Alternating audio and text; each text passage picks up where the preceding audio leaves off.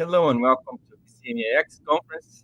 So this week we're bringing together people from the Middle East and African region and from far beyond to join together to learn from experts in their field across the business management and health landscapes.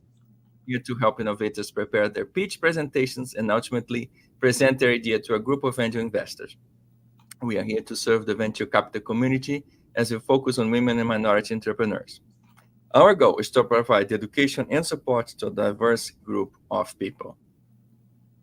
So, following the warm welcome we received for VC Latinx and VC EuropeX last year, and this year, VC PAX, we're now focusing on our fourth global event, bringing together people from all over the Middle East and Africa who share a vision of social inclusion and are passionate about entrepreneurship. Together, folks from this part of the world will share the latest and greatest on business, health, and wellness in support of startups, entrepreneurs, and small to mid-sized business owners who will be joining us from all over the world.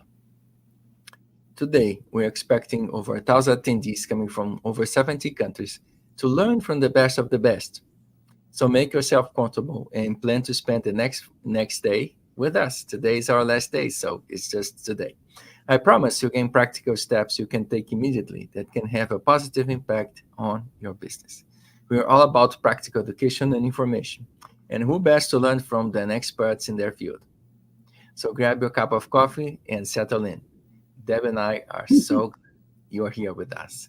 How is it going today, Deb? Great, Ram. Here we are, day 4. It's been a great conference so far. I'm excited.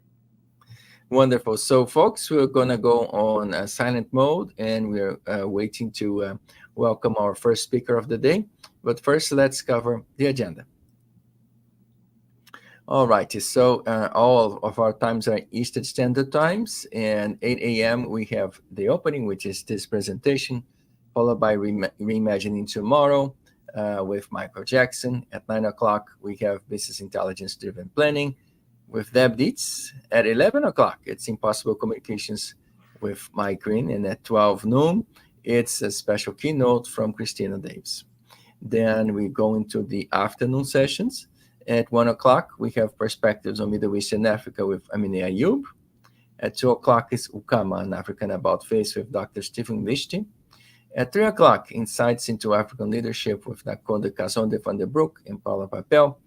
At 4 o'clock, we'll welcome the folks from in the development. So Dr. Frederick Lindenkron and Paula Papel will be coming back and giving us an update. And then at close to 5, we're going to close the day. All righty, folks. So that's the agenda for today. We're going to go on a quick break and we welcome our first speaker. See you soon.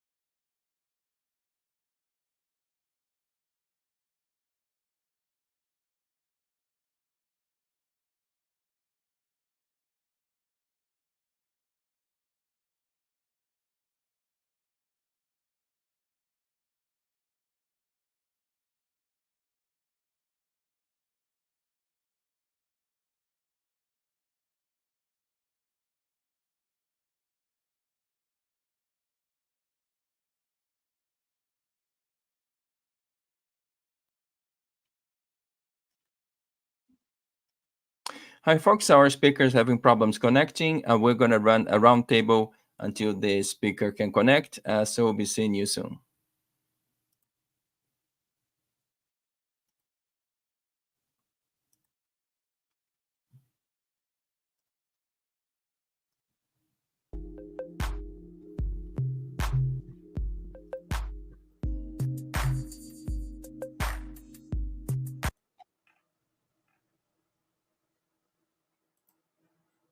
Hello and welcome to What You Don't Know About Futures Wheels. I'm Gayoso from Futures Television, Radio Futures, and Chief Editor at IMCI Magazine.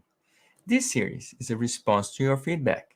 In essence, you will find a series of tutorials or videos designed to explain one specific technique and show you how it can be used in the real world. Today, we're exploring futures wheels. What are they and how can you use them? So let's get started. Alrighty. This is the overview of this video. When you think about future wheels, they're visual ways to organize thoughts and ideas. We basically pick a topic and think about it using a questions and answers format. It is that simple. So what we use future wheels for? Well, we use them to think about the association of ideas and how they are related. One way to think about futures wheels is to describe them as tools to help us uncover risks and opportunities in the marketplace. Future wheels are used to help us evaluate competing ideas, consider alternatives, and in the process, we work to minimize surprises. If we do a good job at imagining alternative futures, then it is less likely we will be truly surprised. When you think about a set of competing alternatives, we are forced to evaluate which potential outcome is best, so we can direct our efforts one way or another.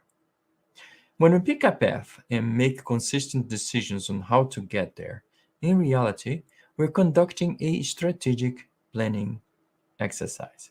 And that is key if we want to ensure the long run survival of any entity. Alrighty. In this video, we will use a four-step process to create a simple futures wheel. Once you see the process at work, you'll be able to easily recreate it and thus come up with your own futures wheel. The first step is to select the key idea. It could be a trend or an event. In other words, we need to disclose what is the main point of the analysis. Once we decide on the main idea, then we can start to explore it in greater details. Okay, by the way, we could do this analysis using a piece of paper and a pencil. But for the sake of simplicity, we can work faster when you use any kind of established template.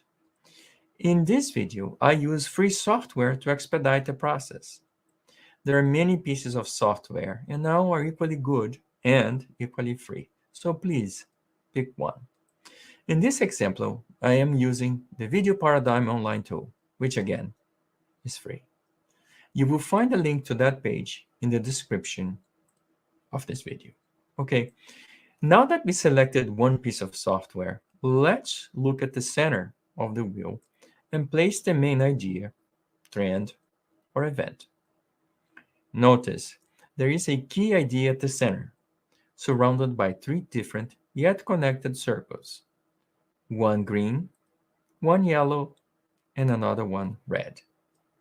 Once we place the main idea in the center, then we need to move to the green circle.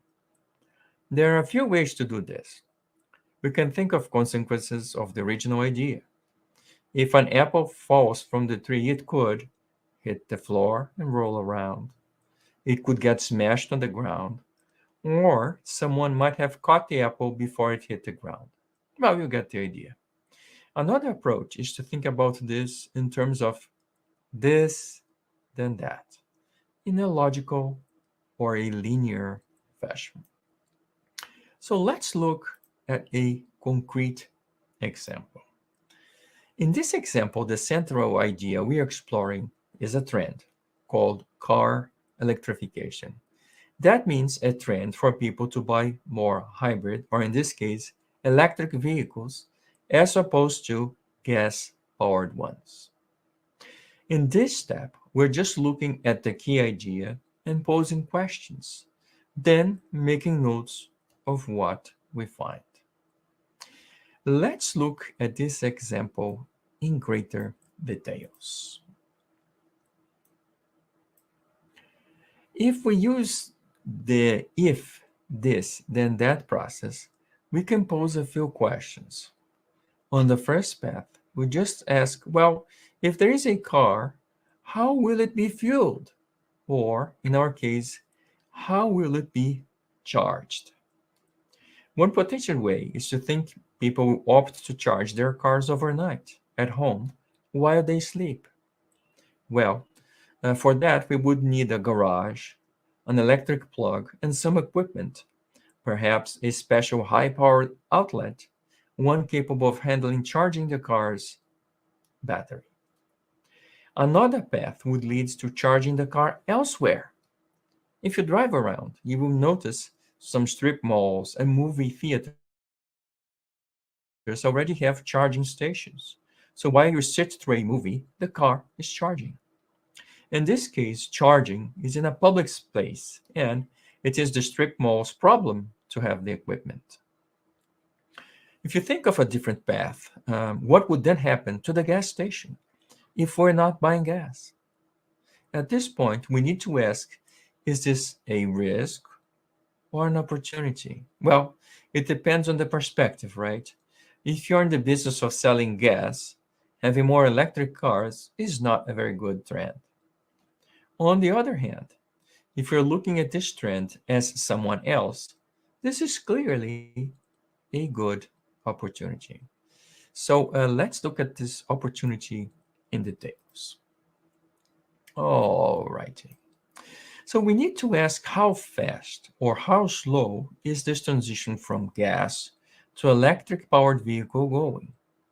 See those arrows? Well, how fast or how slow are they moving and in which direction? One way to think about this is to ask what would happen with the car electrification trend if other events take place, say a war in the Middle East. Well, that would cause prices of gas to increase. So gas-powered cars would be less attractive, and the car electrification trend would accelerate. Well, you get the idea. Let's talk about the last step of the analysis. The last step is to look at the various options and issue a recommendation. For that, we need to be clear about the perspective we use. If you continue to use this example, and if you look at this increase in the car electrification trend, and if you represent a pension fund that invested in buying gas stations all over the country, now that fewer people will be buying gasoline, what will happen to the value of the gas stations? Alternatively, if you're looking at this from the perspective of someone looking for an opportunity, you could approach the pension fund with alternative uses for the gas stations. Again, you get the idea. All righty, as you can see, we can think of any idea, trend, or situation using the Futures Wheel method. I hope you learned something new about future wheels, and you'll be sharing something about your own future wheels in the future. Please don't forget to like the video and subscribe to the channel. If you have a comment or suggestion, feel free to drop me a note. Thank you so very much for your time, and best luck in building your future wheels. See you next time.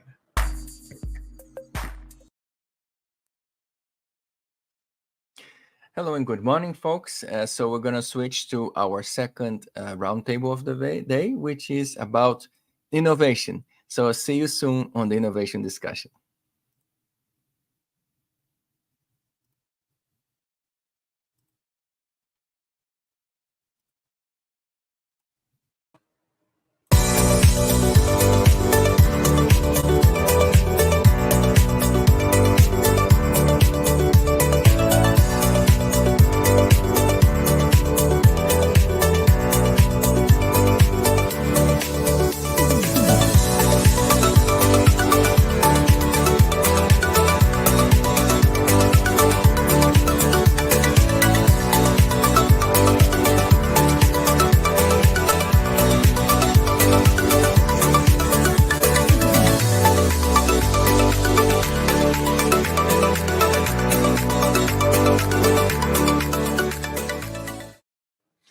Hello, and welcome to Ask Deb About Business. I am Gayoso, co-host. We're broadcasting via Futures Television, the home of the future on television. If you're listening to the show via podcast or watching us on TV, you too can be part of the conversation. Just visit our YouTube channel, and that is IMCI Magazine, where we continue to chat about the topic of the day. You can also access this information on our website, and that is www.futurestelevision.com. So don't be shy. Today, our topic is effective innovation strategies for SMBs. For many of us, innovation and creativity are often used synonymously, but they're not the same. For an idea to be innovative, it must also be useful. Creative ideas don't always lead to innovations because they don't necessarily produce viable solutions to problems. And innovations don't have to be major breakthroughs in technology or new business models.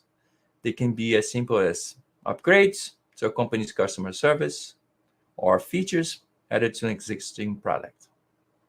Today, we're discussing the importance of innovation, how it allows adaptability, how it fosters growth, and how it separates businesses from their competition.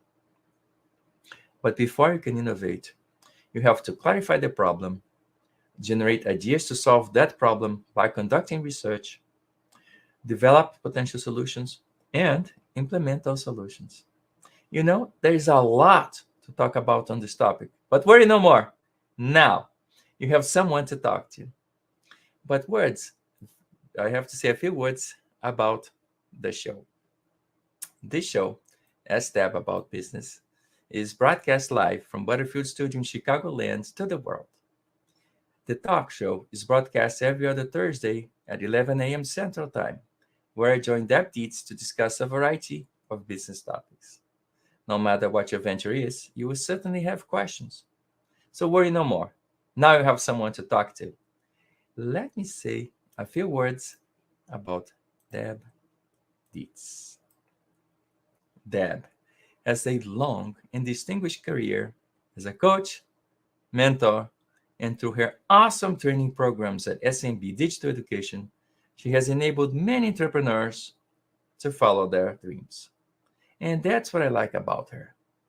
It's her ability to deliver practical advice to help you solve real problems. Have a business question? Well, let's ask Deb. Without further ado, let's welcome Deb Dietz to the show. Hi, Deb. How are you? Hi, Ron. Great to see you. How are you doing today? I'm doing great. It's wonderful to see you in the beautiful studios. Butterfield Studio. Butterfield Studios. They're happy to be here. Absolutely. And I wanted to also just welcome our audience. We're happy that you're with us today. Our show focuses on emerging trends, challenges, and opportunities facing small to mid-market businesses. And we invite subject matter experts on our show who help us understand those emerging trends and issues and opportunities. And my promise to you is that by the end of our time together today, you will have at least one key takeaway that you can implement within your own business. And I'm delighted that today our special guest is Hector Barisi. Hector has a great background working with multinational corporations and small to mid-market businesses, helping them innovate, helping them develop new products, helping them improve their operational efficiencies, innovate through the use of technology, and we're delighted to have him with us today. How wonderful. So let's say a few words about Hector. Oh, righty. So Hector Barisi is a two-time award-winning innovation expert who helps industrial companies create and commercialize breakthrough products, software, and services worldwide. Prior to his career as an expert and consultant, Hector held executive positions with prestigious blue-chip companies like GE, IDEX, Honeywell, and Danaher for more than 15 years, and has transformed global organizations across the world to create effective and collaborative teams that consistently exceed their business targets. Today, Hector offers a wide range of programs and services, from individual consulting and coaching to workshops, seminars, and keynote speeches. He helps CEOs, product development executives, and teams to apply the latest technologies like IoT and artificial intelligence and develop innovative and differentiated products. His proven processes and systems generate rapid product demand and sales. With an MBA and certifications in Six Sigma and the Toyota system, Hector applies lean enterprise techniques to maximize effectiveness and cost. Hector has lived in Germany, France, Belgium, Italy, Spain, and Argentina, and is currently located in the US in Chicago, Illinois. He speaks and helps clients in English, Spanish, French, Italian, and Portuguese. Well, without further ado, let's welcome Hector to the show. Hello, Hector. How are you? Hello, Ram. How are you? And hello, Dev. Good to see you, Hector. I'm so happy that you're with us today. I love the conversation we're going to have because you and I have talked about innovation and the criticality of businesses and their ability to innovate, create new value for their customers, improve their operational processes. And I think we should start there. You know, some companies are very good at innovating, others not so much. What is the common denominator of those that are innovating and do it well? What is it about those companies that kind of sets them apart? Yeah, exactly. First of all, thank you again for having me here today. It's a real pleasure. Share some of my humble experience for my career. And that's a kind of make or break question that you're asking me, right? Why some companies do succeed and some fail. And I always talk about innovation as a combination of a few things, right? That help some companies that realize those things really succeed. And obviously, for you to be a successful, innovative company, you need to understand, first of all, what are the needs out there. No matter what kind of industry, business to business, consumer goods, electric cars, cell phones, or industrial automation, you need to understand what are the key unresolved issues out there of your customers. If you fail to understand that, you are already in the wrong direction. Mm-hmm. Assuming that you understand those needs, those problems that your competitors cannot resolve or the existing solutions cannot resolve, then you have your path to figuring out what to do. The second element is you need to have a process, a system, to use that information and transform it into something that ultimately will yield solve that problem. Innovative solutions to resolve the problem. Right. So you need to understand the problem. Then you need a process and a system to put this information through. And third, you have to have a team of people that use all that information, that apply the process, and ultimately produce something that is different from the past. You really need to move the needle. You need to create value from this innovation in order to succeed. And some people believe that by just adding buzzwords like IoT plus artificial intelligence plus ML, machine learning, etc., they are going to innovate. And many of these companies fail because they missed the customer problems. They process this information in probably not the most effective way, and then the team didn't have the right abilities to productize that, right? And a lot of my work really goes into helping companies, number one, do the right, call it voice of the customer, for example, to get deep into the unresolved problems, ask the right questions, understand the outcomes that the customers are failing to accomplish. Second is really put that into a format that the engineers can understand, because one of the problems is that the customers speak one language. The engineers that develop the product speak a different language. So let me explain that. If you speak to the customer, again, doesn't matter if it is business to business or business to consumers, they will tell you their problem in their words, meaning my company cannot produce enough product, or my supply chain has a problem, or the quality is bad, or my cost is too high. This is the customer's language. And then you go, and the engineers, right, they want to develop a product, and they say, I hear the customer, but this is like Chinese to me. I don't know what I mean by their cost is too high. I have to develop a product for them, a machine, a sensor, a piece of software. How do I understand that customer problems in engineering terms? So there has to be a process to translate customer problems language into engineering language so that you can successfully productize something that ultimately goes back. And then there is another trick, which is you need to translate the story, the value of this product, again back into the customer's language so that they understand it. And the best way to do that is to kind of use the same words that your customers told you 6 months before in the voice of the customer when you put together your sales strategy, right? But again, there is this circle of customer problems, turning that into something that can be productized, give it to the engineers so they understand in a language that they can understand, make this product, then launch it again.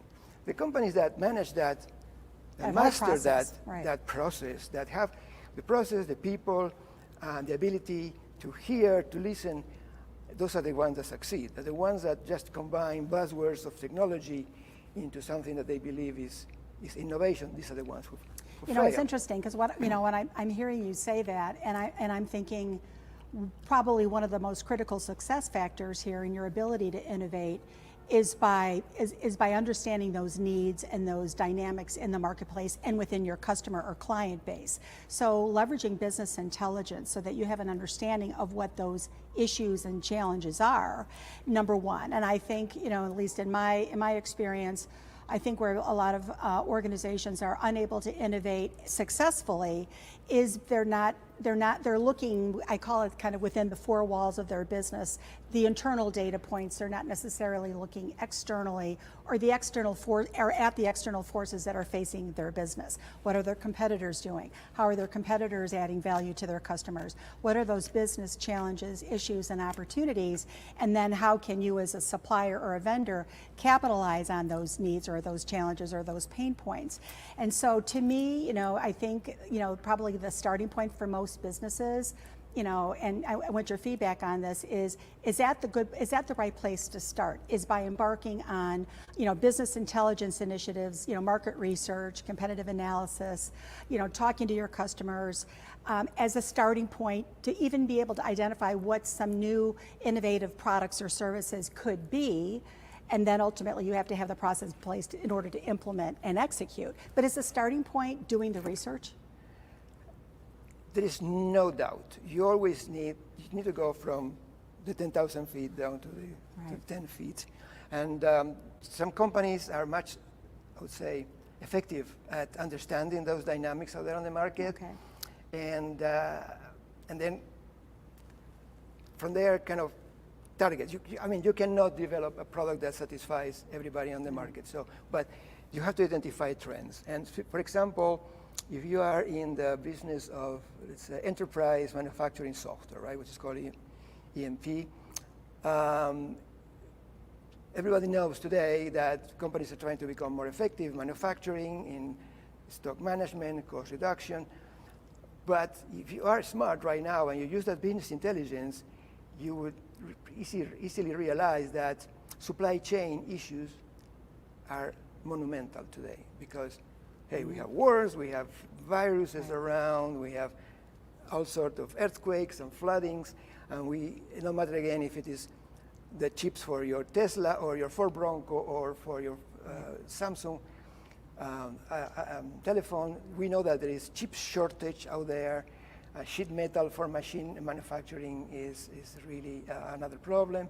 So if you are in that kind of business, you will certainly I would start doing my voice of the customer with customers around supply chain issues. Mm-hmm. But you have already a very strong starting point. 90% of the customers that you will ask, do you have a problem with supply chain, will say yes. Now, some companies have been doing that very effectively. There is a startup called Interos. And they understood that intelligence already several years ago, and today they are like a $1 billion organization. Why? Because what their product does, and this is a very creative way, again, of using technology and artificial intelligence, they monitor hundreds of thousands of companies around the world, and they monitor events, wars, earthquakes, floods, new viruses. Now monkeypox is emerging, right? So the product they offer to their customers is predictive supply chain. Okay. And they have thousands of customers who say, okay, can you predict 6 months from now, if my chip is going to be available, when it's going to be available, is there going to be a shortage? And they use artificial intelligence in the smartest possible way. Right. They gather all that data, and then they correlate it, and then contextualize it, and they say, well, based on what's going on out there in the world, the wars, again, all, this is what you should be doing. You should be stocking all these products. There's going to be a shortage here.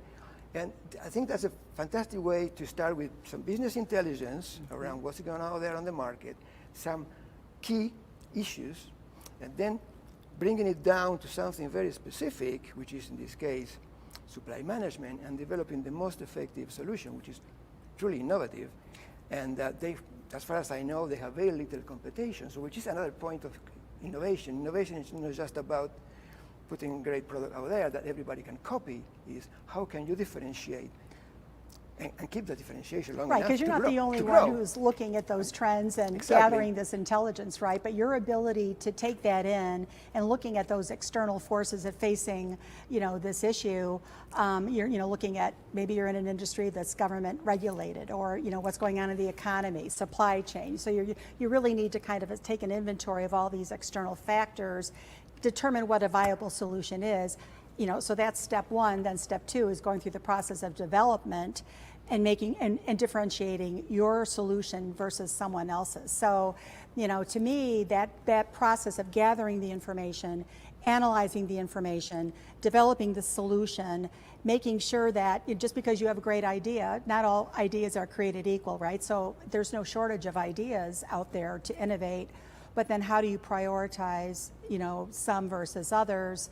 And then how do you actually implement and execute? Because I would think that, and correct me if I'm wrong, but in your experience, for those companies that don't innovate well, their ability, maybe they're great, ability to generate the idea and put a plan together, but they're falling down, there are shortfalls in the ability to implement or get team alignment, allocate their resources effectively so that they can execute and ultimately have the impact that they're looking for. So, is that kind of another, critical success factor is you have great ideas serving a need in the marketplace or within your client or customer base, but then your ability to actually develop the solution, implement it, differentiate it, make sure it's relevant, and that there's economic value.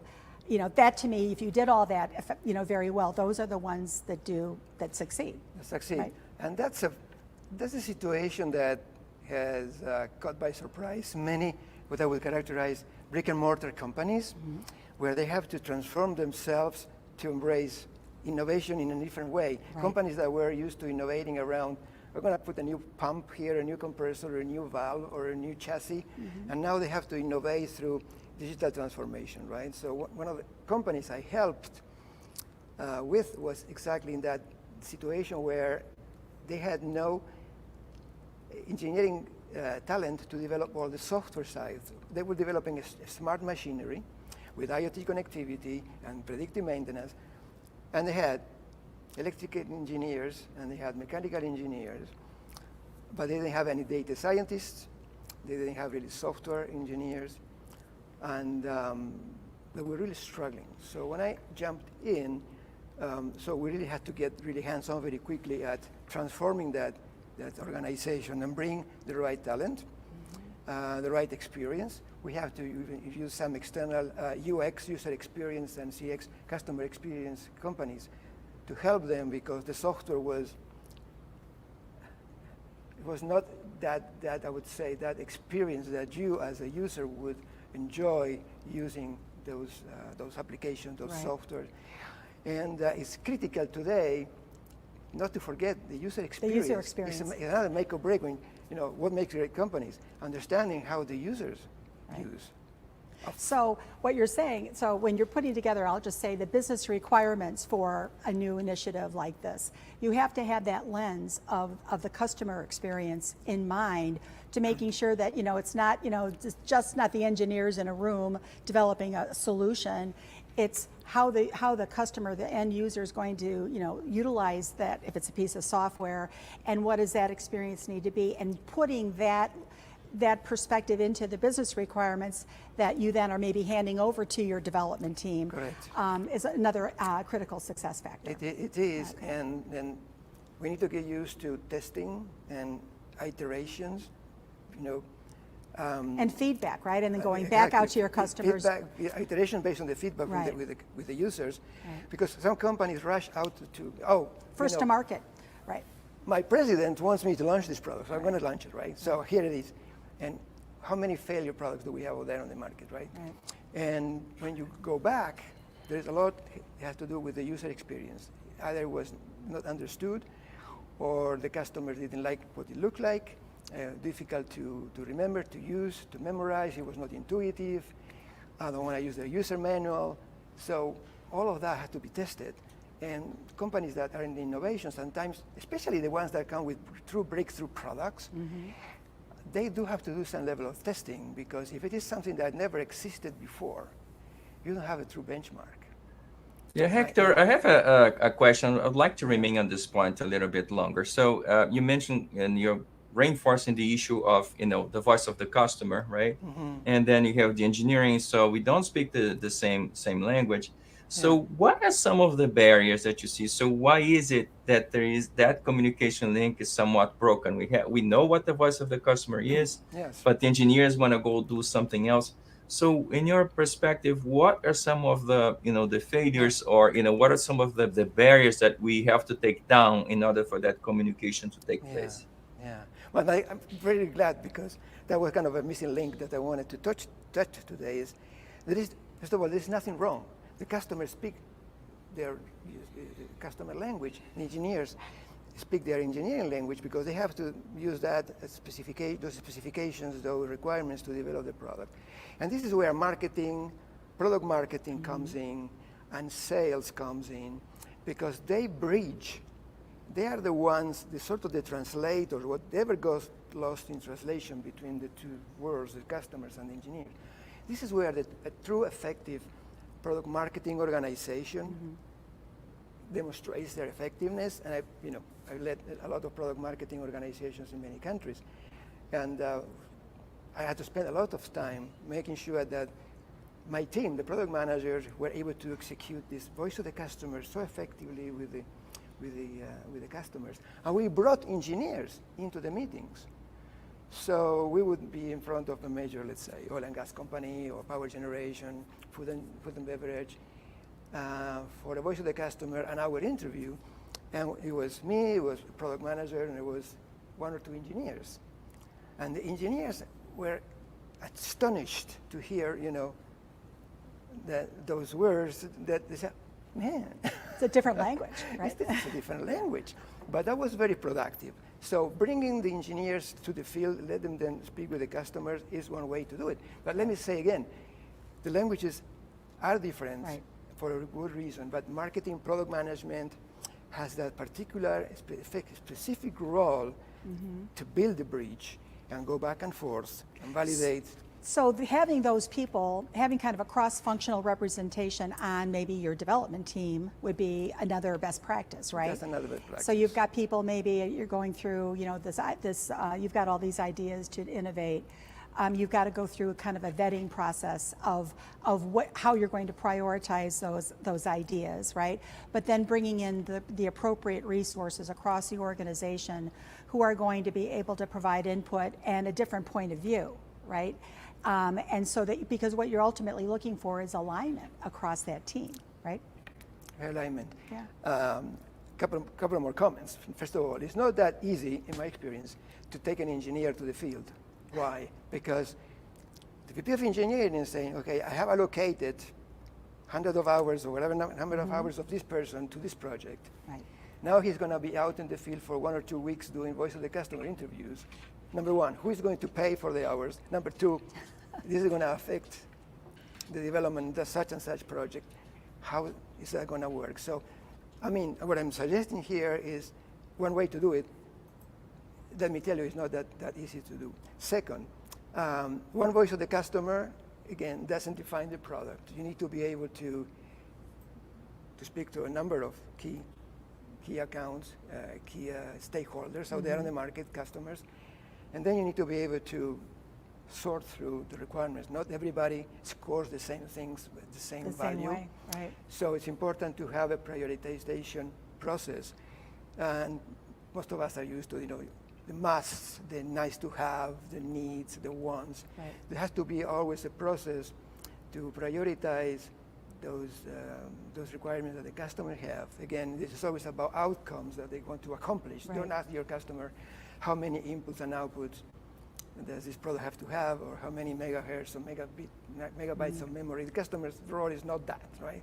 The customer's role is to tell you their job, what they are trying to accomplish, what outcome they want to accomplish, and they are prevented from accomplishing, where you can bring your solution and unlock that. So what's a great way to measure innovation? How do you measure all this? Yeah, right.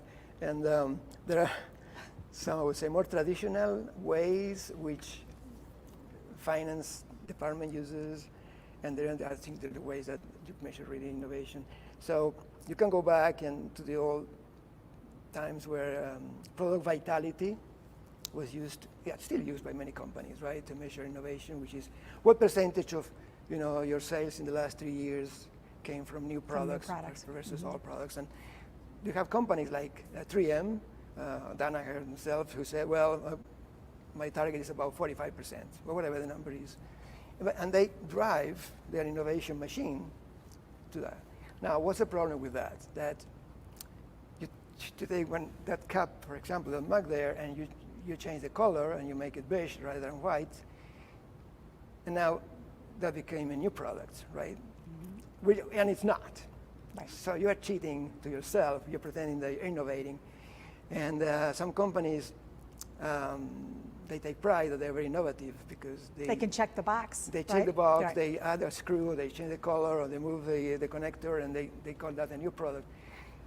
And that doesn't help the company. So, it's a traditional way to measure innovation. Well, to your point, you get what you measure, right? So if you're going to measure that, again, I've been in companies where corporate wanted to see a number at the end of the quarter, and we met the number, but not necessarily through well, you may, right. Again, you can check the box, and and I do strategic planning for a living, so I'm very familiar with strategic plans that have the performance measurement scorecards, and one of those key objectives on the plan is, to your point, literally number of new products.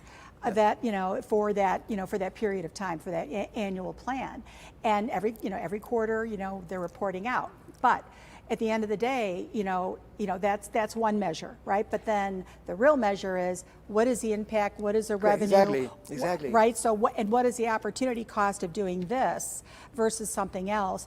And so it's got to follow through in your business strategy and your performance management initiatives, so that you ultimately will deliver something that is got the voice of the customer, that's a meaningful new product or service development that's going to generate revenue, that your customers see economic value in. Correct. And that will drive your performance. Correct. So you need to switch your measurement from being internal to external, like you just expressed it very correctly. Internal to external. Because other companies, they take pride that they have 565 patents, right? Patents is another way to internally measure innovation. That again doesn't necessarily translate into an impact.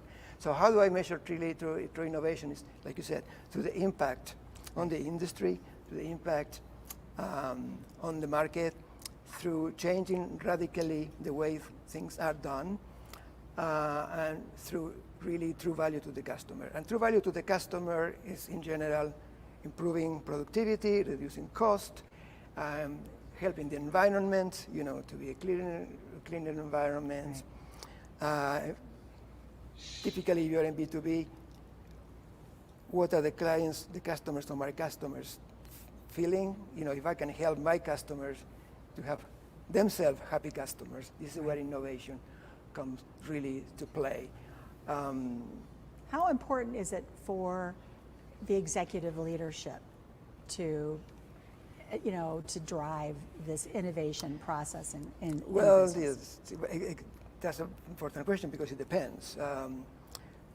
First, let's not forget that the executive leadership is instrumental in failure of success of innovation, right? If you have, all the way from the CEO down the ranks, an organization which is reluctant to innovation, is not going to be easy, right? You need really change agents in the organization to drive that. In my experience, when the company starts seeing a decline in sales, in market share, I've seen that happening, things change and people start looking at strategic planning. How are we going to do this now differently? How are we going to innovate? I have a case of a blue ocean strategy where I proposed to one of my employers to change radically, to do what nobody had done before. We were in the industrial sensors business. Every sensor up until there was with a cable, with a wire, like a microphone. And I proposed to get rid of the cables and do it wireless. At the time that wireless was taboo in the industry, it was only for cell phones and at the very beginning. And they said, you're crazy. We're not going to do this because nobody else is doing that. And it's probably not a good idea because if nobody else is doing it, it's probably not a good idea. Not even our competitors are doing that. And I said, well, that's why it's probably a good idea. And I put together a team of 15 different people in the organization, and we did all our due diligence, the voice of the customer, again, looking for all the problems that the current technology was leading to. And it was all about lack of data, broken cables, fires, a lot of issues that wireless would resolve. So I put together such a compelling story that we were in the middle of strategic planning and saying, here it is. And still, the management was saying, no, we don't believe it. So I kept going up to the CTO, to the Chief Technology Officer, and I sold the idea to this person. Long story short, we did the product, we launched it, we were first on the market. We became the de facto standard. This company now is making hundreds of millions of dollars after 3 generations of new products. And we got, this is where I got my award, by the way. It was a fantastic success story, but they had to fight the management, my boss's boss. Right. So fear is a real issue, right?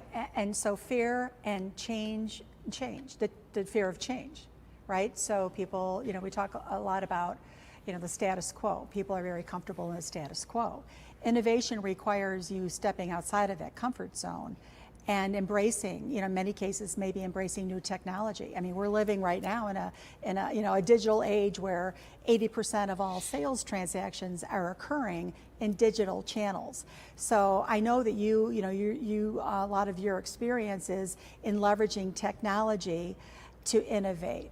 So, you know, what words of advice would you have for, you know, small to mid-sized business owners as to how they can leverage technology and have that technology drive, you know, growth or help them with operational efficiencies? Yeah. I think, first of all, the good news is that small and medium-sized organizations are more likely to succeed because they don't have such a heavy legacy like more large organizations have. The hierarchy, the legacy, right. So I think that's a good starting point. Okay. But second, you know, I analyzed a number of innovation projects and digital transformation projects and the causes of failure and success. And number one, don't just do, my advice, don't just do it just for the sake of doing. Right. Or we need to create an innovative product. It has to be digital. It has to have SaaS in it, or it has to have artificial intelligence. That's the wrong side. First of all, you need to understand, you know, what is the problem that you are going to address, right? And then you have to validate that. You need to go to your customers, validate your idea, identify the unresolved problems that nobody else has been able to resolve, your competitors, or the best existing options, Right. because this is where you have to start. And don't bundle. This is not a sundae or or an ice cream mix that you put ice cream and bananas and strawberries. It's not a and you drink sundae, it. right? So you do need to be smart enough to pick the right technologies to resolve that problem, because you have now so many. You're not innovating, technology just for the sake of innovating with technology, right? Correct. It's got to be the right you solution. don't feel obliged to Right. put everything in the bag. Right. AI, again, all the buzzwords, SaaS. Right. But start from the problem, validate the problem, pick the best technology. And this is a secret that is happening right now, because IoT, all these digital technologies typically require that you work with partners. There is a partner for networking, there is a partner for AI, there is a partner for cybersecurity, there is a It's that ecosystem, hardware. right? You need to build that ecosystem. Yeah, you have to build that ecosystem around you. you. And Okay. again, whether you're small or big, doesn't matter. You still need all these companies. Why? You need Because- access to the expertise because that you the don't have expertise, internally. Yeah. You need to realize, and again, put the ego apart, Right. all your history, this is not us kind of the thing, or we own the IP. Put all that around, aside, and find the right partners, put together the right technology, and now build a team of engineers in-house that can develop that. And then,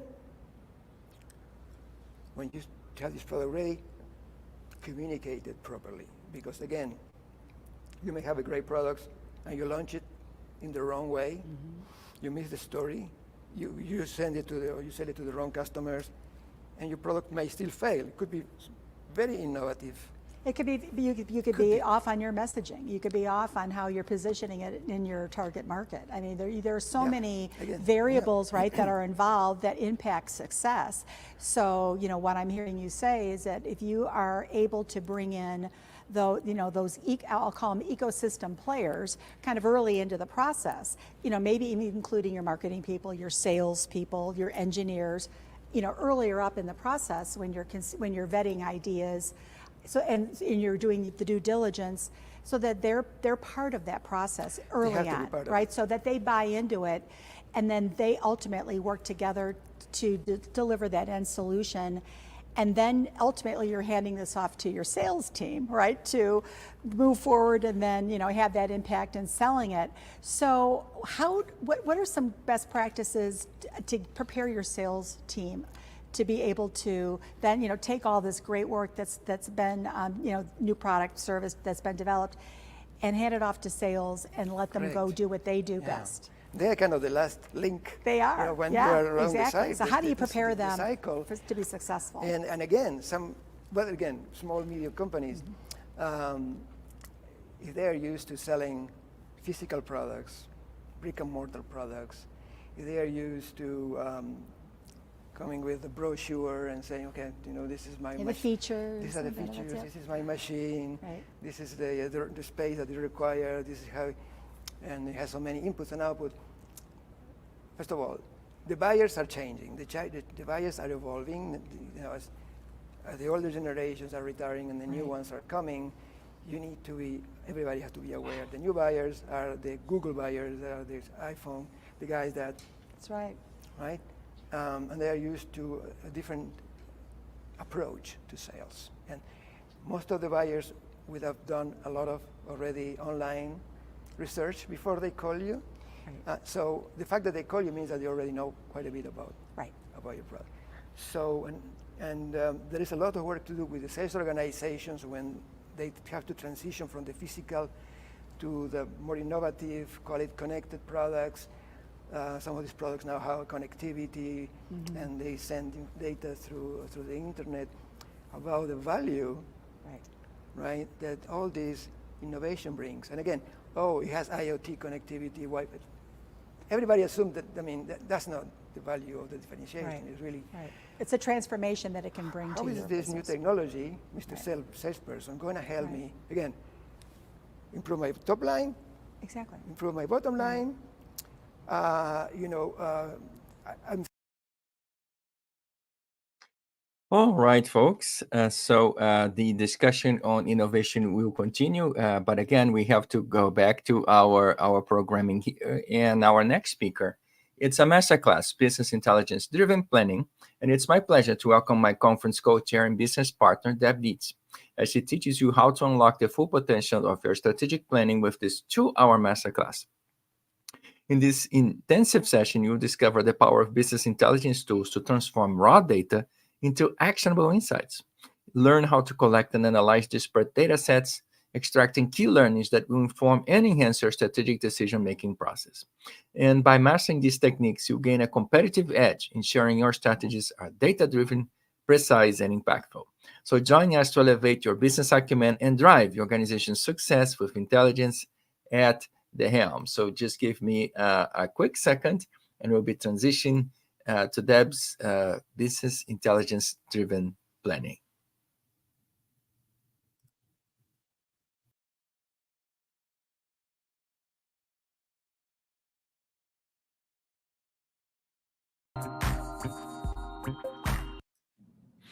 Hello and welcome to this section of our masterclass day. So Deb, welcome, and the floor is yours. Thank you so much, Ron. I'm so happy to be here today. I'm going to share my slides with everybody. And today my discussion is about business intelligence driven planning. And today's discussion is going to be a very practical discussion because I want to make sure that our audience has an opportunity to learn how to implement some of these things I'll be speaking about. And the business intelligence process is a rather lengthy process. So it begins, actually, the beginning of the process is when departments of an organization get together and they start thinking about the types of data or information that they need in order to make effective business decisions. And so that kind of starts, that the whole process. And then through that process, you're putting your planning team together. Every department is writing their business requirements, what types of data is important for them, for their functional area of the business to know, to gather, to collect, to analyze. And so there's a lot of that upfront work that needs to happen. And then once that information is identified, gathered, collected, and is living in a data repository, a central repository somewhere, then that data needs to be analyzed in order to determine what that data is telling them, what insights are critically important in order to affect that decision-making process. So today's discussion really is picking up at that data analysis part of the process, because that's kind of where the rubber hits the road. And so I'm going to share with you some tools that you can implement so that you can quickly analyze that data, so that you can extract the insights from those data sets that are most meaningful to you, and then help and have those insights be integrated into your planning process, into the actual creation of your business plan. And so one thing I do want to share with you before we get started, actually, is that for those of you that were part of the VCMEAX Conference, our global conference for the last 4 days, we had over 80 speakers come and speak on business health and wellness topics. And they each had about 25 minutes to talk about their topic. And so, we're very grateful that they came and joined us to share their expertise, but they were only able to share 25 minutes of their expertise. So to me, the conferences really are an opportunity to kind of just, scratch the surface of a topic. And 25 minutes isn't really it's not a great amount of time. You can't really learn how to implement or how to execute what you're hearing them speak on. So I wanted to differentiate between the different parts of what we're talking about here as far as education and training, is that the conferences is a great platform for education to learn about these concepts, to determine, maybe some very high level things you need to know. But the master classes, which is what we're doing today. Today is our launch of our master classes, is transitions from the general education to the how to implement, how to execute. So the master classes are a series of 2-hour classes. And then we also have online training courses that are 4 hours. And those typically are called our fundamentals courses. So those go even deeper on a topic. And then we also have courses that are more intermediate and more advanced.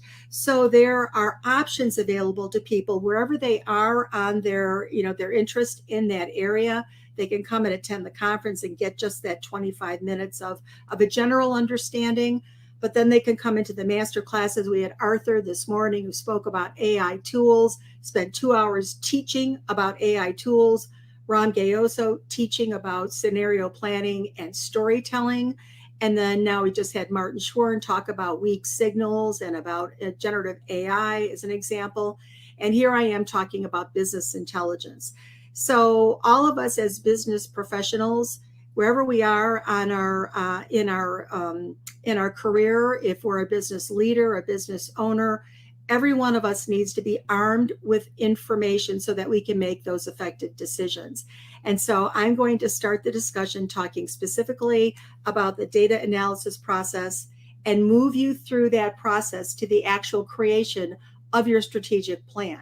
So that is the how you can literally take insights out of data, turn that from data into intelligence, and build your plan complete with your strategic objectives, your strategic initiatives, and walks that through the operating budget creation so that you ultimately leave this session with an understanding of how to actually build your strategic plan for your business. So that's just kind of laying some ground rules here for today's session.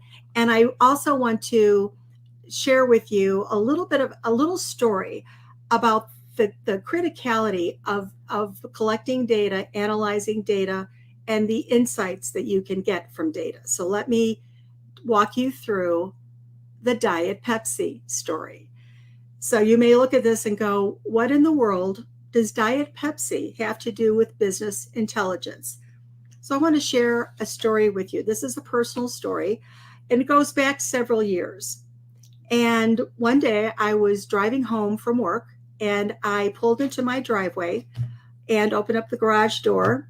And before I pulled my car into the garage, I noticed that on my front stoop was a 12-pack sleeve of Diet Pepsi.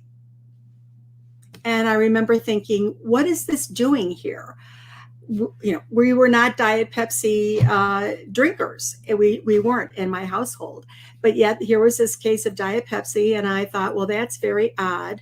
This was before the days of Amazon delivery and people ordering their groceries, long before the pandemic, when it became normal to order and have at-home delivery of products.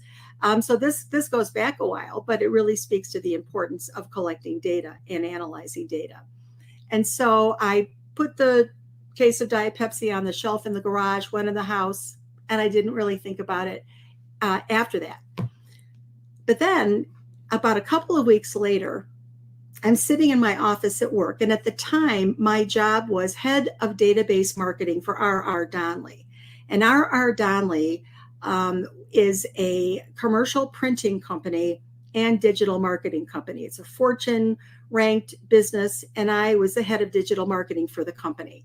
And my job was to gather and collect information that then our clients would then purchase to help them make informed business decisions. And so R.R. Donnelley at the time had something called the National Consumer Database. And I don't know if you have ever heard about the NCDB, but this was a database that had information about every household in America. And if you think, and you may have thought that, somewhere out there, somewhere is, a big corporation who knows a lot about me. And you're absolutely right. And it was my job to collect data about consumers. And so the National Consumer Database was actually a repository of all this demographic information about almost every household in America. So we knew about where people lived, We had their names, we had their street addresses. We knew what census tract they lived in. We knew what the estimated household income was of those individuals. We knew if there was a presence of a child in their household, and on and on and on. So it was just this repository of information that marketers, companies would purchase these lists. They would segment the list, pick out the variables that were most important to them, and purchase those lists for direct marketing activities. And so my job was to manage this line of Donnelly's business. But then many of our corporate clients were very large consumer packaged goods companies. And you know the names. These are household names. And so they came to R.R. Donnelly, to me and my team, and they said, we want to know more about these consumers. It's great to know where people live and their address and their estimated household income, and if there's a child in the household. But we want to know what their preferences are when it comes to their brand choices. What products are they purchasing? What are they consuming within their household across many different consumer product group categories? So we came up with a strategy of how to gather this information, the behavioral information, the psychographic information, the brand purchase information from consumers. And the way that we did that was through the development of surveys. And these were paper surveys. So as I said, this is, back several years. And so my team would work very, very closely with our CPG, our corporate clients, to determine what data they needed to know about in order to target effectively for their lines of products. And we created these paper surveys that had many, many different types of questions on these surveys. So we would literally develop the surveys. We would work with our clients and get their buy-in on is this exactly the type of information that you need? Again, business requirements, data requirements. Is this what you're looking for to help you be able to target effectively? Yes. So we would take those paper surveys, millions and millions and millions of these surveys, and we would bind them into the magazines that R.R. Donnelly printed, because R.R. Donnelly is a commercial printer, printed McCall's Magazine, Redbook Magazine, Better Homes and Gardens, Sports Illustrated, and on and on and on. So we had a channel available to us to distribute the paper surveys, and we bound them in to all those magazines, which would then go out into the world. Then people would fill out the surveys, and we would incent them. Our clients would provide coupons and things for them to incentivize them to actually complete the survey, and at the time, mail them in. So another part of my responsibility was to distribute all the surveys, work with production to bind them all in, the distribution of all the magazines throughout the world, Donnelly Global Company, and then all the data came in that needed to be gathered, collected, analyzed, and come to life in a repository somewhere, in a central database. So I was in the business of data acquisition, data collection, data analysis, data segmentation, targeting. And so I'm sitting in my work one day in my office a couple of weeks later after this Diet Pepsi arrived on my doorstep. And all of a sudden I had an epiphany. And that epiphany was I was responsible. I was personally responsible for that Diet Pepsi sleeve on my doorstep. Why? Because I personally filled out one of my own surveys. And on that survey, I said that within my household, we used Coca-Cola products. And so what happened is that Pepsi-Cola bought the list, the competitive product purchasers, which included Coca-Cola products, and I was on that list. So they had my name. They had my mailing address. They knew not only about where I lived and what census tract I was in and the estimated household income, and there was a presence of a child in the house. They now knew that I was a Coca-Cola product purchaser. And then it wasn't just about the Coke. It was about what toothpaste we used in my house. Were we smokers? or non-smokers, and on and on and on, because these surveys asked all these questions of consumers. So I was actually responsible for that sleeve of Diet Pepsi arriving on my doorstep. So I just wanted to share that as an example of the power of understanding the requirements you have, your business requirements for data. What types of data do you need to collect so that you can, again, gather the insights, make informed business decisions, and plan appropriately. But here's a classic example of how Pepsi-Cola did that. They put together their requirements. They knew one of the top priorities was to identify the competitive product purchasers to Pepsi-Cola products. And I was on that list. So you can see the power of gathering and analyzing information. So I just wanted to use that as a personal example. And I'm going to talk to you a little bit more specifically about how that works in the next couple of hours. So let's shift a little here and talk about why an information-driven business planning process is critical for your success. Okay. The world we're living in, our business climates are incredibly complex.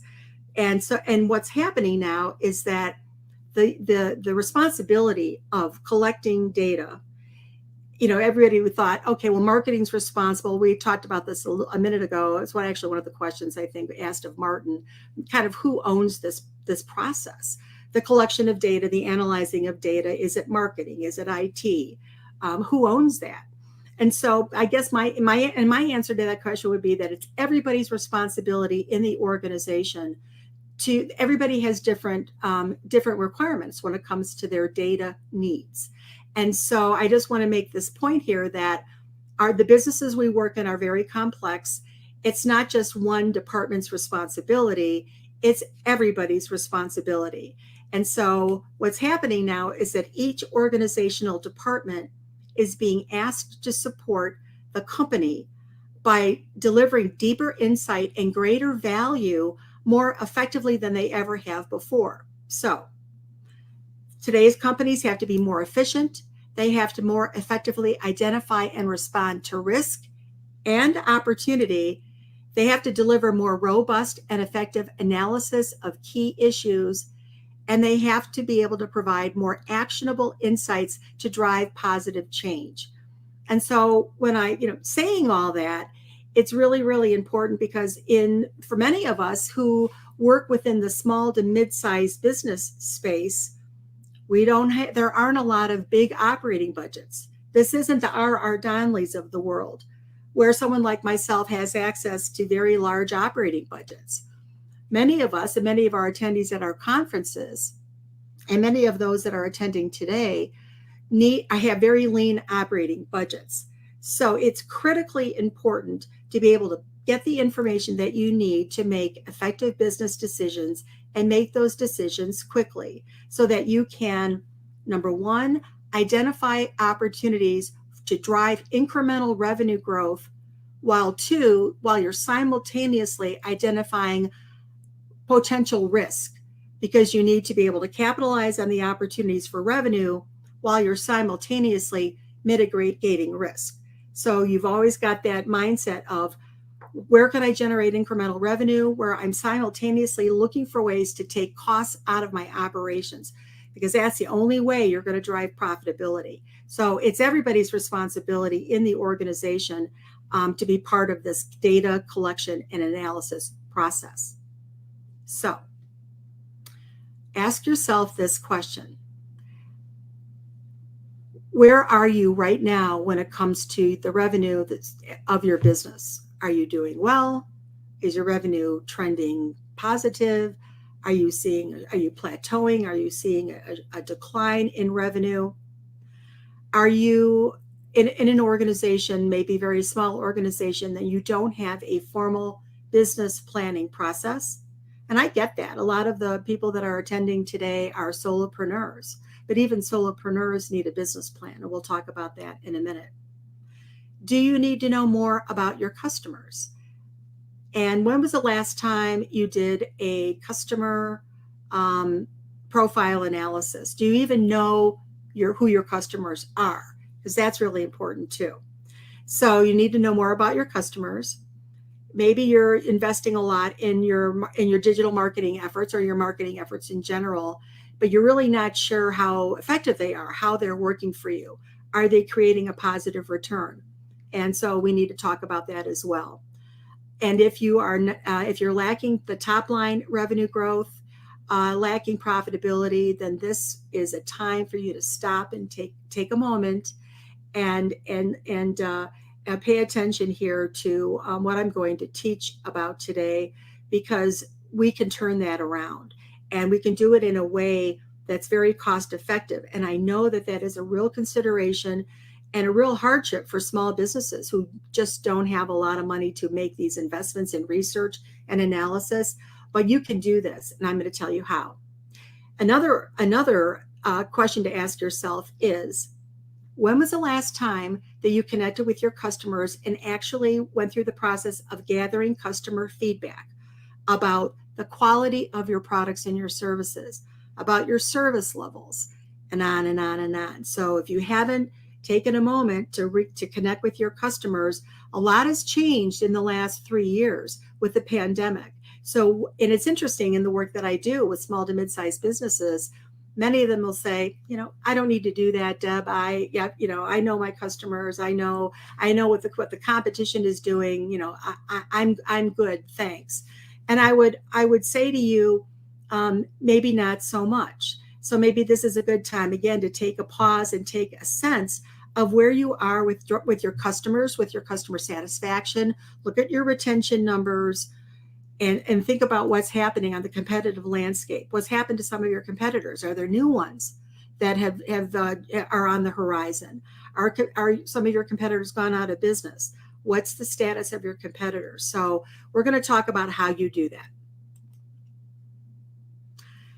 So one of the things that I found in all my work in gathering and collecting and analyzing data and information was a disconnect between the understanding your business requirements, what types of data you needed to know so that you could make good decisions, and actually going through that collection and the data cleaning process, the data repository where all this information resides, and so there's all the data sets that come from that, lots and lots and lots of data, which is a good thing at face value.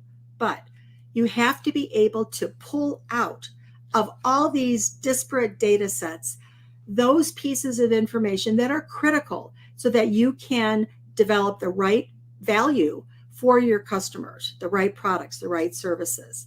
And there was a disconnect between the planning process and the actual formulation of the business strategy. So when I'm started doing this work for myself and my clients, when I started my own company, I thought, there has to be a better way to be able to sift through all this data. And so from organizations that may not have really had a discipline of gathering and analyzing information, it could be an overwhelming process.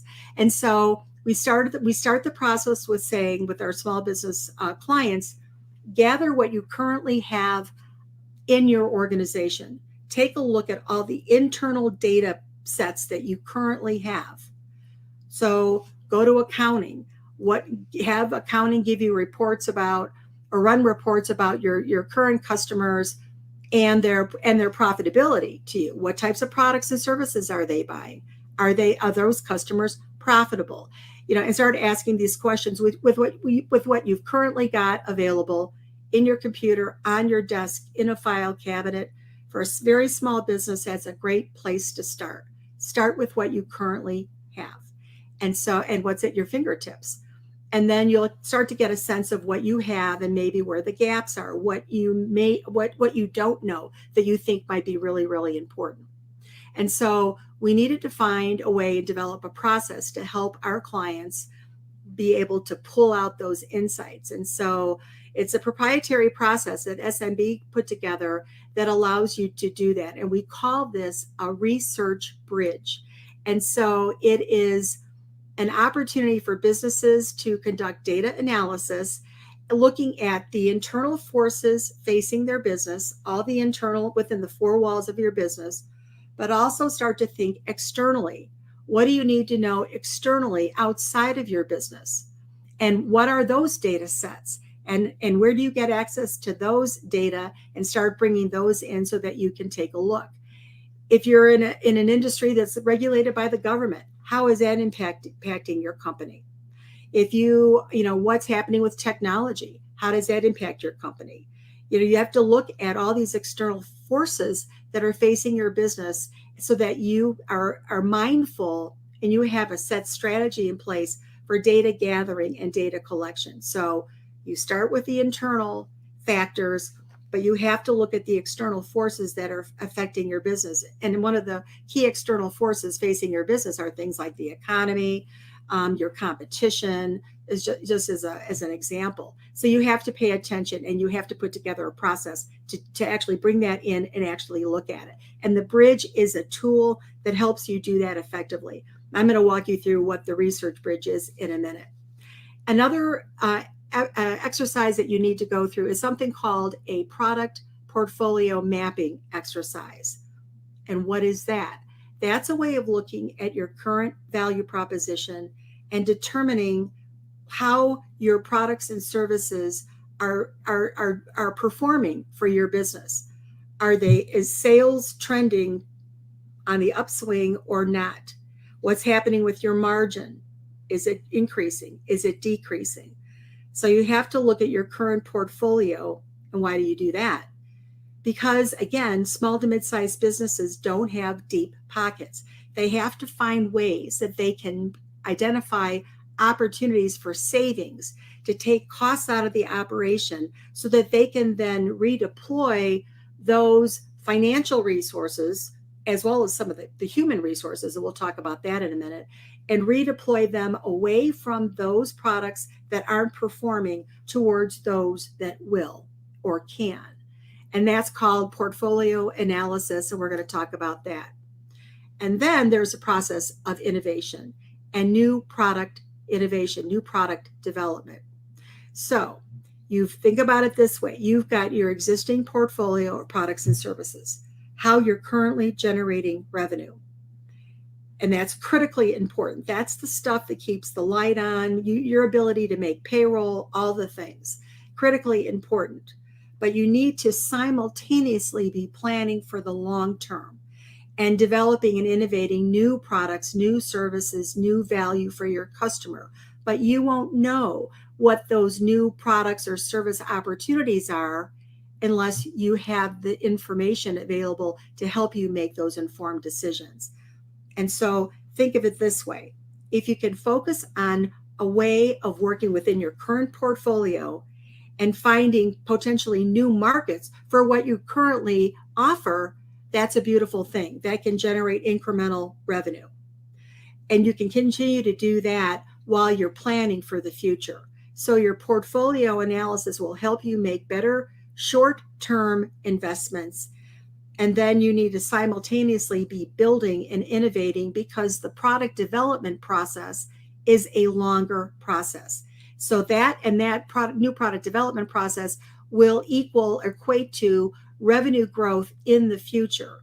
But both of these processes have to work in parallel. And you need to have tools available to you to help you do both simultaneously. And I'm going to teach you how to do that today. And then there's marketing and brand communications. So do you have a marketing plan? What's your brand positioning for your products and services? How do you talk about your products? How do you talk about your value? What channels of distribution are you implementing? Are you leaving money on the table? And we're going to talk about how you develop an effective marketing strategy, marketing plan, and brand positioning strategy for your business.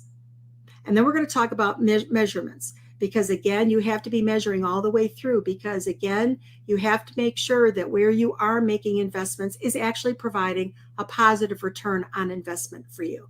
And if it isn't, the sooner that you know that it isn't, the better it will be for you.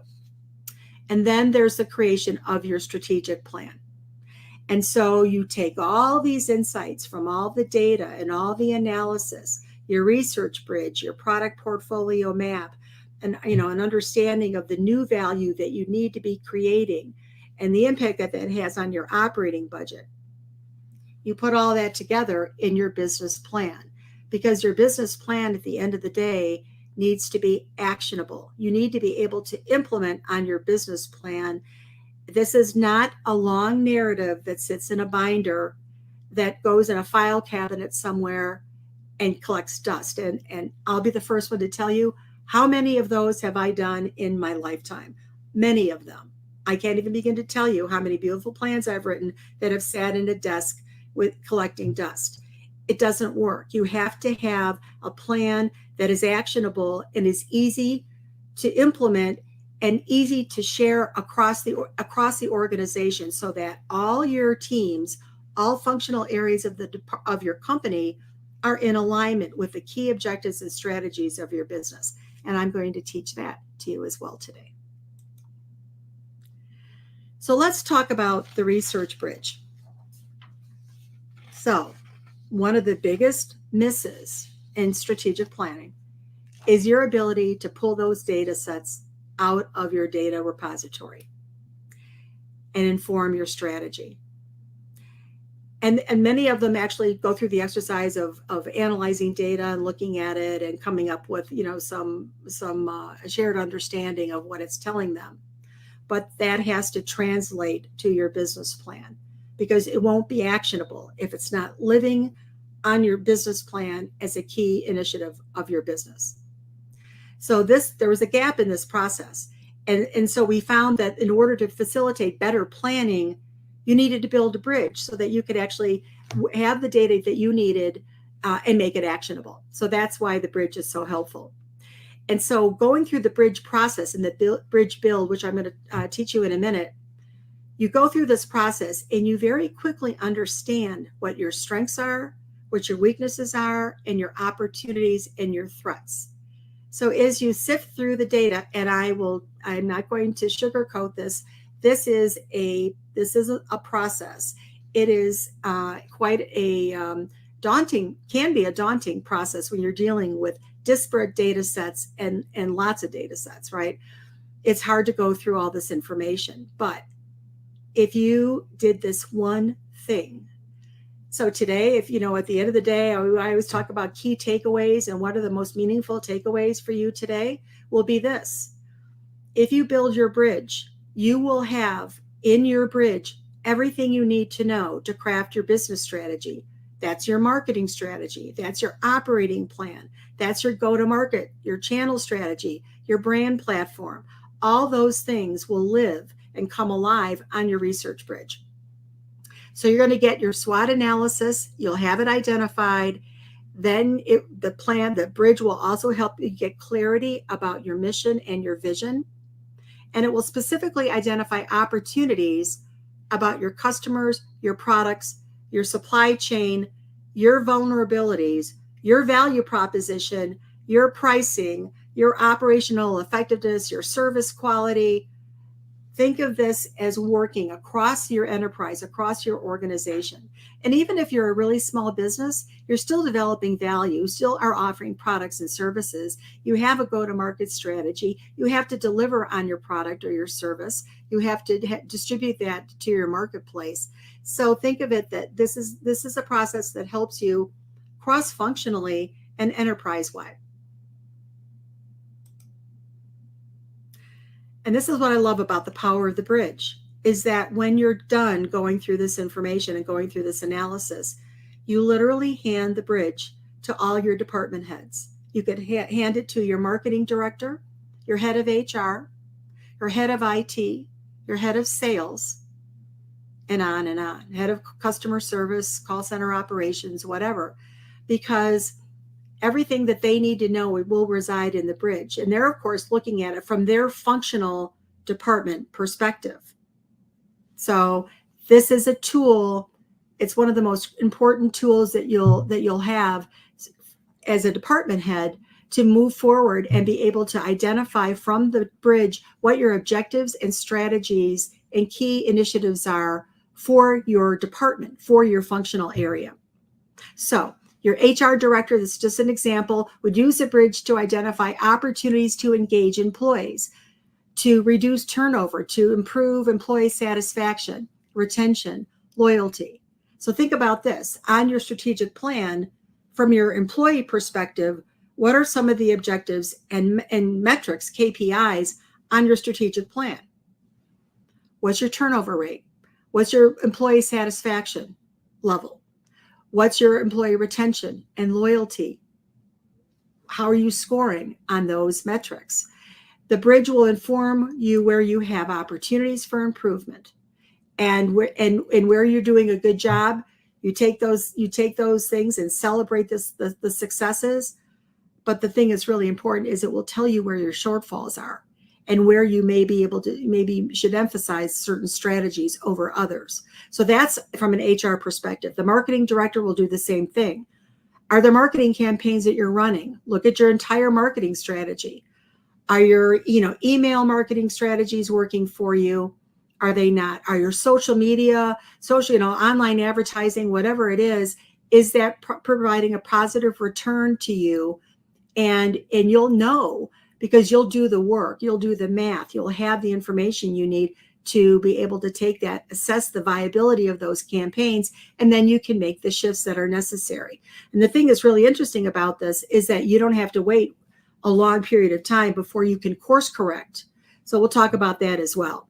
And your IT director would take the bridge and say, okay, I now have a sense of what types of data and information that's required by all my business partners, all my stakeholders, to help them make better informed business decisions. So now your IT has a better sense of opportunities and maybe where they could add more value and be more helpful to you in gathering more data that's more in alignment with what your requirements are. So each department can use the bridge to inform the business strategy from their perspective, from their point of view, for their area of responsibility. So we're going to shift now and talk about the product portfolio management process. And we're going to look, because this is critically important for you to understand where you should stop spending today. I'm going to say that again, where you should stop spending today. And why do you want to do that? Because you want to be able to shift your resources. You want to be able to say, if I've got a product in my portfolio that is providing a negative return on investment, I've got operating budget dollars, I'm paying people to work on, maybe it's a product manager or a product marketing manager that's working on that product or that product category, but that product category is not providing a financial return to the business. You're going to know that. And you're going to be able to say, you know what? I'm going to redeploy that person. Instead of having them work on X product category, product line, I'm going to move them over and shift them over to work on another product category where the opportunity for revenue growth or profitability is it has a greater significance. So we're going to walk you through what that looks like. And by going through this exercise, you're also going to get some learnings about where there are gaps in your portfolio. Where are you missing? Where are you missing the boat? What's going on with your customer base or a market opportunity that maybe you haven't been paying attention to, but now all of a sudden you're like, oh my gosh, we need to go through the development process, because again, the development process, the innovative product development process is considered a long-term process. It takes time to vet an idea, to decide if there's a go, no go, if you should make or buy, test and launch, and all the things that are involved in new product development. I'm going to walk you through that process in a minute. But you have to be able to find short-term wins while you're building for the long term. So, and then those long-term product opportunities are part of your pipeline of development. So, product portfolio mapping helps you identify opportunities for growth of your existing portfolio by positioning your existing products more effectively. So you may say, okay, we've got our current portfolio. Where else can we sell these products or services? What new market applications could be viable for us? Again, that's, sort of, stepping out of the status quo and thinking more creatively and saying, where are there applications for your current portfolio and potential new markets? You need to ask yourself that question. You need to identify and look at your pricing and your cost structure so that you're able to maximize the revenue and the profitability of your current portfolio. You have to support the product life cycle, because you may, if you haven't done product life cycle analysis in a while, do it.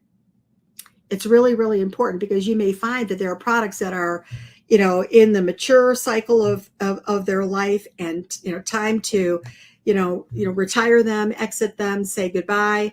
Maybe there are those products or services that you offer that are loss leaders, and you may say, we're going to continue to offer those products or services, even if they're not profitable, because they're legacy products to our organization.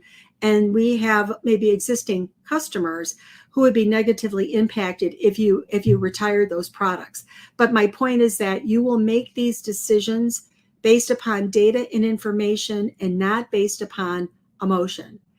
And another point I want to make about not making decisions based on emotion, but making decisions based on informed business insights and data analytics, is because it gives you the ability to stand up around the table at the planning meetings with your peers all around the table and the leadership all around the table, and make your case for why you're making a recommendation for potentially new budget dollars or redeployment of budget dollars, because now you'll have the hard facts to be able to support your recommendation. So these decisions that are made pragmatically. They're based in data analytics. They're not based on emotions. And I have to tell you, I facilitated lots of planning meetings with lots of leadership around the table, and vice presidents, and the board level directors around the table. And how many people fight to maintain offering a product or a service, knowing that it's unprofitable for the business because it's based on emotion and not based on analytics or facts. And so it gives you a strength to stand up and say, well, wait a minute. We did the analysis. This is what's happening from, sales growth is, declining, profitability, margins declining. This product lives in the exit quadrant of our product map. Why are we going to continue to offer this product? Because there's an opportunity cost if you do that. You're not allocating those human and financial resources to focus on those products or services that could provide a greater return to you. And it helps you make the argument when you're around the table having those discussions. It's very, very powerful. So that's I'm going to show you how to do that in a minute. So why should you consider conducting this kind of a review? Again, small to mid-sized businesses, there aren't deep pockets. You can't just arbitrarily go through the process of innovating and developing new products and services. Who's going to work on them? Are you going to take resources away from what you're currently doing to focus on the new? And how do you make those determinations if that's a viable strategy for you? So this is the short-term win here, is to do your portfolio map that can provide financial solvency and help position you for growth. So, and as you go through this process, you are going to uncover those new opportunities for new value creation, because also what the data is going to tell you is where you have gaps, where you're missing a competitive advantage. Maybe you're at a competitive disadvantage, because now all of a sudden you're paying attention. Maybe someone else, your competitors, is further down the development cycle than you are. Their speed to market is a lot speedier than yours. And so this is part of the insights that come from going through an exercise like this. It helps you position for long-term growth. So when you're gathering all this information, you think about, okay, Deb, you talk about big data sets, lots of data from lots of different sources, internal sources, external sources. Again, trying to be really specific here on the how. This is what you gather. You need to look at an analysis of industry and market size. What's going on in your industry? Step outside of yourself, step out of the four walls. look externally and what's happening in your industry and where and what market dynamics are impacting your business, impacting your value creation, impacting your ability to drive revenue or drive profitability. So analysis of industry and market size. You have to understand how big is. That's market size analysis. Analysis of the product life cycle. Again, you may have products that are, at the end of their viability. But if you don't do the analysis, you won't know that. And if you make assumptions that those products, they've served you well in the past, historically, but if you haven't looked at the emerging trends of what's trending over, several years time, sales up, sales down, margin up, margin down, you won't have the knowledge that you need to make those decisions. And then you have to look at market segmentation. We're going to talk about that because the research bridge is built, and the starting point for the bridge is market segmentation, where you're looking at all your disparate customer segments. Why do you do this? Because not all customer segments are created equal. And I'm going to ask you this question. When was the last time that you did a customer profile analysis where you looked at the demographics of your customers, the psychographics, the behaviors, et cetera, et cetera? When was the last time you did a customer profile analysis to really understand who your customers are and where they're finding value in your products and services and where they're not? And what is the risk that's associated with where you're not? So that we're going to talk about market segmentation in a little bit. And then we're going to look at financial performance, because you have to look at sales growth and margin growth over a certain period of time. And typically when we're going through this process, you're looking at maybe going back 3 years. So you're looking at trends, sales trends and margin trends for a product or a product category. But what happened with the pandemic is that kind of blew up, because now all of a sudden there were so many anomalies in data that we said, let's take a pause. We need to go back pre-pandemic to have a sense of normalcy.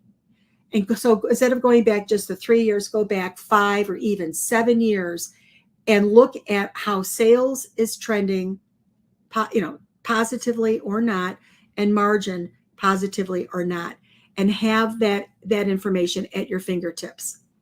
So and then you need to go through, kind of, as I said, when you're doing the initial data gathering process, you'd be surprised what you know about your customers and your products and your value by just gathering the information that's at your fingertips through the reports that you already use to manage your business, through accounting information. If you've done customer satisfaction surveys, fabulous. If you haven't done it in a while, I would highly encourage you. You have to increase the touch points with your customers to make sure. And this, again, pertains to an enterprise-wide approach. It's not just marketing's responsibility or sales responsibility to gather this information. You have to ask everybody around the organization, all the functional areas of the business. You'd be surprised so if you take marketing and sales out of the equation, you'd be surprised what operations knows about your customers, because they're fulfilling the orders. They're in charge of fulfillment. They're going to tell you, right? They're going to tell you about service quality when they start to see the returns coming back. It's just an example. Or of course, your field salespeople are out in the field. They're talking to customers. They're getting really, verbatim feedback. And all this information has to come in from all these disparate parts of your organization, and they have to be aggregated in some way in some sort of a central repository so that you can look at that and make informed business decisions. And if you put a process together to do that, then that makes, and you do that as a kind of business as usual, you get to the point where it's part of your standard operating procedure, where you're soliciting customer feedback and bringing it in, and marketing's looking at it, because marketing may say, you know what, we're missing an opportunity. We should be innovating and creating a new product, or this product is no longer viable from my point of view. And then you're bringing that to the table, and then you're talking to your salespeople. What's your point of view about what I just said? And then you're asking your fulfillment people and your service quality people, the people in the warehouse who are picking, packing, and shipping and managing all the returns coming back, and then your accounting and finance team. So you see what's happening here is the power of doing this at an enterprise level where you've got representation around the table. And I'm going to talk about at the very end of my remarks today about when you're building your strategic plan. This is not something that is done only at the leadership level and pushed down into the organization. Because if that's the way it's working in your organization, you're missing a really great opportunity. And I'm going to talk to you about that as well. So utilize learnings from your existing research. If you are hosting events, have you done event surveys, post-event evaluations? What did people find value in? What did they like about your event? Where were there opportunities for improvement? Where should you be course correcting? Or maybe there's an opportunity to add something new to your events. Do you have, product scorecards? Do you have, do you ask your customers specific questions about the value, your product's value? Are you delivering on your brand promise? And I'm serious about this when I say that you need to have a really good understanding of your brand dynamics. Is your brand, are your products, your services, your value to your customers, is it relevant? Is it authentic? And is it differentiated? So relevancy, is it meeting their needs? Is it taking care of the problem, the pain points that they're experiencing today, right now? Yes or no? Is it authentic? Is the quality there? Is the service quality? Is your brand promise actually what is being perceived by your customer? And is it differentiated? Can you say with full conviction that your products or services are better than the competition because of X, because of Y, because of Z? You need to be armed with that information, and your marketing people need to be armed with that because they're doing the messaging. Your sales people need to be armed with that because they're in the field, many cases in front of customers, talking daily with customers. Your operations people need to know that. Your accounting people need to know that.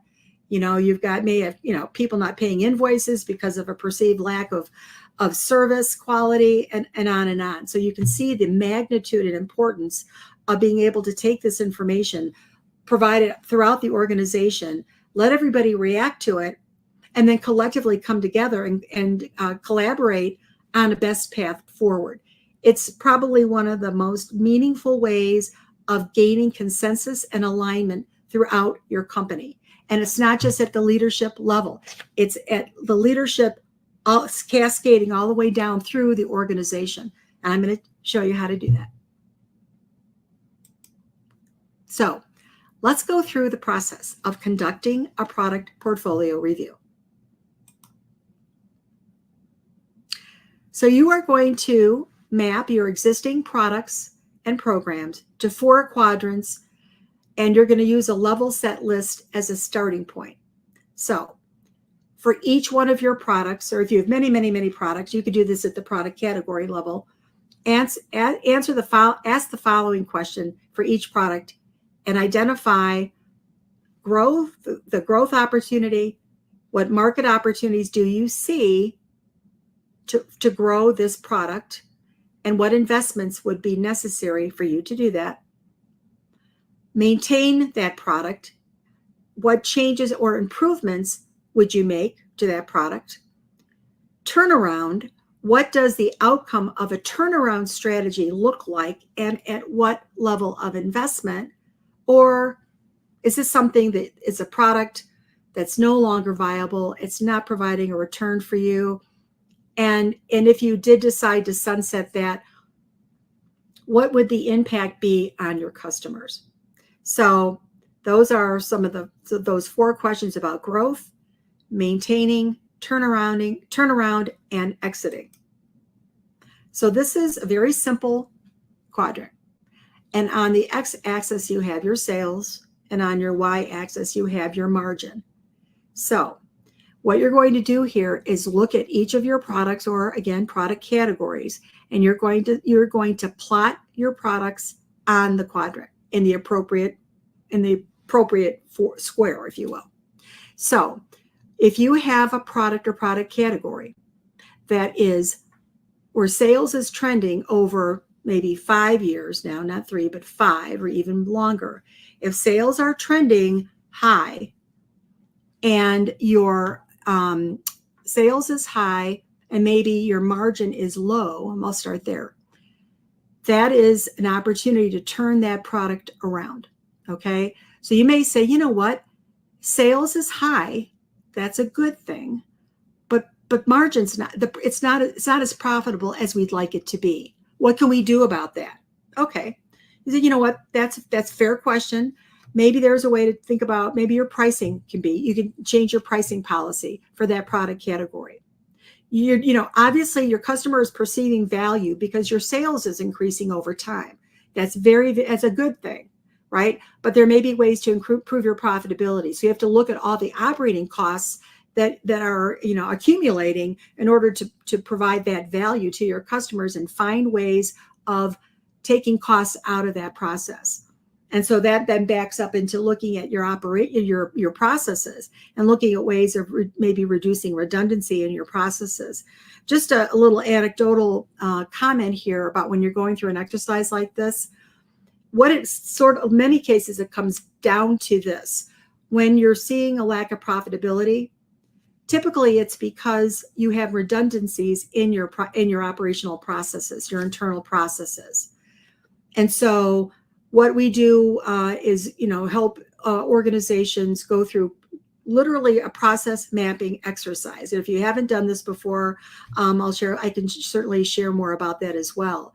But it's literally, we take yellow Post-it notes and we write down all the steps in a process from beginning to end. What does it take to launch an email marketing campaign, as one example? And you write every step of the process. And so you're step by step by step. And then you look at all the people that are involved in all those steps. And you look at the operating budget, look at your actual operating costs for all those steps. And invariably, you will find a significant amount of redundancies in your processes. So what you do in that room when you have all your Post-it notes around the wall is you go through and all of a sudden, you're taking Post-it notes off the wall. That's a redundant process. That's a redundant process. That's a redundant process. And every time you do that, you're taking costs out of the people that are working on that process, and that's savings to your business. So over time, you're accumulating all these little savings, and they add up. You keep doing this and improving your processes and becoming more operationally efficient is a great way of making these being able to turn around this product or product category that's doing that. The customers, there's market demand, the customers see the value. That's great, but it's got to work better for you and has to be more profitable. So I would say take a step, take a pause for those products that are in your turnaround quadrant. Take a moment, do some work, go back and do a process mapping exercise, and then come back and tell me how many steps in your processes were redundant, because I love to hear that from clients and from customers. So please share that with me. So back to the quadrant here. You also have products that are trending high. Sales is trending high over 5 years. Again, a beautiful thing. And margin is high. That's beautiful, right? These are keepers. You want to keep these. Keep investment. Keep these products. Your customers, your marketplace is seeing the value. They're highly profitable. You want to take care of these. You want to maintain your position here. Whatever you're doing is working. You don't have to worry about these. There are others that need your attention. Okay. So then now we're going to shift and we're going to look at the invest and grow. Now here you have products where sales is low, but your margin is high. These are your most highly profitable products of your company, but sales isn't, you could do better when it comes to the sales. So you want to continue to invest here. So that's a consideration, but these are your treasures. These are products and services. You just maybe have to do some work at understanding. Maybe it's shifting your sales strategy, doing some market research, helping understand, maybe it's a messaging, maybe your sales strategy needs some work. and pull in your sales team and ask them to be part of that conversation. And then, of course, there are going to be those products and services that are, they may be legacy products, and they may be products or services you've offered for many years. And you may be emotionally invested in those products and services, but they just are not working for you. And so you have to ask yourself the hard question, because here sales is declining over time and margin is declining over time. And then for all those products that live in this quadrant, you add it up, you do the math, and you walk out of this exercise with found savings. That's a cause for celebration. And you may have to do battle around the table with your peers and your leadership to make the case for why. But when you have those data sets in front of you and all those financials in front of you to make the case and take your position, and you have the backup you need, it takes the emotion out of the conversation. And that's where you want to be. You want to make these decisions based on pragmatic data and analysis. And this allows you to do that. So this process is called portfolio analysis. It's very, very powerful. It helps you, have the conversations about, okay, we've got a viable product, but maybe we need to change our pricing strategy for that product to make it more profitable. Or where can we sell? What new markets would be applicable for this existing product or service? Where could we sell more? Where could we increase the volume, the sales volume, and have that contribute to our growth? So this is probably, in addition to the research bridge, which we're going to walk through here shortly, this is probably one of the most powerful exercises, and it doesn't matter how small a business you are. You don't have deep pockets as a small to mid-sized business owner. You just don't. So, and you want to be armed with the information so that you can make recommendations to your team about why you're recommending that you stop investing in one product over another, and help you make the case. But this information gives you a seat at the table. And I've been around the table. I facilitated this meeting, so many years of doing this, and the battles that are had at the table. And that's okay, because at the end of the day, and they're all having these internal arguments, but I'm the one that's standing there asking the very pragmatic question about, well, this is sales. This is what your sales are trending over time. This is what's happening with margin. And if you stop doing this, we know what the numbers are, so we'll know what the savings could be. Now all of a sudden, that's, I call it, the pot of gold, the bucket of money, all of a sudden that says, you know what? Now I actually have some additional financial resources that maybe we could then use to fund some of and innovate to fund the longer term product development cycle for future revenue growth. So it's a very, very powerful exercise. I highly encourage you to take a look at it. So when you're going through this product portfolio mapping exercise, you are going to identify the growth strategies, what you believe are the potential growth opportunities as an organization. This will help you identify new markets for your existing products. Short-term wins, right? Existing products, currently offer them, new market opportunities. New pricing recommendations. Let's not leave money on the table. Again, by doing research, market research, you'll have an understanding of maybe there is some wiggle room there in your pricing strategy, and you should take advantage of that. You may be leaving money on the table that you don't want to. And you'll also understand gaps in your portfolio. Where is there a miss? Where is there a gap? Where should you be innovating? Again, innovation, it's a beautiful thing, but it takes time. And it takes investment. It takes your financial resources, and it takes your people resources as well. And there are always the opportunity costs, right? Because people can't work on everything all the time. Then you have to identify the priorities, because again, priorities, they're not created equal, right? So you have to identify a list of potential top priorities. And these are going to either be improvements to your existing portfolio or an articulation of new value that you should be creating. You're going to identify the top 2 or 3 most critical priorities. You're going to rank them in order of importance, and then you're going to prepare your rationale. And this is where the power comes in of doing this. You're going through this exercise not just by yourself.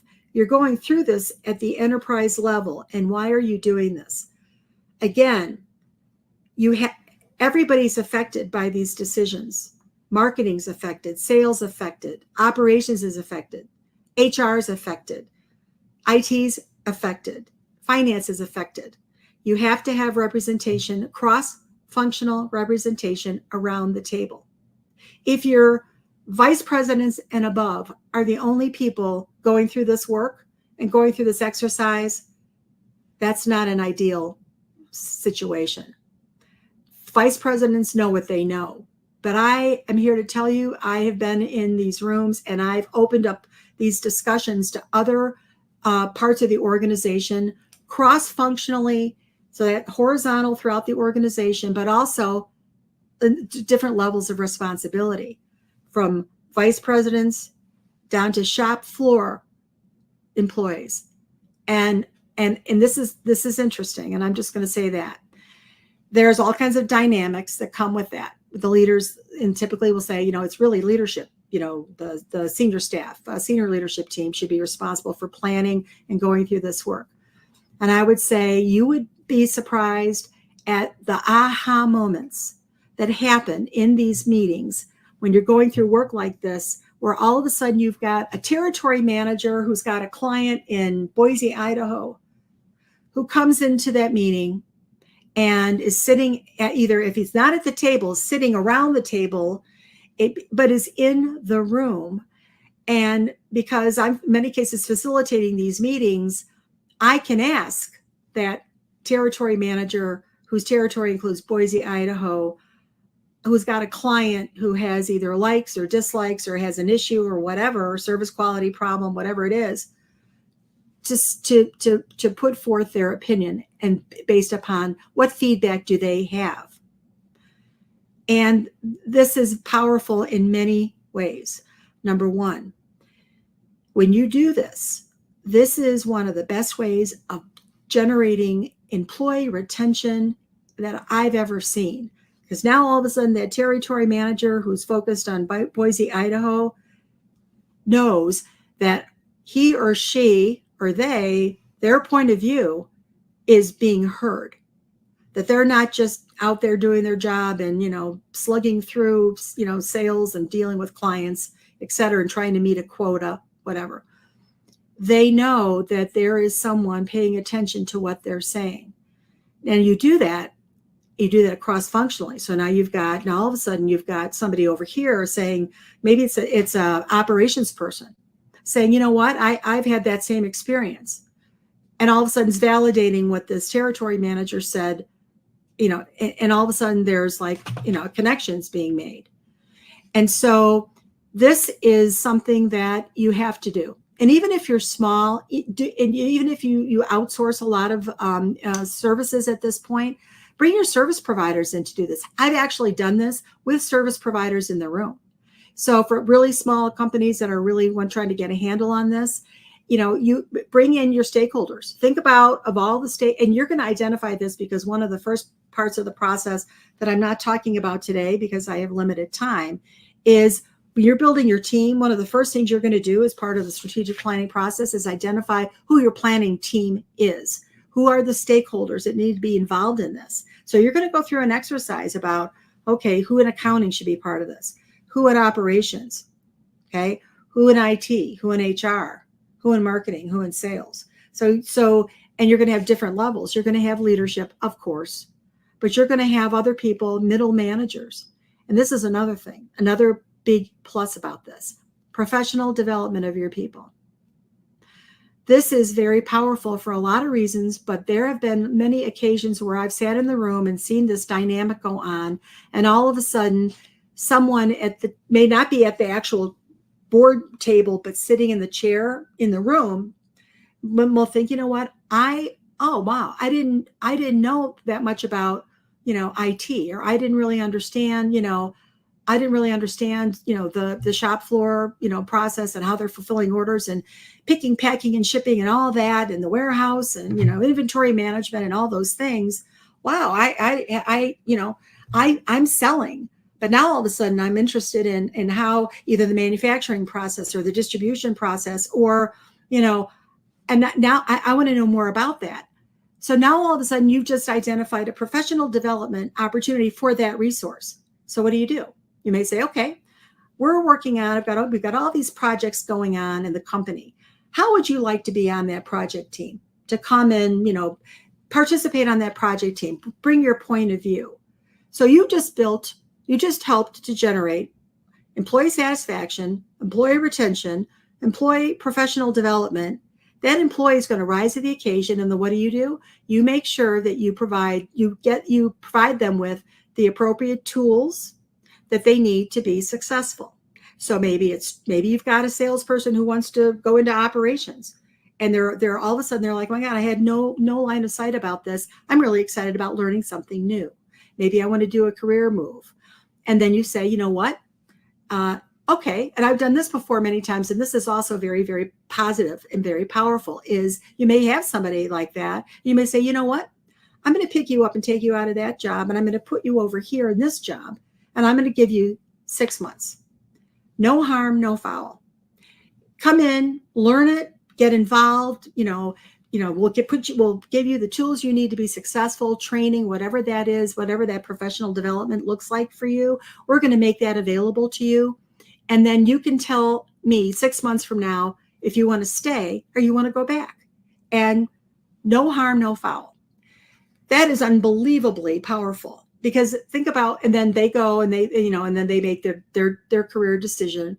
But then they're telling their peers, again, you're walking the walk and talking the talk. You're providing access to these people to come and contribute.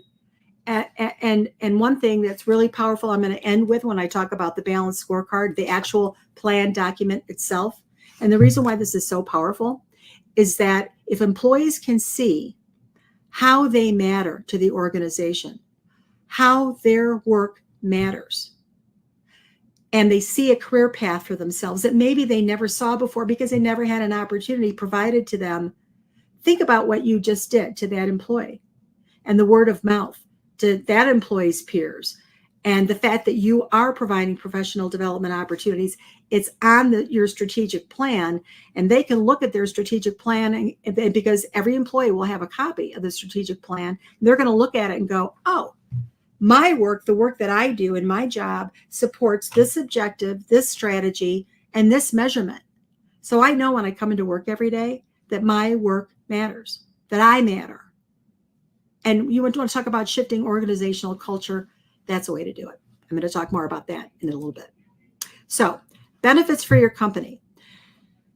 By going through this process, this identifies data-driven and fiscally responsible opportunities to drive customer value.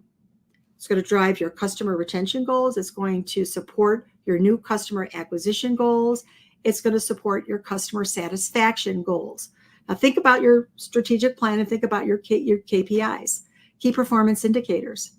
Is this ringing a bell, right? Because all of a sudden you may be at whatever your baseline measurement is for customer satisfaction, but now, you're seeing customer satisfaction improve or customer retention improve. You're having an impact by implementing these strategies, and it's going to drive revenue growth. It's going to help support your investment decisions. It will help you identify where you should be investing short-term and where to limit investment, the savings, the bucket of money, the bucket of gold that you can redeploy, and where you should withdraw investment. But it's going to give you the information that you need to say no, and say no with conviction, armed with the data points that you need in order to make your business case. It's also going to help you identify opportunities to improve your operating margin and profitability. It's going to support your effective business support processes. Again, back to the process mapping exercise. You're going to take a step back and look at how you started, how you got here, what's happening along the way, who's working on what, and ask them, this is another powerful thing. I've facilitated the process mapping exercise many, many times. It's a way more powerful when they're doing it themselves. They're doing the work. They know better than I do where the redundancies are, where the gaps are. So to sit back, number one, just walk them through, a little training exercise, and then I sit back and watch them do this, and to see the collaboration and the synergies and the aha moments about, oh my goodness, there's a redundancy, and it becomes almost a game, because every time there's a redundancy, we take that and put that on the redundancy wall, and then we do the math and figure out what it cost to have that redundant step in the process. It's very, very powerful. Benefits for your company: cohesive and aligned staff teams, your boards, your committees. Everybody has a say in a vote. So when we get to through all this process and we go to the final priorities, and again, not all priorities are created equal, but everybody gets a say and everybody gets a vote. It's not just the board members making decisions. It's the board members. Maybe there are a couple in the meeting. It's not, I don't like to do it all with board level people. It's much more powerful when you have that. You may have one or two board members, which could be somewhat, a little bit intimidating for maybe middle managers that you have in there. But here's another thing. The way we go into this is by doing this. It's by setting an expectation that this is a safe place. So you may be the territory that covers Boise, Idaho, and you're sitting in a room that's got your senior vice president of national sales, right? And you're saying something in that room that may be a little makes you a little uncomfortable to say, but it's your experience, it's your point of view. That senior vice president of sales knows going in, because we've had a little conversation before this, because we're managing expectations and we're managing behaviors. I can't even begin to tell you the power of doing this, of how many times I've seen the senior leaders of organizations go, I had no idea that was happening. And I hear that multiple times when we're doing these sessions. I hear this all the time from senior leaders, vice presidents and up, including board officers. I had no idea that was happening. So, and all of a sudden, what did you just do for the territory manager in Boise, Idaho? He had a voice. He had a say. And guess what? He's voting too. He's prioritizing right next to the senior vice president of sales. Everybody has a say. Everybody has a vote. Very, very important. You can integrate all this into your strategic planning cycle and into your operating plan development. It can lead to more effective product management and new product development, which ultimately is going to support your growth objectives. From a branding standpoint, this is where this hits home. It helps your company remain relevant, authentic, and differentiated. This is your brand value. This is what you stand for. It's periodic, critical, objective, and data-driven review. So you're not just doing this every few years. You're doing this certainly at least at an annual basis. And then we do checks, every quarter to see if there's new data insights or data sets that are coming, new things happening in the industry, the marketplace. So you're refreshing your plan on a quarterly basis. The process is current, it's timely, it ensures alignment to the strategic plan, and the process just keeps going. We refer to it as evergreen. It's an evergreen process. You do it, you build the process this way, you plan this way with all these inputs, and you do it and you keep on top of it every quarter. I'm going to shift now and talk a little bit about innovation and creating new value for your customers.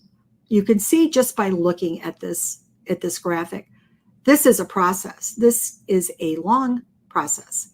So there's no shortage of ideas that are coming in for new products and services. You're hearing them from your customers. You're hearing them from your competitive analysis that you're doing. There are all these ideas coming in. Your people, your territory manager in Boise, Idaho, he's hearing what he's hearing. You've got your, Sally in New York, same thing. She's got her customers. Or all these insights are coming in. All this information is coming in. They have to be reviewed. So we kind of think of this as an idea funnel. There has to be some place where all this comes and lands so that you can review it and analyze it. So you're going to go through an idea screen. You're going to look at all these opportunities, and you're going to kind of go through this kind of an analysis, a very, high level analysis about, is this a viable thing worth considering? Yes or no? Okay, that if it is, if it gets a yes, then you go into the scoping process. You're scoping the opportunity, business case analysis, taking a sense of what's involved in doing this. How big an initiative is this? What's the impact on the organization?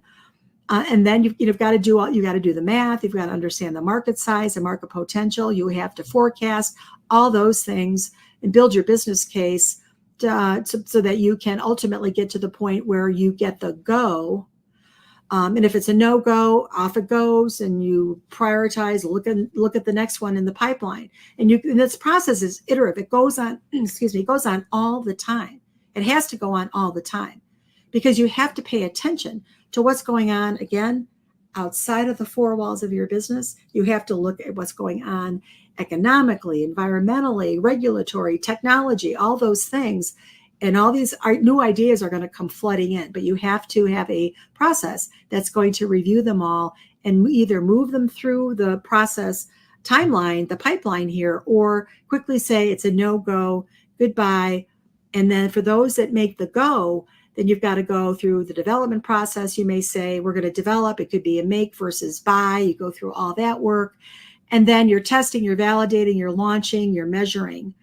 But again, you look at this and go, this isn't a simple process. Now, the good thing is that you can fund this process because you just found the pot of gold savings from your portfolio review.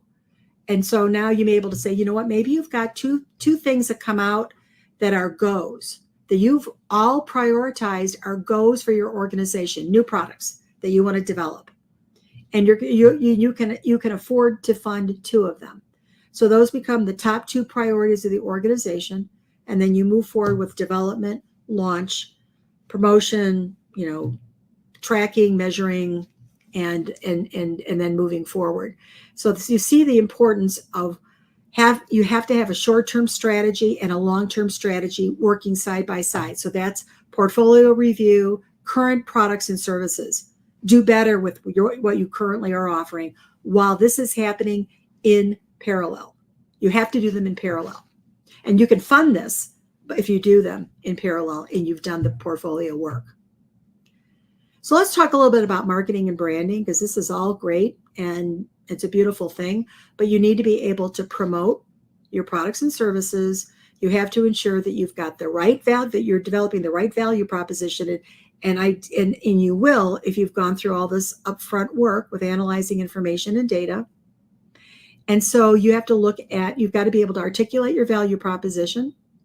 You have to think about all the communication channels that you have available to you. What are your communication channels? Okay.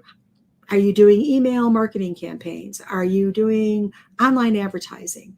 Are you writing articles in magazines? Are you leveraging your strategic alliances or your strategic partners, your channel partners, on and on and on? How are you communicating the value message to your customers? So, and what does that messaging need to be? Messaging needs to be appropriate. And ultimately, because you are dealing with targeting and segmenting and trying to reach a specific target audience, you have to make sure that for that specific target audience, that ideal customer segment, that you've got the right value, and you're reaching them through the right channel with the right messaging, so that you can generate awareness about that product or service, and over time, through consistent promotion, get them to know, to like, and to trust you, and ultimately transact with you. So this is, if you look at this big circle, this is your marketing strategy on a page right here. So you don't have to write a big long narrative, that goes in a binder that sits in a file cabinet. I have them. They're still in the file cabinet collecting dust. If this is your marketing plan. So you're talking about your brand pillars. All of this is based on the pillars of your brand. So your mission, your vision, your core values as an organization, how you behave as an organization, your purpose, your voice, your tone, your look, your feel. Then your value proposition, it's either your product, it's a service, it's a feature. It's intended to make you attractive to your customers. Again, communication channel, just the medium that you're getting your message pushed through to your intended customers. Could be, again, email campaigns. Believe it or not, people talk about email, and a lot of people don't believe in email marketing, but I'm here to tell you that email campaigns, email marketing is not dead. Highly encourage you to put together email marketing campaigns. They're very powerful. And if you do them and you invest in them and you're consistent with your strategies, they can be very powerful indeed. So don't discount them. I know a lot of people are more interested in social media, online advertising, but you have to do them all. But I wouldn't discount the email campaign. So give that some thought. You should have strategies in place for lead generation, for building interest, getting people to come in and subscribe to your newsletters, and to something of value for them so that they can engage with you. So don't discount that. That's really important. Telemarketing, social media, mobile apps, catalogs, media partners. Again, look at all the communication channels that are available. You'd be surprised if you sat down and thought about this. There are really a lot of them. And maybe some you work with, some you don't. But look at them all that are available to you, that you have access to, and consider that. And then your messaging. So you have to refer to the underlying value proposition that's conveyed and the language that you use in your content that make buyers relate to your brand by inspiring them, persuading them, motivating them, and ultimately making them want to buy. That's the know, the like, the trust. And then your target audience, back to my earlier point about doing a customer profile analysis. If you haven't done one in a while, I'd say after this masterclass today, go do it. Do a customer profile analysis. And this is really important to understand if you're on point with how your products and your services are in alignment or where they're not. And who you're serving. Understanding who you're serving. What are they buying from you, right? And who are these customers that are buying from you? What's their profile? And what do they value? What do you know about them? What do you not know about them that you need to know more about? And how do you implement some sort of a research study in order to get more information about them? So you can be very specific in the way that you align your value to them and the way that you message to them to showcase your value. Very, very important. So that's marketing and brand positioning. Okay. And I had to put this in here because this was me. I used to do this. I'm a convert now, but I used to be this person who did all these plans and all these big binders, and it's overwhelming. I still do it. Actually, I did one recently where I wrote a very long business plan. And sometimes you have to do that just to get it out of your head and into a document. But you can't make that actionable because it's just too much. It's too big. A narrative is a narrative. It's not an actionable plan. And so this kind of really sets us up for the next part of the conversation, which is strategic planning and the balanced scorecard. So all of these processes and steps that I've shared with you today brings us here to something called the balanced scorecard. So this is a tool, this is a planning tool that eliminates any need to have many binders with long narratives in those binders. You want your strategic plan to be actionable, and you needed to have it front and center in front of all of your employees. You can't do that with a big, long narrative in a binder. You just can't. Because you have to make sure that your strategic plan is personalized to each employee. It sounds daunting. If you're a very large company with a lot of employees, that sounds daunting. But we'll talk about that in a minute.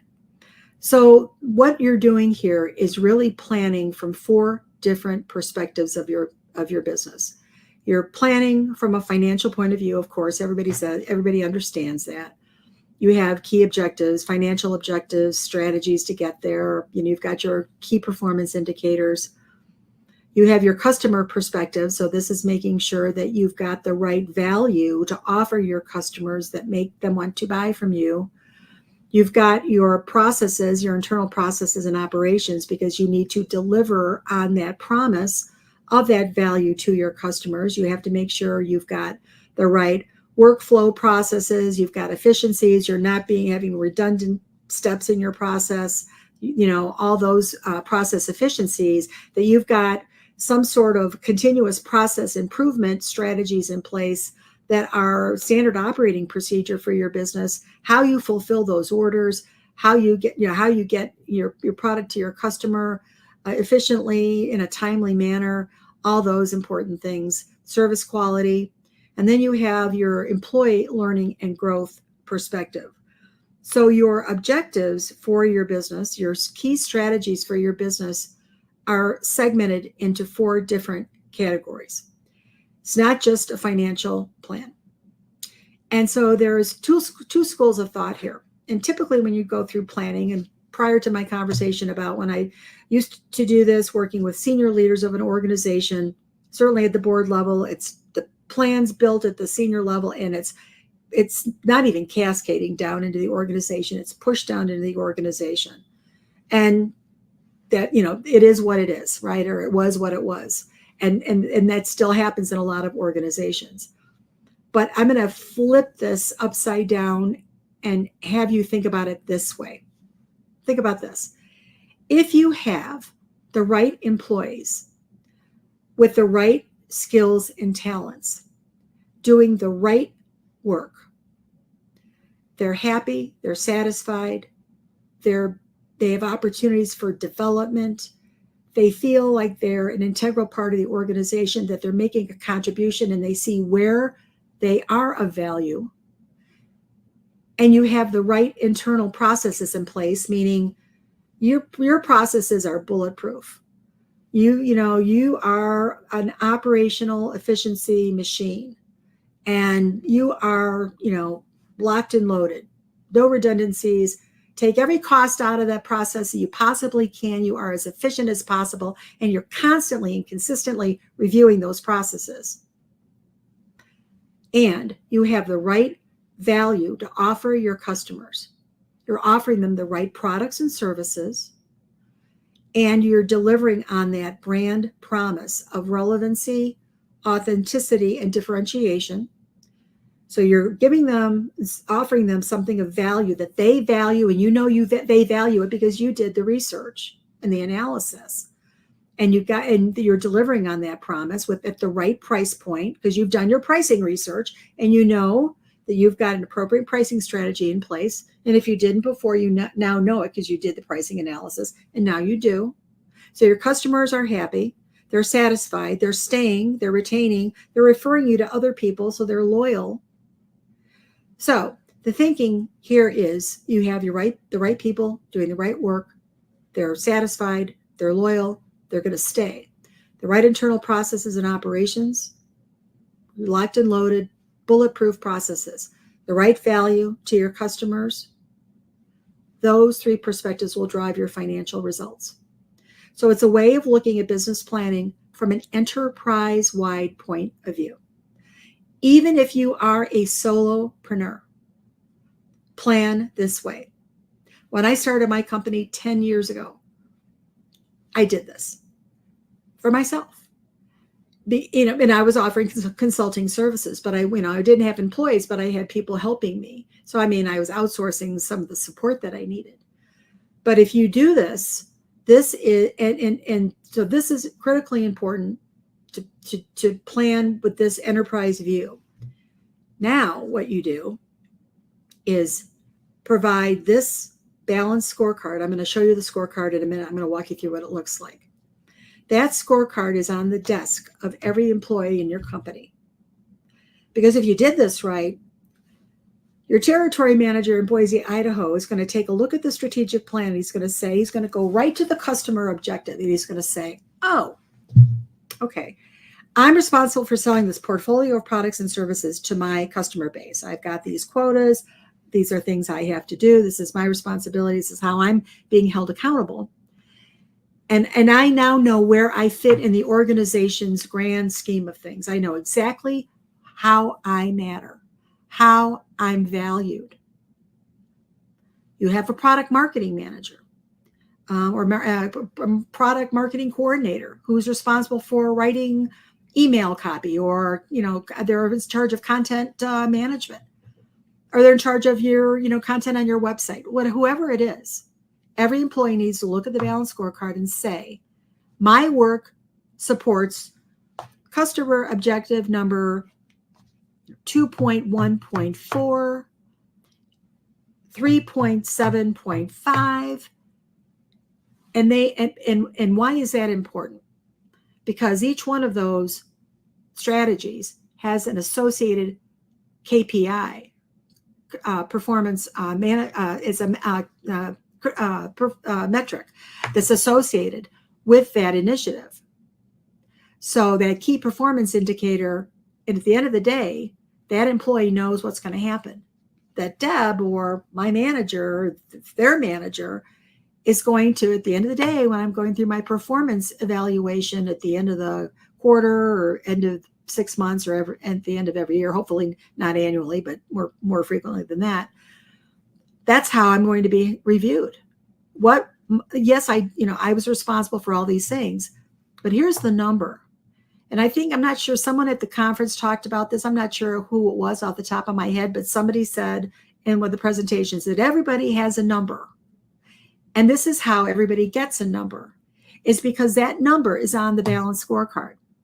So you can look at that and go, okay, I know exactly what I'm going to be held accountable for. So if I'm working on something else, if somebody did a drive-by in my cubicle and said, hey, Deb, I need you to work on, can you do this project for me, or run this report, or do something? I can literally say to that person, I wish I could, but I can't. Because why? Because I'm going to be held accountable to this initiative, this work. This is what my boss is going to pull me in one day and say, either I'm above plan or I'm below plan. And it's not good to be below plan, but if I am, and I'm sure then we're going to have that hard conversation about performance improvement and what I need to do and all those things. This is another incredibly powerful way of generating cohesiveness and alignment across the organization, because these objectives and strategies are cascading down.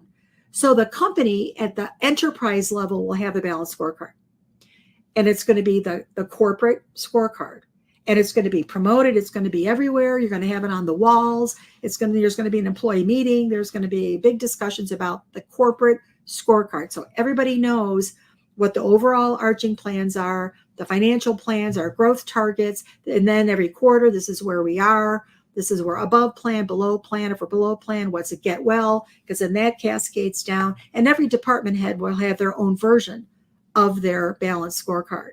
So they know specifically for their work, what their objectives are going to be very, very specific to them. And then those employees in those departments will have their scorecard, so they know exactly how their work supports their department, and then ultimately how that all supports the organization at the enterprise level. So this process drives, just from the bottom up, employee satisfaction, employee retention, employee accountability, and performance. This is performance management. The balanced scorecard is a performance management tool. It helps the internal operations of the business, again, going through this exercise of process mapping. And sometimes you have to do process mapping. You've got to get cross-functional representation, because there are many different people touching parts of the process in different functional areas of the business. You got to pull the right people in to go through the exercise and have them do it. You don't have to do it. I got to the point where I didn't want to do it anymore, because it's more fun for me to see them do it, because they're the ones doing the work on a daily basis. They know better than anybody. And this is really important. They know better. They know better than I do. They know better about their own work on their day-to-day work, and what's working and what is not working. And if you're not asking them to contribute to those conversations, you're missing an opportunity for improvement. And everything that we're talking about here is continuous improvement, continuous improvement. So, engage them. And then, of course, you have to know who your customers are, again, not all value is created equal. Your customers require different things. They value different things. It's not a homogenous, one size fits all value proposition going to everybody. You have to know what's important and how to segment effectively. So this is the strategic plan, the balanced scorecard. It is a plan on a page. The page can be an 11 by 17, and typically it is. And you fold it out, you fold it in half, and it's an 8.5 by 11. But on the balanced scorecard, you have articulated your vision, your mission, your key objectives and your key strategies, your key performance indicators, and your resources, like who the people are that are working on this, and then what the work looks like.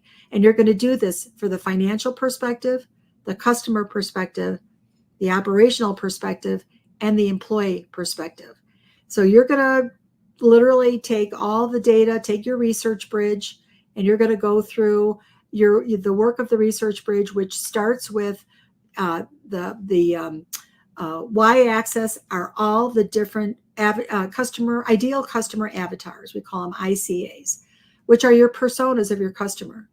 Customer profile A, customer profile B, customer profile C, customer profile D. They're different. They value different things.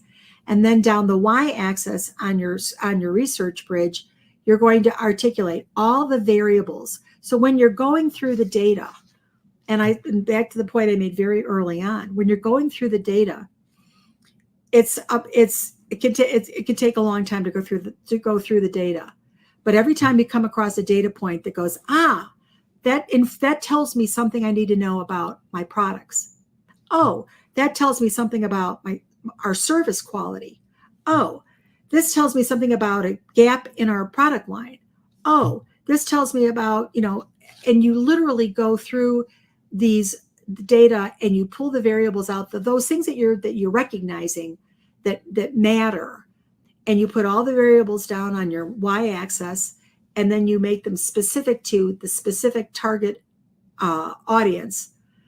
And when you do that, and sometimes I've done this, and it's 20 pages long. But then you go, when you're done, you look at one of the first columns, customer profile number 1. You know everything you need to know about them. Your business strategy for that customer segment is completely articulated by going and building your research bridge. You know what products they value. You know how to message about that value. You know what your pricing situation is, and if you have opportunities for improvement there. You know if you have a process or a deliverable or a fulfillment problem, because you'll know that.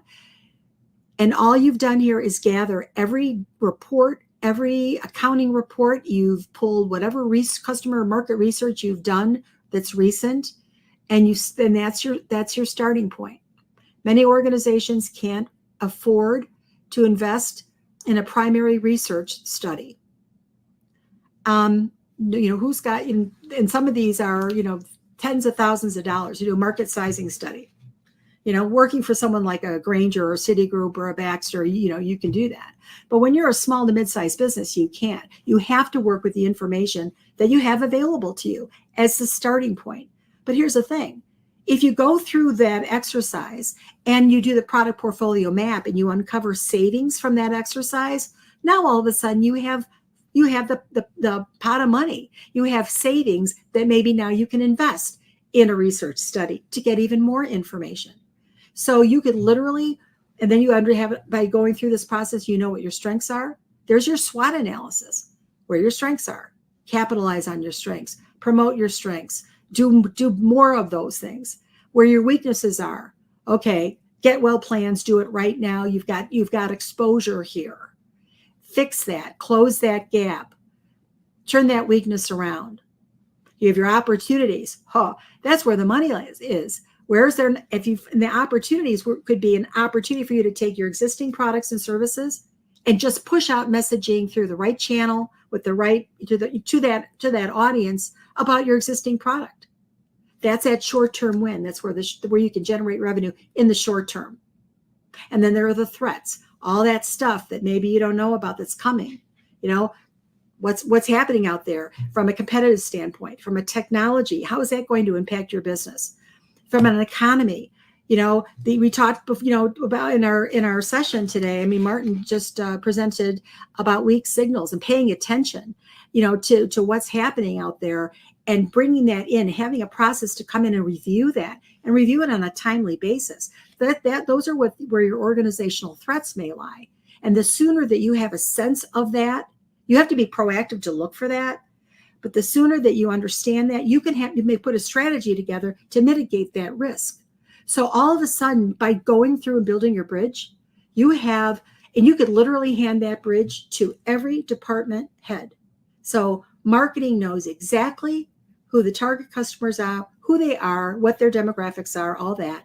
They know what products they value. They know what channel preferences they have. Yeah, these are people that respond to email campaigns, and they're email responders. You know, let's do more email to these guys, right? You know, and you go through the list, and all of a sudden you've got your strategy for your department. Your operations people look at the bridge and they go, oh my gosh, we've got threats, we have exposures, we got process problems. What happened to continuous process improvements? You know, we haven't been like walking that walk. We need to do better there, right? Your finance guys looking at all this because they're managing the overarching enterprise financials. They know they need to see where the exposures are, where they are today, but like what's on the horizon, where are potential threats, potential exposures. They want to know that. And imagine what happens when you've got the department heads all have access to the same information. Think about that for just a second. Now, all of a sudden, you would talk about the term cohesiveness and alignment. When your leadership has the same understanding of all the strengths, all the weaknesses, all the opportunities, and all the threats, imagine the power of that to shape strategy. And then the way that you implement that strategy is through the integration work that you've done with the balanced scorecard, because that balanced scorecard is the tool that makes it real. It makes it actionable. So, and it drives accountability in the organization. So if you implement these strategies, this is a difference maker. This is a difference maker for any size organization. It's a real difference maker for SMBs, for small to mid-sized businesses. It starts to instill a discipline of the importance of data and information, but and how to get it, what to look for, but how to make it work for you. That, don't get stuck in this, we talk a lot about the status quo and things are going along and, but you can do better. We can all do better. So it's important that we initiate a lot of these disciplines, a lot of these processes, and start today, again, because one of the things that we are really focusing on here, especially with the master classes, is the practical how-tos, how to do these things. Again, our conference, you came to our conferences, you heard these experts talk on these topics, 25 minutes. Thank you so much for doing that, for all of you that are listening today and who participated and were shared your knowledge with our attendees. But the how to do it, that's where the master classes come into place. The how you do it, here are the tools, use these templates. All this information is available. And then you want to do the real walkthrough with access to all the information, all the templates, all the step-by-step instructions. Then those are available in our online training courses. And those are what we call the 4-hour fundamentals. This is a 2-hour session. So Arthur's session this morning about AI, 2-hour session, Ram's about scenario planning, storytelling, 2 hours, Martin for 2 hours, and now me on business intelligence, 2-hour sessions, a full day. but these courses are available in deeper dives, if you will. So there's something for everybody here. If you're just interested in learning generally about a topic, continue to come to our conferences, listen to these experts. You want to learn the how to implement, then the master classes are for you. You want to learn the step-by-step, like step 1, do this, step 2, do that, step 3, do that. Those are our online training courses. And then there are also training courses that are more intermediate and more advanced for those who have maybe a greater competency in one area over another. So my point here is that the value of what we're offering, we have something for you. Wherever you are on your learning path and on your education path, we have a solution for you. And so I would highly encourage you to to continue to join us at the conferences.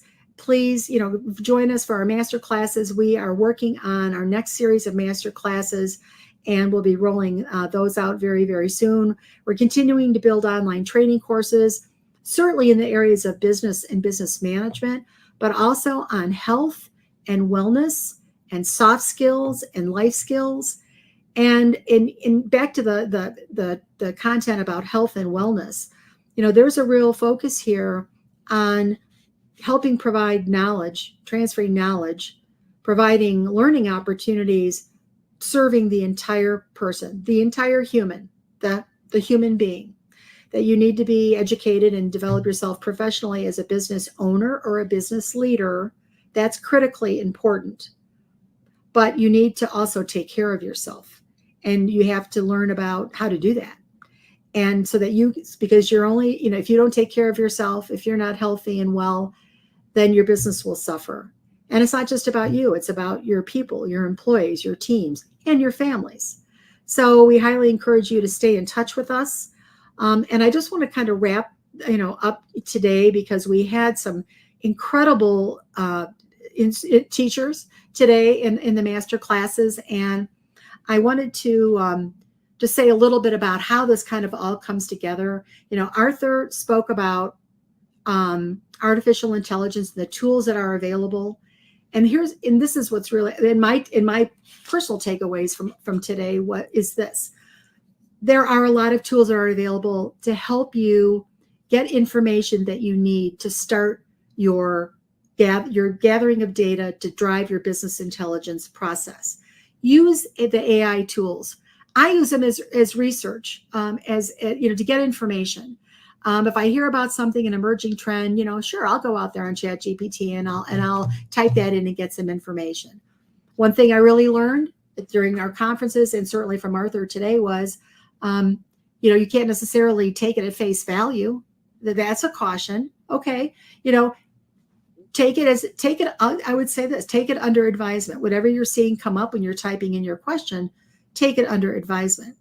And Arthur gave some really great tips about how to do that effectively when you're querying using the AI tools, how to make sure you're querying the most the best way possible, so you get like the best answer possible. But then know that there are many different tools, so just don't choose one. Maybe ask the same question of some of the other tools, because you may get completely different answers.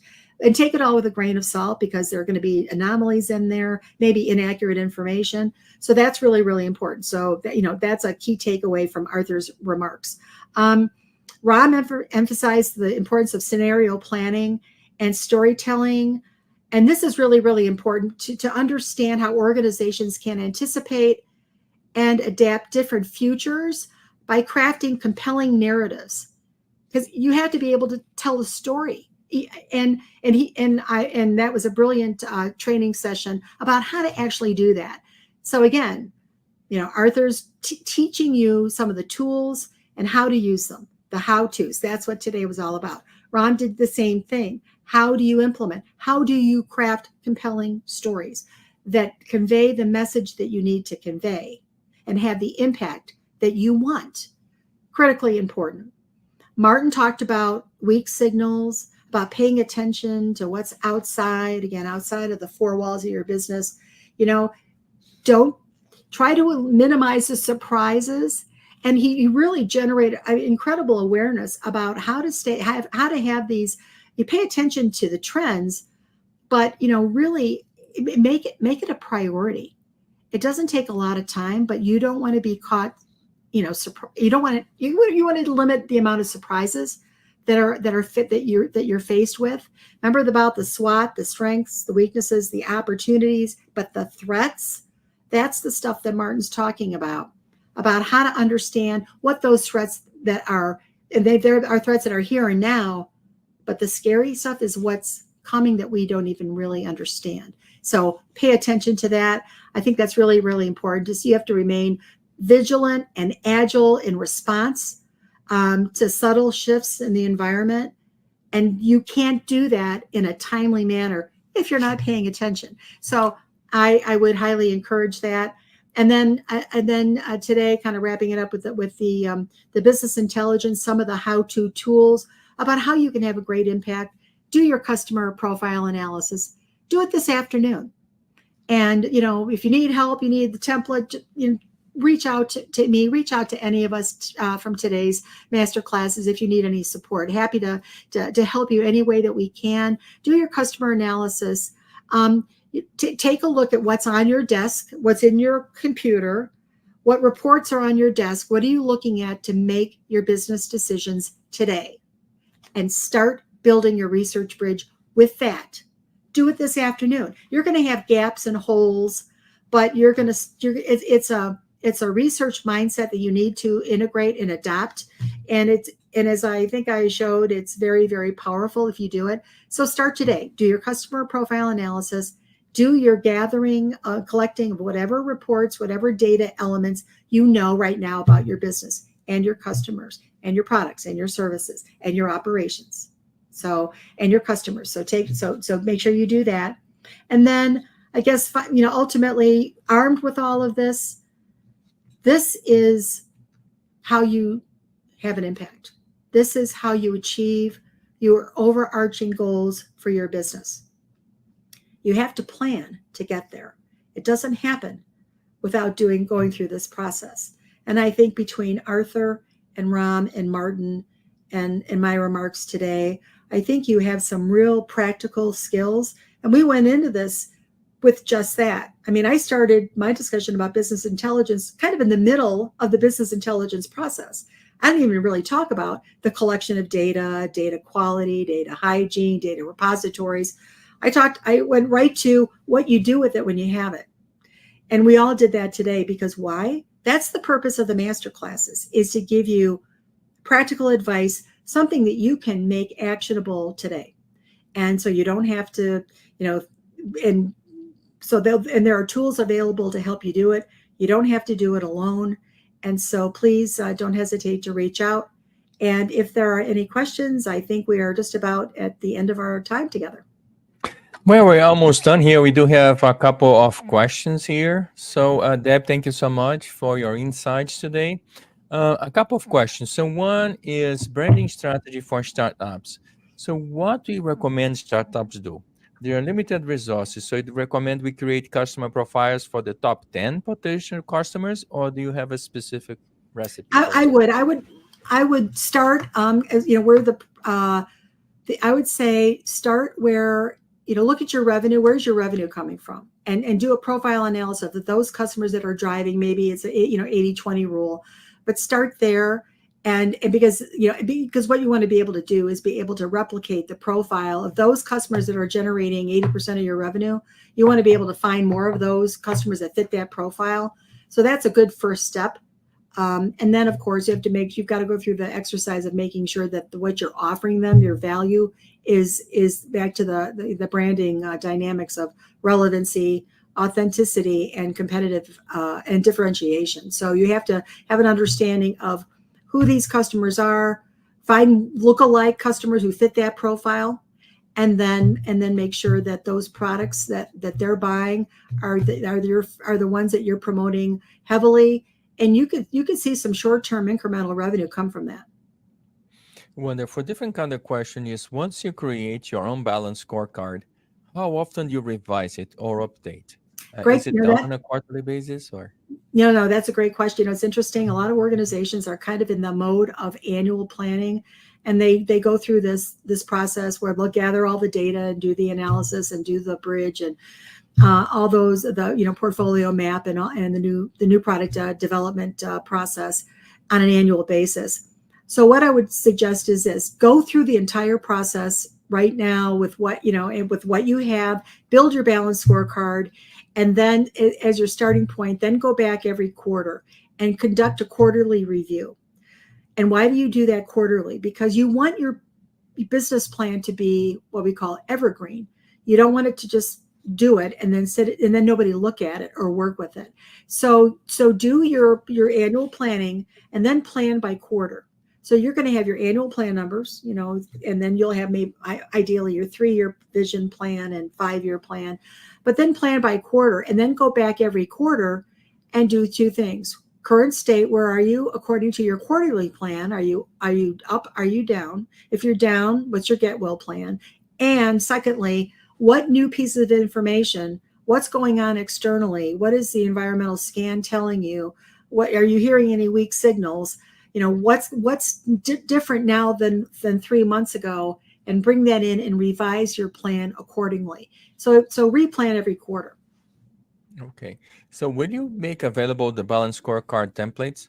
Yes, the balanced scorecard template. So that is available in the online training course. All the research bridge template, the balanced scorecard template, all the instructions, the step-by-step are available in the online training course. Okay, so where do we find the online training course? Okay, you can find all the online training courses at SMB's course website, our course catalog, which is smbdigitalcourses.com. smbdigitalcourses.com. Correct. All right, so those were the questions we had for today, and we are running out of time. So again, thank you so very much, folks, for your being here with us today. And this is a marvelous session. Deb, thank you so much for your insights. Thank you. Thanks for having me. And thank you, folks. I'll see you in our series of master classes. See you next time. All right, folks. So Deb, thank you so much for taking the time. So we're going to go on a quick break, and we're getting ready to welcome our next speaker, Mike Green. See you soon.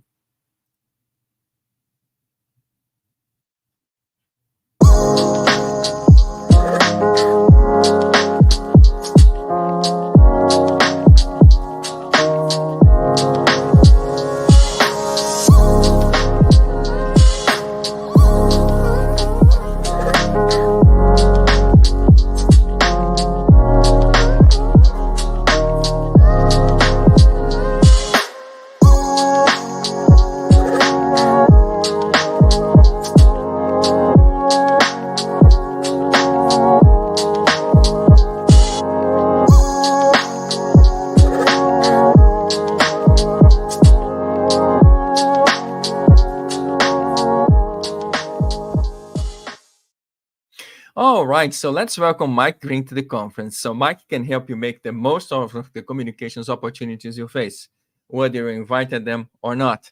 In decades of communications work in varied roles and organizations, he has focused on understanding people, organizations, and their situations, and then planning and executing the communications needed. Whether the output is a comprehensive communications approach or a quick tactical rewrite, Mike works to integrate situations and possibilities and then think as an advocate for you. So with this approach, he helps organizations and humans redefine and deliver their best work. So in his session, Mike will present on how to maximize communication opportunities, again, whether planned or unexpected. Drawing from decades of experience, he will explore strategies for understanding the dynamics of people and organizations and translating them into effective communication plans. His talk will help participants learn how to craft a message that align with their audience's needs, delivering value while ensuring clear, impactful communications. Mike, good morning. How are you doing today? You're on mute.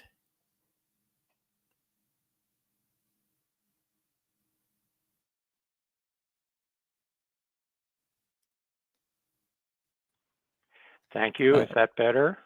Yeah. Now I can hear you. So again, welcome to the session, and thank you so much for taking the time. The floor is yours. Great. Thank you for having me. And Ram, I'm going to ask if you can confirm that you can see my slides on the screen now. Not yet. Okay.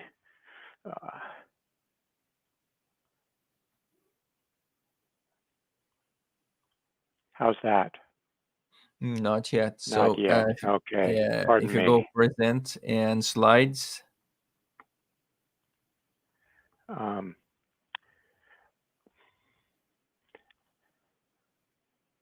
I don't have them, okay, uploaded.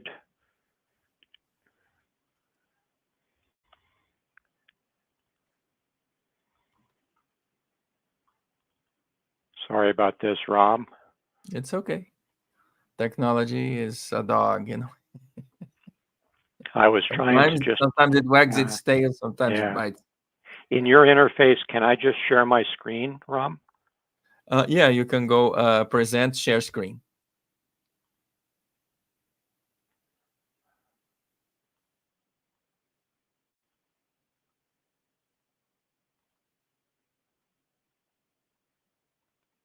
How is that now? No sharing. Oh, 1 second. It's loading.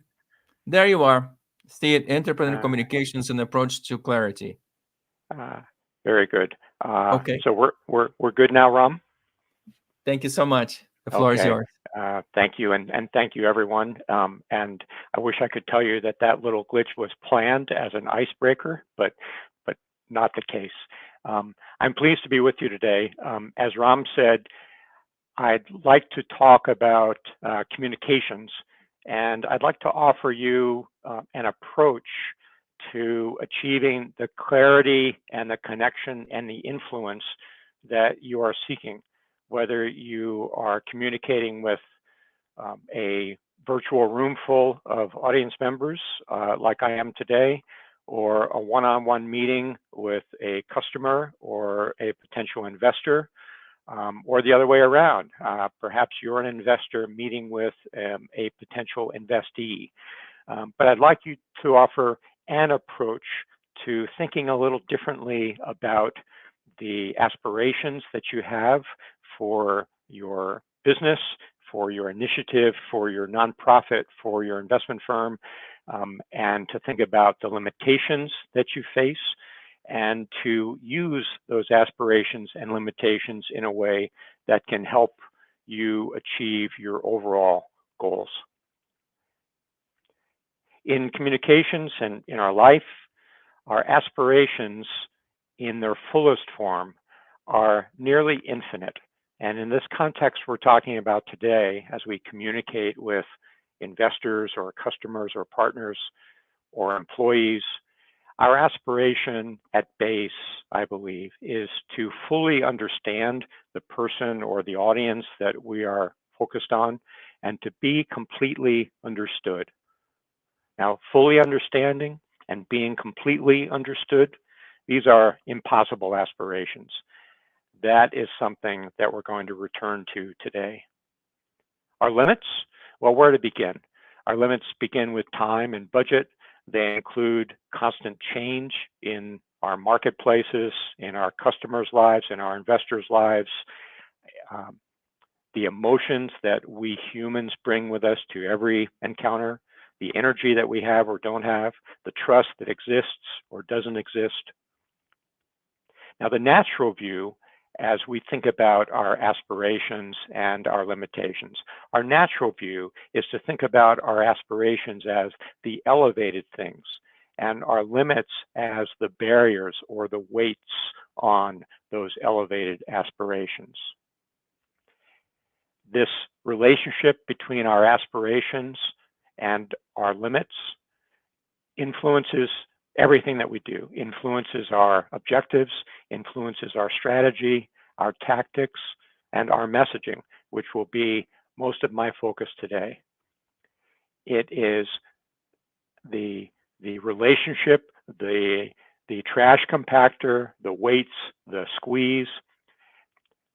And if we just work between our aspirations and our limits, we live in what I like to think of unfortunately, as the foggy middle.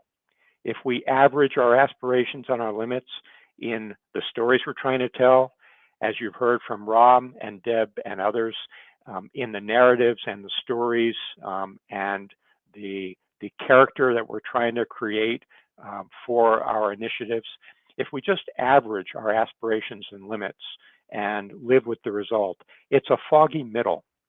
I want to invite us to think about those aspirations and limits differently today. One alternative view is to think about them as having a constant input and output to and from one another. That's true. Another alternative view is to think about our limits and aspirations as joined at the hip, as being part of a whole, almost as a yin and yang. I think these are more helpful views than just looking to average them out and living with the result. In our context today of communications, the classical simplified view of our communications, and again, whether we're talking with an audience full of humans or we're focused on one human, a potential investor perhaps. There's the speaker, in this case, myself. There's the message, what I am offering you or trying to offer you, and there is you, my audience. And if I'm smart, there's also a feedback loop that I have either pre-worked or I'm constantly listening for to assess and judge your mood, your understanding, your beliefs, your own trust in me, your ignorance of me, etc. Now, complicating this and making our aspirations to be fully understood and to completely understand our audience, complicating this and making that aspiration impossible is the fact that our audience is in multitudes, or even if it's only one human, our audience is always changing from one moment to another.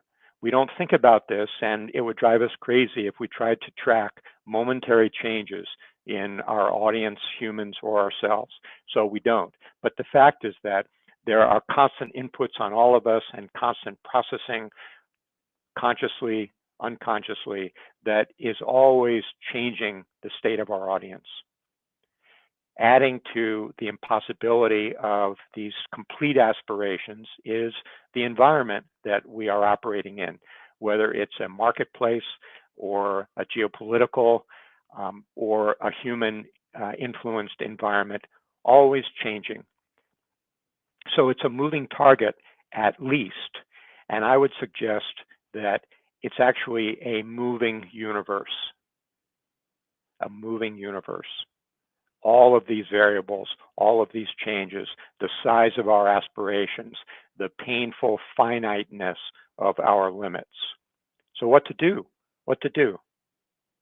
In a world in which our communications aspirations to be fully understood and to fully understand, and in which our limits, which in contrast to our infinite aspirations, our limits are very finite in the world in which we live in, of budgets and time and crunch, etc. What to do? I want to suggest, and again, today I'm offering you an approach to combine with everything else that you're doing, with the scenario planning that you've heard about in other sessions, with the research disciplines that you've heard about in other sessions. I suggest 3 mindsets to leverage these aspirations and limits. 1, to embrace the reality that we can only approximate our goals, and I'll talk more about each of these. Number 2, as I suggested, to leverage, not average, those aspirations and limits.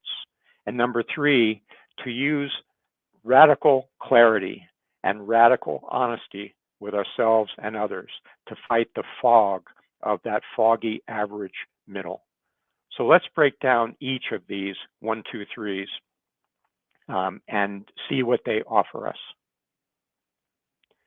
When I talk about embracing approximation, I'm suggesting that the impossibility of our communications aspirations, to be fully understood and to fully understand those with whom we're dealing. These are impossible aspirations. Recognizing that and realizing that we are always approximating our understanding of others and the understanding in them we create. We're always approximating. Do our customers understand what we believe is the full value of our offering? No. Do our investors understand the full potential that we dream of? No. So we're always working to approximate those goals. Embracing that approximation gives us certain things. One, it gives us a freedom. If you're like me at all, you angst about how close we're going to achieve our aspirations, how well we're going to serve our customers, how distinctive we're going to make our offering in their eyes, how well we will reward our investors, how deeply we will build trust. These are difficult burdens we place on ourselves for completeness of our aspirations. Realizing from the beginning that in their fullness, they're impossible, gives us the freedom to deal with the approximation. And once we embrace that freedom, we can experiment with different narratives, different stories we tell about our offering, about our journey. We can leverage other things that I will talk about in a little bit. And we can embrace the iteration and realize that everything is an iteration. The classical musician who is a leadership speaker, Ben Zander, used to say, I make offerings to the universe and I see what the universe responds back.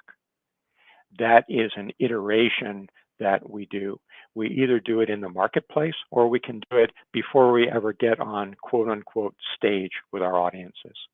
Okay, so freedom of movement and expectation, an experimental mindset, and a leveraging of the iteration that will make our message clearer all the time. Number two, leverage, don't average those aspirations and limits. When I talk about the foggy middle, if we just average our aspirations and limits, it makes for boring stories, and even more important, it makes for stories that don't tell what we're trying to achieve. By leveraging our aspirations and our limits, I'm suggesting that we look at the insights that our highest aspirations and our most painful limits can give us. What do they tell us about what we're trying to achieve? What do they tell us about how to mitigate those limits? How can the limits add color to the stories that we tell? For example, if we're trying to achieve a certain outcome, say, I want my nonprofit to eliminate this or such disease in Africa in the next 15 years. Rather than saying, I think I'll be able to achieve 50% of my goal, why don't I tell a story that says, I want to achieve 150% of my goal? And let me tell you about the stark limits that we are going to work through. And let me tell you about the strategies we have to work through them. By leveraging the aspects of our aspirations and our limits, we can get greater insights about our mission. We can give more color about the mission we're on, and we can tell stories that matter. Number three, fight fog with radical clarity. That foggy middle of just averaging our aspirations and our limits. It's what we want to avoid. One way we can avoid them is by seeking to be painfully clear about everything we're doing. Our understanding of our marketplace and our customers and our partners and our investors. Fighting fog with radical clarity increases the efficiency of our storytelling. By eliminating unnecessary thoughts or words and sentences, if we want to get down to the grammar level, by all means, I would say work with tools like Grammarly, but do this thinking on your own. It increases the efficiency of our communications to make them clear and simple. It increases the impact because the more that our meaning gets through to the audiences we're working with, whether it's an individual investor or a room full of potential customers, the more of our story that gets through by degunking it, the more impact we're going to have. Now, the understanding that can result from this exercise in radical clarity, this exercise in asking ourselves, what are the extremes of our aspirations and what are the extremes of our limits? The understanding is not only about our audience and how they're responding to our message, but it's also ourselves. Radical clarity requires radical honesty. What are my own limitations? Are there stories I can tell about how I'm either mitigating or working around them? Do I privately understand my own limitations better as I'm developing the narratives so that they are stronger in the end? Do I understand my own limitations about storytelling and some of the crutches that I lean on when I'm not being as clear as I can be? Tools that we can use sometimes to increase this radical clarity. If we're struggling with an understanding of a message we're trying to send to an audience or an investor, by all means, use all the tools at your disposal. So if you want to upload a full page of rambling text into a generative AI tool and ask it to simplify that, by all means do that. But I would also invite you to look at it yourself and ask yourself, what am I afraid to say? And one way to try that out is to say it out loud. Pretend you're having a 90-second conversation with one of your investors and use the elevator metaphor. What shall I say first? Saying it out loud can often lead you to hear the redundancies, to hear the foggy words I'm choosing as crutches because I'm nervous about exposing what the height of my aspirations are. I understand my limits, but I'm nervous about exposing them. It's not a bad practice to embrace the fact that everyone is going to understand your limits, maybe even better than you do.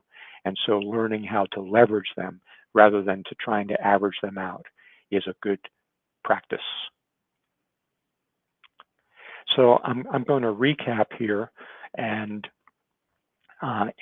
offer again a different way of looking at the painful contrast between the infinite nature of our aspirations and the oh so finite nature of the limits that we work through. When our aspirations are to understand everything about our marketplace and our customers and our investors and our partners. When our aspiration is to be fully understood, and of course, that includes to be fully appreciated and to have all the influence that we're seeking. And yet when our limits are the finitude of budgets and time and our own personal limitations, that makes for an impossible situation, but not one that is hopeless. By recognizing the inherent impossibility of the relationship between the height of our aspirations in our communications goals and the reality of the finite limits we have. By recognizing the theoretical impossibility of that, we can embrace that freedom. We can work on leveraging all aspects of this impossible situation. We can enjoy the freedom that approximation gives us and iterate again and again, either privately or publicly, knowing that it's always an effort to approximate. We can leverage, not average, the relationship between our aspirations and our limitations. And we can drive for radical clarity by using tools that sometimes we hear about efforts to dumb down our complex story. If we're an engineer, or if we're a scientist, or if we're an expert in our field. But seeking for the simplicity of clarity is not a unrespectful dumbing down of our message. It's a gift to our audience, and it's a gift to ourselves to achieve that clarity in this mission to use communications to help achieve our loftiest goals. I appreciate your time, and I'm going to stop here and invite Ram to raise any questions that have emerged. Ram?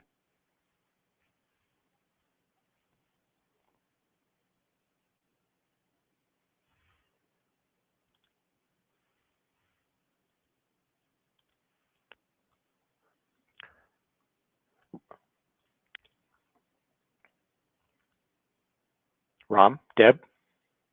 I don't hear you. Do you hear me still? There we go. I think that's good. Okay. All right. Thanks, Mike. Thank you so much. That's I appreciate that. And actually, there are some questions here and about crafting a compelling communication strategy. So, for a small to medium-sized business owner, how do we get started putting a strategy together to be effective here? You begin anywhere you can, but you begin movement in your brain, in your voice, in your hands if you want. You begin. And so you ask yourself, what is the story I would tell my best friend or my mother or my sister or my brother? How would I say what I'm trying to achieve? How would I describe, as Deb, I've heard you talk about so eloquently, how would I describe the threats that could keep me from achieving what I'm trying to achieve? And just try to tell yourself first a 30-second story. What is the one sentence that describes what I'm trying to achieve? And then add on it and test it out. Iterate on yourself, iterate on trusted colleagues, but begin, always begin. And then through your journey in communications, it's much like the dynamics of business. You always want to be listening for signals that are going to be influencing the change you need to make or opportunistically make in your narrative. So first build yourself one sentence. Don't try to build a whole strategy and a whole narrative. One sentence, and then build from there. It's freeing to get the one sentence said. Okay, now that sounds very practical, and I think a lot easier for people to kind of be able to respond quickly and not overthink it, maybe, right? You have to begin. Yeah. And then, by all means, build out the complexity of your narrative to match the natural complexity of your mission. By all means. And there are many communications tools, and in my practice, I work with clients of all sizes to help them work through this. But by all means, use every tool that you can to develop that narrative. And I'm not saying that it stops at one sentence, because you have the responsibility, especially if you have investors or partners, to be describing a narrative that has anticipated what will happen in week 1 and year 1 and year 2 and ideally year 5 and year 10. So I'm not suggesting your story must stay small and simple. Build it out. Build out the classic 3x3s, the 3 pillars of your narrative. What am I trying to achieve, for whom, and how will that help them? Then the sub-bullets under that. How am I different from others? How fast will I deliver this? Build out this nested house by all means, and build it out as fully as you can. Work yourself with your own rude questions and answers. Ask yourself the toughest questions that you think a skeptical customer or a skeptical investor might ask you. And sometimes by working privately on the answers to those questions that you've anticipated, you can find aspects of a narrative to bring all the way up to the top of your story. And by that private iteration, where you're building out scenarios in your story to match the scenarios of your business, you end up with different versions of your narrative, not a lying version and an honest version, but a version that tunes to your customers in the Middle East this week, or your customers in Africa this week, all telling the truth of your offering, but you've done the work so that you can help your audiences not have to work hard to understand what you're offering them and why you're the best choice for them. Excellent answer. Thank you so much for that. You know, we're kind of living these days, I think you could probably say that we're living in kind of a cynical world, very complex world. And we had a speaker yesterday, Dr. Bob, who spoke about empathy. And so could you speak to what role empathy plays in successful communications? Yes. That's a great question, and I've heard Dr. Bob speak, and he's a compelling speaker. Empathy, if I simplify, there's two ways that empathy is both crucial to embrace and a wonderful tool for crafting our narratives and compelling messaging that helps our message. One is understanding empathy is about really putting yourself, in my definition, putting yourself in the shoes of another.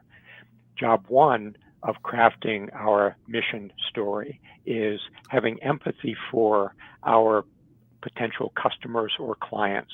What is the world that they're living in? Deb, as you described, the world today is not only complex, it is often horrible. Happily, there are people working in ways to reduce the horrors and to increase the prospects for all of our fellow humans around the world. Job one is empathy for our potential customers and clients. Happily, not all of them are living in horrific circumstances, but understanding, really understanding, if you go back to the beginning of my presentation, our job, not only as communicators, but as humans and as business people or as people working in nonprofit organizations. Job one is to understand our programs or businesses' customers, and that requires full empathy. You cannot spend too much time in understanding the needs and the wants and the aspirations of our potential customers. Job two, role two of empathy, is the same kind of effort in understanding today's audience, whether it's a single investor or a room full of potential investors. And here, it's a slightly different job we have. Here, our job isn't to ease their life or to help them achieve their own business goals faster or better or less expensively. Here, our goal is simpler but harder. We want to help them understand efficiently and fully what we're trying to communicate to them. So here, we're trying to use empathy to have us understand where our audience is coming from on hearing what I'm saying today. Have I used examples well enough to make it real? Have I respected their time so that I have given them the detail they need, but not swamped them with unnecessary detail? Respect is a parallel and a sister and a brother of empathy when we're talking with a communications audience, and it parallels the empathy we need to begin understanding what is our mission for our potential customers or recipients of our service. Okay, excellent. Thank you for that. You know, it's interesting that in the world we're living in, I think we always need to be ready, right? We're all this is such an important strength and skill that's necessary, and when you're dealing in times of crisis or conflict. Can you share how organizations, there's some rules of thumb that you can give us that can help organizations communicate effectively when they are in times of crisis and things are flying at them and and the stress level is high? any thoughts or words of encouragement to offer us? Yes, that's a great question. And, the Rule 1 and Rule 2 of crisis communications, or communicating in times of crisis and high stress and worry, it's a two-part rule. Always be totally honest with your stakeholders, whether they are coworkers or employees or co-leaders or audience members or partners. Always be 100% honest. Sometimes the word transparency is used here, and I don't embrace that word totally, because there are times where transparency is not possible for reasons of privacy or to protect some stakeholders that we have, sometimes to protect their lives. And so my goal in times of high stress is total honesty, and that means telling everyone everything you can that they need to know that you're responsible for sharing, and also telling what you can't tell them because of protecting certain situations. Sometimes in very lucky situations, all we have to protect are trade secrets, but sometimes we have to protect humans. And so not telling everyone everything you know is fine, so long as you're honest with them about what you're saying to them. A third rule that applies here, and it is optimum in times of less horror and critical in times of high stress, is the efficiency of our communications. Exhaustion is always around the corner for our audiences and for ourselves. It makes it crucial for us to be disciplined about communicating crisply and clearly what's most important, and doing it as clearly as we can without unnecessary agenda. So that's key in times of high stress. And sometimes that means sometimes a communicator's most important obligation is knowing when not to communicate more. We have wonderful communications tools in our high-tech world today. And so we have the ability to be communicating with our stakeholders and audiences all the time. Sometimes all the time is not value added. Sometimes it's just exhausting or distracting. And so as a leader or as a communicator, one of our secondary responsibilities is to know when to be quiet so that other things can happen, or what we said yesterday can just sink in. Give yourself the time and take it in. And actually, I'm not sure who, I think Catherine, who is one of our other communication speakers, talked about, talking about communication, but, effective listening is part of that, right? So maybe being still and take it all in, and maybe not be too quick to react, but getting the information that you need so that whatever you come back with and however you respond is more informed. So that's right. Right. That's right. I appreciate that. Can you speak to the relationship between organizational goals, like the business strategy and organizational goals, and communication? How does that work together? Sure. So the most exciting thing about organizational goals is that they present more opportunities to tell compelling stories. And I know you and Ram and other of your speakers have talked about the power of stories and the power of narratives.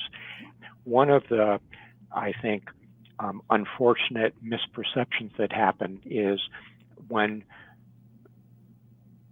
colleagues hear people like me talk about stories, they might think that we think about extravagant stories that take 15 minutes or 2 hours to tell, like the best movie you saw yesterday. Stories can be 30 seconds long, and organizational goals that you mentioned can be the pillars of stories that we tell. if you go back to some of the themes of my presentation, look at the organizational goals that we have set and ask ourselves, for each goal, what aspiration is embedded in that goal? And what are the finite limits that are going to be gravity against those infinite aspirations of those probably very measured goals? And what are the insights that those high aspirations and weighty limits about each organizational goal, what do they tell us about what we're trying to achieve, how we can help enroll our partners or our employees in achieving that goal, whether we want a key question, whether we want everyone to be working toward all 3 or 5 or 10 organizational goals, or whether we want in our communications to urge different members of our employee team or our leader partners or our investors to be paying more attention to one goal than another. That responsibility for distinction and differentiation, so that we take the responsibility in communicating organizational goals to really say, you know what, number 1 goal really is more important than number 2 goal, and that really is more important than number 3. Or to have the courage to say, you know what, all 3 goals are equally important, and if we don't achieve them all, we're toast. And so we're going to divide and conquer in this way. Communicators have a responsibility not only to communicate clearly, but either to decide if they're the leader or to help decision makers decide in a way that will make action possible. One of the tenets of the communications profession is sometimes expressed as good policies make good communications, or good strategies make good communications. The close relationship between strategy and communication, between organizational goal and communication, whether that relationship is in the mind of a one-person startup or divided in roles of a team, but the mutual influence and understanding of strategists and communicators end up with situations where, by working out how you're going to tell your story, you realize, oh, you know what, my strategy could actually be stronger in this way, because when I tell the story, I realize, oh, that's a gaping hole. And so sometimes communications planning actually influences core strategy and core organizational goals. And that relationship, again, whether it's inside the mind of one person or spread among a team, that relationship is essential. Thank you for that. Let me ask you this question. If we were, as business owners, writing strategic plans for our businesses, how would we articulate communications goals, as far as, maybe, how we could be more effective in our communications, or what are the skills that are needed to be an effective communicator? How would that convert into objectives that could live on a strategic plan, so people are in the organization, leadership, middle managers are that this becomes a priority for them, because they're communicating internally to their teams, right? But they're also communicating and representing the company externally. Any thoughts there on, what some of those communication objectives could look like, and some of the skills building opportunities that might be appropriate here? Yes, that's a great question, Deb, and it's full of possibilities.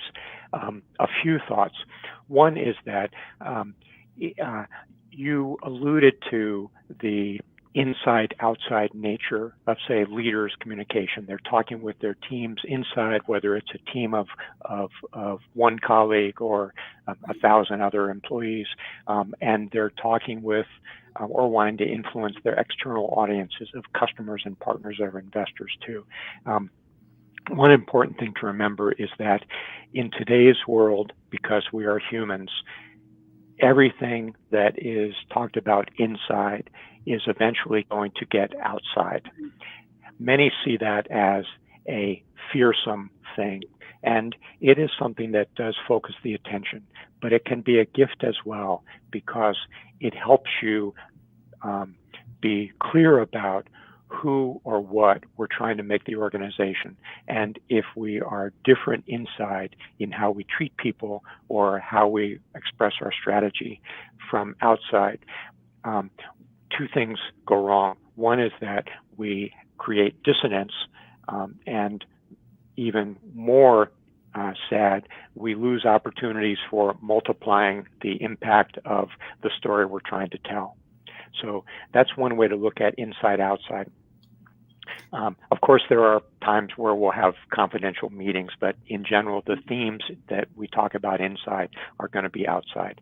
Now, you talked about how we develop skills and, in so many words, how we measure our effectiveness. There are two buckets of objectives and measures that I always have for communications, organizational kind of communications. One bucket is almost unmeasurable in terms of communications impact, and that's the bucket that says, my job as a communicator, whether it's one or a team, is to make the organization successful with a strong organization inside, with a culture of mutual support, and to make us successful outside with our customers and partners and stakeholders. You never can really measure exactly what the communications contribution is, because as Andy Grove once said to me, when I was talking about the importance of communications, he said, you know, having good products is kind of important too. And so the contribution that a communications effort or a communications person makes to the bottom line is never fully measurable, but the organization knows when it's helping. So that's the bucket that says, my job one is to help the organization be successful. Now, the only way to do that is to be effective in ways that you can measure effectiveness. The classic way to do it is to ask your audience members, again, whether that is 5 employees or 5,000 employees or partners, to ask them, this presentation that we just did, how clear were the takeaways? Did it help you understand the organization better? And do you feel helped or time wasted by the result of that? Asking these questions informally or formally in a survey is a great way to measure effectiveness. You can Google measuring communications. I won't take time here, but there are many ways to ask or measure the influence on audience. How clear, how impactful, how action-oriented. If there was a call to action, do I feel compelled to act? And if I am an employee or a partner or a stakeholder, am I clear about what my next step should be as a result of this presentation or communication, or even as a result of this one-on-one between a manager and her employee? Asking how clear was that is key. Then you asked about skills building.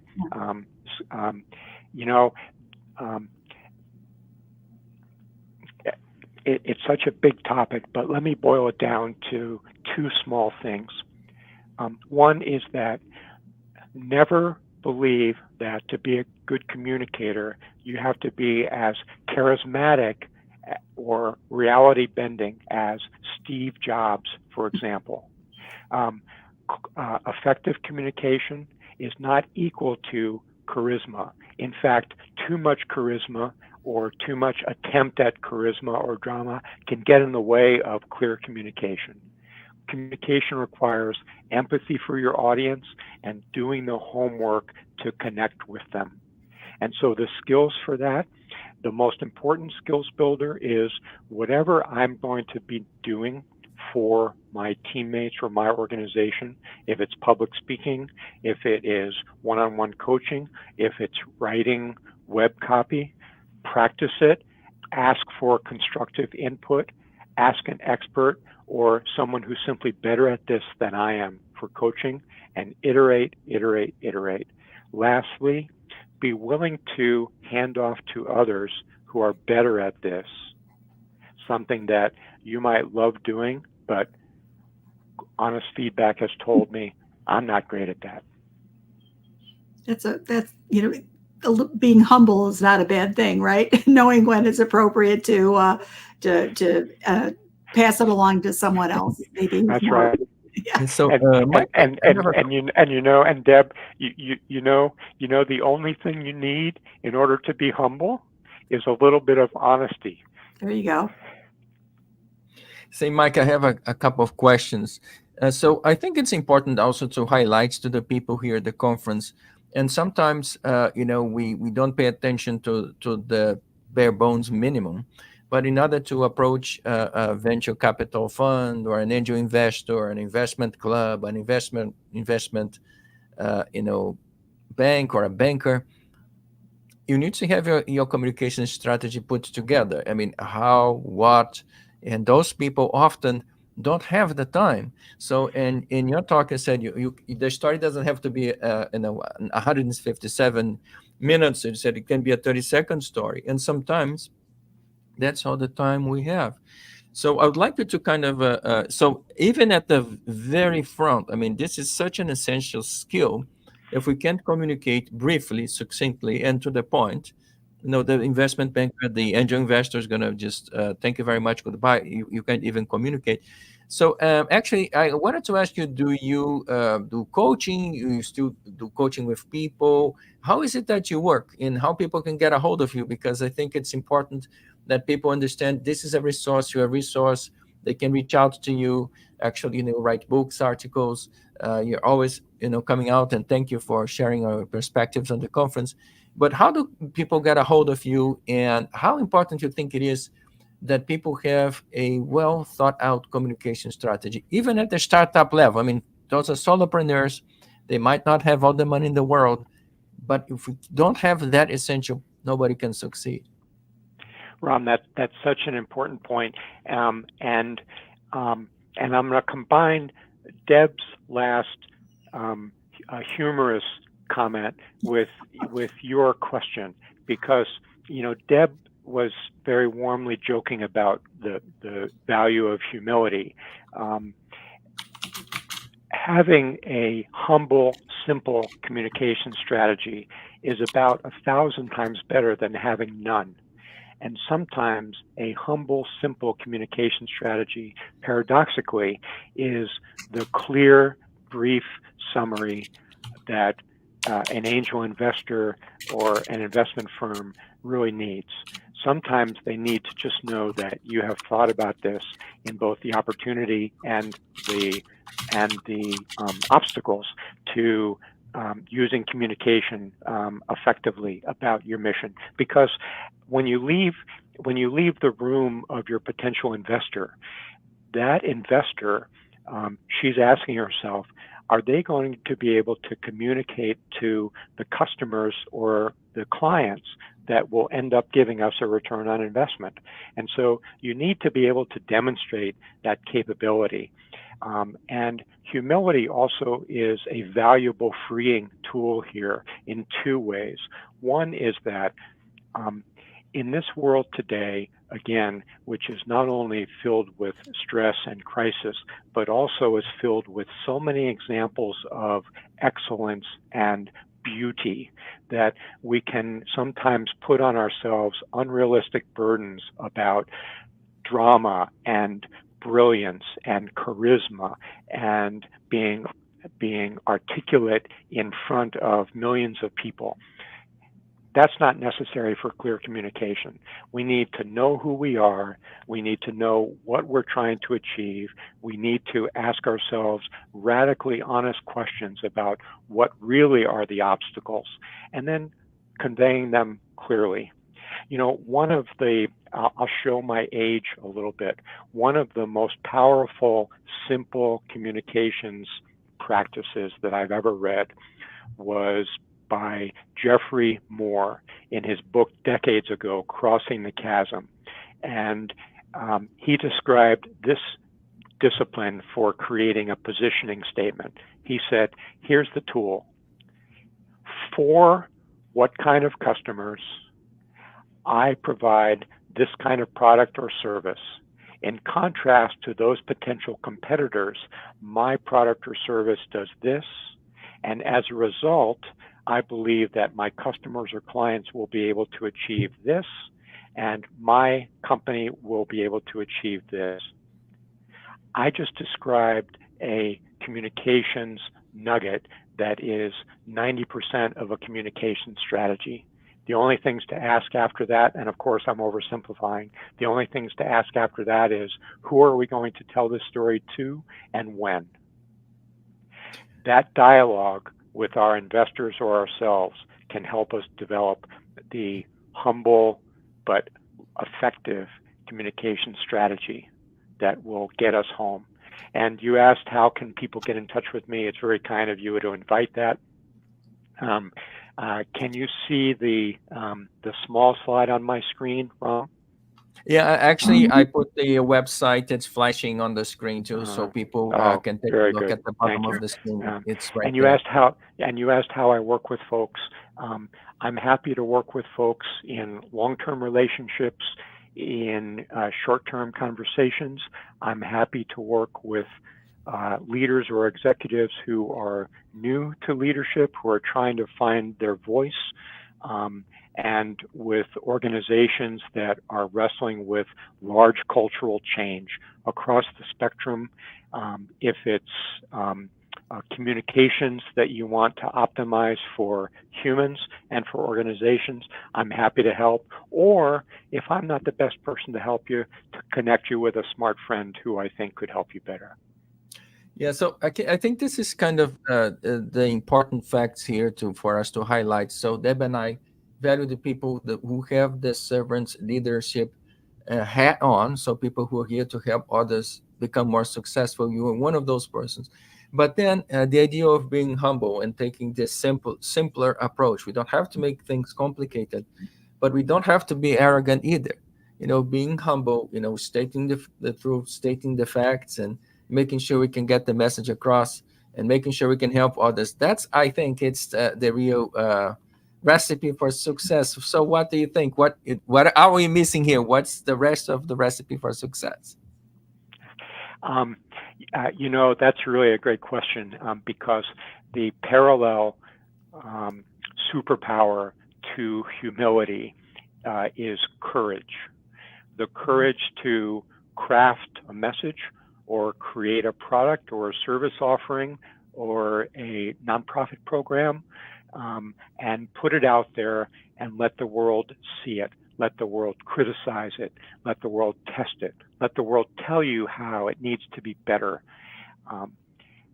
The courage to do that with the humility of really listening for the feedback, that's key. So the courage means that in our humility of realizing that we're not the answer to every problem and we're not sufficient to solve every customer's need, that humility is key. But we also have to be bold enough to say, you know what, here are my aspirations, and I'm going to put my whole heart into achieving that. And here's how I understand the limits, and here's how I'm going to navigate that. And so humbly expressing my aspirations boldly, that's the way to put yourself in the world, listen for the feedback, and then humbly express your revised aspirations boldly again. Yeah, so this is why I wanted you to come and talk. So, folks, I'm suspicious because I had the pleasure of watching, Mike, perform in several communication situations. He's really brilliant. But, folks, and I wanted to borrow a little bit from what Deb said and throughout the day. So you may be a solopreneur, but entrepreneurship is not a solo journey. Okay, you see Mike here, you see all those speakers, you see wonderful people who are here for you, ready, willing, and able to help. So I strongly suggest, folks, reach out. People don't bite. You can reach out to them. Go to LinkedIn profiles. Connect with them. Visit their websites. They're here graciously giving out of their time, and to share, insights and strategies. So make sure you connect.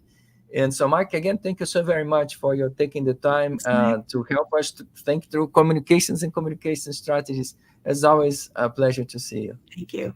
And thank you both very much. Okay, folks, so we're going to take a quick break and get ready for the keynote of the day. We'll be seeing you soon.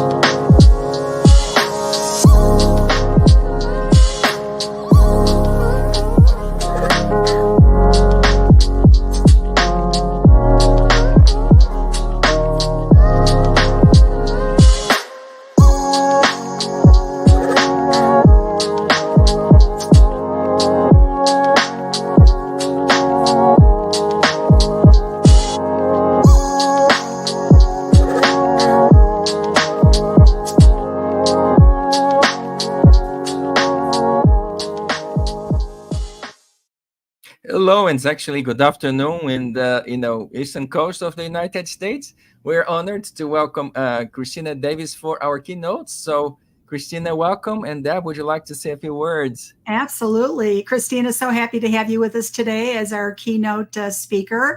I want to let everybody know Christina is a keynote speaker. She's an expert trainer. She's an inventor. She's a PR strategist, an on-air lifestyle expert, a best-selling author who specializes in crafting impactful messaging and navigating the media landscape.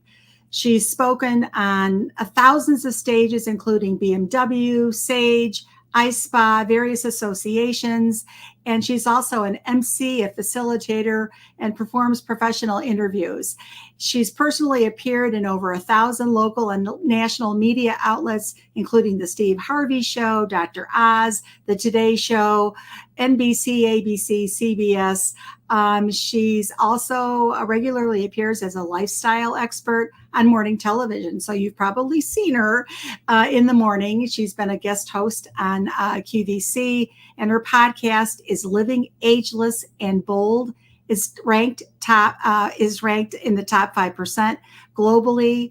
And together, she, with her clients, has over 1 billion views and generated over $100 million in sales from free publicity. So today, she's going to ask you some questions. She's going to ask you if you feel like you are your industry's best kept secret, that you know that you're good at what you do, but nobody else does.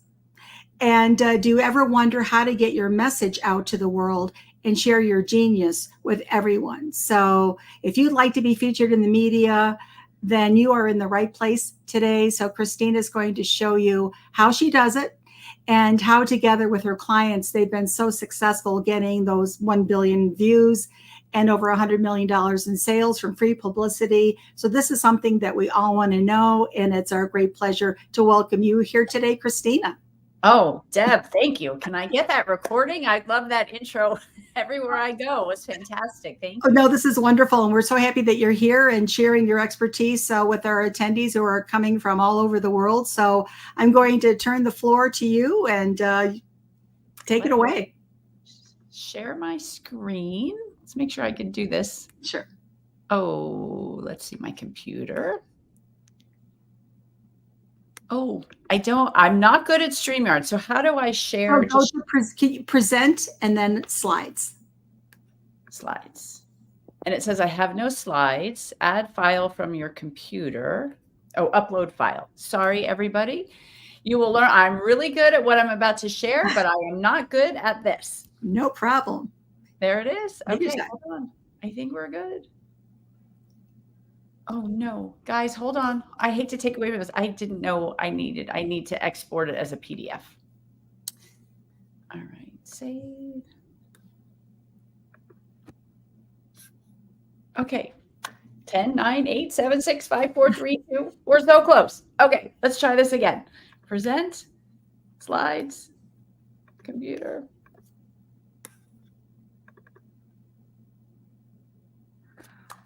Oh, Deb, I'm so sorry. I don't know what to do. It says my file's too big.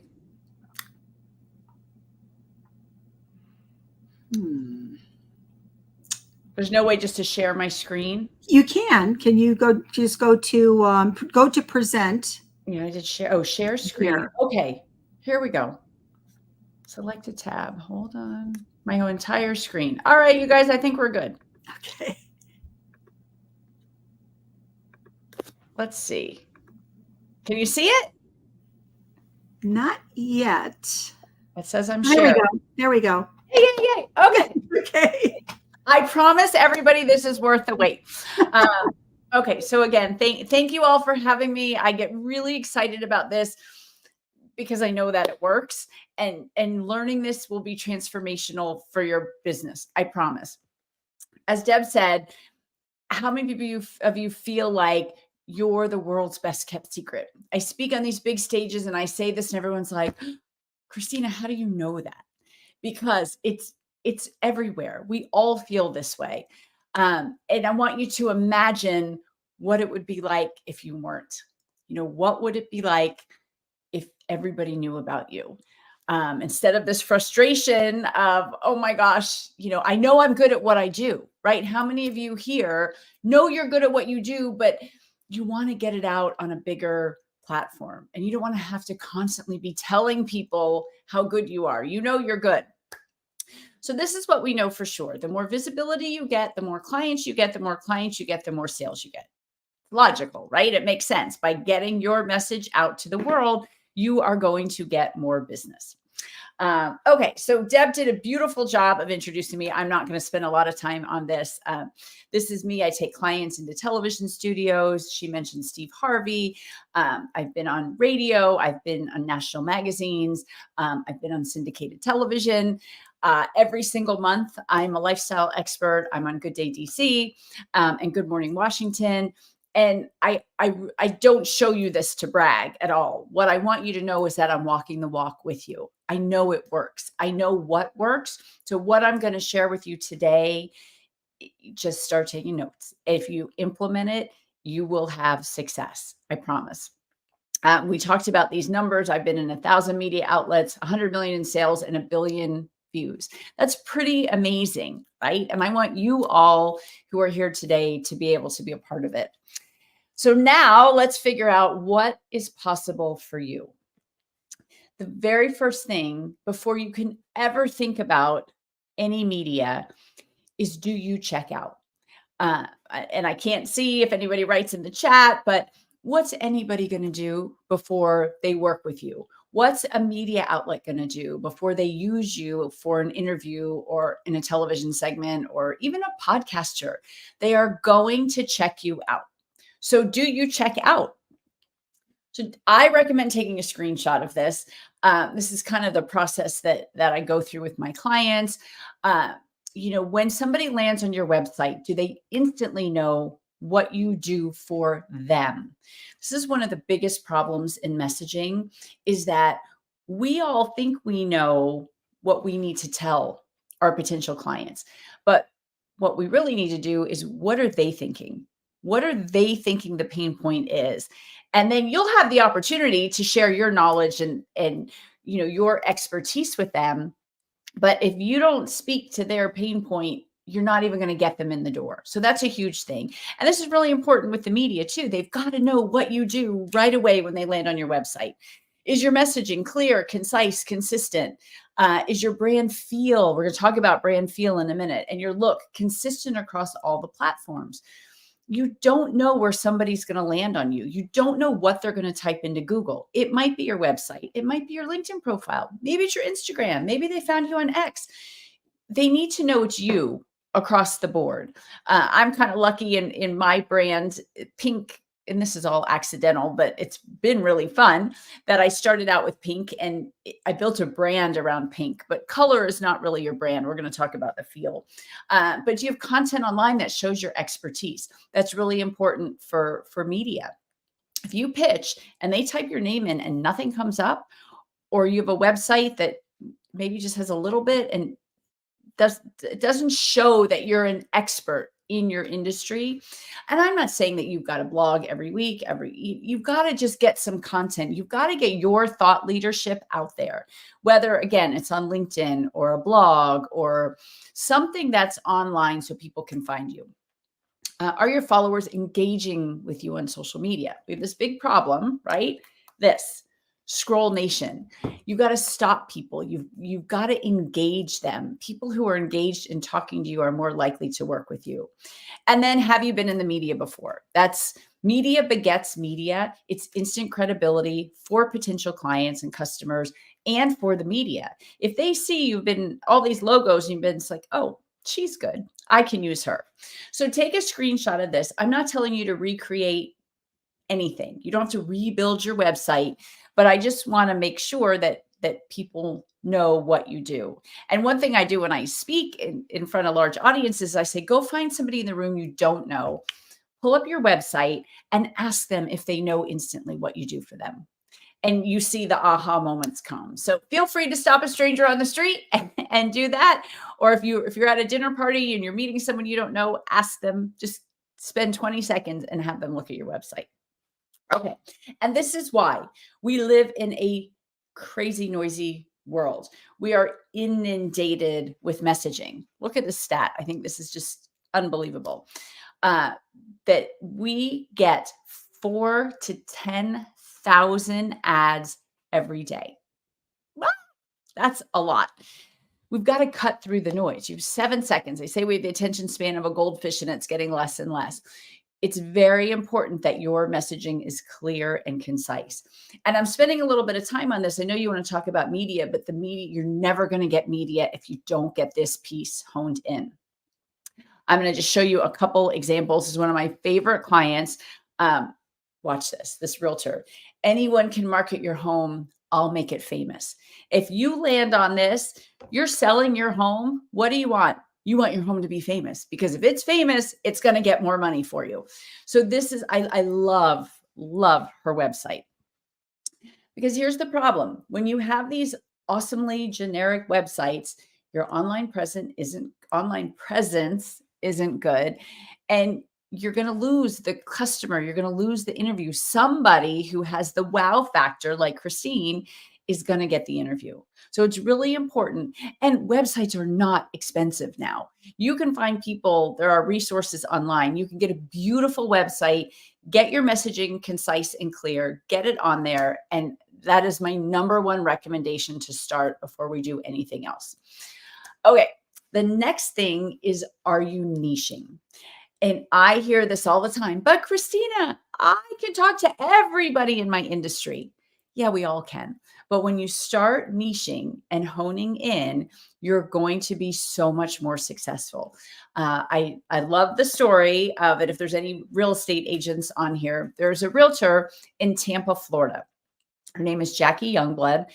And Jackie started out in real estate selling, she's probably making 40 grand a year, like most startup realtors do. But Jackie lives in a nudist community, and come to find out that Tampa, Florida has more nudist communities than anywhere else in the United States. So she niched, she honed in. She's a realtor, and she honed in on these nudist communities. She dubbed herself the Naked Realtor. She only focused on those communities. She is the number one team, or consistently the number one team. If you Google it right now, she might be the number 2 team, but number one of the top teams in the state of Florida, doing 8 figures a year from selling real estate in nudist communities. So if you don't think that you need to niche, listen to that story.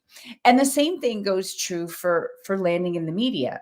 Most stories are not going to be these overarching general stories about your industry. They're going to want to talk about something specific.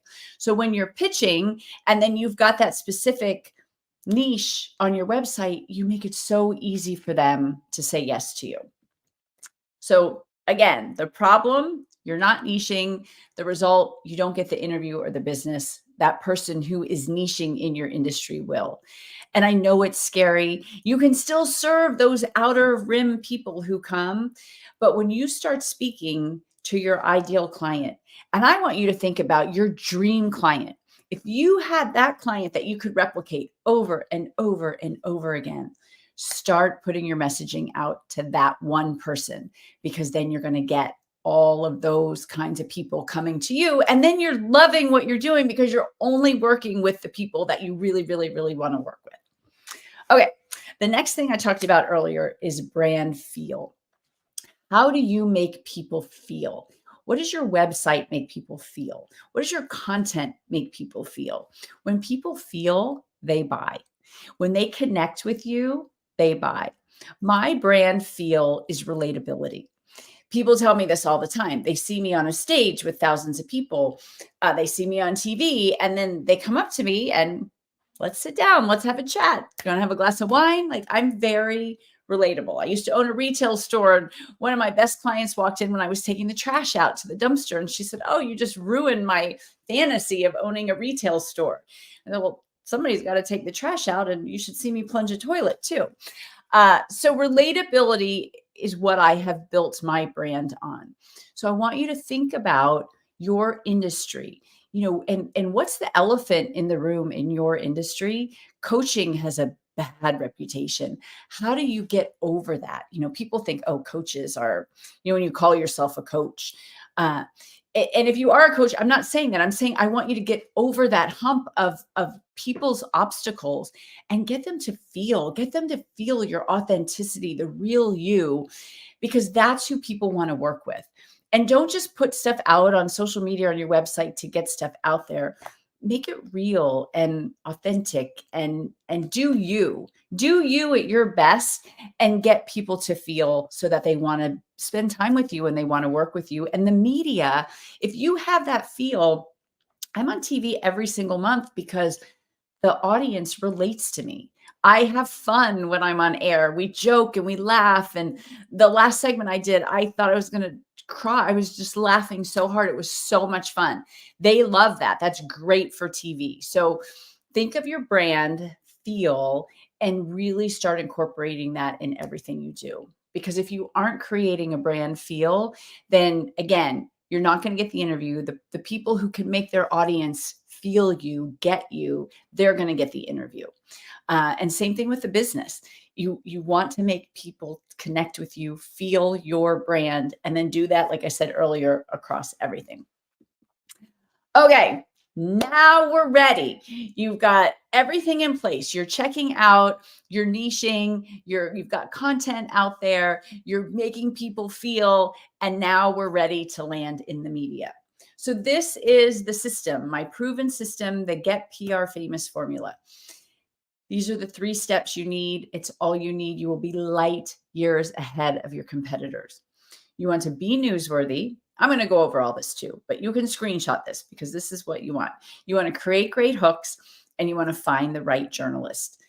It does you no good to pitch your business story to the food editor, because guess what? They're not going to forward it along for you. So it's really important that you have all 3 of these in place. And if you're missing one, your percentages are going down in success. But this is why we have 1 billion views, 100 million in sales, 1,000 media appearances. I follow this process myself every single time I pitch the media. This is how you stand out. There's all your competitors right there. This is how you make a difference. So this is what media is going to do for you. Media is going to give you instant credibility. When you have these logos on your website and people land on your website, you have to believe me on this. People love to work with famous people. And I have people who say, but Christina, I don't really want to be famous. You do want to be famous. Somebody in your industry is going to have this, and I want it to be you. And you don't need all of these. You just need a couple. I'm going to get on my soapbox very quickly because there are companies out there who are going to charge you a lot of money to write a press release, and you're going to be housed on a server. And this is what press releases do. For 48 hours, you're up there so people could pull it off if they wanted to, but they don't. Press releases do not work. And then people say, oh, you can say as seen on ABC, NBC, CBS, and Fox. No, you need to link. You need to go to that television station. You need to screen capture your television appearance. You need to screen share a PDF of the article that you've been in. Links break over time. So this is very important that you do that. But do not put logos on if you were not interviewed. I had one woman, I was like, oh my gosh, it's amazing. You've been in more media outlets than I had. She had all the logos of for example, every NBC station in the United States, because her press release was housed up there. It's like, no. That's not being credible. That's fake credibility. And I get very upset about that. So this is real credibility. So when you have real interviews and you're really on podcasts, radio, TV, newspapers, print, magazines, then you get to put the logos. And I strongly recommend that you link to the articles, and then you have backup with the screen captures of them. The other thing media does is it builds your digital footprint. We talked about that a little bit ago.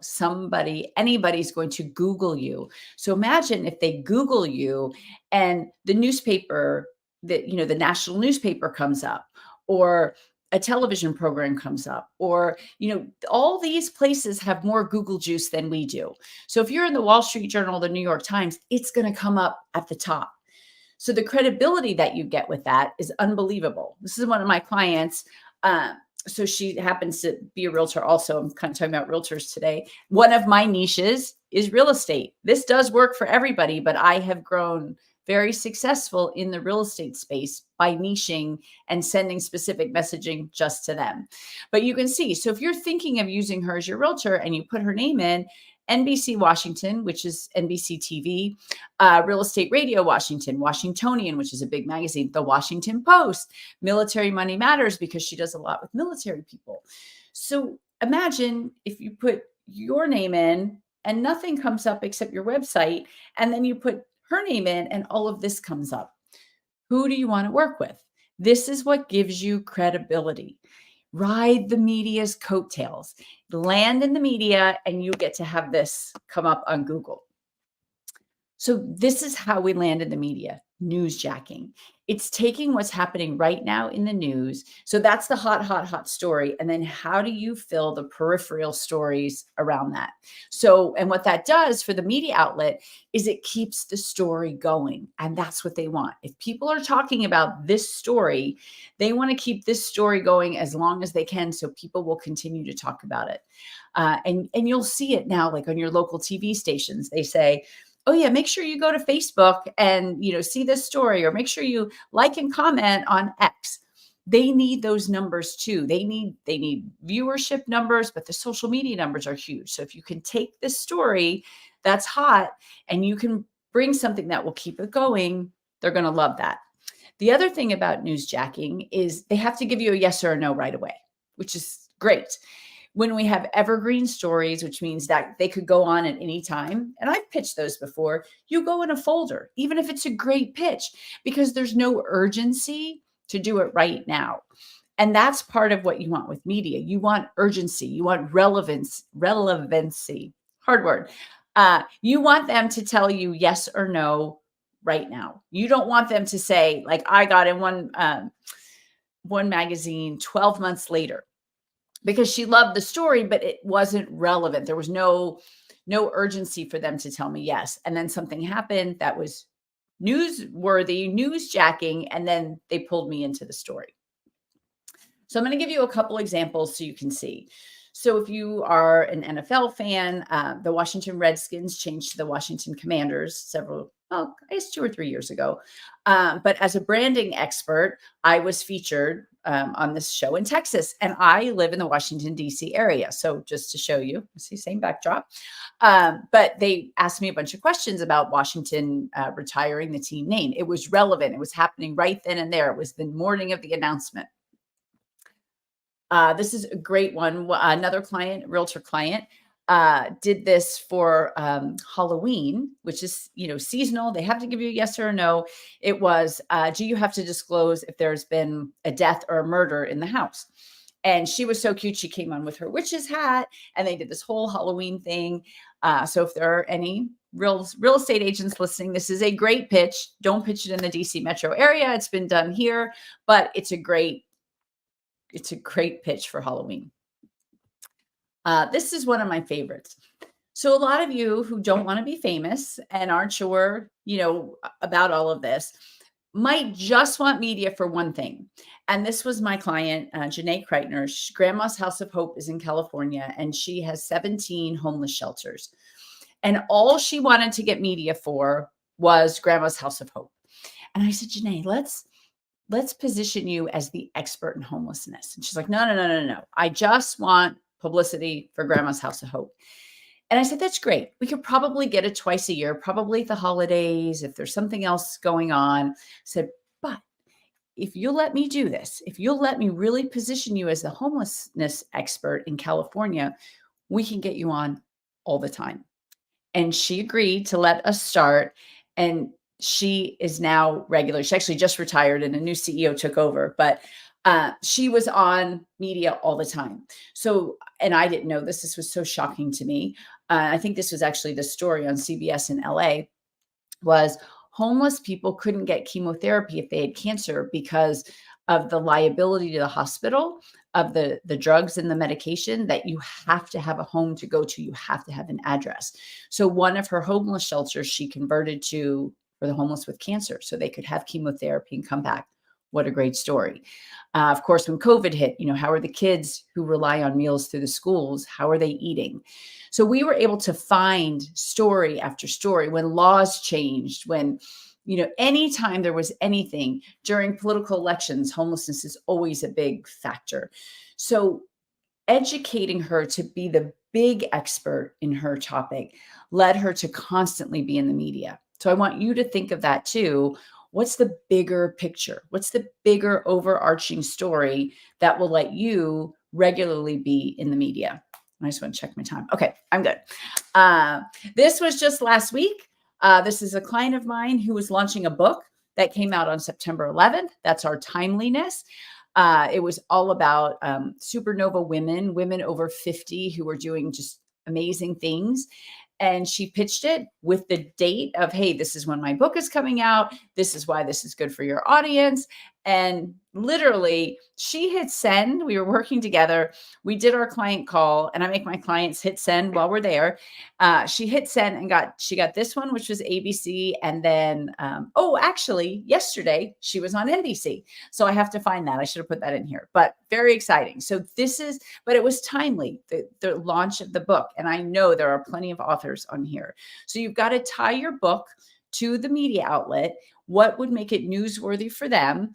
And then with the deadline of your book launch or a book in general is just a great calling card for any media. They love authors. You see it and you hear it all the time. So that gives you an instant credibility. Also, if you've written a book on your subject matter. Another client of mine, this is really funny. When I was watching Marianne's segment, then it leaped over to this one. Carol Lee has been an ongoing client on and off. She doesn't need me anymore because she's just regularly in. So it was back to school, and she was talking about books for back to school. Those are her two adorable boys. But she has a whole shtick too with a tutu. So that's why she's always on TV, but she's all about, so that kids are reading books where they see themselves. So whatever your nationality is, she wants kids to be able to open a book and see them on the pages. And she's just amazing. But there she goes. So back to school, timely, relevant. What books are good for your kids for back to school? Another one, this Gene has been a client for many, many years. He is a retired SWAT commander and is a workplace safety expert. And sadly, Gene is now in the media all the time because, as you know, we have school shootings, workplace shootings. It's just the world we live in right now is awful. But for Gene, and we keep saying, if Gene can stop just one of these attacks by sharing on these big stages what people should look for, what kinds of things to identify. So this was Good Morning America, and this is so cool. Good Morning America reached out to him. This is the goal with my clients, when you're regularly putting the content out there, when you're regularly in the media, these big outlets find you. He doesn't have to pitch anymore. They're all finding him. So this was a story that, and it keeps popping up in my feed about Google Maps and people robbing your house so they can go on Google Maps and basically see that your car's not there and you're not home. And he did a whole thing on how you can block your home from, if someone goes into Google Maps, it'll blur out they can't tell if there's no lights on or no car there.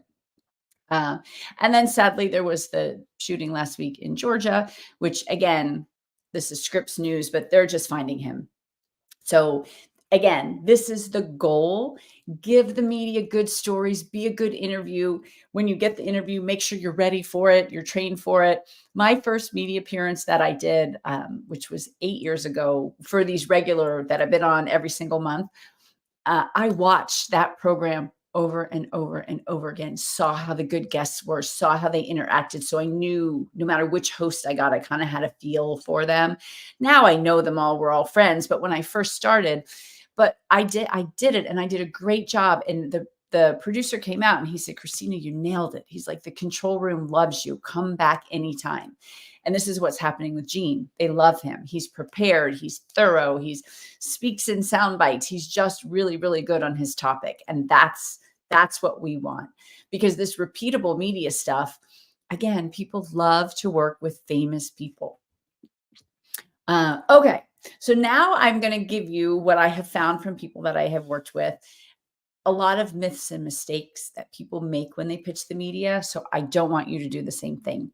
The first one, and I'm not being mean, I promise, the media really doesn't care about me or you or your book or your service or anything that you do, your product. They care about value to their audience.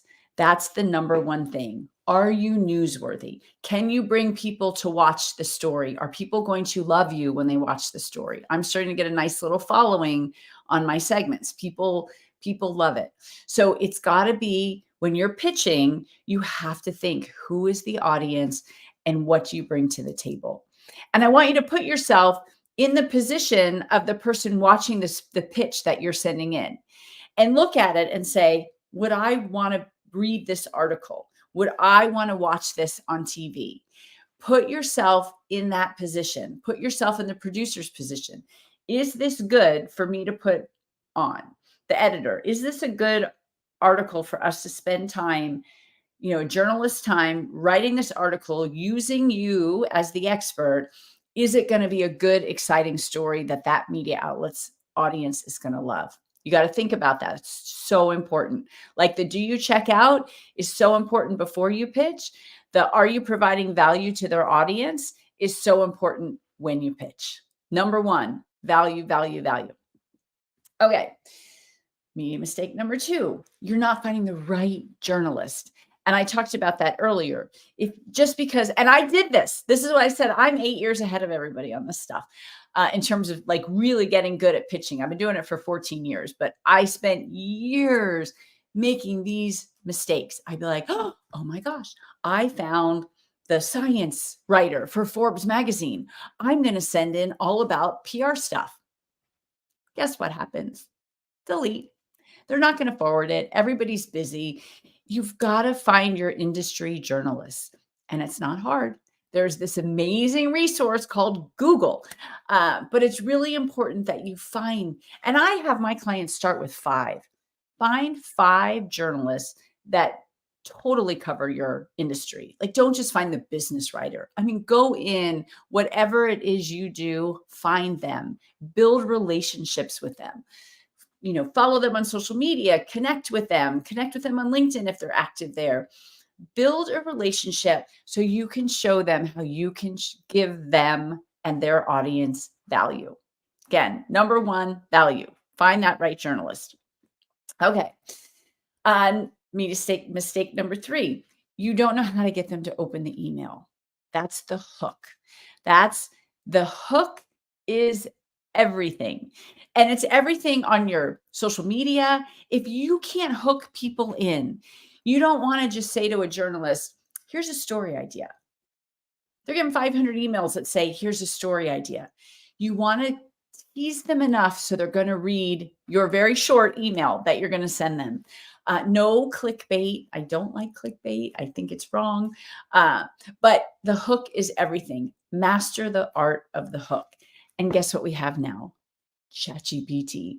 I have an entire course on using ChatGPT as your marketing assistant because I'm not the greatest copywriter. I've been doing this a long time, so I got good at it. Muscle memory is amazing. The more you do this, it's just going to start coming to you.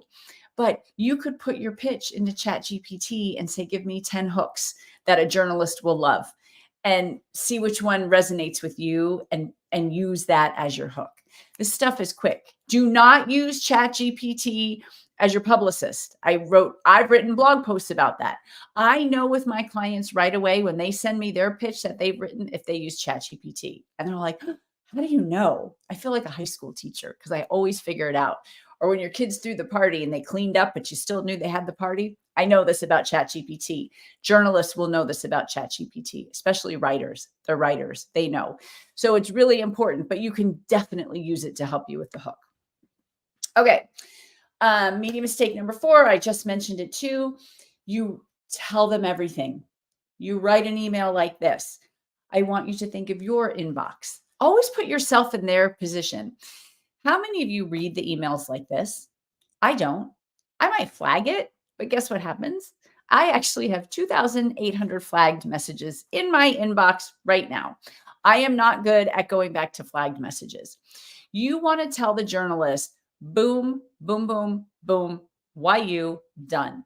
It should be 2 or 3 sentences. It needs to be easy to read because we know that 98% of people scan their emails. They don't read the whole thing. They're looking, why do I need to reach out to this person? So do not give them everything. Another question I get a lot, and this is important on this, you're not going to send a freelance journalist an 800-word article. You're going to give them a pitch, and then they're going to interview you for the article. Because I've had a lot of people tell me that, well, Christina, I don't have time to write an article and then it doesn't get published. No. You're not the journalist. You are the go-to industry expert. So they're going to use your knowledge and take quotes from you and share what you have to say. But you just want to write a short and sweet pitch, and that's it, with a great hook to the right journalist, and you've got the formula. Okay, I mentioned this earlier. A big problem is people using outdated strategies, like the press release. I've interviewed so many journalists. Nobody's looking at a press release. You could write the short and sweet pitch and attach the press release if you want. I don't think they're going to read it, but you can do it. But it's outdated. Don't pay for a press release. Pay to learn how to do this. Pay to learn strategy, media strategy. Don't rely on this. There is SEO involved, and I am not an SEO expert at all, but I have had clients who do it strictly for SEO, strictly to get people, if they're putting in certain keywords. And if there's any government contractors, I know sometimes if you win a government contract, you have to have it out where X number of potential people could see it. So I did have a client who was a VA contractor who, when she would win these big contracts, I would write a press release for her and she would pay to send it out. But there was a reason for that. It wasn't to get media. So don't use press releases. Another thing. So I'm going to give you all the value bombs again at the end that you need. You need to check out, value to the audience, no press releases. Okay. This one, I get this all the time from clients.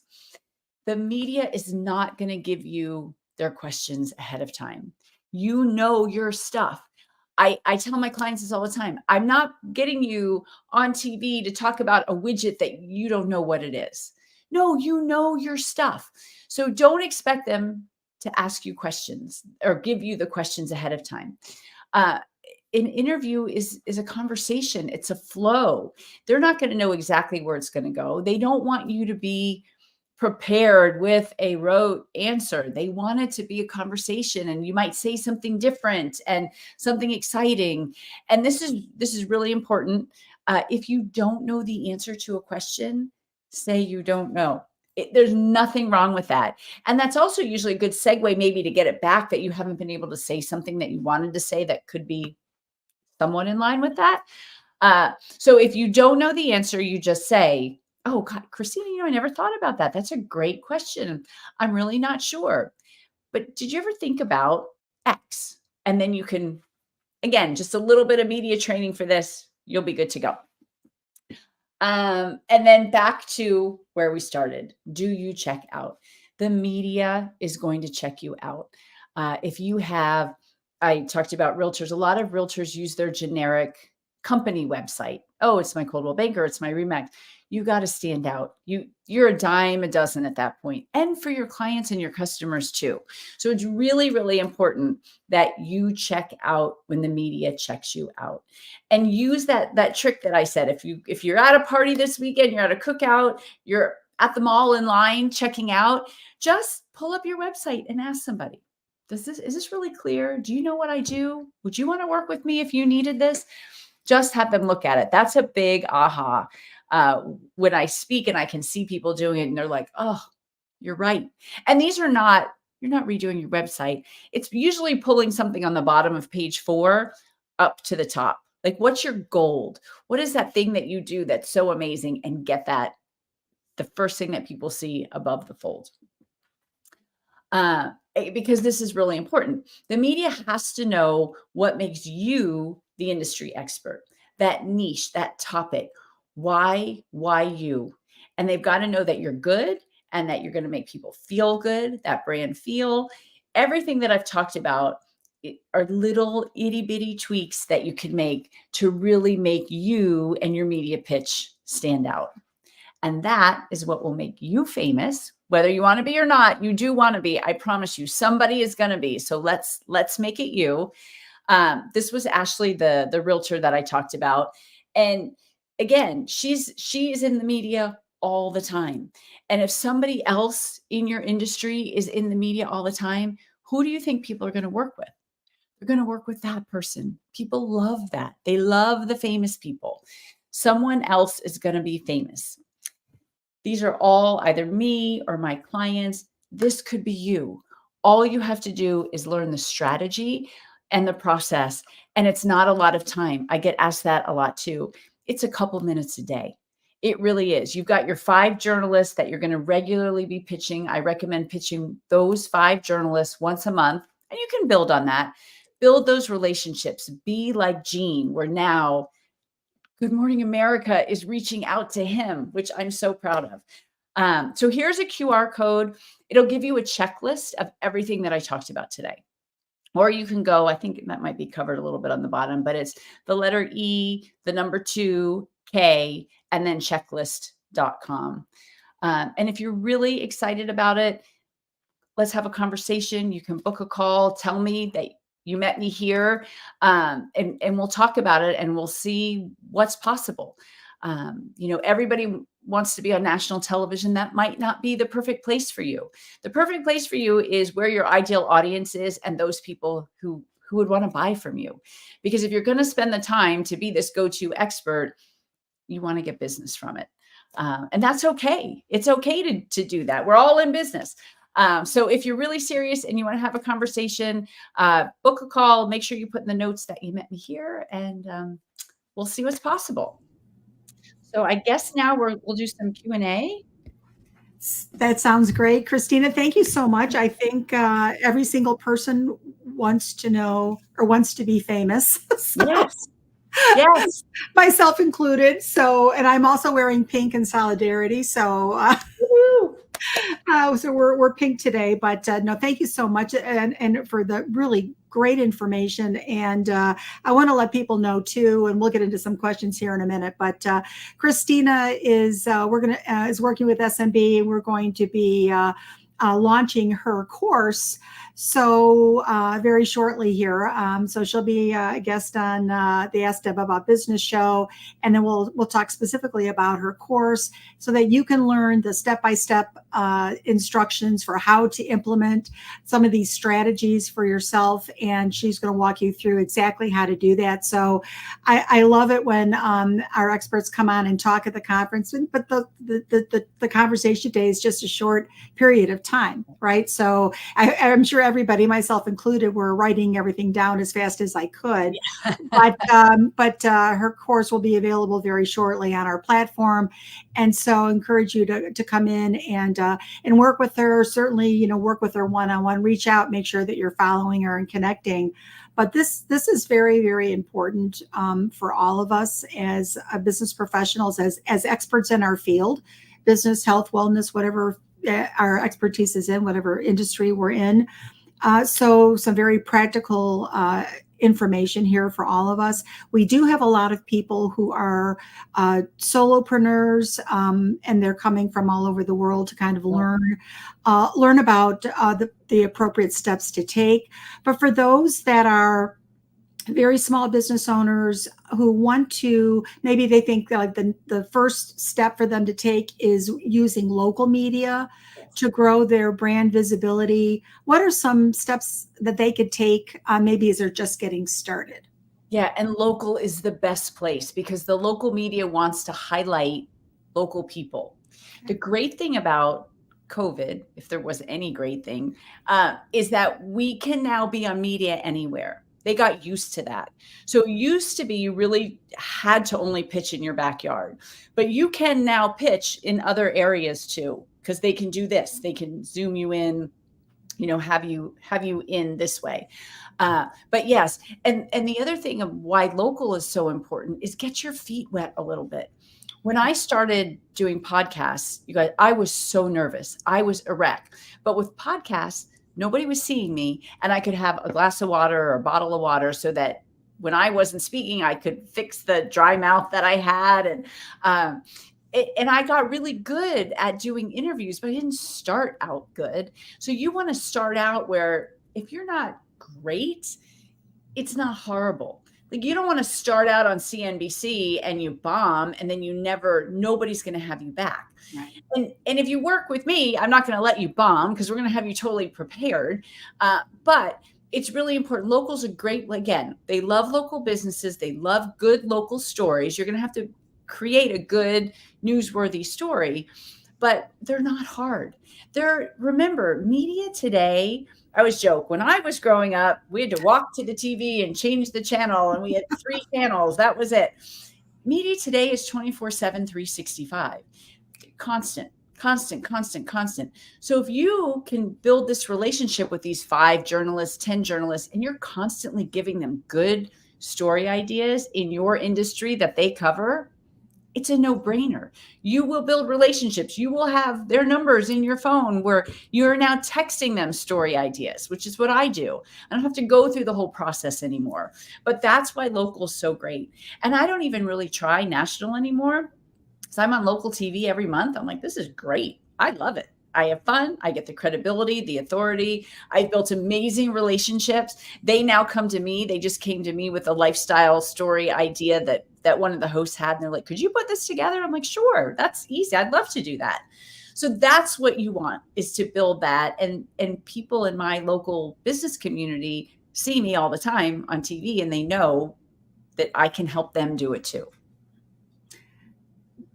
And I love that. And I'm just sitting here thinking, I'm sure there are a lot of attendees watching you today that are thinking about, gee, what could this look like for me? Right. So, if I think of myself, 3 years from now, what could that look like? So if you work with people and get them prepared and they are successful, can you speak a little bit about how they may, and when they're able to actually, have the experience and the success in the media where they're noticed and they're known, how do they maintain that momentum? So you work hard to get there and get the attention and be that person.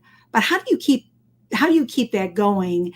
And when there's probably a very crowded field, new people coming into your space, how do you keep that momentum moving forward? So I'm going to give you 2 sides to this. Okay. So the one side is you're building the relationships.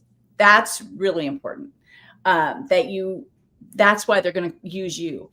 It's easy for my local Fox to use me over and over again because I'm a known commodity. Right. They know I'm going to give good TV. They know I'm coming prepared. I send my stuff in the day before, where I used to, they'd want to review it. And now they don't care anymore. So that's how you do that. You build that momentum. Like Gene kept giving good interviews. And now he's got, the big boys calling that they want to see him. But I will tell you another side of that. You might not need to keep doing it. And I keep bringing up realtor stories, but this is one of my favorite stories. I did a presentation like this, and somebody joined my program, and he's like, I'm going to get in the Washington Post. And I'm like, Dustin, I love you. Thinking big. This is fantastic. Might not happen right out of the gate.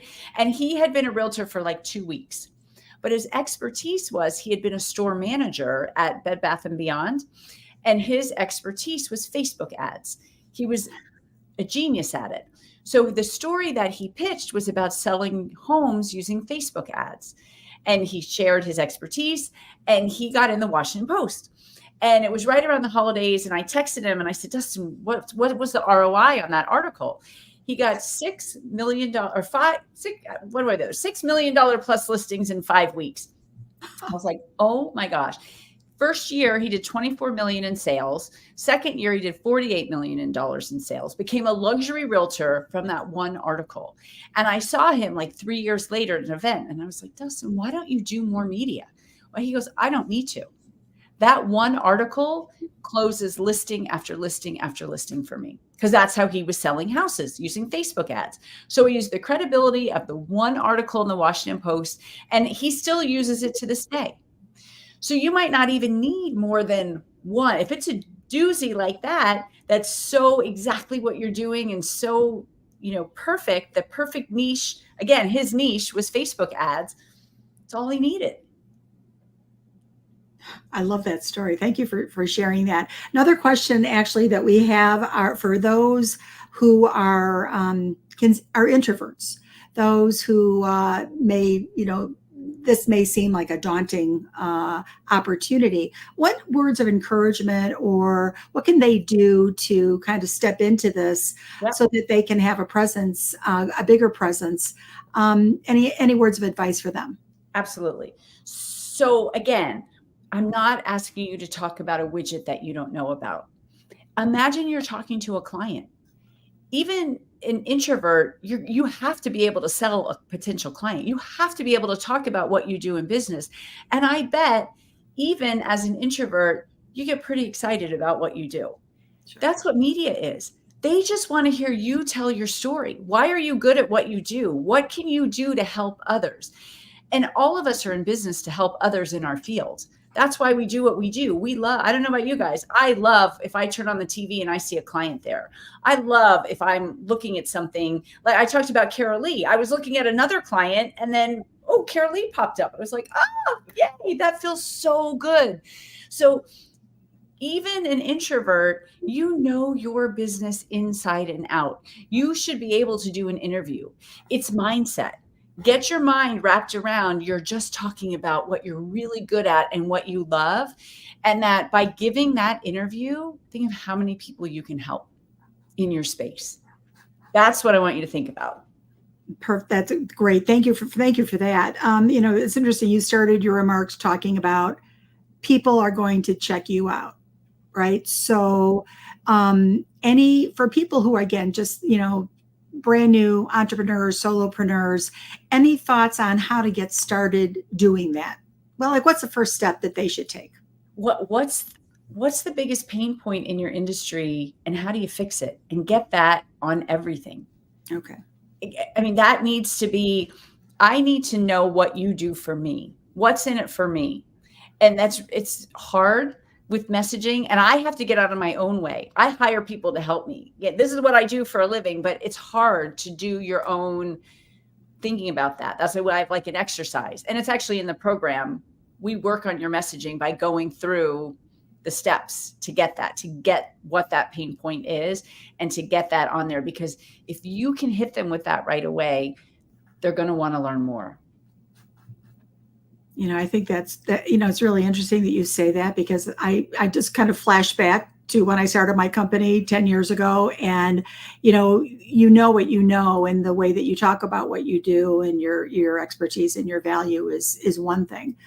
But sometimes it's good to have somebody else do that for you, Yes. right? So, because sometimes we're just too in our heads, and but we're looking at it from an inside view versus somebody else who may completely, we may be unknown to, and have somebody be completely objective and really kind of, get really tight with what that value messaging is.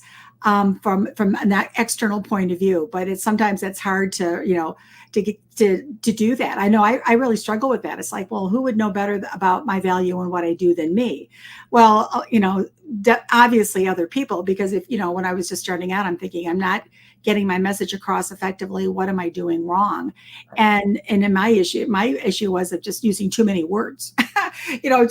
Saying too much. And but sometimes it's helpful to have somebody, an external view, an objective view, come in and go and just slice right through it and get right to that pain point, that value, and put it together and stop there. So that I think is incredibly helpful. Again, and just, because you seem very energetic and very passionate about the work you do, and that comes across. And I think that's a lesson for everybody here today as well, is, don't be shy about sharing that you're passionate about your field of expertise, right? Love what you do. It's because, and think about somebody you'd want to work with. If I said to you, oh yeah, PR, it's, yeah, you can do it. It's fine. No, but I get excited about it because I know what it does for a business, and you've got to be excited. And I am a little over the top, I know, with my energy. But in your field, you need to be, like, I just had a call with our attorney, and he's a much quieter person, but he's very confident in what he says and does. And just that is part of it too, having the confidence in what you do and relaying that confidence. Because if you're not confident, nobody's going to work with you, because they're not going to be confident. So work on your confidence, make sure you're clearly messaging, you're, attaching your value to the pain point of your target audience. And then make sure that when people go to check you out, they find you, and they find you in a way that where you're communicating your value very, very quickly and confidently and passionately. Is that fair? Fair. Yeah. Okay. And value. Always think of value to everybody.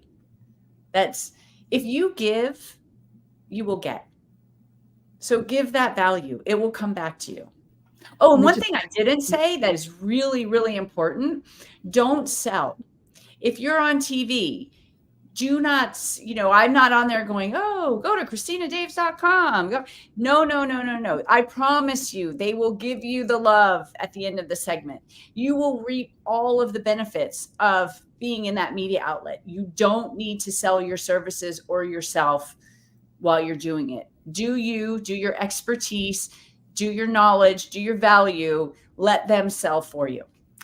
It's interesting you say this, and I'm really glad that you did, because we just had a different conversation the other day at the conference about just that, about, it's as entrepreneurs, as new entrepreneurs, we're very, we kind of want to go there, right? We sort of want to, put that out there and sell our services, but you really need to take that pause and really focus on the value, the communication of your value, and leave it at that. And let that go. And that's really hard for entrepreneurs and really for business professionals, is to kind of get out of that selling mode. It's actually probably more detrimental than helpful, certainly in the early days. So I appreciate you sharing that. That's really, really important, because for many people who are new and emerging entrepreneurs or business owners, they need to build their brand, right? So they may not be known necessarily in their industry, or they're a new entry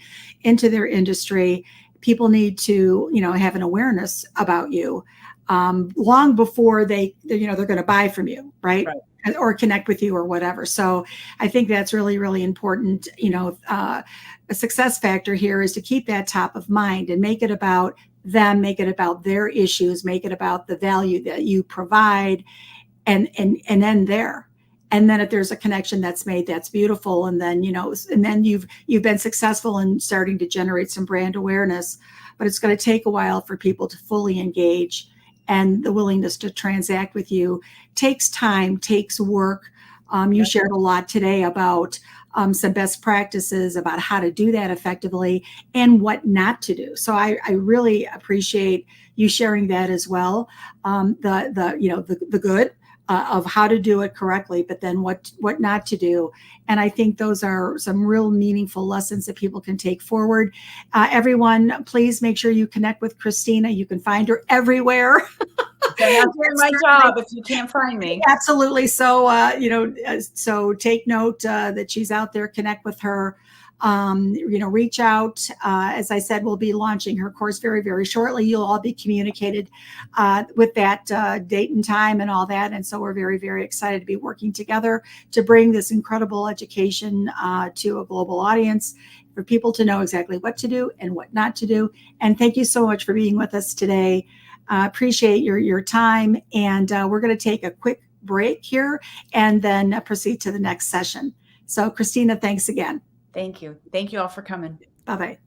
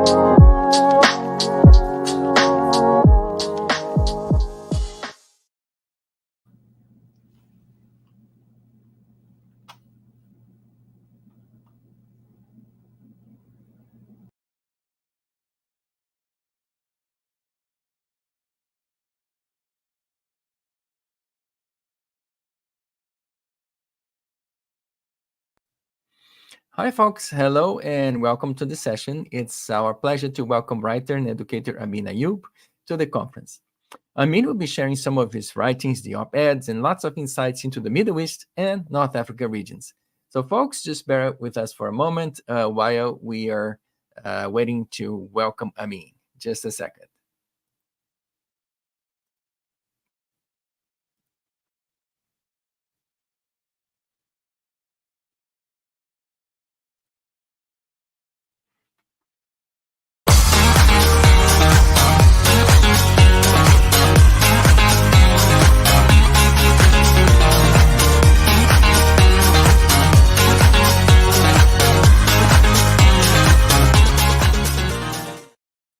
Hello and welcome to this special session with journalist, educator, and writer Amin Ayoub. He's live from Morocco and he's joining us to go over some of his articles and, of course, to share some perspectives. Amin, how wonderful to have you today. How are you? Yeah, thank you. Very good. And thank you so much, for sharing your perspectives and a little bit of your work with not just with me, the audience, but also the conference. So let's get started from the beginning. Your passion for journalism. Tell us how you got here. Tell us a little bit about your journey into writing and journalism. Well, my actual background was a bit in banking and finance, computer science, and things like that. Far away from journalism, but I always had these ideologies and I was always a critical thinker since my younger years. Always tried to understand things and did not accept what the society was pushing on my head. I was always thinking about religion, thinking about the way societies work, trying to figure out things on my own. I could not. I actually was an avid reader, also not an avid reader of books and fiction books as a kid. But I like, as my brother, who's now in the States, used to make fun of me as a 10-year-old who was reading newspapers. So I was an avid reader nonfiction stuff. I wanted to know what was going on around me as a kid. And my writing actually did not start as an early age, but the late stage where I started writing for several international papers, such as the Jerusalem Post. And my first op-ed was back in 2015, where I actually thought about writing some of my thoughts, because I always actually hiding most of my thoughts, which actually looked a bit unorthodox, especially in Muslim societies. Unorthodox in ways such as I would claim that there is a need to actually be closer to a closeness. I was calling for a closeness between religions, between people, Muslims, Jews, and things like that.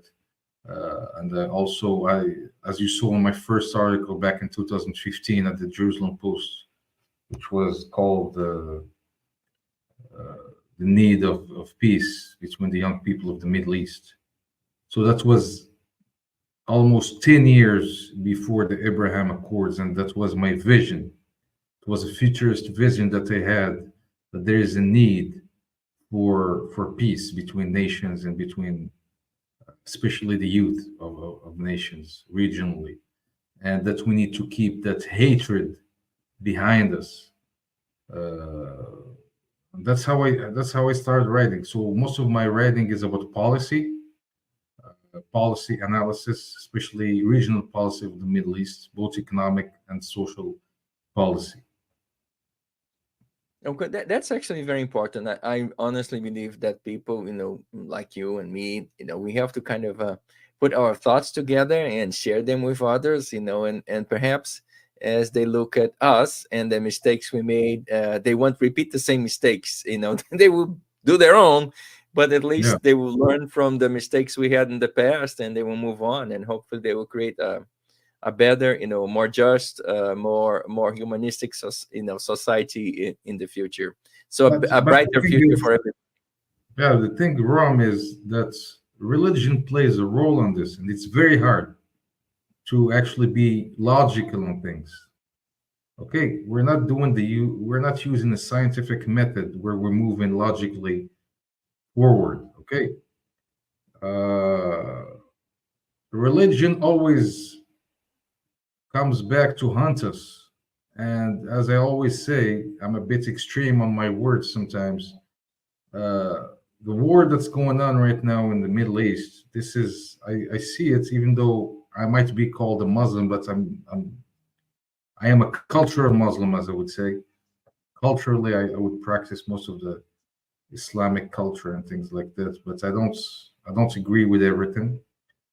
And I see it as a religious war. That's what's going on right now. I mean, that's how people, even though we try to push forward for peace, okay, there are going to be haters who actually would bring religion. And you know how people feel about religion, especially when you bring in the word of God and the word of his prophet and things like that, all right?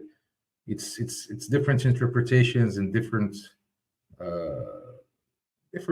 speeches that would actually influence the youth. So many people, such as myself, and I was one of the first people who was openly talking about this in my writings, in my speeches, and things like that, in my videos, where it's always hard to succeed, but there's this trend that even though right now with what's all going on in the world, it's hard to have a voice, but we're pushing forward. But that's why I think it's important to bring voices together, and unfortunately, religion has been weaponized. Actually, throughout history, we can see several examples where, religion was used as a tool, right?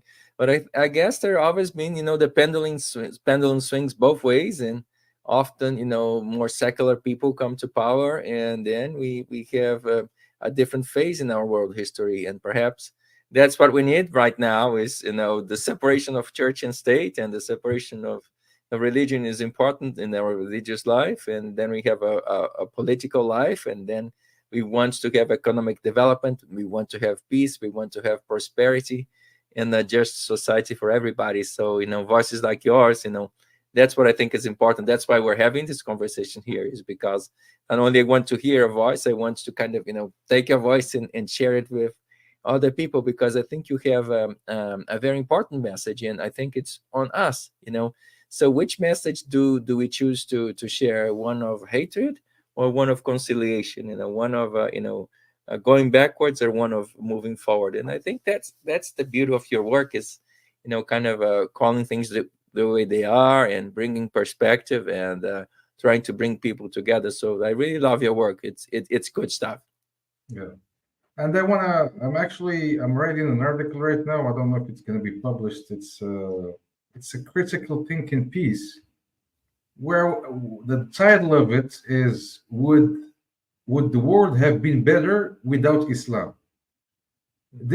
I'm not attacking Islam. I'm doing an analysis, and I'm doing also an analysis of events, violent events that actually were brought up by atheists, such as Stalin, such as Hitler.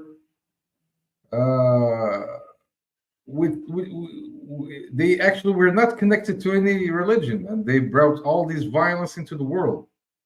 So at the end of it, it's not about a specific religion, it's about a mindset. Okay, and right now what's happening, and this is my futuristic view, is that Islam is being used with its own interpretations. Okay, I might be called, as I told you, I'm a cultural Muslim, but I believe in a higher power. So I might also be called a deist, not an atheist.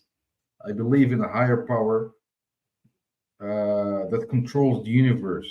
So basically, in this article where I'm analyzing past events and future events, that Islam has nothing to do with this. It might be used with people, okay? As a weapon, and it's used in the wrong way, okay? And I mean, it's a good article, and I'll be happy to discuss it. For next one, let's talk about that. So let's kind of go back to the beginning, right? So I wanted to go back to that article, the op-ed you wrote for the Jerusalem Post. So are Israel's enemies becoming more jihadists, right? Can you actually explain to us and to the audience, what is the link between Islam, jihad, and Palestine? How does it work? Yeah, so the audience needs to know when I actually wrote this article. This article was written a year before October 7th. Okay, I had a vision that something bad is actually cooking for Israel. A lot of people don't know that there's an average of 40 people who die in Israel, inside Israel, from different attacks, either gunshots, knife attacks, and these attacks actually are not being publicized or mediatized by international media. And a year before October 7th, there were, as I call them, ISIS-style, Daesh-style attacks inside Israel. You had people running around inside Tel Aviv and other cities with guns, shooting people. And there was a connection. There was a connection between those attackers and actually ISIS, the Islamic State. So that's how I actually wrote that article, because I was analyzing the whole thing. I saw that there was more hatred, because before, Hamas and Islamic Jihad, which are both, we can call them Iran proxies, although I don't like this word anymore, because I think that Iran is also sick of its proxies. They they've been changing their tools. They're being more violent, more. Although they were always violent, but now they're changing this into more severe violence, killing more innocent people. Okay, so the jihad, as you said, I was not talking. Jihad existed always. So what I was talking about in that article is that it is more, and a lot of people were shocked by the way Daesh and ISIS were beheading people, like we behead sheep during Eid al-Adha in Islam. Beheading people, having all those videos where they beheaded different, probably a lot of foreigners were beheaded on camera. It was a lot of violent stuff. So that's why I was talking about in that article. It was ISIS style, Daesh style violence was coming, and my analysis was unhappily right. A year later, and we could see the violence that actually happened on October 7th, something that was never happened. It was also called the Second Holocaust. It was a big failure of the Israeli army, IDF. It was also a big failure of its intelligence services, both the Shin Bet and the Mossad.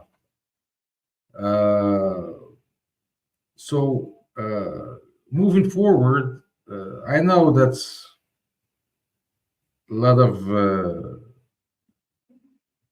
of things have been happening, and with all the events that are happening in Gaza, I don't agree 100% with the IDF operations, but I am with their retaliation.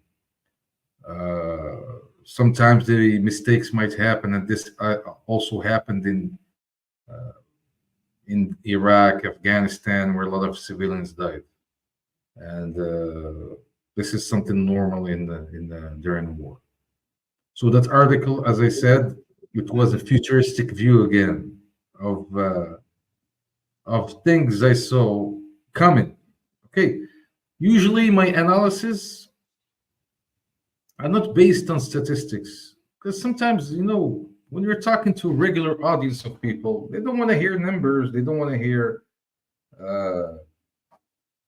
stories about like you're giving them a math lesson, a statistics lesson, or something like that, university level statistics lesson. They want to hear like a basic analysis of things, and that's why my articles were actually very successful, and most of my interviews on TV were successful, where I put things in a simple way that people can actually understand. So I have a question for you. And thank you for explaining kind of the different levels of violence. But what, in your perspective, why do you think people move from just hatred speech to something concrete, like you described, beheading people or October 7th? Is there some kind of a trigger, or is this like a continuum and people just explode? What kind of leads a normal person to go from, or being okay with others or not being okay with others, and then, hatred speech, and then ultimately that kind of extreme violence? In your perspective, how does that process work? Is there a trigger? So the indoctrination of these people, the jihadists, usually they're from very low income areas and families. So they're looking into, you would not find this, unless we're talking about Bin Laden, who was a millionaire. Mm-hmm. A lot of these people, especially the ones who joined Daesh from different Arab countries, were low-income people looking for new adventures, and they found a way that they thought that it was the right path to heaven. And their indoctrination, actually, that's the way it works. These guys, they were told that their families will be taken care of, and that's what Hamas does. For suicide bombers, it takes care of their families for life. It gives them a stipend, it takes care of them, And that's what they're being guaranteed. Probably sometimes they're being guaranteed a number of virgins in heaven and things like that, and that's their dream. But these guys, most of them are. I'm not talking about the leaders. Leaders are very smart people. Let's say They for just example, send people to die. They don't die themselves. yeah, like for example, Hezbollah. Their leader, I think he has a PhD in math. I mean, these guys are smart, but they're the whole organization and the whole thing is based on low income, low educated, undereducated people. And you can actually control them. And as you said, how do they move from less violent to more violent? I mean, they're being controlled like a remote control. They're being controlled, they're being brainwashed with different Quranic verses, different hadiths of the Prophet that would actually. There are different things. Usually, I don't dwell into the details of religion because I know for facts. Although, I mean, as I told you, I may be called a cultural Muslim. I don't agree with most religions in general. Okay, it's my own point of view. It's like I think it's something extra. I believe that there's a universe, that there's a higher power that controls it. Things are moving forward. But I don't think whoever is controlling the universe would want such violence and such hatred in this world. Yeah, And I certainly believe that God doesn't want us to go around killing each other. yeah, that's what I'm saying. It has nothing to do with the religion, and that's what I said. It's like people are using specific religions, which had specific verses, specific phases, sentences that might be interpreted as hatreds towards each other. Okay, and that's why a lot of I had an interview with Robert Spencer, who might be looked at as the worst anti-Muslim in the world. I just had an interview with him. He's based in the U.S. He actually trained the FBI staff. He trained the U.S. Army staff and things like that. So he's very specific in Islam, and he would say that the problem is Islam in violence. I agree with him, and you know why I agree with him is because the interpretation of those things inside those verses and things, that's probably the only religious books where hatred was brought up between the Jews and Muslims. Okay, but it doesn't mean that it called for violence. Okay, very extreme violence. I see those books as like stories of what was happening at the time. Okay, it doesn't mean okay. Like for example, where it talks about prophets' relations with the Jews and things like that. And some of these people who are indoctrinating the terrorists will bring in specific verses that would call for violence. But it doesn't mean that the whole religion is actually calling for that. It's just bits and pieces and rewriting and adapting. So I kind of wanted you to explain one more thing. So I understand. So you talk a little about the Palestinian and Islam and jihad, but in the article you also talk a little bit about the Muslim Brotherhood, which it's an Egyptian organization, right? So what is the role of the Muslim Brotherhood so what's the importance of what they started with what's happening now in Palestine, for example? Well, the Muslim Brotherhood, it's I mean, those are the people I really hate. Those types of organizations. I have a problem with those. I also have problems with their enemies, such as the Saudis, who actually used Wahhabism for many years to control the Arab people's minds. And this is what's been happening. So the Muslim Brotherhood is political, and it actually spread its arms to the region of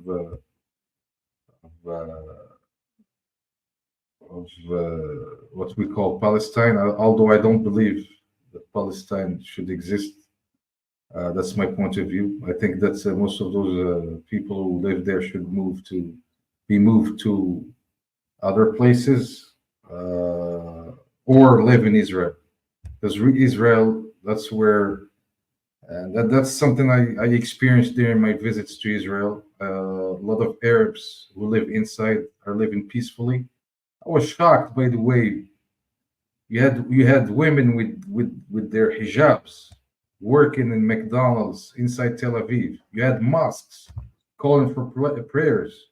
I was shocked by the first time when I went to Israel. So why would you have these people being used by terrorist organizations such as Hamas, which is also had the links to the Muslim Brotherhood, also the Islamic Jihad organization, which also was part of the Muslim Brotherhood. So these links, as you can analyze, they're just using people, innocent people. And if those people are sick of it, a solution needs to be made. Okay, Muslim Brotherhood also brought up many other Islamic parties around the world. You can see all these Islamic parties in Turkey and probably in Morocco, Tunisia. All those Islamic parties have ideological links to the Muslim Brotherhood, which is political. Okay, and their only thing is to control people through religion to move forward with their political agendas. Okay. Now, so for example, this organization also creates havoc inside of Egypt, right? So it destabilizes Egypt.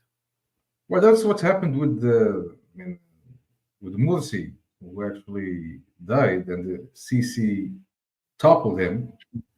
A lot of people were not happy, although he won. He won in the elections. The Muslim Brotherhood won. A lot of people were not happy with it. Egyptians are free thinkers. Most of them are free thinkers, and right now they have this problem with Sisi, who was a military leader. Now not too many Egyptians are happy with him. I was gonna talk a bit about the Muslim Brotherhood and their role in brainwashing people. So their organization actually was succeeding a while back, but not anymore with these younger generations, because they're not finding, and nobody is finding actual solutions to the youth's challenges. Challenges are more different now, and you need more secular people to find solutions to these challenges of youth. Okay, younger generations right now are connected. In the younger generations in the Middle East and the Africa and the Arab world in general, they're connected. They're connected to the internet. They're connected to social networks. They're connected to satellite TVs, etc. So they know what's going on the other side. Although the other side is not greener all the time, but they know what's going on. So they're looking forward for betterment. They're looking forward for better life. But these religious speeches are not successful anymore. They're looking for the right solutions. And that's what actually is bringing problems again. And this will probably bring us to an article I wrote that you probably saw, the importance of monarchies in the Middle East. Can you go over that? So it's titled "The Importance of Monarchies for Regional Stability." So what is your thesis there?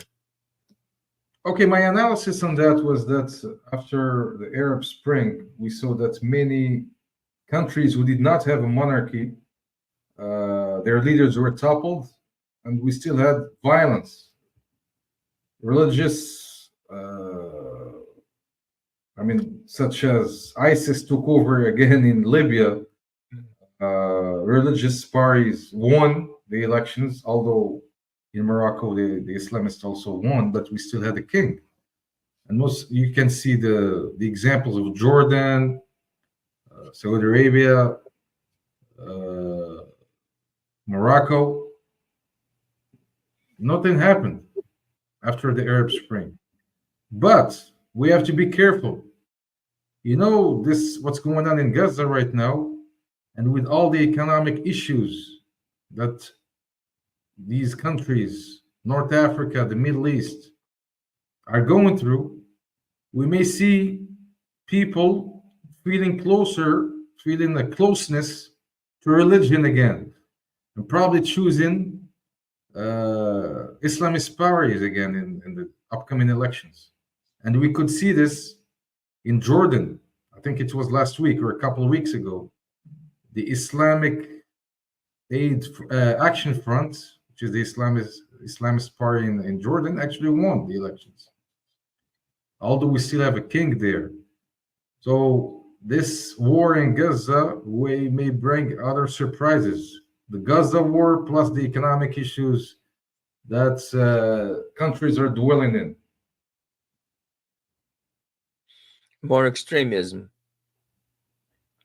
It is more extremism because we're not finding solutions to the real problems of the youth, and this is what I'm telling you. I mean, we have elections. We may look. I mean, I don't agree with the American model of democracy all the time, because I think that the American model of democracy, because even in America we might find that we have a mini dictatorship sometimes inside the Oval Office. Where the president actually makes his own decisions sometimes, especially we saw that with Bush, when we were talking about his decision to attack Iraq and other presidents also. So I don't agree 100% with the American model of democracy, and I spoke about that in the article, where I said that the American model of democracy cannot always be exported to other countries, especially in the Middle East and North Africa. We have our specific values, our specific issues. So we may have our more, like we can call it, an engineered democracy. Okay, it doesn't have to be American model, because we have cultural differences. We have, like, for example, in Morocco, we have people we have a melting pot. Okay, in Morocco, we call ourselves Moroccans, but the leadership of a king, we're a melting pot of different dialects. Well, at least we have 3 dialects of Berber, and people are living together. We have also Jews who are still living here. We have Muslims. Most of us, most Moroccans are Muslims, and it's a melting pot. So you have a leader who actually people are living under his leadership, but issues need to be solved. I mean, millennial challenges cannot be solved with religion, but people will go to religion under pressure.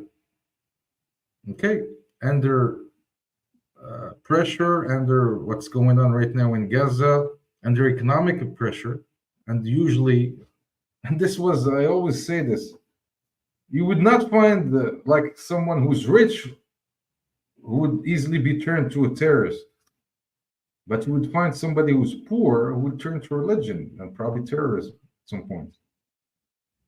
So when you have economic prosperity, it's harder for people to become violent and extremists. Okay, so let's go. I wanted to go over 3 specific examples that you mentioned on that article. So could you explain to us, for example, the role of the Saudi Arabian monarchy? So what is it the Saudi Arabia wasn't as affected by the Arab Spring, right? So what have they been focusing on for the past few years? Did they get something right? Okay, Saudi Arabia, as I told Robert Spencer, last time because I actually don't agree with many of their policies and things. So I told him, oh, maybe I'll end up like Khashoggi, but hopefully Hopefully not. not. Yeah. So Saudi Arabia is a mess. You don't get a lot of numbers from inside Saudi Arabia. Okay, poverty rate. If you Google, for example, and a lot of people are shocked about this. If you Google poverty rates in Israel, you'll probably find around 28% in Israel poverty rate. But this type of data, we don't have it in Saudi Arabia. I mean, there is poverty. I've never been to Saudi Arabia there, but there is poverty. The whole political sphere in Saudi Arabia is based on families, on the leading family, and what's happening right now with the new leader, MBS bin Salman, Ahmad bin Salman. What he's doing is actually he's trying to wash whatever human rights violations and all the bad things that have been happening, women's rights violations. He's trying to wash that with all these good deeds that he's doing, organizing events, organizing concerts, starting golf leagues, sports washing in general. He's using consulting firms who are charging him millions of dollars, but those consulting firms, most of them are American firms who don't actually understand the region itself. So what he's doing is he's washing whatever bad deeds have been done. But this is long term. It's not going to work. It's going to work at some point, but people still don't believe in Saudi Arabia as a country. Okay, they still need deep reflections and deep solutions to their society and to their leadership. I guess it's one step at a time. So, how about Jordan? You actually described their goal to become, and I will quote, like a haven in a stormy region. So, how is that, or is that possible? Well, Jordan, they have a young leader, such our Moroccan king. Also, I think they're the same age, about the same age. I think the people of Jordan, most of them are Palestinians inside Jordan, and his wife is Palestinian, and Jordan has its own issues also. So it has favorism from the U.S., but the U.S., as people say, doesn't have friends. Okay, you may be used by the U.S. for some time, but as I said, and this is very important, you cannot kill your population when it rises against you. Okay, so long term solutions need to be found. Okay, especially with the youth. It's very important. So the security of Jordan, and that's the thing about Israel also, because most of their political leaders in Israel, a lot of focus most of the time is on state security, and that's why people elect somebody. Like, for example, why would they elect Netanyahu? Because they would think he would save Israel security wise. Okay, they don't take a look at its his economic agenda most of the time. That's why we have these high rates of poverty, because although it's called a startup nation, but most of these startups are started by Israelis. They're being moved to other countries such as the US. All right, so the value maybe moved somewhere else, but we still have issues. In Jordan, they have issues also. They have issues and that need to be solved. Jordan has a kingdom. People love him, supposedly. That's what I see from what I read and from what I see. But he needs to be careful. We can see that on the Islamists' latest win. Okay, people are, especially in that region, people are going with what's going on in Gaza. They're being more supportive of Islamist parties. Plus, if we have economic problems, economic issues, this may lead to other things. And that's where the danger comes from. And that's why I said religion is being used for other things. Okay. They would say, okay, oh, we love Gaza, we love this, we love Al-Quds mosque and this and that. And that's how people feel about Islam. Their feelings would be used by these parties who have a long-term connection with the Muslim Brotherhoods, and you never know who else. So actually, you mentioned Morocco. So King Mohammed VI. So he assumed the throne back in 1999. So in Morocco didn't suffer the same fate of the other, Northern African countries through the Arab Spring. So why is that? What is so special about Morocco? Yeah, because under the leadership of his latest father, Hassan II, Hassan II actually was very smart in starting changes a while back before he died in 99. So changes were started way before. Changes in human rights that were called human rights violations that we probably had before. Changes to leadership, to the democratic status of Morocco. So these changes that were not made in other countries regionally were made in Morocco. And his son, King Mohammed VI, when he came to power, things were a bit easier for him to move for other changes, such as social and economic changes. So that's why Morocco was not as hit as other countries regionally. And but the king also was listening to his people. He decided to actually redo the Moroccan constitution. So we had a new constitution, which was a bit different from the older one. That gave more power to the executive, but we're still having, as I said, the American model of democracy, or the Western model of democracy, does not always work. So we still have issues, and I think that Morocco's problem right now is a bit economic. Okay, a lot of social issues that we have are from economic issues. There is a high unemployment rate, which is rising year after year.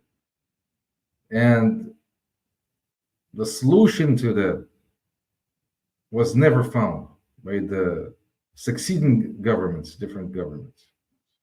Okay, so what I think is,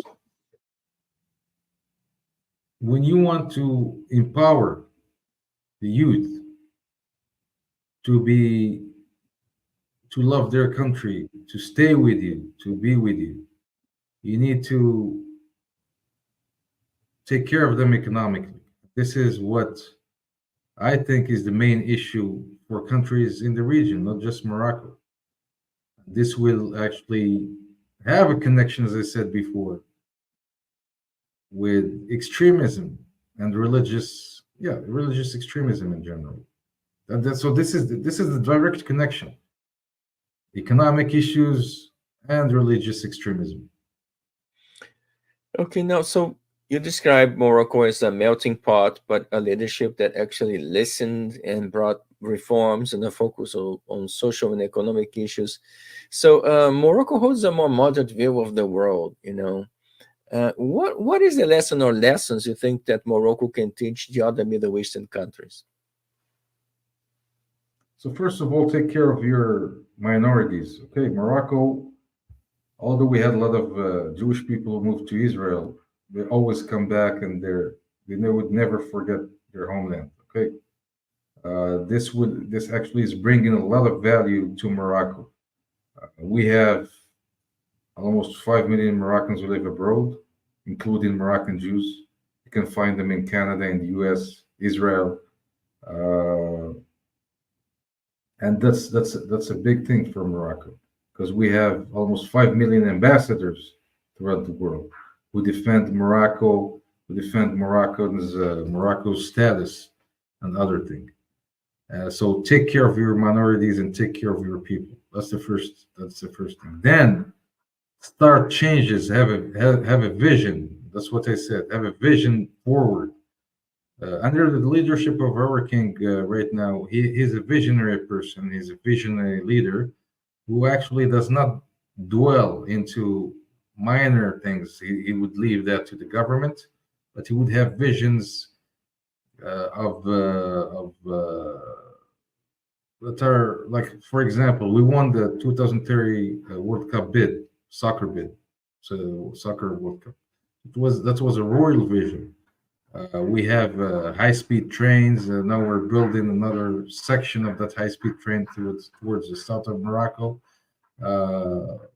Those are visionary projects that nobody thought about them regionally. So you need to be a visionary leader. Another thing is to be as democratic as possible. Try to find, as I said, do not import the American model of democracy to your country. Try to find the best way and the best political recipe to actually solve the social and economic issues of the country. Okay. Right now, you can see issues in Libya. Libya, since their leader, and that's the problem. I said the importance of monarchies for the stability of the region. Libya, for example, since Gaddafi died, nothing happened good to Libya. Okay, although he was a dictator, nothing good happened. So those people will be like, "Oh, we should have just kept Gaddafi." Right? The U.S. ambassador died there under an attack. The U.S. is probably not being involved there. Turkey and Russia, probably China will be coming in there. You have Daesh, ISIS also coming in there.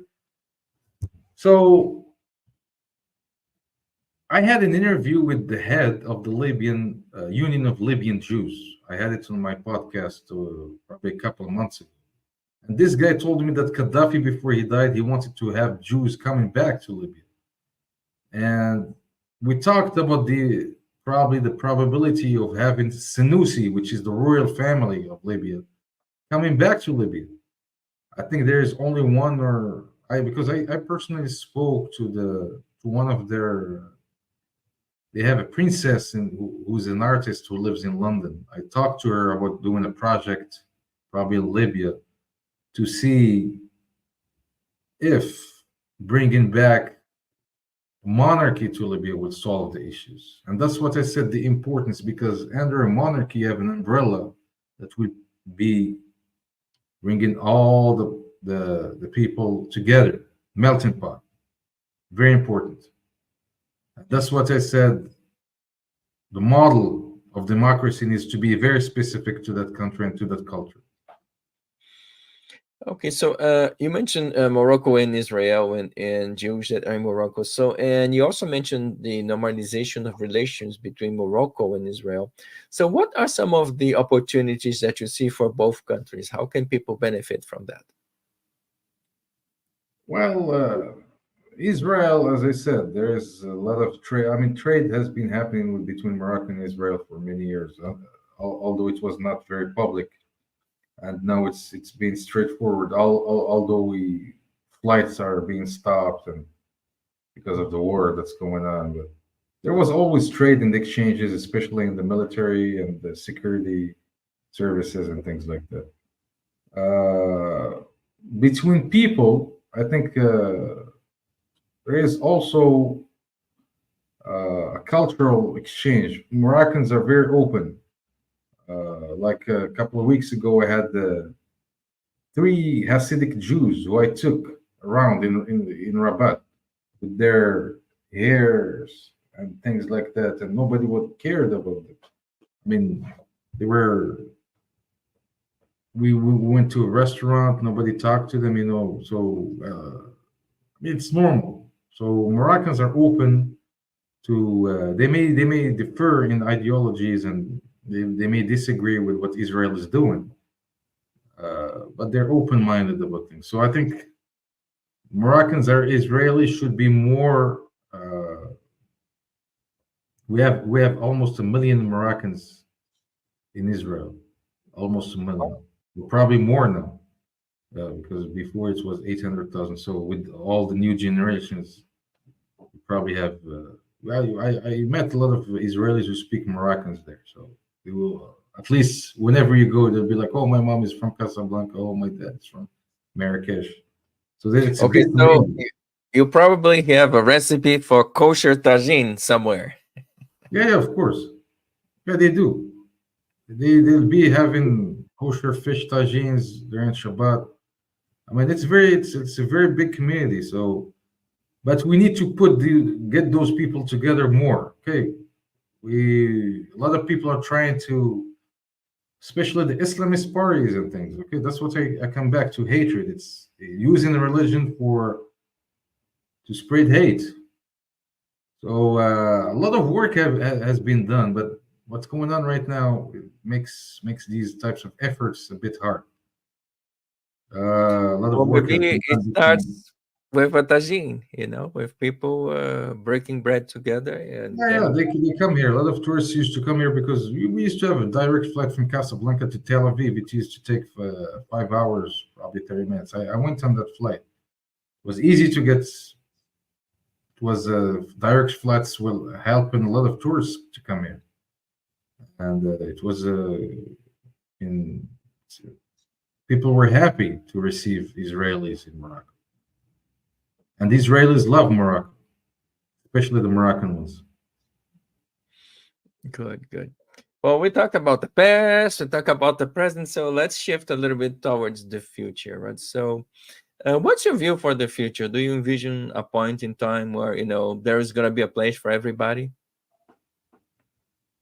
Well, what I see now with all the economic issues, if nothing would be solved by different models, okay? I'm not going to be talking about having a democracy because I don't believe in that. As I said, each country needs to have its own model of democracy, right? That will help solve the social and economic issues. So if these issues are not being solved in this region, upheaval will be coming back. Extremism will be coming back and Islamism will be coming back. As I said, Islamist parties did not disappear, although, for example, in Morocco, they lost the last elections, but they're still here, they still exist. Their hate speech still exists. And they're just waiting for the right opportunity to come back to the people's minds and to the youth's minds, right? If these issues are not being solved, then always I connect the economic issues with the social issues, with the extremism. If I have everything, why would I choose extremism? Okay. I'm not talking about being rich. I'm just talking about meeting my needs, which a lot of people don't right now, especially in this economic downturn, right? Regionally. So it's very important. So what I see, if economic issues are not solved, I see upheaval, something more than what happened in the Arab Spring, something that would have connections with because you cannot figure out things, right? You cannot figure out, as I said, what people can do. You have the CIA, you have the Mossad, you have all these agencies, but they cannot actually see in people's minds what they feel, right? They can have a sentiment. They can have a sentiment that is actually can be found statistically, that people are mad about a certain situation, but they cannot predict upheavals. So my view is that governments need to find solutions to their people and do not dwell on other people's things. And for countries such as Libya, where no sitting government exists, I wish that the US doesn't leave that country alone, okay? Because other countries may get involved, and that will be destabilizing to the whole region. Yeah, I think perhaps the international community has to step up in terms of, hey, how can we bring peace to the country? And it's a country in a civil war. I think perhaps, but right now the attention is elsewhere. Also South Sudan, lots of problems, in many countries that we kind of need to pay attention to, or else things are gonna go downhill. So before you go, one final question is your new article. When you're gonna have it ready, and are you gonna come back and share with us? Yes, sure, yeah. So that would be a good thing to talk about. Yeah. Okay, so yes. I don't know if they're gonna leave the same title. The title, I like it. Would have the world been better without Islam? Which is an analysis, because a lot of people think, and this is a title to think about, because a lot of people would think, oh, maybe Islam is the scapegoat, but it's not. A lot of people actually use the religion. Atheists actually created upheaval in this world. Stalin, who was an atheist. Okay. Hitler. Yeah, they certainly had no fondness for people. Yeah. Good. Okay. So, kind of, what are your, your thoughts and your advice? So, for people in the region, not just North Africa, the Middle East, actually, I think to all of us. So, what are your thoughts, for the youth, people who are listening to you for the first time, and what's your message to them? Well, a lot of regional youth are actually thinking about moving to the West. Right. I would say to them that the grass is not greener on the other side. I know it's tough sometimes to make those decisions. Probably it's good to go learn about the world, but come back to help your countries, come back to help your communities. And that's what I said. The governments need to create an ecosystem and an atmosphere that the diaspora can come back to. All right. And people who are corrupted need to be sentenced to long term in jail, not just 6 months or a year. That's the way forward. That's how the way we can actually solve all these issues. Youths are desperate. If they cannot find solutions, they're going to move. Germany is asking for millions of workers. They don't have their own workers. They're looking for doctors. They're looking for nurses. I'm just talking about Germany. Other countries are looking for workers. So you have all these youth that the government spends millions of dollars on educating them, and at the end they leave. In Morocco, for example, we have an issue with having enough doctors. A lot of them are moving abroad because it's not just a problem of compensation; it's a problem of living standards. They don't feel comfortable living inside their country anymore. When you have higher level educated people, they don't feel comfortable living and looking at all the mess that's going on here. So they choose. They may have the same salary as in Morocco with lower cost of living in Morocco, but they choose to move because they would say, I feel more comfortable moving outside of Morocco or other countries. So what I would tell people, try to, if you move outside, if you experience the world, if you learn new things, try to, even though you don't come back to your country, try to bring something to the country to move it forward. It's very important. So your message is be a citizen, get involved, work in your community. Okay, that's beautiful. Okay, Ayoub, well, thank you so very much for taking the time, to share your thoughts and your articles and your perspectives. It's amazing, the work you do. Keep sharing and keep moving people, keep driving people in the right direction. You are one of those people who want to bring all of us together and build a more fair society for all of us. So thank you so much for your time today. Yeah, thank you, Ron. Hope to see you soon. Hope to see you soon. So folks, it's time for us to start, so thank you very much, for your time today. And thank you, folks. This again was a special session for the conference, and I invited to come back. So he's going to come back and share more of his perspectives. Again, thank you so much, and I'll see you next time.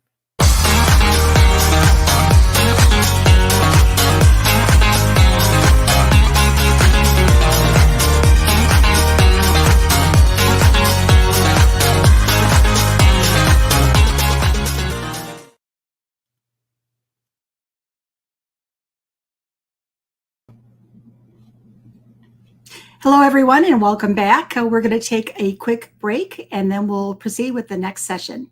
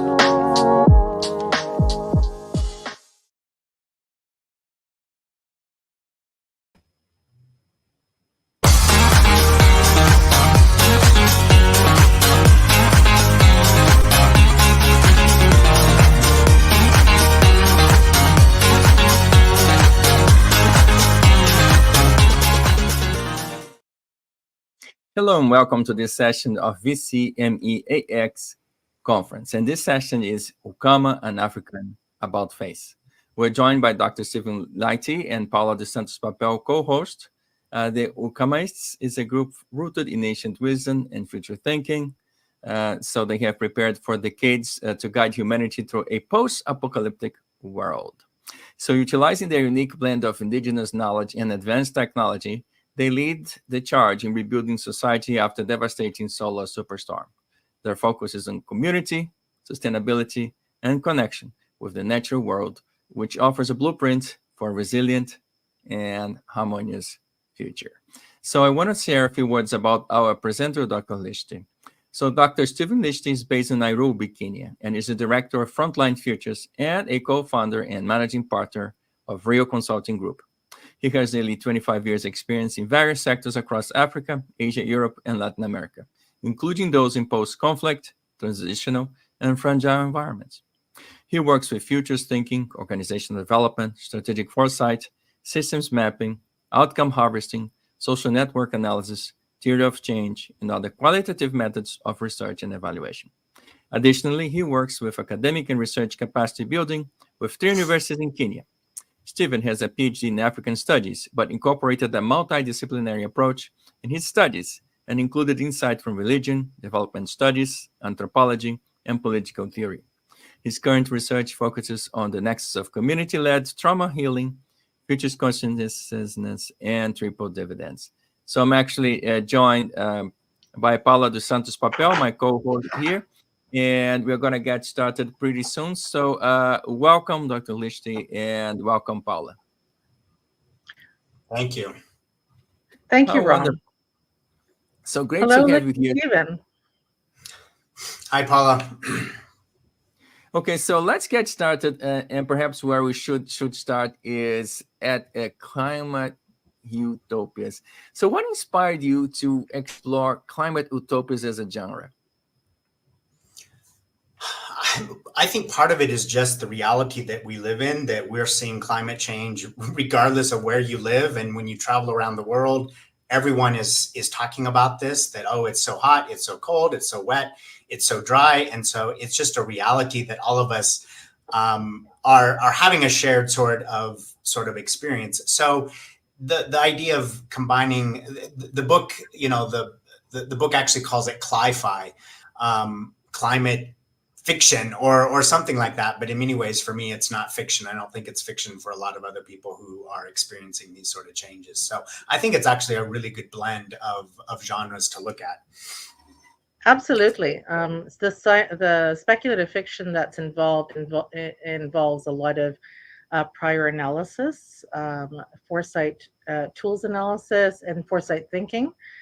Which is why this is a little different from your regular sci-fi, which is very often imagination based, which also is one of the tools that you can use when you're doing any type of foresight. You have to imagine future worlds, but I suspect, based on all of your experience, Stephen, that the work that you did with this story.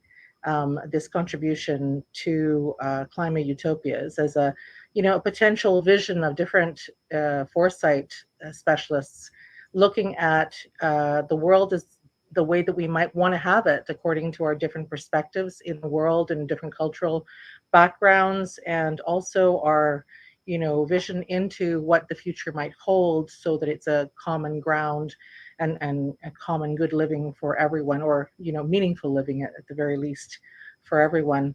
I can hardly applaud your contribution from an African perspective, which is, I think, sometimes some of the perspectives that are missing in our in the narratives that we hear in North America and in Europe, the global North. We very often don't hear a lot of the narratives that are in the global South.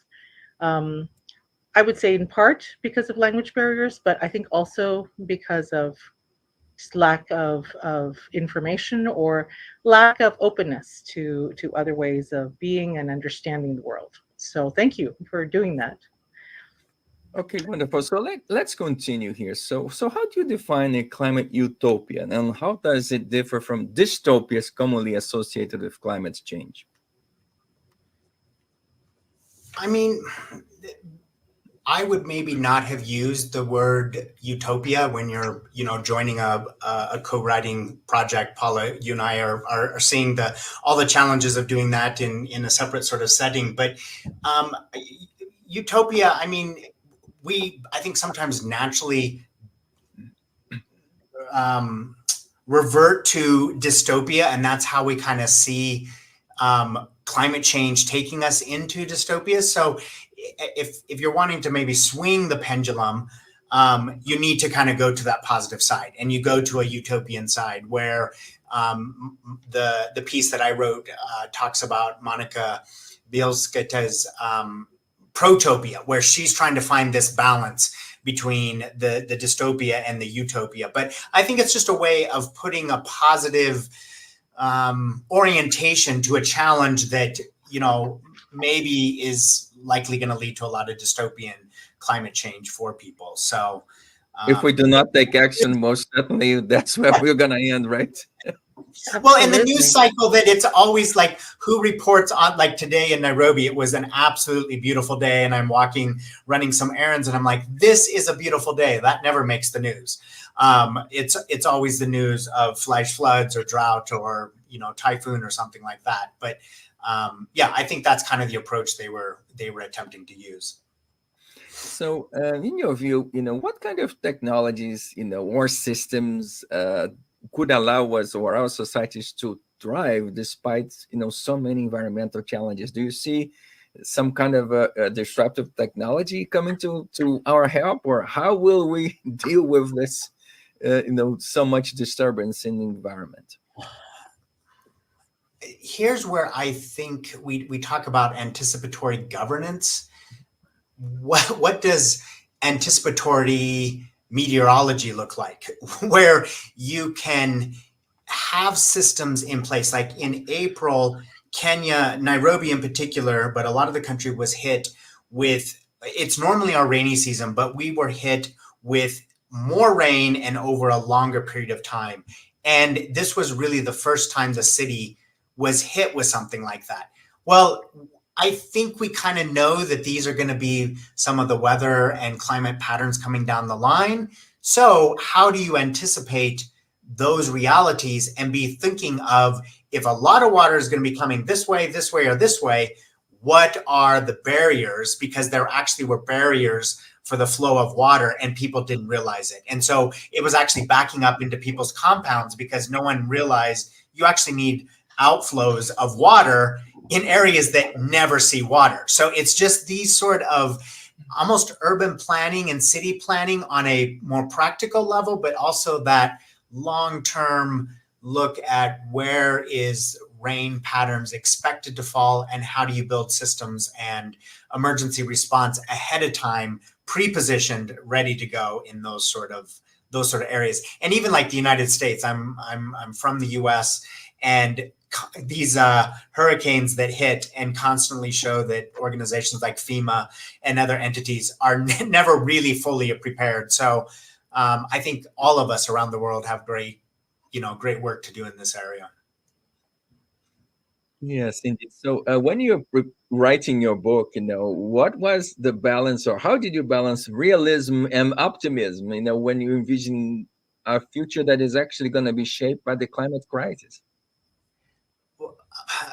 Yeah, Ram, that's a great question. And to me, I want to respond kind of in two ways. One was an internal mental sort of battle. I'm a researcher, I'm an evaluator, foresight consultant. I work in a very practical, hands-on.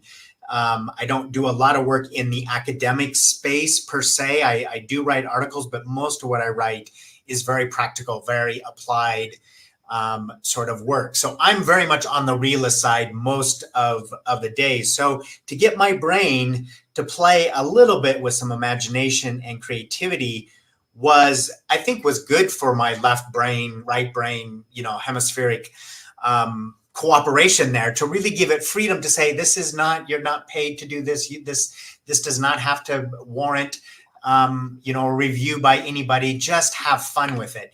So bursting out of that sort of element personally, I think was challenging for myself. But the more external element is, how do you narratives are powerful stories. We tell stories all the time. The headlines dominate, and I think subconsciously infuse us with either more pessimism or optimism. So wanting to have not a dystopian, and I think that, again, this is going back to the book with the climate utopias. The other authors have taken, I think, more positive sort of looks. I haven't looked through all of the other contributors, but it is a struggle to swing between realism and idealism, both professionally in the external world, but just even internally with where I work in my mind. It's working in your mind and also on the ground. I'm sure that the work that you do there in Nairobi and other parts of the world informs significantly the type of writing that you do and the thought processes that you have with regard to the inclusion of your local geographical place and the larger and broader global reality. And so before we get to the actual book, I would like to ask you about that. How do you see Kenya and Nairobi as a leader of nations amongst the other nations in this world, from the unique cultural proposition, and I'm sure that there are other innovative propositions that they have. But what are your thoughts on that in terms of, especially in light of the fact that next week is the Pact for the Future, and I'm sure there's going to be some presence from people in different countries in Africa, and probably from Nairobi in Kenya as well. Yeah, that's a really good question, Paula. Probably a loaded question, sorry. Yeah, it's a loaded question. So I'm going to be knowing that this is not just a little hidden, vlog or recording, but, has the potential to be seen by somebody that is at a much higher pay grade than I am. So, but also want to not shy away from addressing some important sort of issues. So let me just preface this by, I just came back to Kenya after spending a month in Asia, Taiwan, Maldives, Myanmar, and Thailand. I was at the Asia Pacific Futures Network. Wow. And so I was hanging with, approximately 150, 200 people working in the foresight community, working across the Pacific and the Asia region. It is absolutely amazing to see the work and the progress that these organizations and even some of the international financial institutes like the Asia Development Bank is incorporating a lot of foresight, UNICEF, UNDP, and various sort of organizations within each of the countries that were, in attendance. So I'm seeing this, and we often make these comparisons: Ghana, South Korea, Kenya, Vietnam, 1960. We were all more or less in the same sort of place. And in the last 20, 30 years, Asia has just really, really taken off. I'm not going to dive into, some of the reasons why Africa maybe is still a little bit behind in that. But from a foresight perspective, from a use of foresight institutes, foresight training opportunities, foresight futurists on the continent, we're here, but we're scattered, we're not super organized. And as far as any government entity across all 54 states, I don't think a lot of them have we will do innovation, and we'll do human-centered design, and we'll do these sort of things that I think dances around some interesting sort of issues, but it doesn't dive into both. Where are we possibly going to be? Where are we probably going to be? What are the problematic futures? What are the preferable futures? And then just finally, Nairobi, I think, has an opportunity, and I'll leave, I'll conclude on this sort of positive note.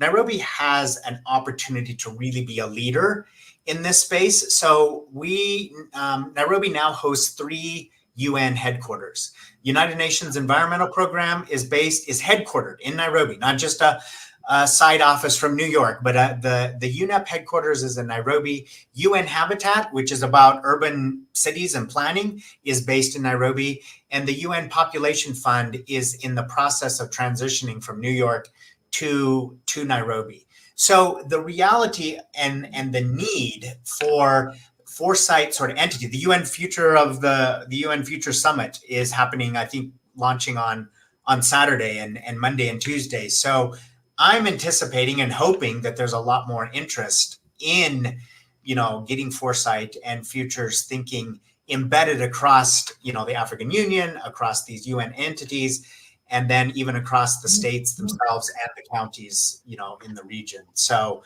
can end at least on a positive note of the potential that is there, Paula. Well, that actually sounds very positive in that there is this this look towards the potentialities of many African states, and they're in Kenya, to be able to show the way in terms of either new cultural perspectives, new visions for the future, the expansion of space, and perhaps different demographics and different more nuanced cultural awareness. That in the North, I think people still think Northern Hemispheres, North America, Europe, people do still think of Africa as a monolith, as opposed to the individual nuanced cultures and strengths and potentialities of each of the African states. So I think that's great. That's great that there are some centered organizations with the United Nations that are going to be led out of Kenya. I don't know if you wanted to continue along those same lines, Ram. I was interested I in. wanted to kind of change subjects here. So, so you're sitting there in Kenya, and usually, so how I wanted to ask some very different kind of questions. So, how do your stories address issues of social justice? Particularly regarding how climate change impacts marginalized communities. So, usually, the poorest countries in the world are victims of climate change. They don't generate most of the pollution, but they have most of the effects. So in your writing, so how do you address that? How is climate change impacting the most marginalized communities, in the world? Yeah, I mean, I think Kenya can be a good microcosm of that sort of reality. So generally, we know that marginalized and poor communities, the informal settlements, slums, and so forth, are often put into the least desirable sort of space, and that's often riparian land where rivers and so forth, and flooding is an ongoing sort of reality. So that when we had the massive floods in April and May, obviously they were hit extremely hard. But because a flood, a monsoon, a weather related event is very just when it comes to social. It doesn't say I'm only going to rain on the poor. It's just going to come. And so what I think maybe woke some Kenyans up to the reality was we have to address, when wealthy people lose, their house is 2 meters underwater, all of a sudden this reality is there. They've lived in Kenya 50 years and they have never had, 2 meters of water in their compound. All of a sudden the reality is there for them. But for other sort of populations that are living downstream from a dam, we had, I think, 2 major dams. These are earthen dams that, they started overflowing and then that just erodes the whole structure of it. And then eventually it just goes and a wall of muddy water filled with bricks and boulders and trees is barreling down through a community. Wow. Those communities, which represent, a large portion of Kenya's, rural population and so forth. I think Kenya's 40% urban and 60% rural is our demographic split. So the cities can be hit hard, but those rural areas that will be in drought for months and months or even years, all of a sudden have a flash flood. And we ideally it would be great to capture some of that and have the reservoirs, have the catchment systems to support that. But again, here's where that anticipation, that how do we plan ahead, isn't quite there yet. In some ways, it's still a reactive response to these sort of disasters. Okay, so so I'm going to ask you for advice. So what do you think are the most important actions that we as a society need to take, to prevent a dystopian climate future? So where should we start?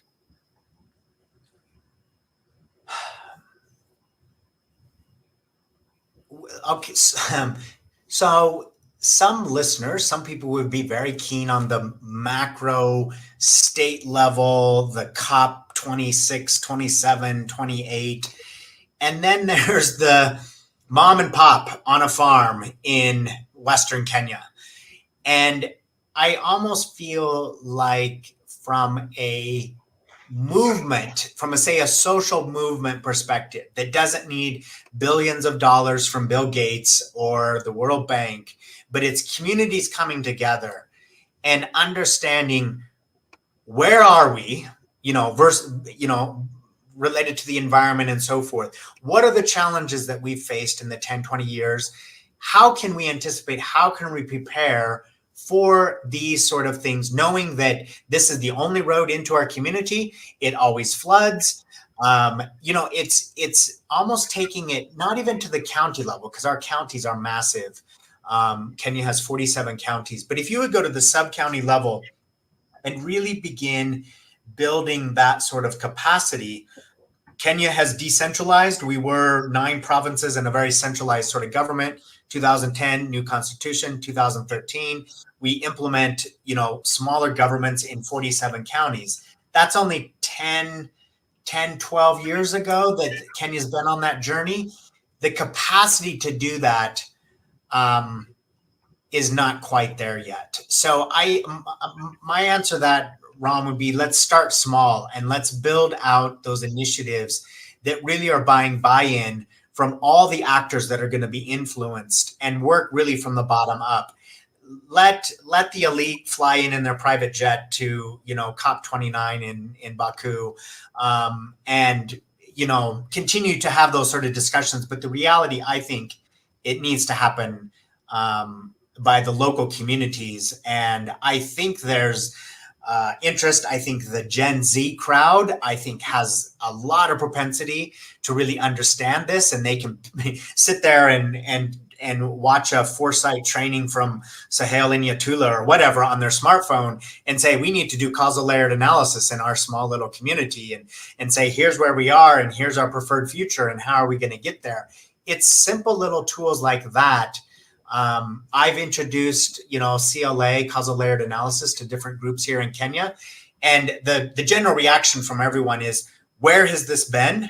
Why has no one brought anything like this to us? We're still memorizing facts and figures and regurgitating them to pass exams. And it's like, this is real life learning that is applicable to so many areas of life. So that's kind of the space that I'm sitting in and love working in. And it's immensely rewarding because you can just do a simple 90-minute, 3-hour training and people are on fire with this sort of insight. And I love seeing how they move forward with that.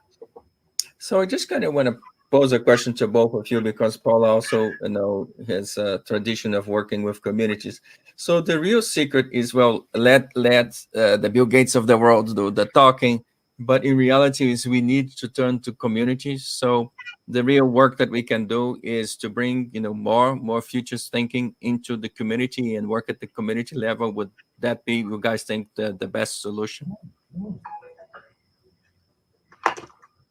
Well, I don't know if you were asking me or if you were asking Stephen. I personally... Both of you, yes. Paula, you're working from the community level. Start with Paula, let's go. You share, Paula, and then I'll riff off of what you say.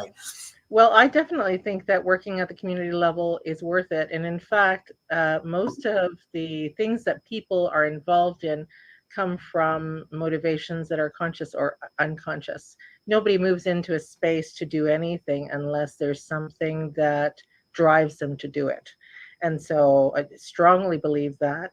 I don't think whatever you end up doing, whatever your choices are led by either conscious or unconscious motivations that are internal to you.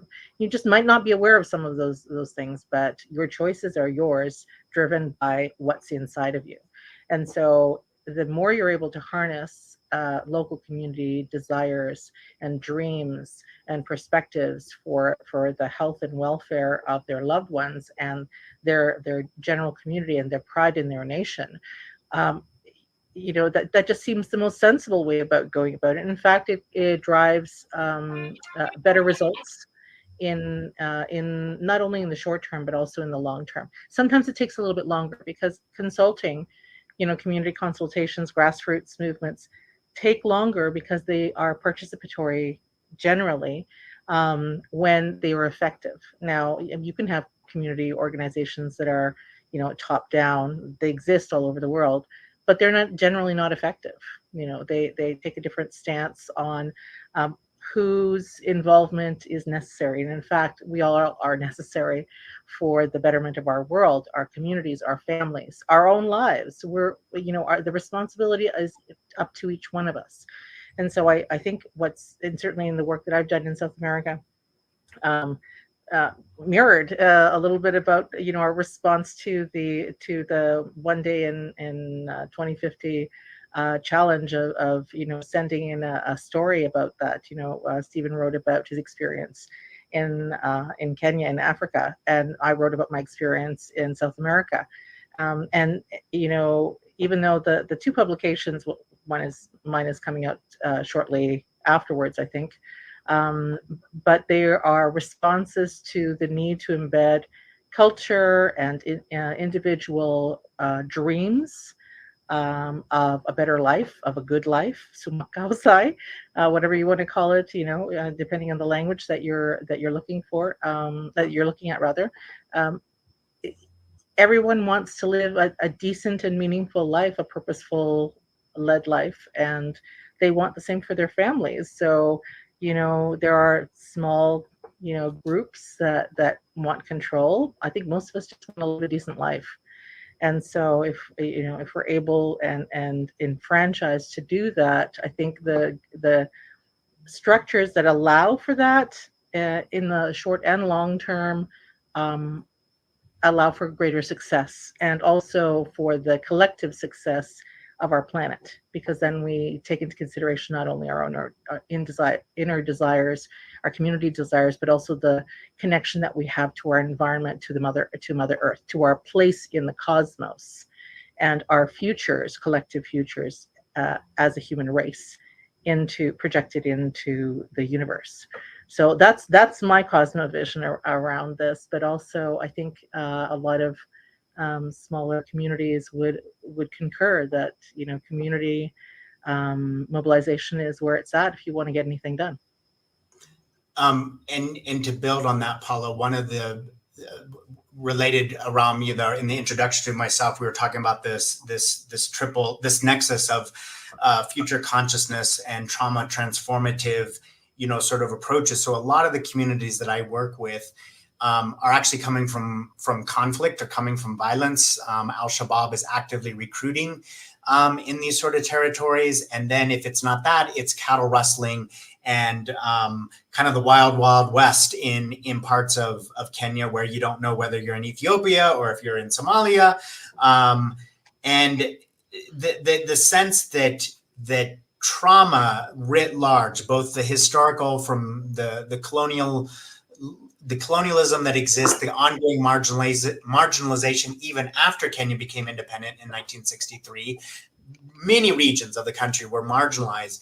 And so there's a internal psyche that's not individually, but it's across the communities that really hinders the ability for that imagination, that critical thinking, that you're put into survival. Trauma puts you into the survival mentality. It's human nature. It's what the limbic system in the back of your brain says, this is how we have to do this. And when you get large communities living from that sort of space, it's very challenging to build that almost communal mental capacity of moving things to the neofrontal cortex, where this engagement, this anticipation, this planning, this way of thinking, that can be re-engaged. So it has nothing to do with intelligence. It has nothing really to do with education. It's the fact that these system models of how we handle pain and stress and climate change and war and poverty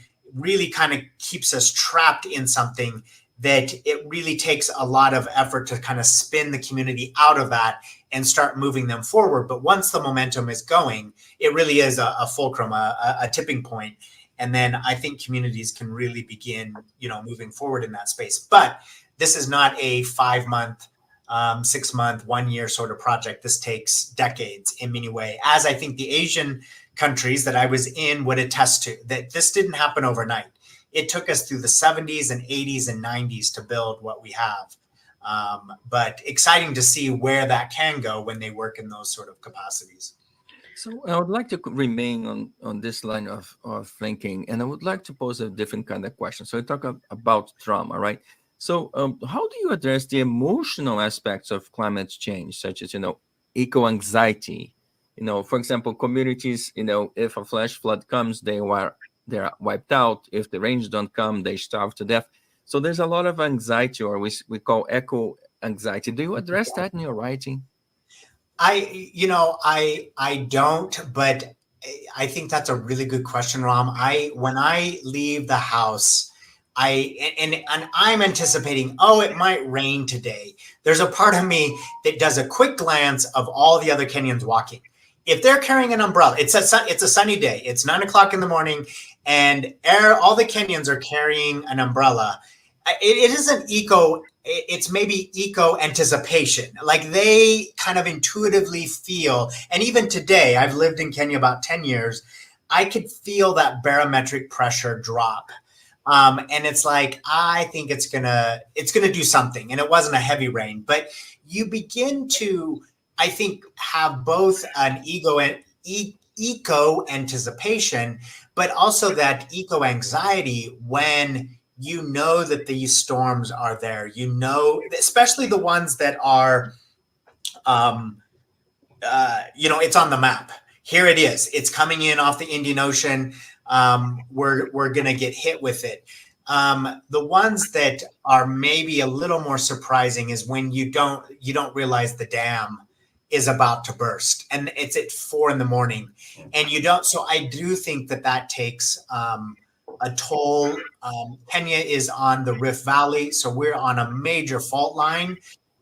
We have earthquakes, on a regular basis. They're in the 3 and 4 sort of scale on the Richter level. I was in Taipei when we got hit by a 6.1 and a 4.7 in the afternoon and the following morning. So that anxiety there of a very short sort of event. So I can only imagine how that gets unfolded into something like flash flooding or typhoons or even drought. Or we don't really have wildfires, but I think that will become even more common in various parts of Africa's climate change and the rich forests that exist on the continent.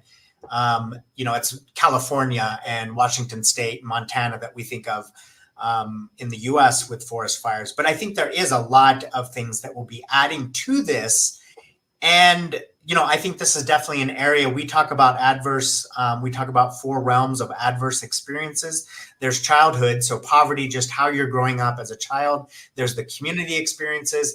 There's a cultural experiences where a lot of cultures still are very conservative and don't want to address proactively where we need to be in the future. And then the 4th one we talk about is adverse climate experiences. So we are bringing in this whole idea that climate is going to add another element that before it was always manageable, because when you talk to Kenyans, they're like, do you know what, 10, 15 years ago, or even when I first moved here in 2005, we had a rainy season in April, a rainy season in October, a dry season. It was set. And even in the last 10, 15 years, it is completely shifted.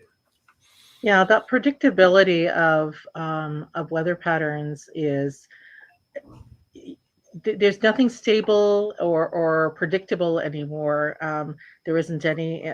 We're in Canada, where I happen to live, with the forest fires out in the west end of the country, Alberta, for example. There isn't any predictability with the forest fires that are raging through Western Europe as well as we speak. Multiple hundreds of forest fires happening on the Iberian Peninsula. There's no end to this unpredictability of how climate is going to change our usual seasonal patterns that we've come to depend on for structural comfort. I think that very often, not only our psychological comfort is derived from a certain amount of structure and stability in our environment, but also the infrastructure on which we rely on, like the earthen dam where you are, Stephen. And it gave me flashbacks as well to all of the fact that, like, even drainage, something as simple as drainage, that I don't know that any North American thinks about drainage really, or in terms of the water running off when it rains, because we have it built into our systems, our city municipalities. We have water runoffs. Well, when I was living in South America, sure, in the mountains, that was the case because it rained all the time there, but not on the coast, where it was typically a coastal desert, and it didn't rain very much. So when the seasons, not in sometimes unpredictable seasons of El Nino hit, then you would get flash floods, or like whole huge lakes appear, for a season without any warning. And then people's houses themselves that were made of adobe bricks, and certainly not stable against rushes of water, would collapse, and then people would die. So those are the sorts of things that I think are very helpful to understand. It's not just about, it's a little bit of rain. It's about how are the structures that support our lives, not only our physical and emotional and economic livelihoods, but also our mental well-being, how is that stability going to be eroded? And how does that make you feel more anxious? So that goes back to that eco-anxiety, because it's a real tangible effect that people feel. And that kind of brings me to the reason why you perhaps decided to write in the Climate Utopias book, this book about the Ukamists. How do you pronounce that? I say Ukama. Ukama. Okay. The Shona probably And would what is correct Ukama? me, but Tell us. well, my PhD is in African studies. I've been fascinated with the continent for 25, 30 years. Most of us are kind of familiar with Ubuntu. Desmond Tutu popularized this concept. Yes. I am, because we are, and Ukama is actually a Shona word. So this is coming more from Zimbabwe and not the Zulu that Ubuntu comes from. But again, we're talking about a lot of indigenous sort of insight and so forth. One, I just think sometimes things get overused. Like if you Google Ubuntu, you're actually going to get the operating system. Will be the first thing that comes up. But Ukama, I think, is intriguing because, and I don't want to diss Ubuntu because I think it has a lot of the same sort of concepts. But I have, dove deeper into the Shona concept. So it's this idea that not only I am because we are, but it's like I am because they were. My ancestors, because they were, I am, and the future generations, they will be because I am. So you're just taking this much longer view of history instead of just looking at the present. But then what Ukama also does different as well is I am because I have air, water, and food to drink. I am not some distinct entity just sitting here on planet Earth. I am, we come from the earth and we will return to the earth.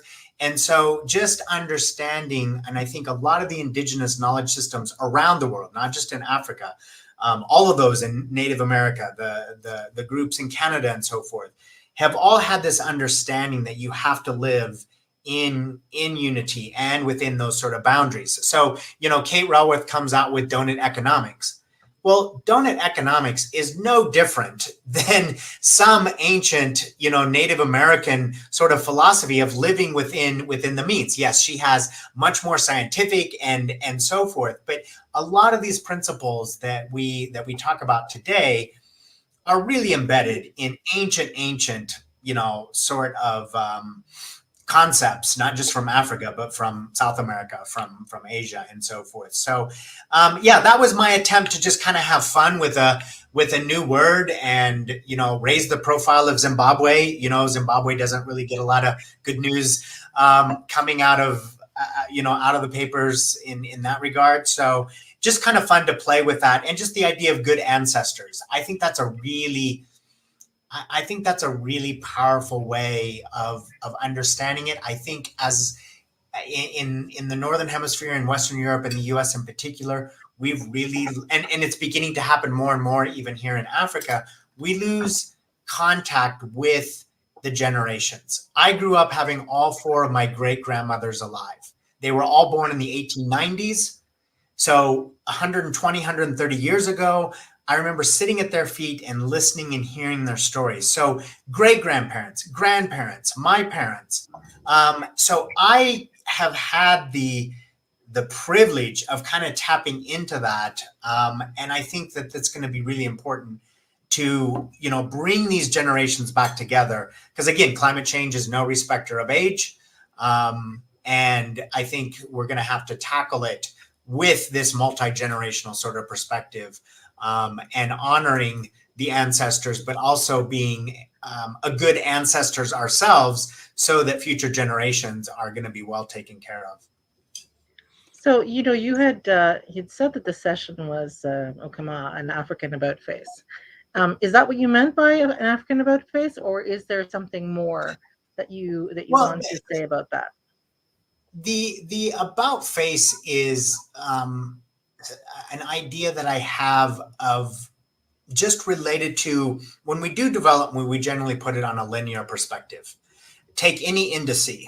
I'll use the Human Development Indice. We already know who consistently sits at the top: Switzerland, Norway, Finland, and so forth.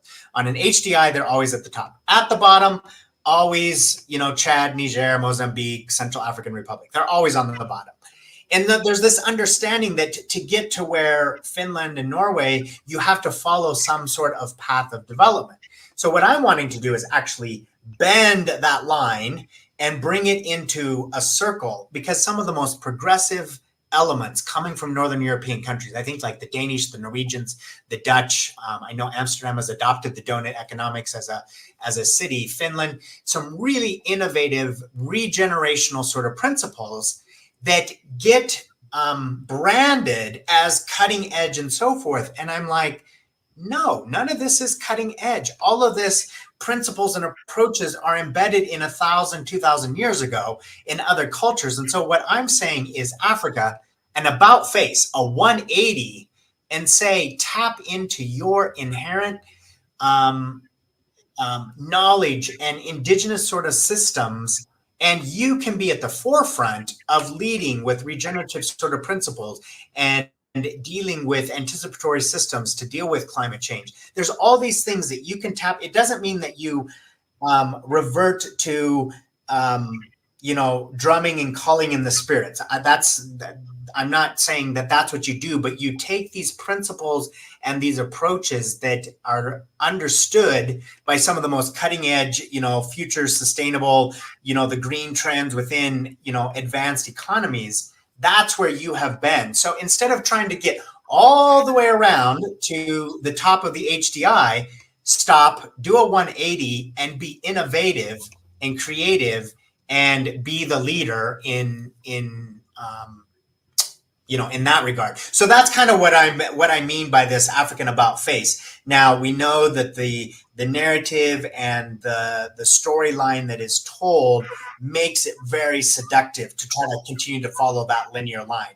We need shopping malls. We need fancy airports with duty-free shops. These sort of things, and it's like, is that really what you need versus anticipatory systems and governance systems to handle the reality of 80% of the population living in those sort of spaces. So that's what I mean by the African about face. It is related to Ukama. I think they would, my fictional group, the Ukamaist, they would be, at the vanguard of leading that sort of about face. So sometimes it's easier to, instead of trying to convince the World Bank or the AU to do something, just create a fictional group and have them, tell a story of what's possible out there and, maybe hope for the best from that sort of perspective. Yeah, and especially, when you think about the tradition of storytelling is a very rooted practice in many ancient cultures. And from every African I've ever met in my life, I understand how storytelling is so important. It's part of the ritualization of how we internalize information and how we then relate it to our external environments. It's how we tap into our inner beings and how we look into our own development as human beings. You had mentioned the Human Development Index, the HDI. I think that what's important here is that the voices that come out of, that are heard out of these stories are compelling. When you have compelling stories, people listen. And so if there are more compelling stories that are brought to the fore, that are, enfranchised and, given visibility by a futures anthology, for example, and talked about in conferences like this on different aspects of why Africa and African countries and African people have so much potential and so much to offer the world and their own countries and their own communities and themselves. And so I think that this is a great way to be able to then tie in the local and the global, and then tie it back to how we connect, not just with people who are similar to us, but to show, people who oppose, this notion of equity for all, and we know that there are many, government systems, just systemic oppressions that do that. I think the point is people have many things to offer, and the equitable systems that allow them to be enfranchised need to be supported, by efforts like this, compelling stories. Now, just going back to what you were like with the story itself. I'm just going to set this up for context, because I don't want to run out of time before we talk about your story. So the platform that we both contributed to and that you wrote your story through is called One Day in 2050, and it's a collaborative futures narrative platform for climate change activation. So it has multi-authors from different perspectives from all over the world looking at this. And it's a completely voluntary effort. So that's why you could just use your imagination to really leverage what you knew of the world in which you inhabit to highlight this often not mentioned or highlighted sector of the world, which I'm really pleased you did. So going back to the situation of the story, climate utopias we're supposed to imagine after the massive 2042 blackout, international diplomacy negotiated for long years as a utopian society to be implemented worldwide. That's the setup. And on January 1st, 2050 will be the starting day for a new era where humankind will be put at the center of every single act of the whole society. Let's hope that happens. I guess that's why it's a utopia. Now, your blurb talks about the Ukamists or Ukamists, a group rooted in ancient wisdom and future thinking who've prepared for decades to guide humanity through a post-apocalyptic world. They're utilizing their unique blend of indigenous knowledge and advanced technology, and they lead the charge in rebuilding society after a devastating solar superstorm. So their focus is on community, sustainability, and connection with the natural world, which offers a blueprint for a resilient and harmonious future. That would be a future I would subscribe to too. So I guess a question that I have, in your piece, you talk about solidarity, but a specific type of solidarity, anamnestic or anamnestic solidarities. Can you explain that a bit? Yeah, anamnestic, it relates to, this means of recalling or collecting the past. Amnesia would be, a root word as well, but it's when, you're collectively recalling something. So the solidarity is the more human side of it, and the anamnestic is the more collective memory and so forth. So I think that is part of the good ancestor, is that journey into the past, into understanding where you are today is a journey of other, your relatives before you, and that's where there is this anamnestic solidarity. And so I think Ukama in some ways is the indigenous version of I think it was a German Johann Metz or something like that, who it was the one that originally introduced the concept of animistic solidarity. So again, the beauty of sci-fi is that you can bring the Germans into the Shona concept and play with it from there. So it's just, and I guess going back to an earlier question you had, Ram, about grounding it in realist, it's still like I still want to grab hold of some political theology or something that we have today, and then build on that and play with it. So I don't know, like if Afrofuturism, which is a completely another genre, I think they weave this through. My work probably slants more toward a realist, sort of perspective of where I was wanting to go. But political theory was part of my PhD training. So any chance you have to bring Heidegger or Habermas into a conversation, you jump on it. Well, I think it shows that there's a relevance to the conversation of embedding in a compelling story, not only the traditional indigenous wisdoms and collective community practices, but also looking at them. Well, what can we learn from it? And the people that need to learn the most really are the ones who professed so much but haven't been able to find solutions yet. So those of us in the North America and in Europe and in northern climates or climes really need so much to learn from other realities and other ways of resolving issues. So thank you for that. So are there, apart from that, the solidarity piece, are there any other lessons that you have that you specifically wanted to leverage with this that are have Africa at the center of the example that you're trying to provide?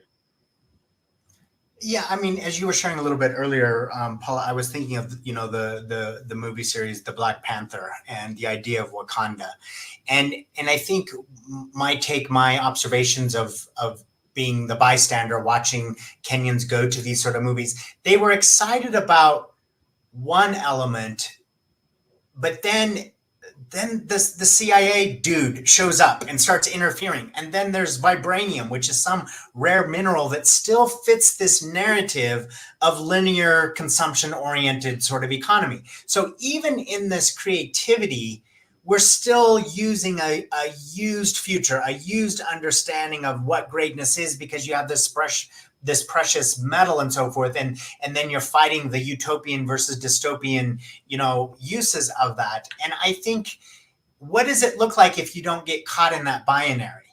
And that, I think, is what I want to try to contribute, is what does it look like when you don't adopt these narratives that drive Hollywood? And unfortunately, we have certain storylines, the hero's journey, these sort of things that are always provocative and evocative for any sort of generation. But how do we tell these stories different? And this is where I think the storytelling is important. And I think some of the great fiction pieces that are not sci-fi, but fiction pieces that come out of Africa are really helpful in that regard. So yeah, as much as we need STEM, we need the African literature courses to go back and read, the great, the great African scholars and writers and so forth that are either, on the continent or, in other parts of the world, but not just Africa, any indigenous sort of scholar that's writing in this space. So we just have a few minutes before we end the session, but I wanted to close with a final question. So I want to go to your 2050 future, and I want to use a different technique. I want you to backcast.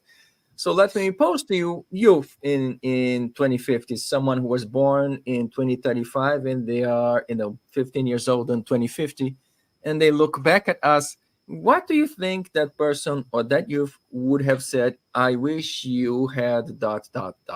What do you think they would have wished we have done differently? Yeah. It's a great question, Ram. And it's actually, that question is embedded in the triple dividend, the World Health Organization's concept that if you invest in the current generation, you're going to get a dividend. They're going to become adults, as they're going to adult better, a second dividend. And as they pass that on to that third generation. So you're really asking to backcast from that third generation that is not even born yet. They're 10 years out. I think they would say you were sleepwalking in many ways through society. Oh, we're the Walking Dead, the zombies. Yeah, okay. Yeah, sleepwalking. You were bamboozled by this idea that a latent consumption of whatever is somehow the elixir to, a life well lived or something like that. Because I think they're going to be, if I want to be predictive, they are going to be birthed and raised in some really challenging times. Fukuyama talks about the end of history. We just thought, everything, we finally have arrived at the end of history, in the late 80s, early 90s. And we kind of ride a really fun wave for a decade or so. And then things start falling apart again. And, when you look at Democracy Index, it's in decline for I think the 7th year in a row. And so I think they're going to say, you were sleepwalking. You were not being anticipatory. You were not thinking. You were so consumed in your own little space that you were not good ancestors. And we would plead with you, to be good ancestors, and think of us 10 years out, 20 years out. So based on the story that you wrote, what's the lesson or one of the lessons that come out of that narrative that you created that you can tell us now, we haven't got to 2050 yet, that we can do and move forward with it to produce more optimal futures for everyone? Yeah, I don't have a great answer. Maybe what's kind of in my head is to unplug and replug into a grounding. I think a lot of us still don't understand. I know we don't understand. As a science community, we do not understand the interaction that we have with the planet. That we just consume. We're not understanding our living, breathing is coming from this entire ecosphere. And if this really is fragile, we need to unplug from all the bombardment of external materialistic sort of things and find that it's not hug a tree, but the metaphor of hug a tree, there is something really powerful about that. Buy some plants.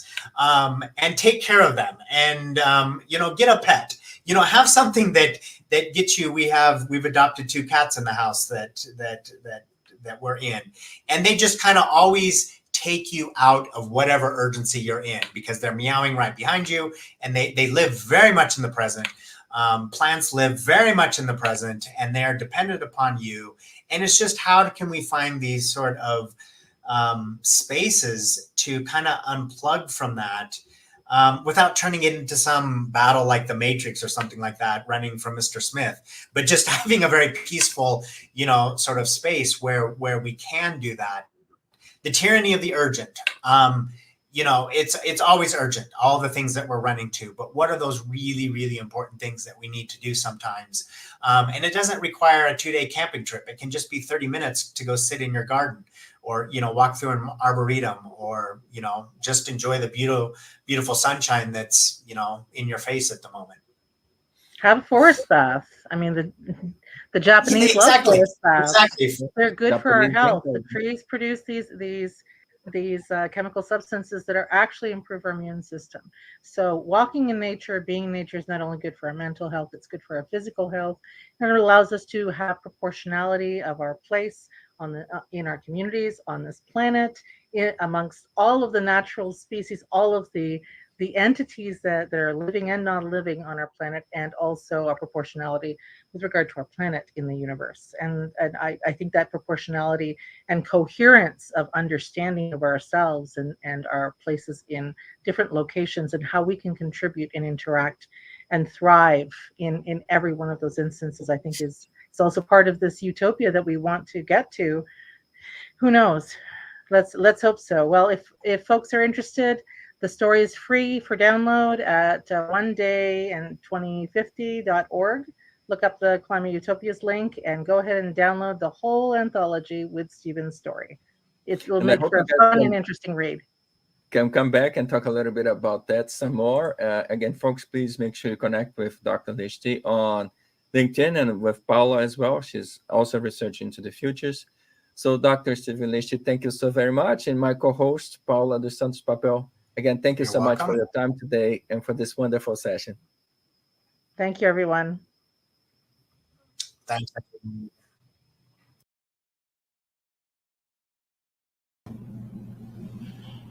Hello, everyone. I want to thank Ram and Paula and Dr. Stephen for that great session. We're going to take a quick break and come back with our next session. See you in a minute.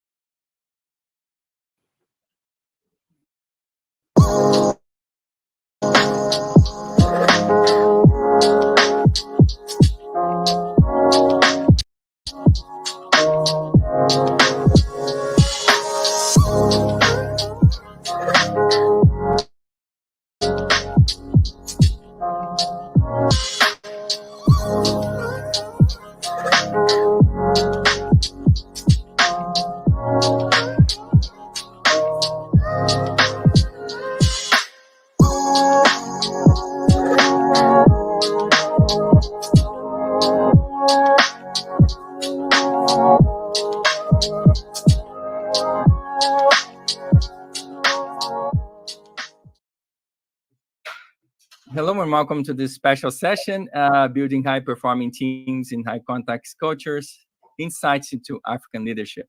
And today I'm joined by my co-host, Paula dos Santos Papel, and we are welcoming Nakondi Kasundi van den Broeke. So let me start by introducing Nakondi a little bit. She's an international award-winning executive coach, organizational change architect, and entrepreneur. She has been recognized in London by Thinkers 50 as a coaching legend.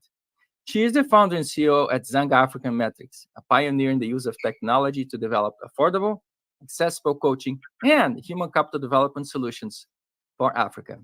Following a decade working in international development and finance globally, she returned to Zambia to pursue her purpose and desire to contribute to her country's economy and the wider African development agenda. She has over 20 years of experience supporting multinationals, international organizations, and governments. She's an accomplished professional with a wealth of African, international, and multicultural experience in designing and leading large-scale change across multiple sectors. She sits on 2 corporate boards and is a graduate of the renowned HEC Paris Business School in France and Oxford University in the United Kingdom, and the Joint Executive Specialized Masters in Change Leadership. She's fluent in French and is married with 2 children. So welcome, Nakondi. How wonderful to have you here. Thank you so much, Rom. It's a pleasure. Well, it's a pleasure for us, for sure, Nakondi. I mean, for the few years that I've known you, I've always delighted in hearing your perspective from your specific, female leader perspective, as well as an African female leader, as well as a worldwide female leader who happens to have this really acute understanding of what it means to be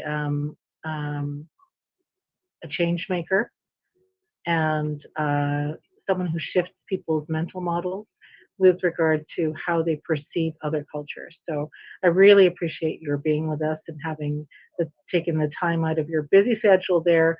Now you're in New York City right now, or what part of the world are you in? I'm in New York. Thank you, Paula. What brings you to New York, just briefly? A couple of reasons. I'm just coming back, in fact, from one of the leading universities, and where there was a conference for African government leaders talking about the future and leadership and some of the goals they're setting to really to deal with some of the common threats across emerging markets. Wow, that's great. And I think I know the answer to this. I'd love to hear it from your perspective. Why do you think that of all the possible thought leaders in the world, why do you think that they asked you to advise them? And because I know the value of what you bring to it, but please tell us so that we can understand better. Thank you. I'm not sure if I'm even the best person to be on this. I'm sure you are. I am on it, and I'm always grateful for the opportunities to contribute and add value, especially to initiatives and projects that are close to my heart.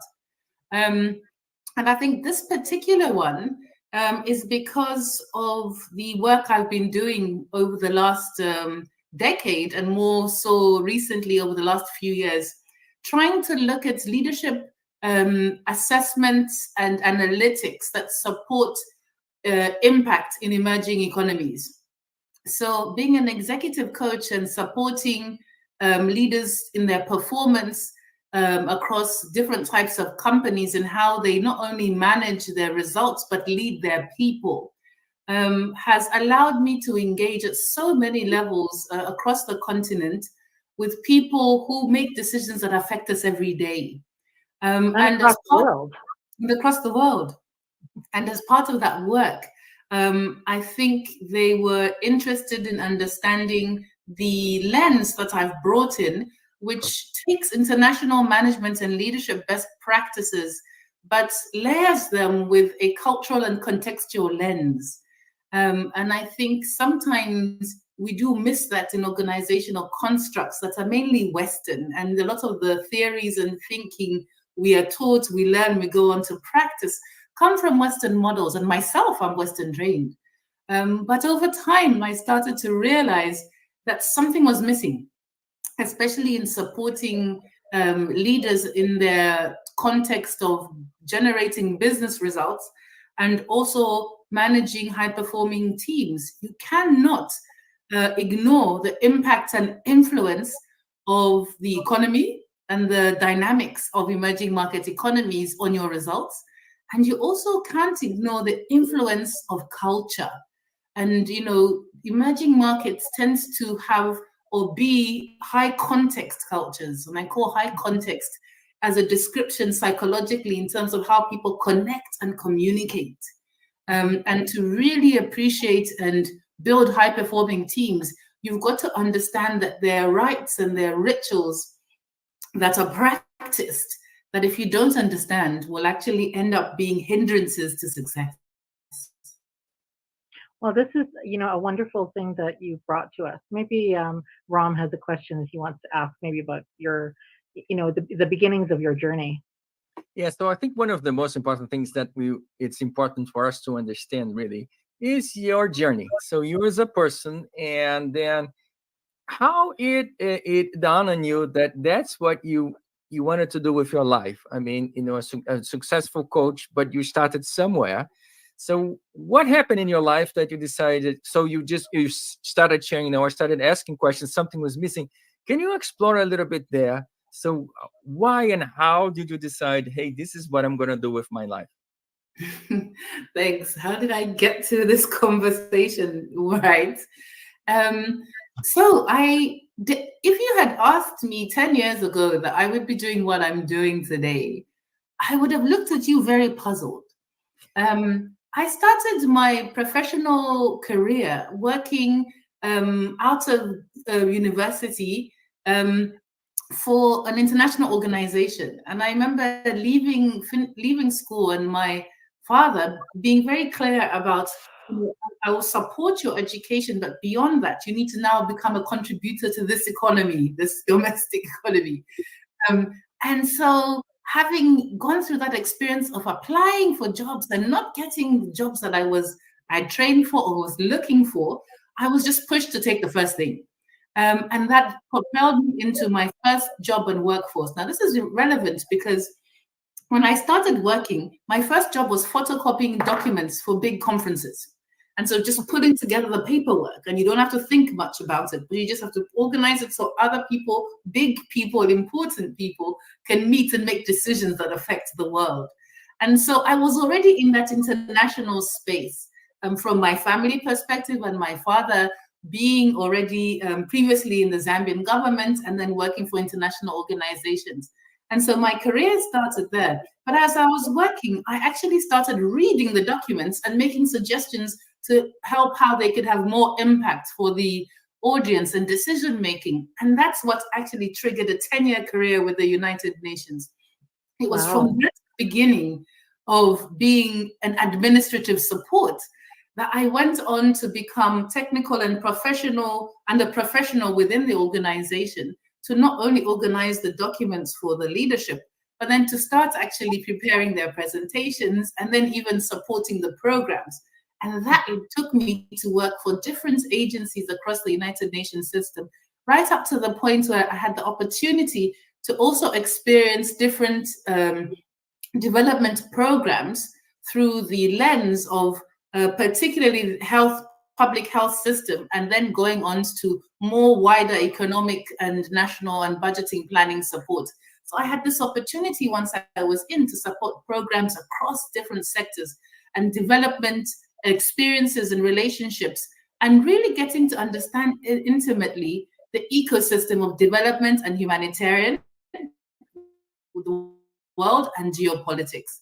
And that took me also to roles that I took on in New York, Geneva, Senegal, and Malawi. So I had an opportunity early on to get a foot in the door to start what became a decade with the United Nations, up to managing and leading teams in different countries. And as I was working, I then met my husband through the United Nations, and particularly in Malawi. And something that was very interesting, and I think maybe is not discussed as much, is that triggered the exit and the end of my profession as I had known it to that point. because I had been on a trajectory to leadership that I was very much inspired for and ready to take on, and ambitious about moving on to support and take on more roles and responsibilities. And then I met my husband and my values came into conflict. And as a result, starting the family and getting married, they don't tell you this, that this is about to happen, and your values now kick in. And I'm coming from an African culture where family is important. The role of the woman in the marriage, in the home is very important, almost dictated.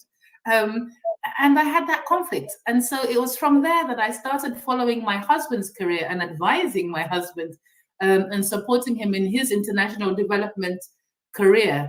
And as part of it, I got a coach, and I went through a coaching program that helped me transition and realize that I had competencies that were transferable. And that's how I began now from being coached to coaching other women in transition through similar trajectories that I had come from and was now going into. And I started my first client practice, coaching women in leadership who had to transition through this conflict and dilemma in their careers, to support them to identify with the opportunity rather than the disaster that had been perceived. Well, I can see how it might be being a woman and also working, I can understand how the culture clash and the values, I think, more importantly, because on the one hand, you wanted a family, you want children, and yet sometimes the circumstances or the logistics of your living arrangements make it difficult to be able to realize all aspects, or at least I can understand maybe from the generation which you represent and that I represent. It seems like not so dissimilar, that there was this conflict in terms of who needs to now lead in a family, and so it's so important that women have models of knowing how to move from states of being and acting within their families into more public related or more professionally related roles. And so that's wonderful. That was a great segue for you. So I'm just wondering, like in terms of your next step into your journey. So you moved into this role of advising other women, and then at what point did you decide, I want to set up, I've learned so much, I want to set up a separate company and just look at the human in all of us and where that fits into the world economy? When did you do that? And I didn't see it immediately. So the transition meant that as part of the credentials for my coaching training, which I had continued to pursue because I was interested, I then decided to, part of the training requires you to have billable hours as well as pro bono hours. That was the beginning of my firm. And that was over 12 years ago. And I remember my first client and returning to Zambia after the years I had followed with my husband's career, and we had gone back to Zambia where we call home and have set up home, realizing that this was the birth of an entrepreneur. And the only entrepreneur I had seen in my surroundings was my mother. She and both my parents were public servants. My father a physician and my mother a midwife. But I was very much surrounded by this ideology of service, and the reason you're here is to contribute to all of us. And this philosophy of Ubuntu, from the African philosophy, that we're not just here to serve ourselves, but we're here for a purpose that has an impact on others. So I grew up with that consciousness. And so when I started my practice, it was really then taken to how do I serve others to be the best in what they do with the skills I have. And because I have a management background and working in that space in organizations, it was a natural fit to start and support leaders in corporates and in government to manage and lead their teams better. And it was as I was doing that my firm really started to get a reputation, as I started to get referrals and clients. And I must say the first 3 years were hard. Being an entrepreneur, coming from a system and large organization where you plug and play, you come in, there are templates, there are tools, there are assistants, there are resources. for you to deliver and achieve the results. I started the practice from scratch. I was starting a business with knowing that I am the product, and I have to not only market and sell the product, but I need to generate revenue and understand what type of revenue and positioning I wanted for my practice. So I had to learn from the ground up how to not only run a business, but because of the nature of my business, I always knew that I had certain values and principles that would always guide what I do. And these remain today, that I must add value and that I must contribute to the larger development agenda, and which is why I see very much my executive coaching practice and now Zanga African Metrics, which is the metrics and assessments, the technology behind the human capital development, as a solution that contributes to building great leaders, but also great leaders who go on to generate business results that impact economies. And so I started my business from scratch. And in an emerging market, you can imagine you don't have access to all the type of resources. And at the time I was starting an information about business entrepreneurship. The last 5 years, I've seen more coming up, but a lot of it was asking other people for how to do certain things and learning by winging it. So why don't we go there? Let's go to Zanga Metrics, and maybe you can give us a tour. Yes.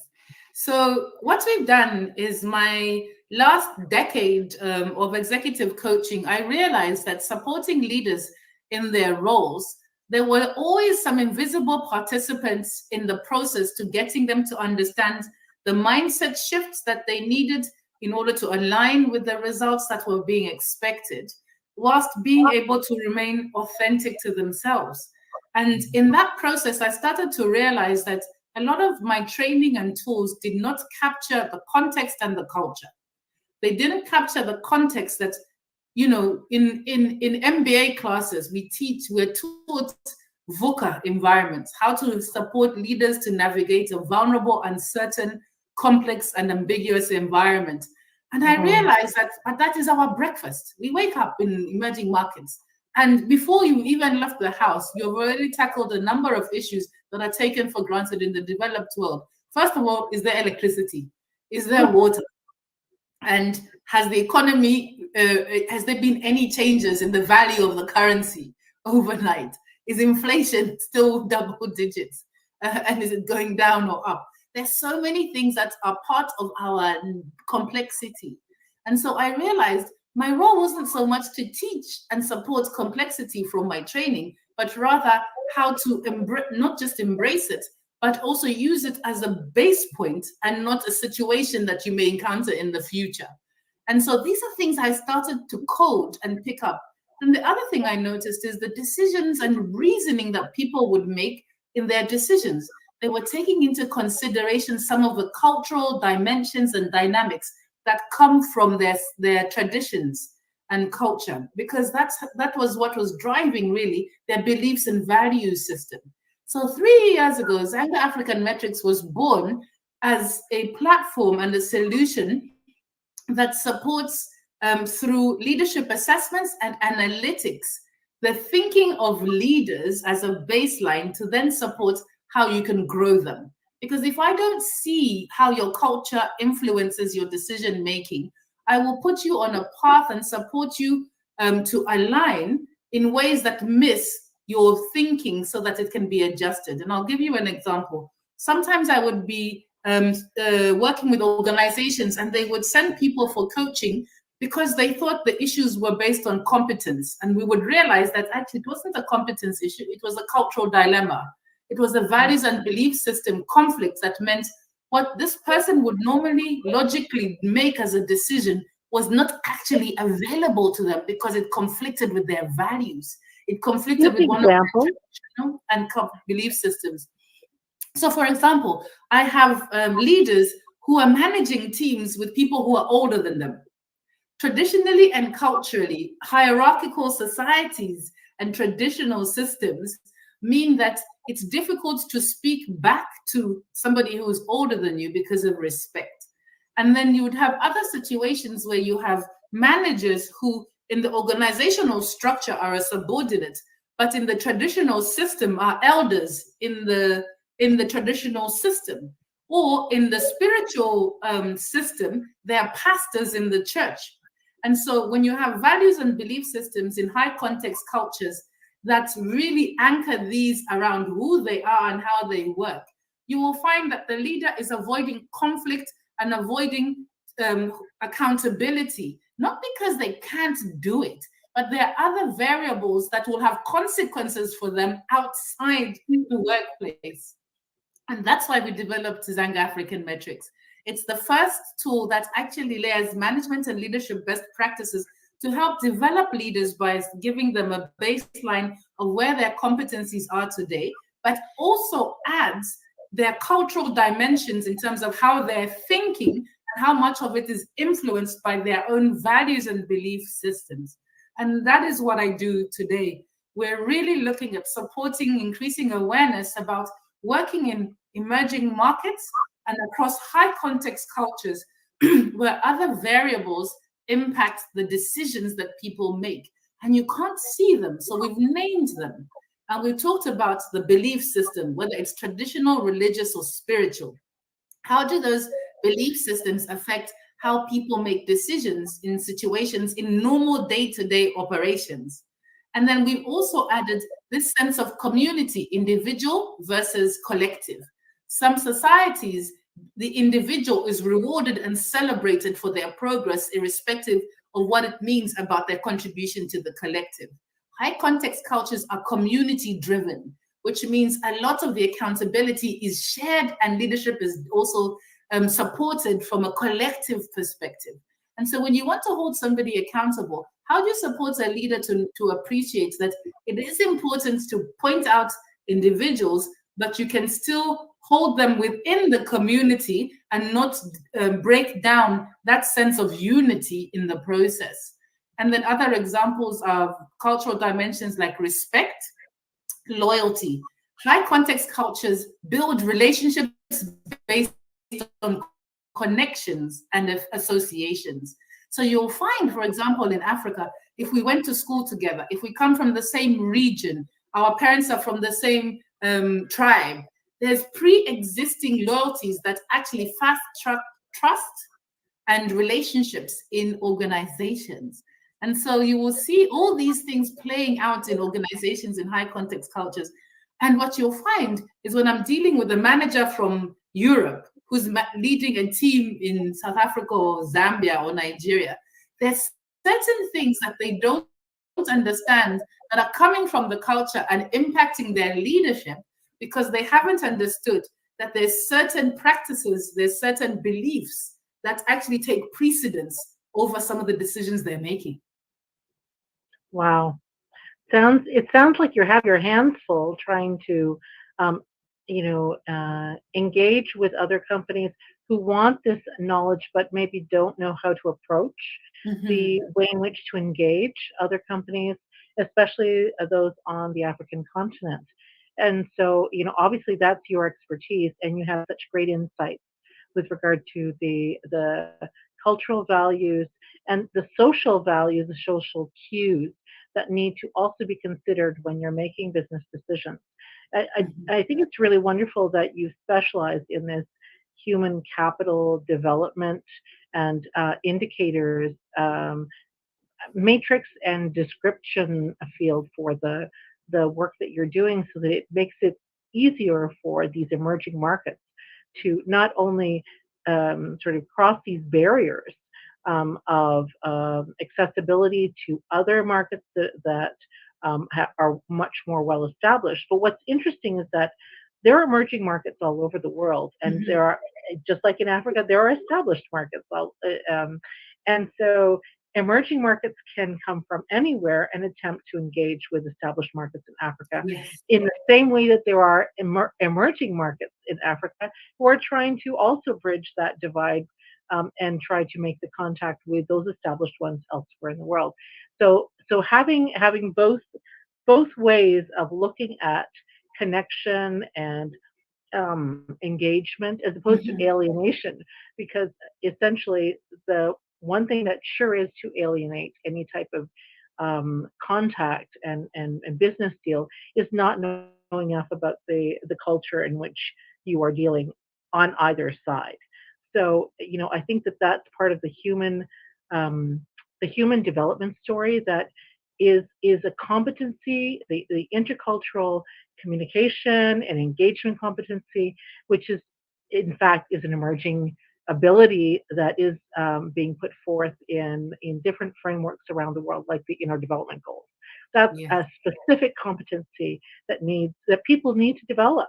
And in fact, it should be part of the educational curricula around the world, learning how to engage with people, not just accept in the context in which they are, but really try to understand the world from their viewpoint, try to find commonality, but also appreciate the differences in the divergent worldviews that we have. And then those differences in a worldview, the way we perceive the world, what aspects of those actually are innovative? How can we leverage those really interesting different ways of viewing the world to solve some of the problems we have in the world? Not just in business, but in society, in our environment. And so I'm all for this. I think that this is coming just from my own linguistic background, as a language and cultural background. I feel really strongly that the only way that we're going to get out of the difficulties that we have on our planet, whether it's the economy or social strife or environmental climate change, by diversity laws, planetary survival, all of these are going to be enabled and certainly helped along if we start understanding that people have different ways of looking at the world, and we need to just stop and listen to them. Listen, and really with some tools like looking at different dimensions, like high context, low context cultures, that will allow us to really get into the mind of one another, understand where we're coming from, appreciate some of the and value some of those differences. Value, the important word for me is value those differences. There is value in appreciating other people's experiences, because they lead us to places where we can actually be in a better state, in a better stage of development and of evolution on this planet. So I really want to thank you for the work that you're doing. I think that there might be another question that maybe Ram wants to ask. So there's a couple of things, because you mentioned, and I think it's important that if you could clarify some of the points, because a lot of the audience is not familiar with African culture. So can you explain to us the importance of Ubuntu? So making contributions to society. Why do you think that is a determinant part in all that you do? Thank you. So if we think about traditional systems were always anchored around connection, and the relationship and how we communicate. And so you'll notice that in African cultures, and in many when I say high context and low context cultures, high context cultures are really described by how they connect and communicate, and the emphasis they put on relationship. And the relationship means that the Ubuntu philosophy communicates that I exist because you exist. You exist because I exist. So we cannot be disconnected. And whatever you do will have an impact on me. So it creates a consciousness around each other to take care of each other and to be responsible and deliberate about the consequences of your actions. This was important if you think about traditional systems and the development of tribal clans, because the community was actually, if you want to call it, there were governance structures and systems that helped develop and help find identity and roles within the community. But it was always seen as the unit, a community, and not an individual.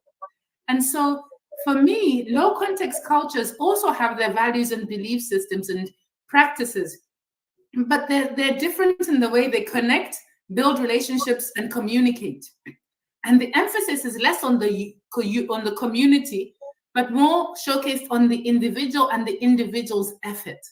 And as a result, what you'll find is communication also protects and preserves in high context cultures. So communication tends to be less direct, and it also avoids conflict, and it avoids hurting or disarming people.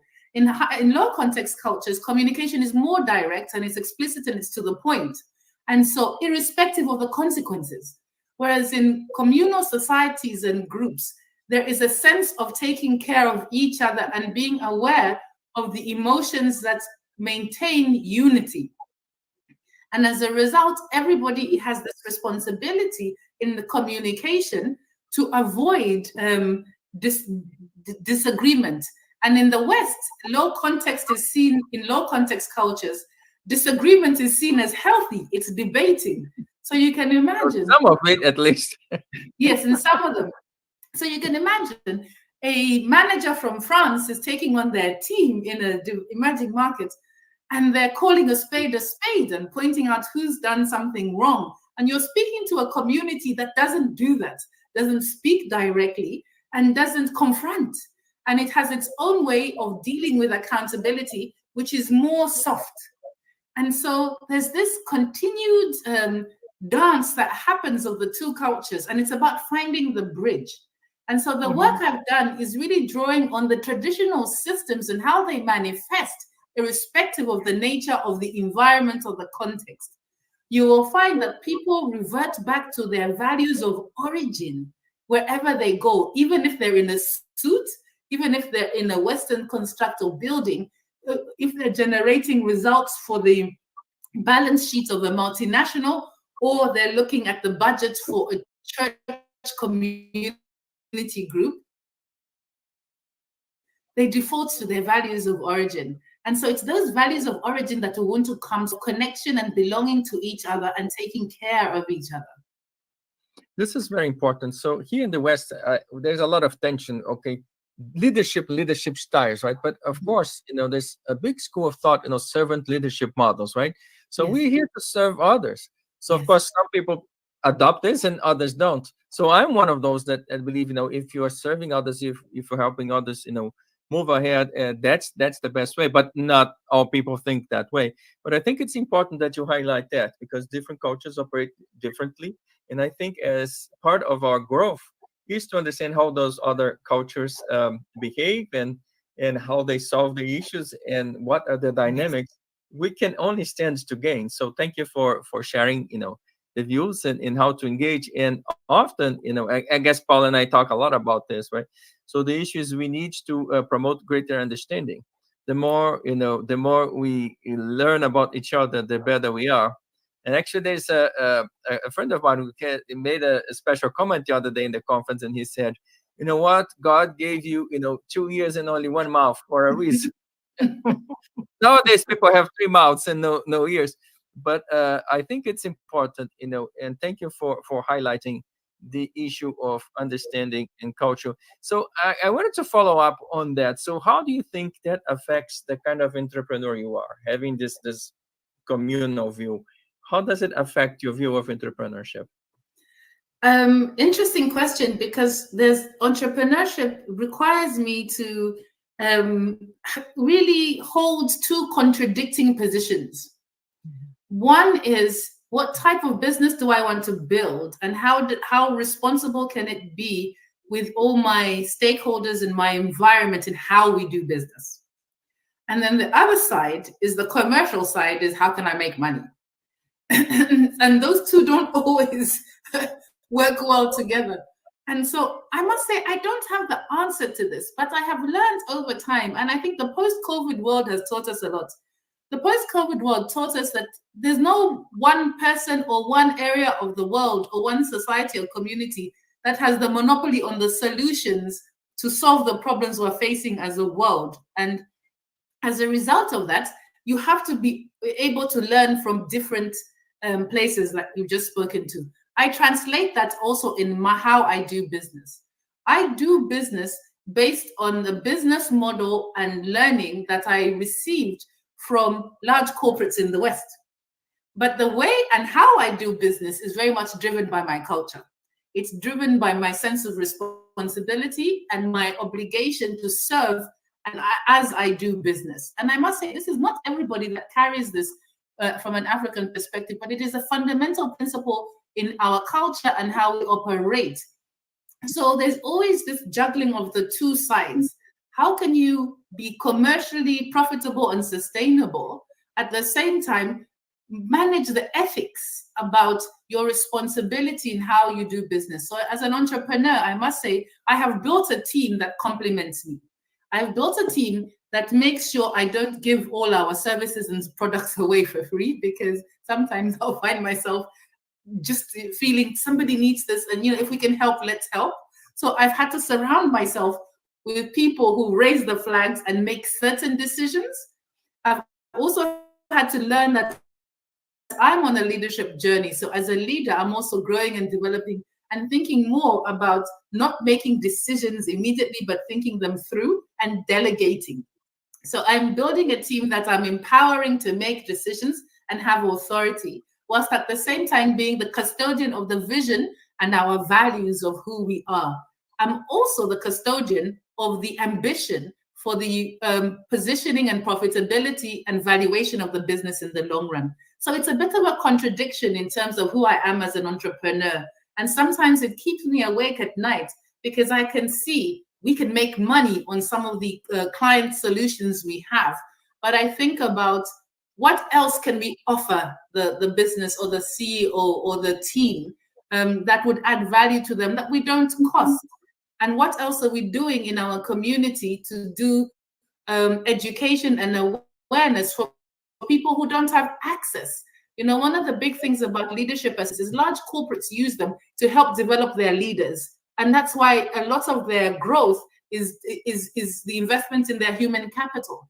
But in some of the economies I work across, you can't afford some of these tools. So we are deliberately priced at a point where we're accessible for emerging markets.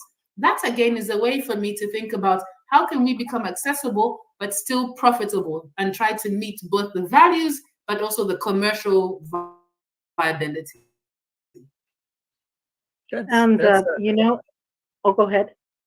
No, I'm sorry. I just want to continue on the line, because so both Paul and I work a lot with younger people, and especially, younger women.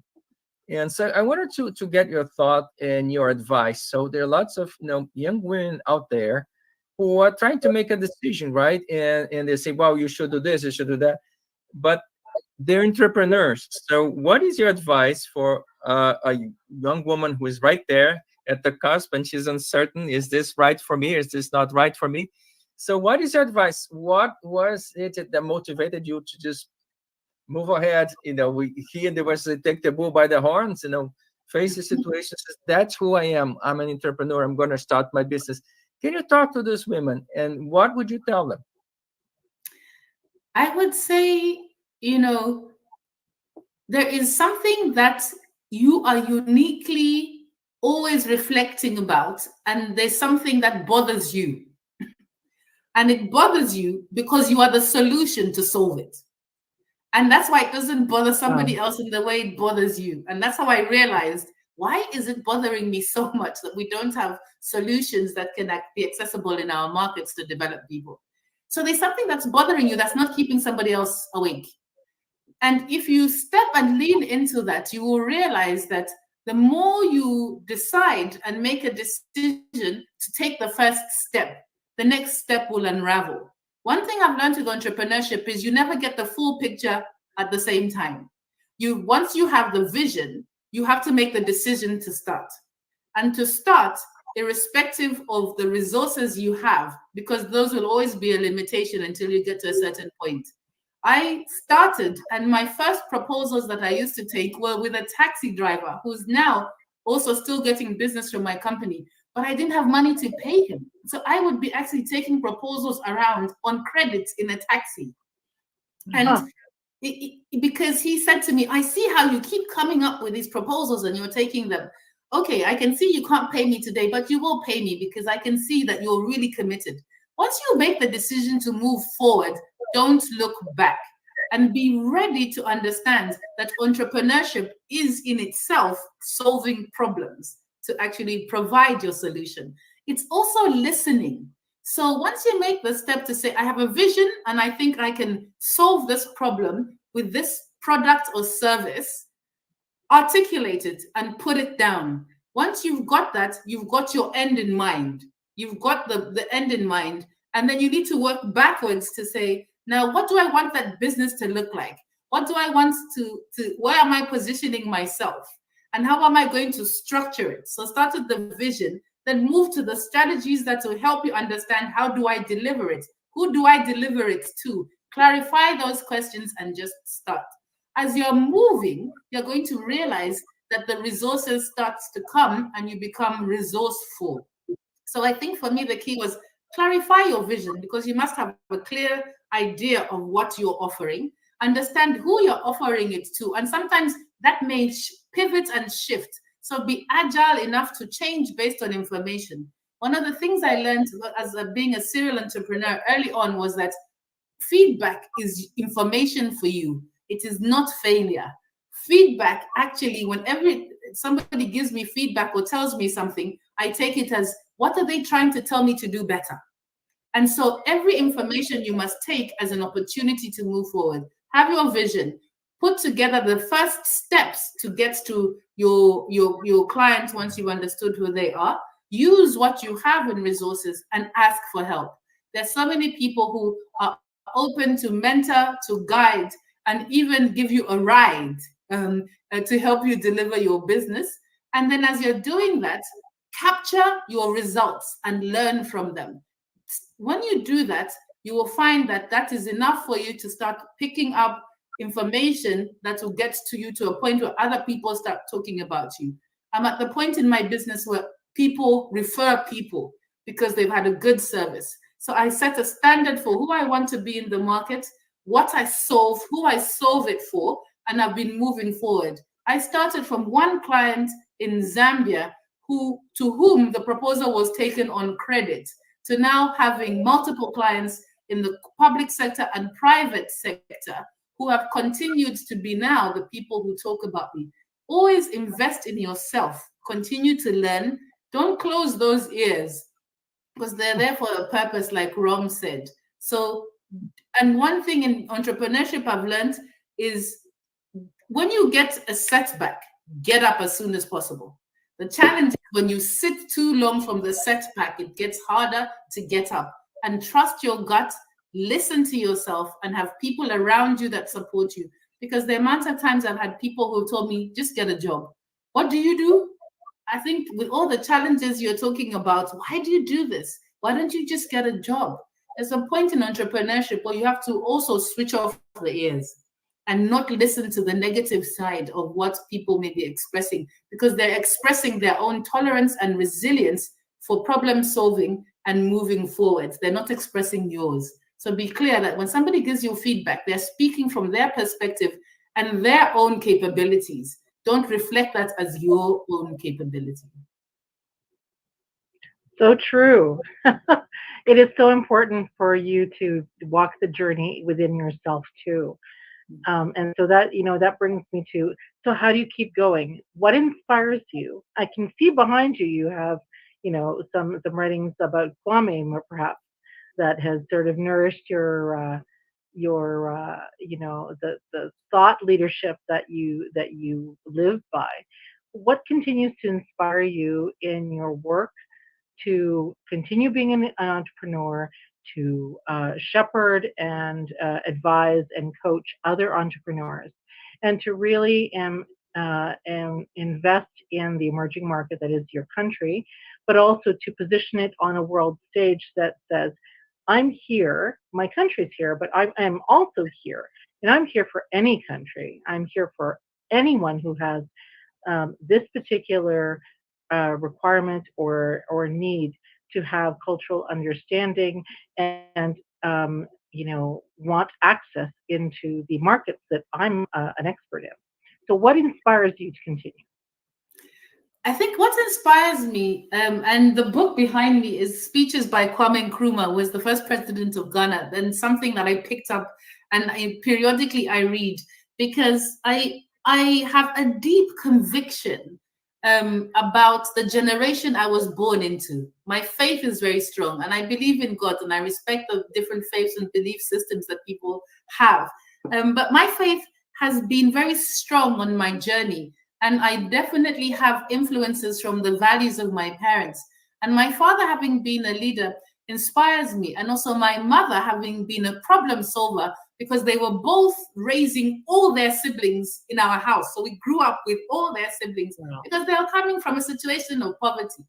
And so from seeing where they came from, what they were able to help the next generation be set up for in life and achieve, what inspires me is that what we have from an African perspective is definitely powerful. And I think we talk a lot about Africa emerging and the resources that the continent has. And I feel that I have a responsibility and a role to translate the future of this continent and support it through what I can contribute. And so I see very much my inspiration comes from people who have understood their purpose and understood that wherever you are in the world, whatever corner you're in, however small or big, you matter. And what you do and put into the world, you will get back. And so I have always believed that I have a role to play in developing Africa. I have a role to play because it is the future my children will inherit. It is also the land of my ancestors, and it is the land of my bloodline. And so wherever I'm placed, I see very much that as my responsibility. I also understand that I've been put into certain rooms that I must be responsible with. I've had great opportunities that at the time I started to realize the responsibility I carry wherever I go. And so I saw the opportunity for me to learn from the leaders who inspire me, like my father and my mother, but also some of the line managers and bosses I had throughout my career, who always showed me that use your gift, understand your gift and your purpose, and turn that into a contribution. And so that's what inspires me a lot. And Kwame Nkrumah's speeches come from the founding fathers of Africa post-independence, where they talked about this Africa that was now going to be able to step into its destiny. And so I see that generation as the generation that helped us get independence, but we have now the responsibility to give us economic independence, not physical independence. And my role is contributing to that place of prosperity and economic independence. That's what inspires me. And even growing up and understanding as somebody who has had experiences in both the West and in the North and the South, I feel like that privilege should not be spoiled.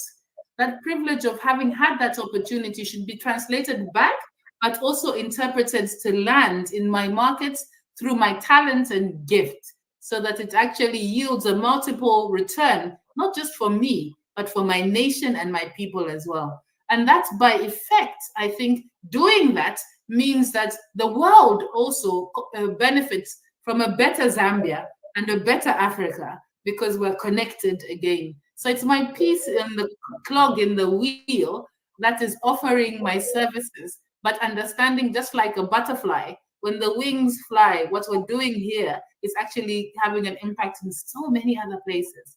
And that's why I see my business and I take it seriously, and I'm inspired by it, because I know every day at Zanga African Metrics, we are changing the world. Wow. Well, you're definitely stepping into your destiny, Nankonde. So, you know, I'm in awe of your centeredness and the way in which you are able to explain how every person matters, and how each of our gifts are what we need to pursue to be able to find our vision and purpose in the world, and that what we do in the world can reach anywhere. And so I just, I really want to thank you for the time that you spent with us today. I don't know if there's anything else that Ram wants to Yeah, I ask would. before we So go. I do have a question, one more question for you before we go. So the conference is VC, so mostly so entrepreneurs. So what? So ask you for advice, and to the people who are following us and are watching us and are in the conference or watching on television. So what are the 3 things you would tell them to do? Because they're at the cusp of starting their business and they're not certain, or maybe they lack some skill, or they're shy, or they're gun shy. They're just not ready yet. So what are the 3 things you tell them? What would you tell them that could set them in their entrepreneurship part? Basically, how can you help them kickstart their entrepreneurship journey? Interesting you say that. I'm currently in the deal room with a VC for investment into my business. Wow. And I'm going through due diligence. And so with hindsight, what I would say is, as you're thinking about starting and your idea, it doesn't have to be perfect. Take it to market and learn and iterate. And it's through those iterations that you will learn your product market fit. So start with your idea. As soon as you can have your minimum viable product, the minimum service you understand is whether you're doing maid services, whether you're processing potatoes, whatever you're doing, start with the minimum and test it, take it to market, get the feedback, iterate it. And that's a journey that continues throughout. So get used to it from the beginning. Second thing is from get-go, separate yourself from the business. I've learned this in terms of financial management. From the beginning, the business account was my account. So whenever I needed something, I would take from the business. Start to actually structure yourself and organize yourself as a business. It will help you separate you as the person and the founder from you, the CEO of a business. Those are 2 different people, because the person managing the business needs certain skills and competencies and needs to follow certain rules and structures. You may be winging it and thinking through what you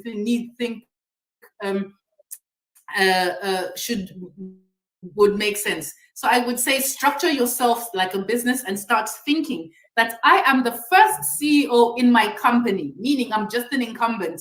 And even one day, like I have just done last month in Zambia, I have stepped aside and the general manager has come into the business. So I was holding the seat. And this is important because when you confuse the 2 roles, the business also gets confused in your thinking.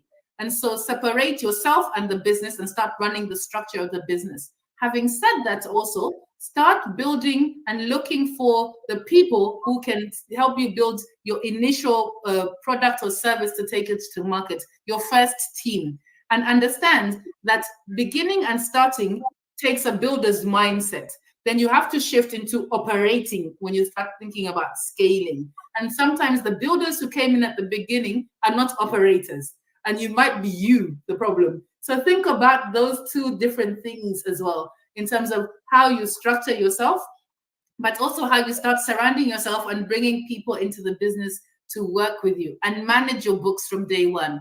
Capture a record of how you manage your spending and how you capture your revenue, because what investors are looking at, and those people who will come in to support your business, and even clients and suppliers understand, is how you manage small money and how you manage your own money is a reflection on how you're going to manage their money. And so you need to be responsible and clear about how you do that. So I would say, as you're starting your business, go for it. It's not always clear, but you must have a conviction and have tools. I have been through 4 entrepreneurship programs, and I'm currently in my 5th one. And I've been doing this business for years, because every time you go through these incubators, and there's so many, they give you this knowledge. They help your thinking to become a business manager and leader, and not just a founder. A lot of us get stuck in the glory and the idea of being the founder of something, but it's very different to be the founder of something, to be the successful owner of a business that is profitable in the long run. So true. My goodness, there's so much there. I can imagine that people are taking notes really quickly, and that they're looking to look over the things that they just learned. What is 3 lessons learned So just sort of in closing, 3 lessons learned. You know what a lessons learned log is, and all businesses should have them. So 3 lessons that you learned that you would impart to people that are interested in business, emerging markets, whether in Africa or anywhere else, that you always follow. Be clear. I'm always asking myself the question, am I still solving the problem that created my business? That's something I would say I've learned. Continue to ask it, and there are different answers that come, and ask other people for feedback. The second thing is the numbers matter. The numbers matter. Your financial literacy matters. Until you get to a point where you can hire other people to take care of it, your financial literacy matters. So you really have to take the time. I remember my first notebook when I had started writing the costs of my services and the costs of delivering the services. Those small notes actually become later into bigger spreadsheets that are in accounting packages. So your numbers matter. So be very clear about, am I still solving? What is the problem I'm solving? And am I still solving it? Then second, as I'm doing it, I must be very clear about how to manage the finances of the business. I must be clear about how do I make money and how much does it cost me to make money? Because cash flow is king in business. What kills businesses is your ability to pay on time what you need to pay based on what you've received. So it's one thing to have your projections and your pipeline. It's something else to have cash in the bank to be able to pay and meet your costs. So that's why the finances really, really matter. And the third thing I would say is believe in yourself. Nothing takes away from belief in yourself, because there'll be days when nobody else does. There'll be days when your clients and the market is looking like they're giving you feedback that you just don't know how to process. And there'll be days when you just don't have any money. And there are days where the people you have invested in and attracted to work with you don't show up for work because life happens, and you start to question yourself. I would say my third advice is believe in yourself and don't lose that belief, because there'll be days when you're the only one who believes in what you're doing and that you can be great and successful at it. Absolutely. Wonderful. I guess, that's kind of all the time we have for today. But, Nakonde Kasonde van der Broeke, thank you so very much for your taking the time and sharing your perspectives and helping all the entrepreneurs that are with us here become better entrepreneurs. So thank you so much. You're most welcome. Thank you. Thank you for the invitation. And please, I'm open to anybody reaching out to me to learn a bit more and hear a bit more about some more lessons, but also about what we do at Zanga African Metrics.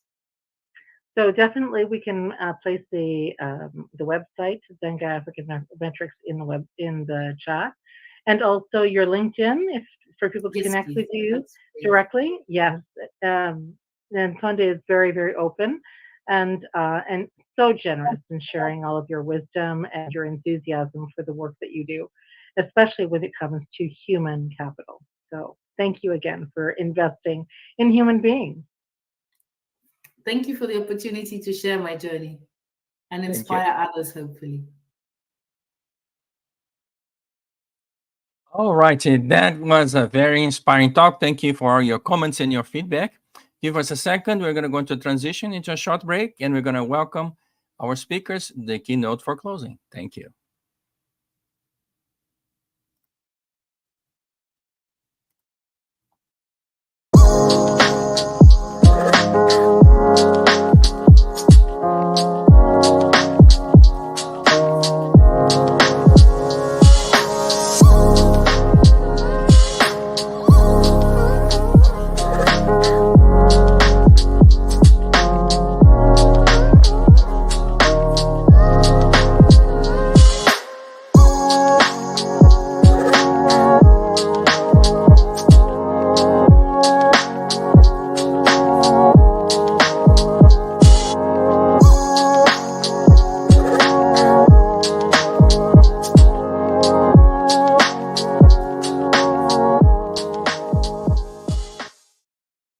Hello, folks, and how wonderful to have you in our journey here today. It's, of course, our special keynote for the day, and we have the great honor to welcome again Dr. Frederick Linden-Krona and my co-host, Paulo dos Santos Papel. How are you guys doing today?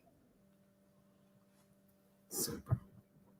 It's just great. It's wonderful. I was able to listen into the last conversation you had with Nkonde. It was just so inspiring. Thank you for doing this.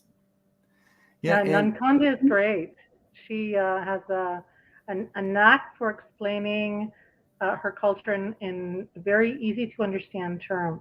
You also missed a really good one before that with Stephen Lichty and his concepts of Ukama, which I'll bring into our conversation. We're going to do a little tie-up. So thanks, Frederick, for being here again since VC EuropeX.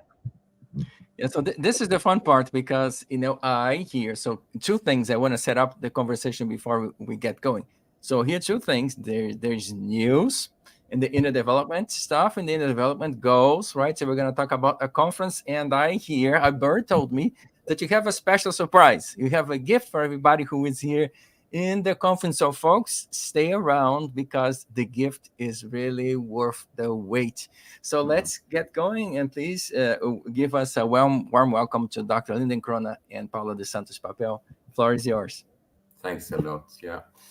So I'll try to present here if I can find the right slides. Just give me 2 seconds. And we are soon there. So while Frederick is pulling up those slides, I just wanted to let everyone know that Dr. Frederick Linden-Krona is the lead researcher for the Inner Development Goals, so innerdevelopmentgoals.org. He's been at this for quite a few years now and is leading the charge with regards to the global conversations we're all having around what are the capacities and the skills that we need to be able to do the inner work, to be able to then do the outer work together regarding the Sustainable Development Goals around the world. And Frederick will expand on that, but for context, it's important that people understand who you are in context to the Inner Development Goals. And just tell us again why you keep talking about the the Inner Development Goals in relation to the Sustainable Development Goals and this Global Conversations one question survey that we keep hearing about. Yeah, no, it's an amazing proliferation we've had in this process for the last. We celebrated since we spoke last time. We celebrated our formal 3 years anniversary, so we're still fast-moving process around the globe. We have participation from businesses across the globe. We have participation from academic institutions across the globe. We have hubs in 100+ countries. So there is obviously something here where people are feeling the need to come together around some really big, challenging, existential, you could say, issues. And the sustainability, I play with the words here. So the sustainability revolution, if you want, or evolution, depending on how you want to see it. It is going to happen. The world is going to have to find a way of dealing. And many of the parts of the world that you come from in the Middle East and different parts of Africa certainly feel these things very, very clearly, very much right now. It's no longer the future, it's the now. The future is here, and we have to find a way of building the world that we want to live in together. So the Global Conversations piece is a way to bring wisdom from across the world on to trying to respond to some quite significant issues. This is a quote from the last Human Development Report, and the Human Development Reports are developed by the United Nations Development Program, who has offices in almost all countries in the world. And I think they put this beautifully. We must do better than a world always on the brink, a socio-ecological house of cards. We owe it to ourselves, to each other, to our children and their children.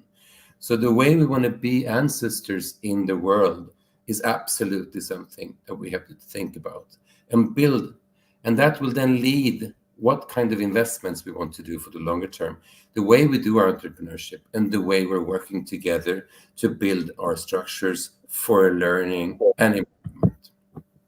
So a quick one about us.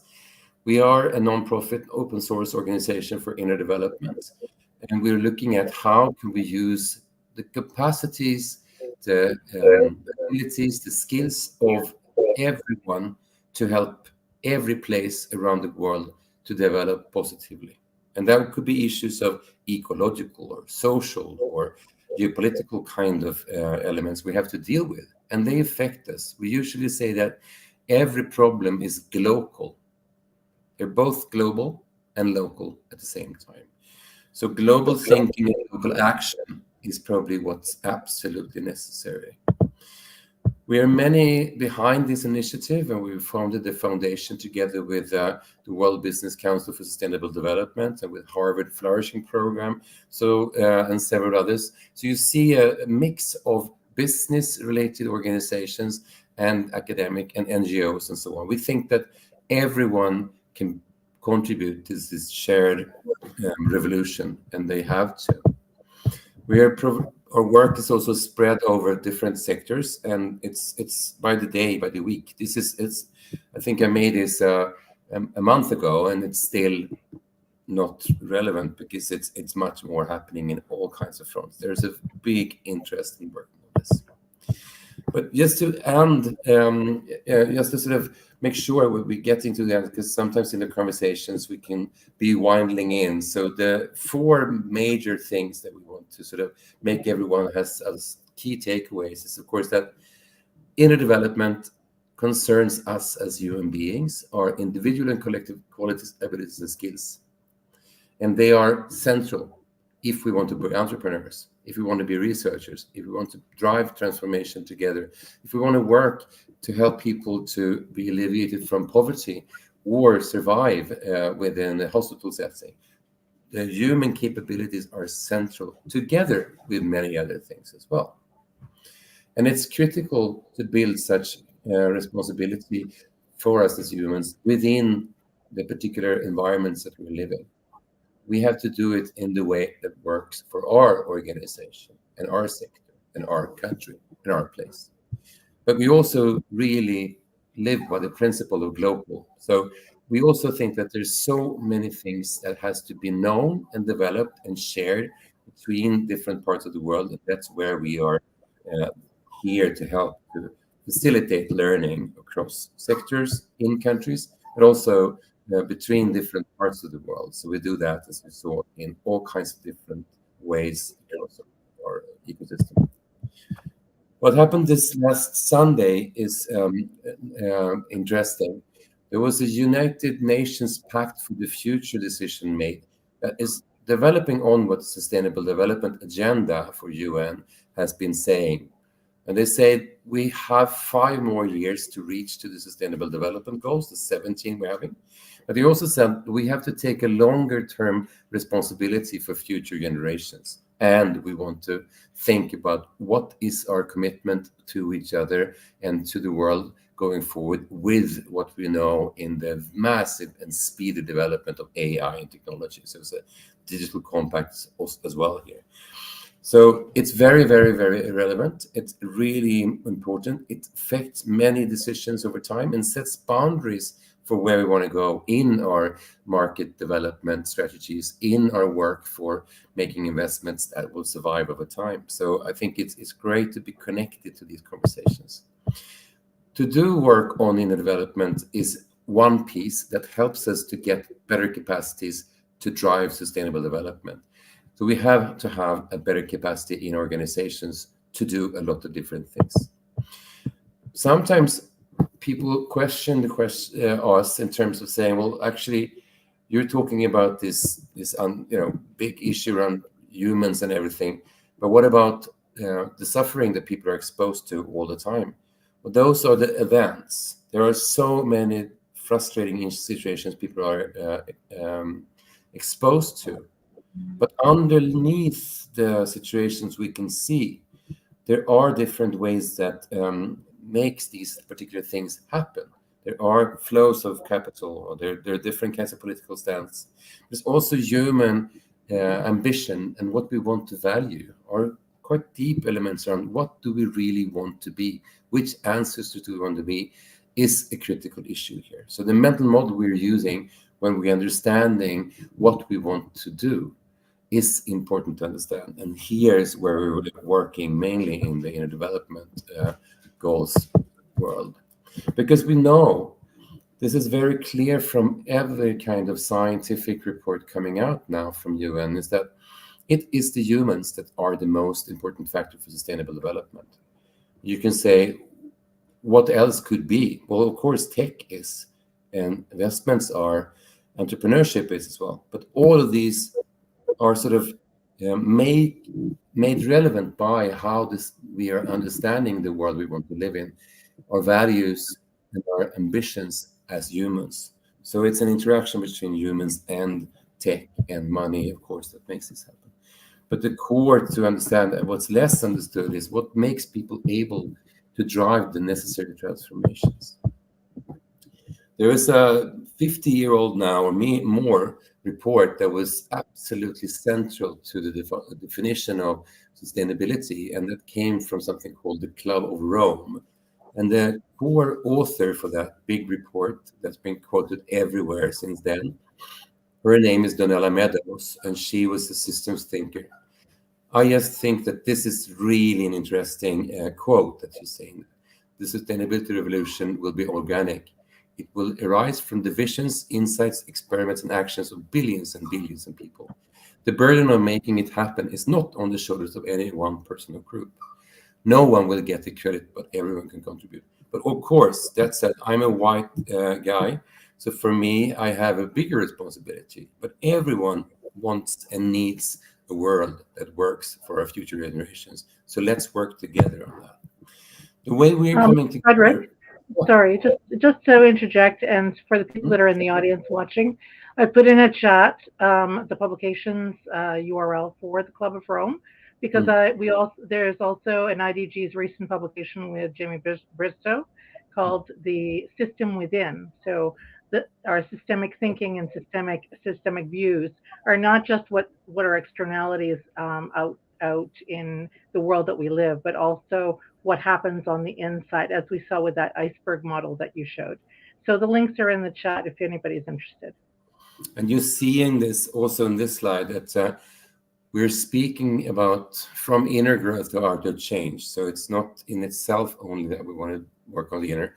It's because it's the central lever for whatever we want to achieve in our companies, in our other organizations, and together as societies. And this big movement, which is continuously evolving by the day, has one kind of meeting structure. That's what Rom mentioned in the beginning. And it happens in two sort of perspectives. There's one live event that goes on in Stockholm, Sweden, but it's also a continuous online feed from all the speakers that are going to be participating, and they come from all across the world. I can just mention one example in the track I'm leading on lifelong learning. We have Provost Angela Owusu, who is a fantastic academic leader from Ashesi University in Ghana, in Accra. And we have several from different other parts of the world. Today, I had a meeting with colleagues at KAUST in Saudi Arabia University. So we are really trying to learn with and develop together with all kinds of parts of the Middle East and Africa, including the rest of the world as well. So this is a great opportunity to learn more about what we're doing and be inspired and share with you. And one of the best ways to do that is that we can access this in the digital stream, which makes you able to watch this from wherever you are coming. So you can bring people together and look at some of the events, share what it means to you, and think together around the future. Because we have a very strong idea that the knowledge around these issues actually do sit within everyone. We're thinking and we're playing with global conversations as a way to help people to share what they understand are critical skills for transformation towards sustainability. So we're running a survey that's been going on for a while now, but we're now developed one new version that is also connected to the summit. So if you take this survey, which is here on this slide deck, I'm sorry, the rendition wasn't perfect. You can do it through a QR code, or the links that's there can be used. If you spend some minutes on taking this, you're immediately going to get an email back when you've done it, or if you're allowing to send your email. That means that you can then get a free digital access code for the whole summit.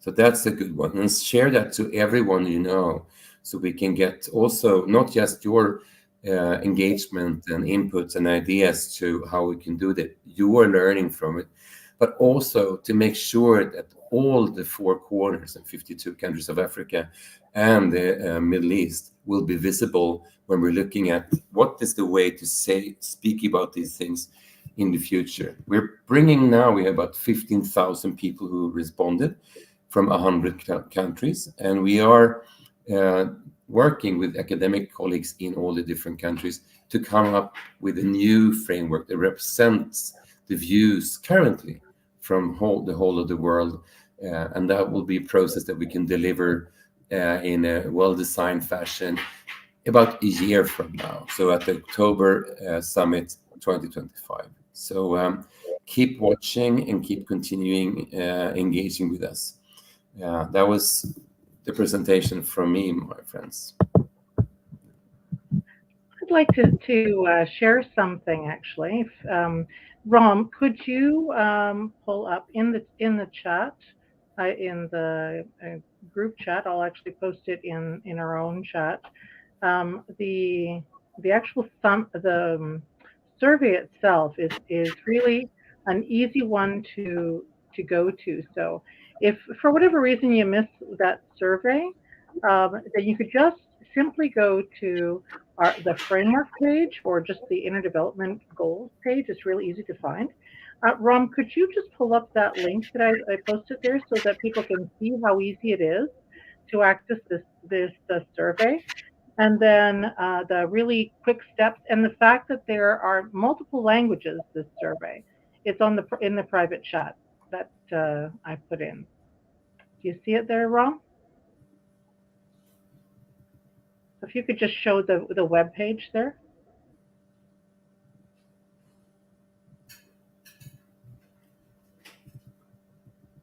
So while Rom is doing that, I just wanted to indicate that on the, so if you scroll down, just keep scrolling down, Rom.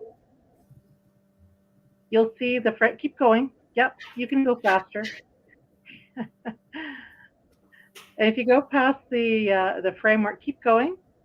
All the languages that are there, lots of languages. Then right there where it said co-create, just a little bit further up.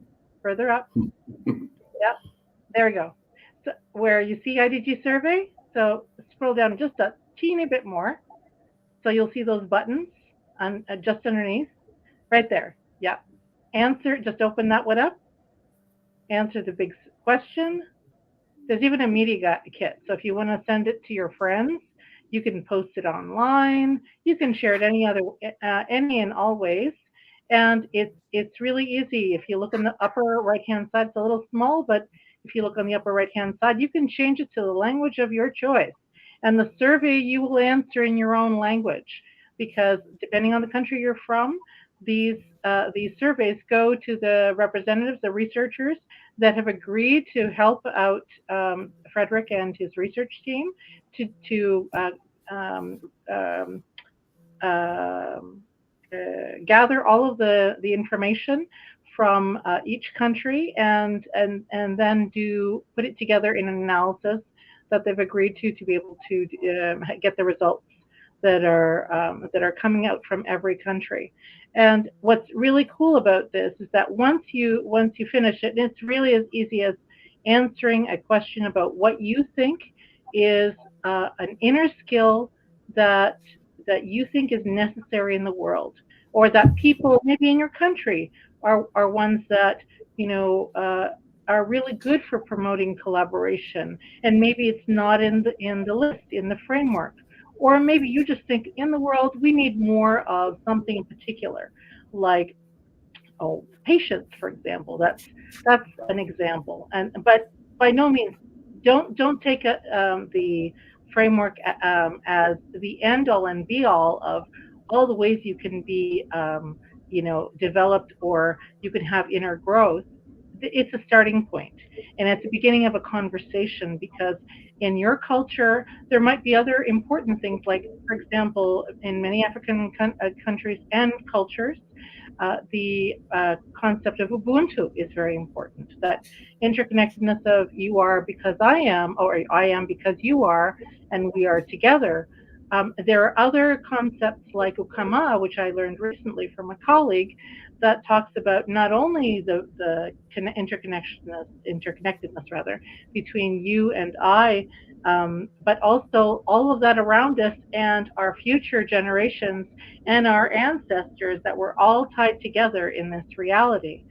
So it's a wonderful way to express the values and the traditions, the good thoughts and wisdom from your own culture that you think would be helpful if other people knew about, to be able to promote cohesion and understanding and cultural acceptance and appreciation. Forget about tolerance. We don't need to tolerate people. We need to appreciate the differences and know that in the different concepts, the different world things that we all have, in our human brain, we have a multitude and riches of ideas and possibilities for collaborating on so many solutions for our world. The way that we work on our inner self is the best way that we can learn to then see our world and other people in a different, more positive, interesting, collaborative light. That's my perspective. And I don't know about you, Frederick. What do you think? It's absolutely the right way to go. We are all very curious, and in a positive way, of like how are different parts of the world appreciating these issues. And I totally agree around Ubuntu. We have a fantastic Kenyan speaker, Wakani Hoffman, who is also very much in the space of Ubuntu. And we are learning. We have several colleagues from Africa where we are, step by step learning to see the world from that perspective. So it's absolutely the point where a framework is, as you say, it's an invitation. It's not a top-down saying that this is the things that's there. It's absolutely an invitation for us to think about where are we, where do we want to go, what kind of inner development issues would help us to get there. And that is, of course, different in different situations, but it's true everywhere. And I can ask, I had a conversation earlier today with Professor and Provost Angela. She's leading work on ethical leadership across African universities right now. And we could share a lot of similarities in how we understand how the leadership in the future in this amazing continent and the very fantastic things that goes on in both the Middle East and Africa is many ways pointing us also in the global north in what we should be identifying, how we should learn. So I think it's a continuous level of humble listening, learning, to then find our own approaches to make this a success for everyone. And it's really this kind of question, which is, success for one is success for all, and failure for one is failure for all. So we have to start working on that perspective, because these issues are much bigger than I win, you lose between different things. It's actually existential issues that we have to deal with together. So it's a fantastic opportunity, and I look forward. And we are going to run after the event at the summit. We're going to be looking at ways of running so-called global conversations, where we are sharing what we are answering on the survey and think about what is the outer challenges we have to deal with, what's the inner capabilities we need, but also what's the future step we could take. So that's something we can offer also in larger organizations, between them, in cities or other places. So yeah, we'll find a way. If you reach out and really want to bring people together to speak about that, we'll be happy to support you in the way we can. Now, I just wanted to make a note. There were several comments here from the folks at the conference, but this is truly an inclusive effort. But what I think is the most beautiful about the ISTG and the Inner Development Goals effort is to give voice to the people who do not. So they do a massive effort to go to all the continents, to all the countries, to make this available in several languages, in several places. I was telling Paul and Dr. Linda Crono, be happy to televise this as many people as we can, because that's what they're looking for. They want to hear our voices. This is a wonderful opportunity for us to voice our thoughts and our ideas, and they're going to be ready to share it with the entire world. So thank you so much for doing this. Thank you. And the wonderful thing is that all it takes really is 5 minutes of your time to go to the website. You will put the Inner Development Framework. It's in the chat. Just go to the SurveyMonkey survey. It takes 5 minutes to complete after, giving it a bit of thought, but you probably don't have to give it a lot of thought, since from your own culture, you have many examples of cultural knowledge, African or Middle Eastern wisdom that can serve to enhance our world, that can serve to make us think in different ways, to change our mental models, to make us perceive that reality can be something else, especially in light of all of the polycrises, the difficulties that we have in our world. We need solutions from everyone. We need other people to show us different ways of being and different possibilities for our global futures, as well as for futures that are local to you.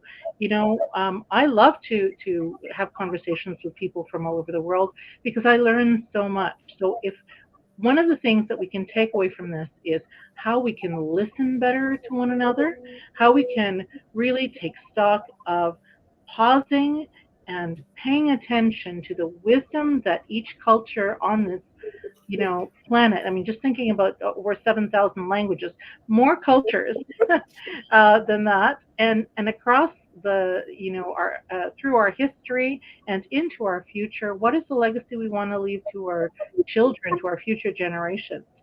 If we haven't worked on our inner lives, our inner selves, to become better human beings according to our cultural traditions, but also learning from others, then this is a wonderful opportunity for us to really learn how to become a global family, a global civilization on this planet, so that we can not only ensure our survival, but also the survival of the human species for centuries, millennia to come.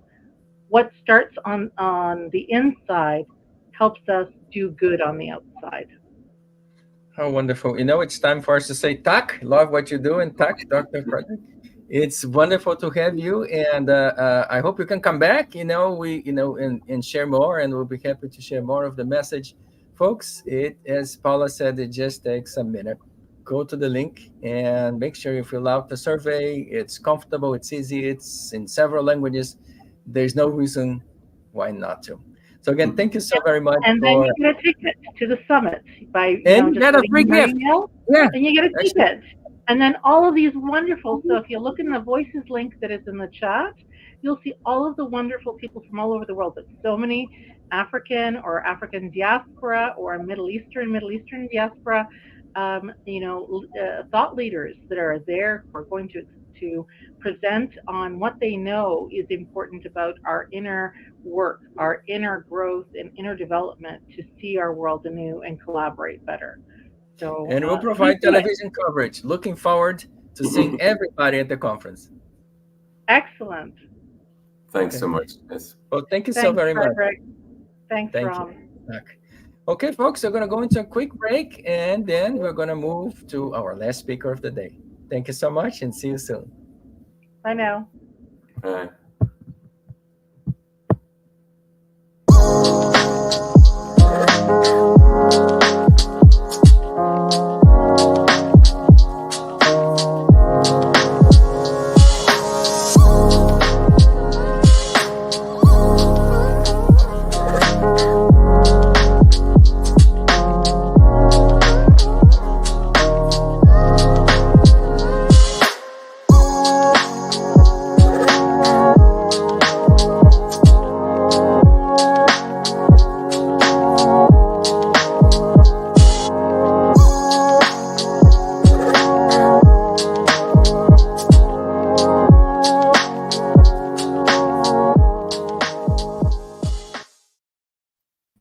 Hello, folks. No conference could be completed without our attention to education. And we have a surprise for you. We got one of the top notches in the entire world.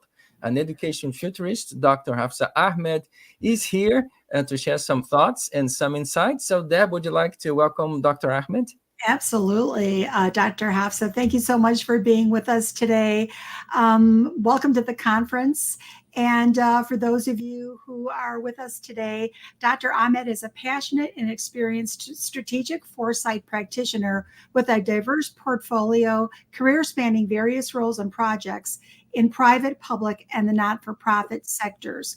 Her experience lies in driving successful change initiatives, fostering effective stakeholder engagement, and developing strong leadership capabilities.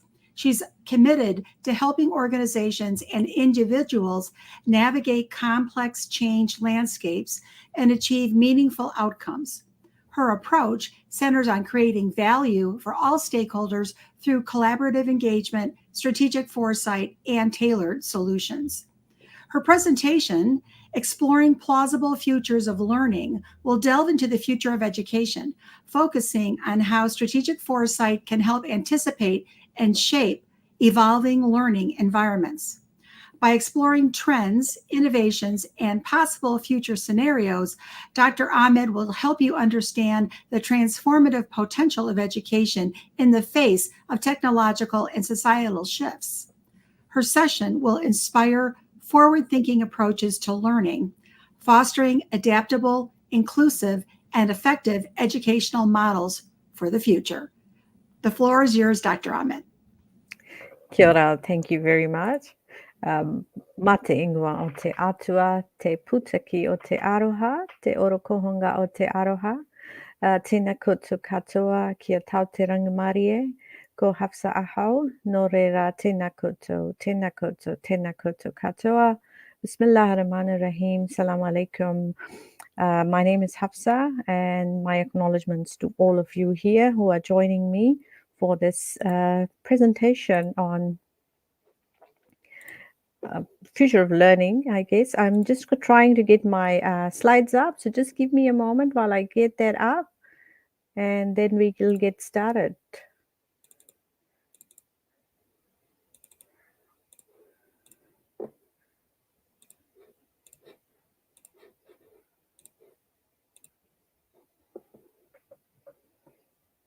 So while we are doing that, I really want to thank Deb and Rom for inviting me today and allowing me to share my learnings and what I have found from the research that I've been doing, plus the work that I've been doing in the community. So yeah, I'll just wait for the slides to load up before they can be shared with all of you.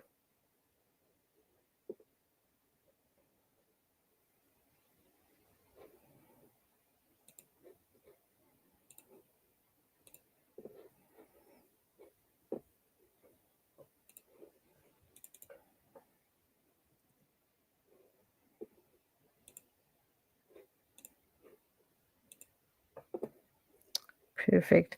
I'm hoping my slides can be seen there. Perfect. I can see them as well. That's interesting. So I'm speaking here down from Asia Pacific here in New Zealand, Aotearoa. But I wanted to start off with what is referred to in a lot of indigenous cultures as positionality, to give you an overview of where I've come from and how far I've traveled to and how I'm present here. So I'm originally from India. My ancestry goes back to India, and I came to New Zealand back in early 2000s to do a PhD here after a career in the corporate sector, and have stayed here since. It's my second home. So the first home is still the land that I come from, and I'm a co-founder for a charity called Lady Khadija Trust, a company called Unquiet, which is so you can read all about it if you want to go online and find details. And I'm on a board trustee with Aka Otsutahi Learning City Christchurch, which is focused on driving learning equity in the region. And I choose to define myself as an optimistic futurist because I believe we can all have and make the right choices for a better future.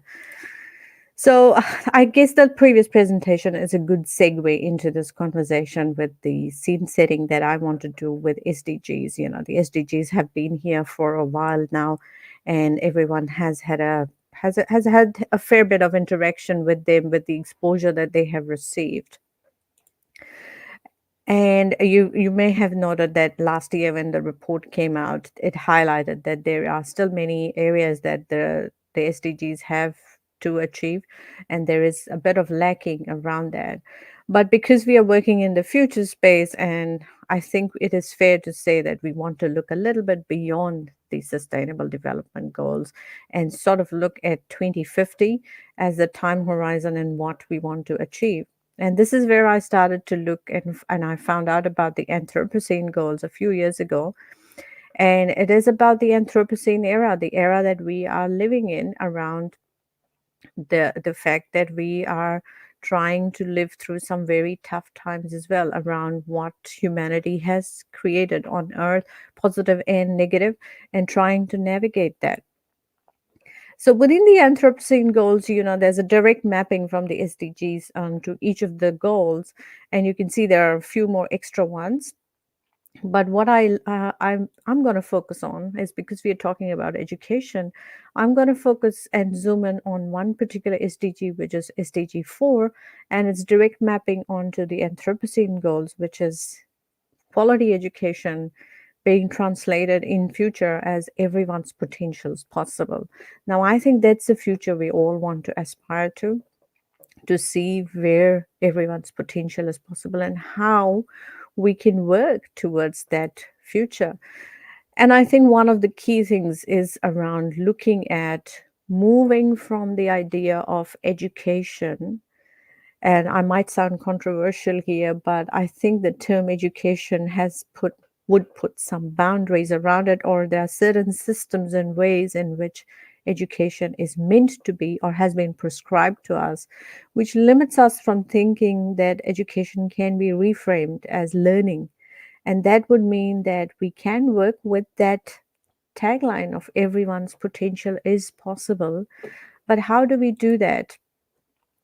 So I wanted to take a little bit of a look at what were our approaches to learning and what has influenced them over the years that, well, I have lived on this planet for about 4 decades, but people have lived on this planet for more than me. But I wanted to go back more and look at what our traditions were pre-colonization. So there is a lot to be said about the impact of colonization on education and the systems of learning that we have inherited or we have currently in the world. But before that, our learning was based on oral traditions. There were stories and narratives that were passed down to us. There was more hands-on learning that we could do because we were all living in a community-based model, and all of our learning was holistic because we were driven by the idea that, in fact, just before I came to this session, I was watching a video put on by the World Economic Forum about a youth climate activist who was talking about the idea that the earth has circular systems, and this is very much a part of their indigenous philosophy. So the holistic approach acknowledges that we are not isolated. We are interconnected with nature, within our spiritual reality, and the physical reality of us. So that holistic approach used to exist, but and I am from India, a country which has been colonized for had been colonized for 200 years or more than that. And what you see is that across the globe, there is that direct impact of colonization on the way education approaches work. There is a certain way in which education happens, and we have quite stuck to that approach that was given to us as part of education. And then there was the suppression of the indigenous knowledge or the local knowledge that is present, because, and I go back into the session that was there previously, and what was the speaker was saying was there are different ways in which things used to be done. Everyone didn't do things the same way. So in the current environment, of course, there is the rise of the decolonization of the curriculum, and we can see that some of the countries are reclaiming their indigenous education now by getting in different perspectives around what is indigenous knowledge and how we can revive it. The whole idea that we are now living in a global village also means that multiculturalism is really critical in understanding the education systems and also improving them to suit the needs of these diverse communities that have come from all over the globe. So I wanted to mention that that when I've been living in New Zealand for a while, and this is a whakatoki, which is a Maori proverb that I connect quite strongly with when I'm starting to look at what the future of education is, or could be. That is, it roughly translates as, again, if we try to translate indigenous knowledge, it's just merely some words, but in fact, indigenous knowledge or Maori proverbs are our way of life. So walking backwards into the future. And it is the idea that we should look into the past to inform the future. So when we start to look at what the futures of education could look like, or futures of learning, we really need to go back and look back at the past. And that's what the decolonization and re-indigenization of our education systems would look like. And this is where I want to bring in the futures foresight tools. And again, as we know, that there is no one future, there are various futures, and we have a choice to make in terms of trying to make the future that we want to work towards happen, rather than letting the future happen to us. And I try and base my work around, to give it a little bit more researched approach and structure, around the 6 questions that Sohail and Ayatollah had identified as when we start to look at futures. And I think this is where we start to delve into the idea what we think the future will be like. Which future are we afraid of? What are the hidden assumptions that we have about the predicted future? And what are the alternatives of the predicted or the feared future? And what is our preferred future, the future that we wish to really become a part of? And finally, how can we get there? So in an effort to relook at the future of learning, I think the first thing that we need to look at is the complexity of the stakeholder ecosystem, which is where I base my knowledge or my what information I'm sharing with you is around the idea of stakeholder engagement, which is quite extensively studied in literature. So a couple of key aspects that when we start to look at stakeholders, it is always looking at stakeholders as an ecosystem where they are interconnected and they are like a network, where a stakeholder is anyone who can impact or be impacted by the work that's being done, positively or negatively. And an ecosystem is a system of interconnected elements, like it's a formation of a community, because we cannot reimagine or look at the future of learning unless we start to look at how these stakeholders are interconnected in that ecosystem and how one can impact the other. Because often we tend to think in isolated perspectives. We gather stakeholder feedback. Let's say, for example, in policy making, we consult.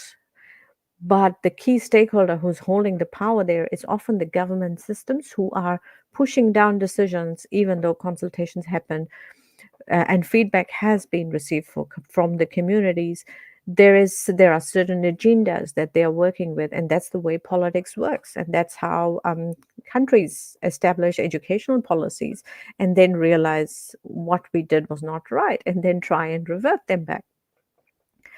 So when we start to do that, what I wanted to do was look at it from a manageable perspective, and what I wanted to share with you today was what I found out about looking at the Futures of Learning for Christchurch, Otautahi, here in New Zealand.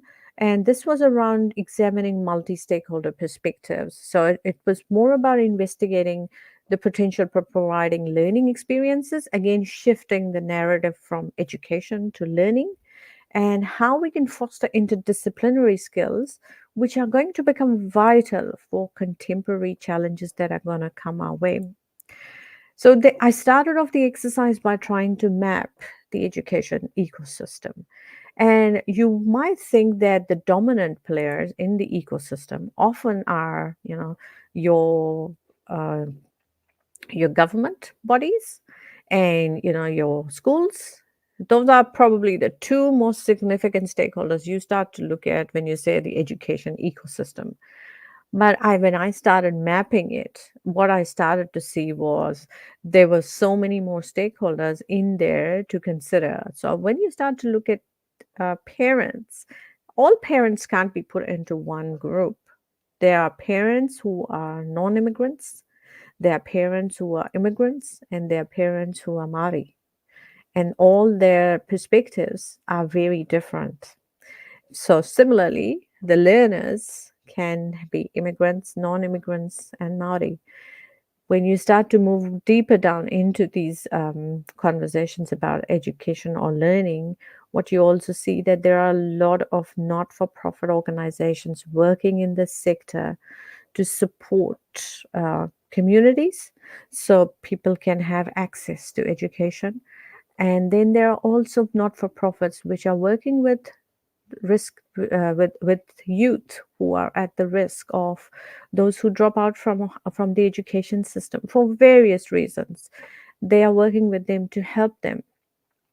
And what you see is at the end of the day, living by the line of everyone's potentials possible would mean that there's a mindset shift that happens on how we start to look at this stakeholder map and where the power balances are sitting.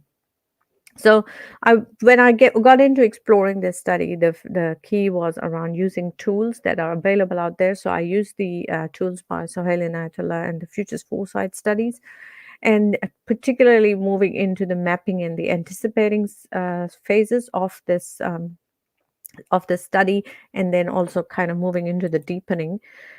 The first bit was identifying what are the barriers and enablers of change within the learning sector or the education sector. And what you see here is that what are the plausible futures that came out, or the conceivable futures that the group of different stakeholders that I interviewed presented to me was related to. I'm just going to go back to a little bit to talk to you about the barriers. So a few of the barriers that have been pointed out were that the traditional approaches to learning were not working in many for the different learners that exist, or the different priorities of time. The impact of colonization, that there is enduring legacy of colonization that is hindering educational progress, particularly where the systems have been set up to prioritize or to give value to methods which are not indigenous. There is again that tension between assessments and learning, and there is that conflict that there are assessments, but is that where the learning is happening, or is this somewhere else? There is again educational inequality that exists around what is available and what's not, and then there is the resource shortages that everyone's dealing with. But what a lot of the interviewees told me was the enablers of the present that they could see were the generational workforce changes that are happening. The demographics are changing, so there is more need that is coming right now to change. The impact of technology, so the way technology has impacted learning has significantly removed barriers to a lot of people who may have wanted to pursue a certain pathway in approaching education or learning.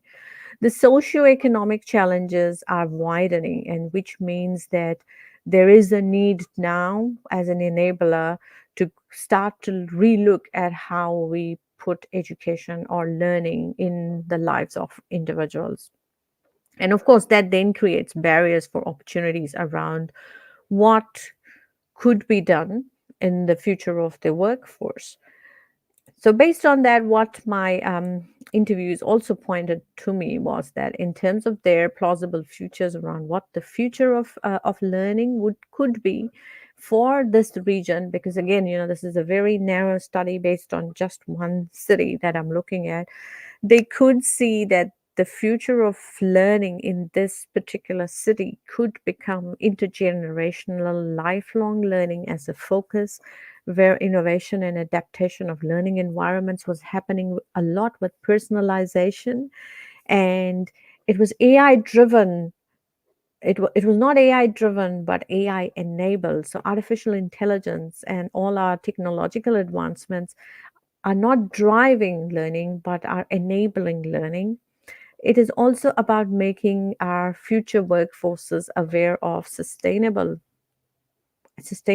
challenges that are faced, and more around community and how communities can be connected to increase diversity, provide equity, and include everyone. So that's what the future that they thought.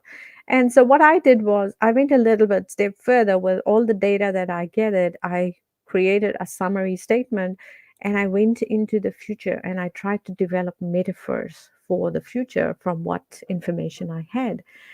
And this is what it looked like, again, from what I fed into the AI. Obviously, that's what it's giving me, is because Ototahi is based around the river Otakaro, Avon River. You can see that the river plays a significant role in this role of the future of learning for the city.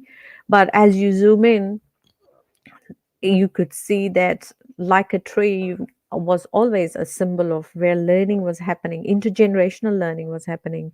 This tree kind of symbolized that we are deeply rooted into our roots of what our ancestors and indigenous knowledge and cultures provide, but then we are thriving because we are very strongly grounded within our roots and taking on all the knowledge that we've got. And the threads are the interwovenness of the different elements of society, where we are working together as a community and helping individuals weave that in their life to become and have their potential, where everyone's potential is possible. So it kind of takes back to something I read a while ago by Iris Marion Young in 1995, where she was pointing out about how cities could become places where interactions can happen. So it is about recreating what a city looks like if we want to recreate the future of learning, where spaces and institutions, people come, interact, and they feel that they belong to it. I think at the end of the day, it is about belonging. So thank you very much for listening to me. And if you want to know more or get in touch with me, you can email me, or you can look me up on LinkedIn. And these are the details if you want to connect back with me. Wonderful, Dr. Hafsa. Thank you so much. This is a topic that is very near and dear to my heart, and I love the work that you do. We have several questions. And so one of the first ones is, what can we do as individuals to help advance the SDGs? It seems such a big task. I think that's a question all of us are asking, because the SDGs are failing. And what I see is that, and this is again my critical reflection on the SDGs. We have the SDGs, everyone's working isolated on the SDGs. There is a little bit of partnership that happens, but that's what I call paper-based partnership. There is no real intention behind what we are trying to achieve. And that's where I feel, if we go back to indigenous knowledge, or the knowledge that we hold from different cultures, or faith, if we were to go back to faith, where again the idea of intention becomes very critical. And I know that there is a lot of research out there on the power of intention. So when these parties which come together, if they have an SDG they want to work towards, I think they need to start with a blank paper and say, this is the problem we want to solve. How can we do it together, rather than coming in with paper-based, agreements to say, oh, we are going to do this part, we are going to do this part. So I think that's what we need. We need a whole restructure around how the whole argument of partnership works. Okay, that's thank you for that. It's interesting. Technology plays such a critical role in learning, and that's the world that I live in as a online educator. But can you speak a little bit more about the role of technology in creating inclusive and accessible education systems in the future? Yeah, I think technology is going to become very critical, because now we see that it's more accessible, number one. You can see a deep in rural India as well, that we have access to devices, which then makes it very easy for people to access learning. So if there are individuals who are having to work, and India is a country where you have a lot of people who are under the age of 10, 12, working for survival. But if they have the drive and if they really want to do the learning, they can head online in the late hours often to just do the learning that they want to, and that helps them thrive and reach their potential. So technology, I think, is, like I said, a lot of people who I've interviewed for this research have said AI is going to make it easier, and technology is going to make it easier to customize the learning based on the individual's needs. Mm-hmm. But I think we don't want that to drive the learning. We want to use it as an enabler. Absolutely, so that they have access to the information and the education that they may not have. Can you speak a little bit about the use of AI and VR and online learning platforms that can, again, back to the point about democratizing access to education in order to reach maybe some underdeveloped parts of the world? Yes, I think I heard, and my knowledge might not be just up to date in this space, where there are a lot of entrepreneurial tech startups who are using these opportunities, particularly in Africa, to enable the learning to happen because of these tech, how AI and VR is making it happen. I think the best example of virtual reality based education that I came across was a case study from a business school, which is using VR to help its students learn about indigenous culture or indigenous narratives of the space by having VR enabled devices in the classroom.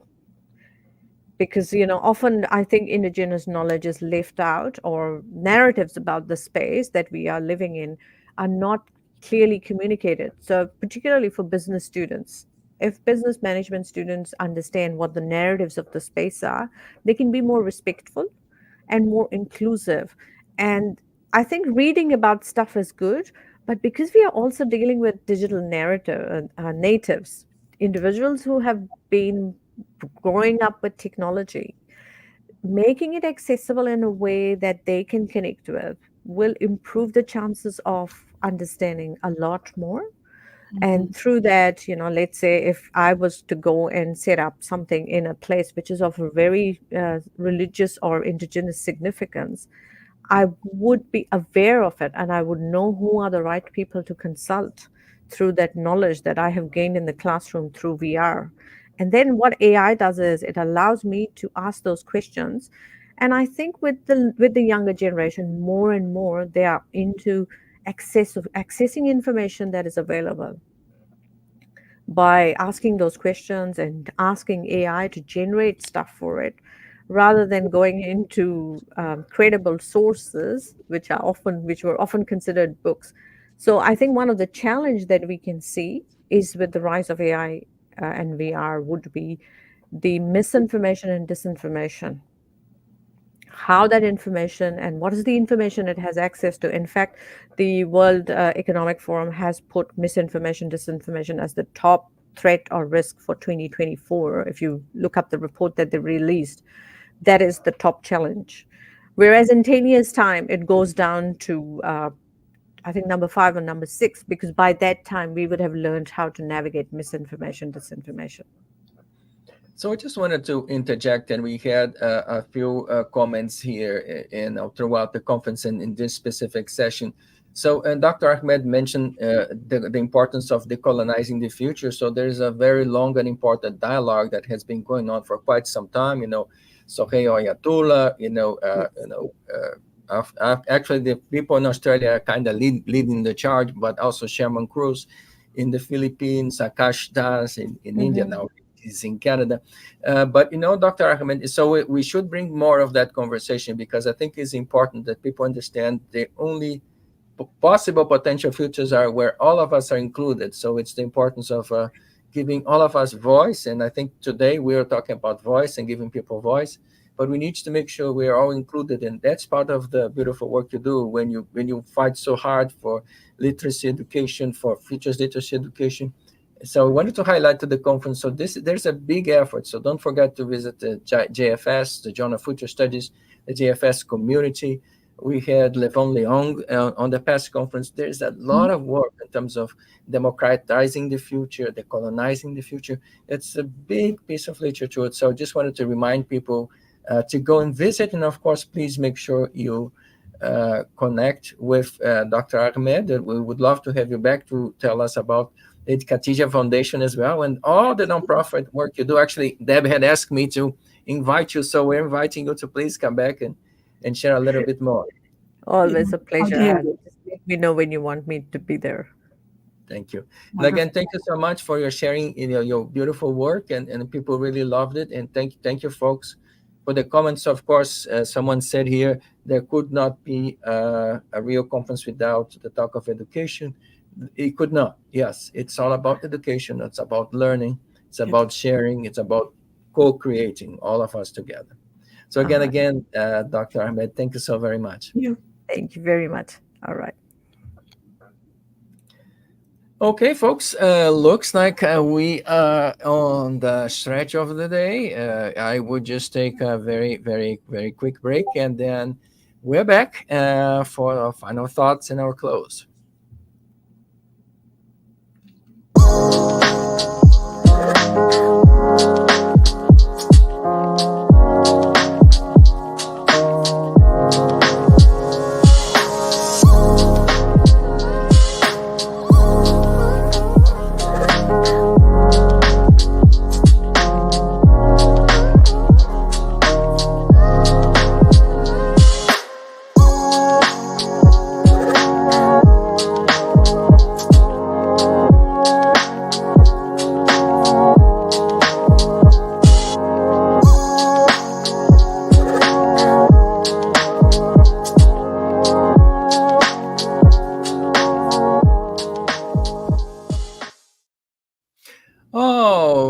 So, hey, Deb, it's the end of our conference. We had wonderful 4 days. And folks, thank you so very much for your being here with us this entire week. We have been blessed to have so many excellent speakers share their expertise with all of us on so many different business and health topics. And so, Deb and I invite you to join us on the last week of October for VCMEAX Marketplace Conference. So save the date, Monday through Thursday, October the 28th. To the 31st, with day 5 and 6 for masterclasses planned on November's 1st and 2nd. Learn about foreign trade and how to conduct businesses in the BRICS countries by taking advantage of the conference sessions, masterclasses, and online courses. Members can post trades on SMB's trading marketplace platform. So we are going gung-ho in terms of promoting business. So let's do a little bit of a recap. So what did you like about day 1, Deb? Well, we started off the conference with our friends from Theodora, Africa, who they've been with us at every conference. And so Michael Podolny and the women of Theodora, Africa, so that's Anastasia Omari, Mary Theodese, and Benedicta Gabedabi, who joined us with an update on the incredible work that they're doing in Ghana in supporting women entrepreneurs. Of course, Iris Goldfeder, who also has a show in the network, shared her marketing expertise and gave us practical recommendations for marketing strategies that can have a positive impact on your business. Then we heard from Tom Myers. Tom helped us kind of get a handle on our stress management. He joined us from Brussels and shared how we can better manage stress and thrive in the world that we're living in, which is very fast-paced, fast-changing, and challenging. So he gave us some great thoughts about stress management. And of course, we welcome Ron Honig, who shared other people's mistakes. We all should learn from those, right? With real-life examples of behaviors and mindsets that could be better managed and optimized in the personal finance spans of senior managers and employees. Absolutely. Then we had our keynote speaker on day one, Dr. Avner Barnea, spoke about the strategic impact of missed signals.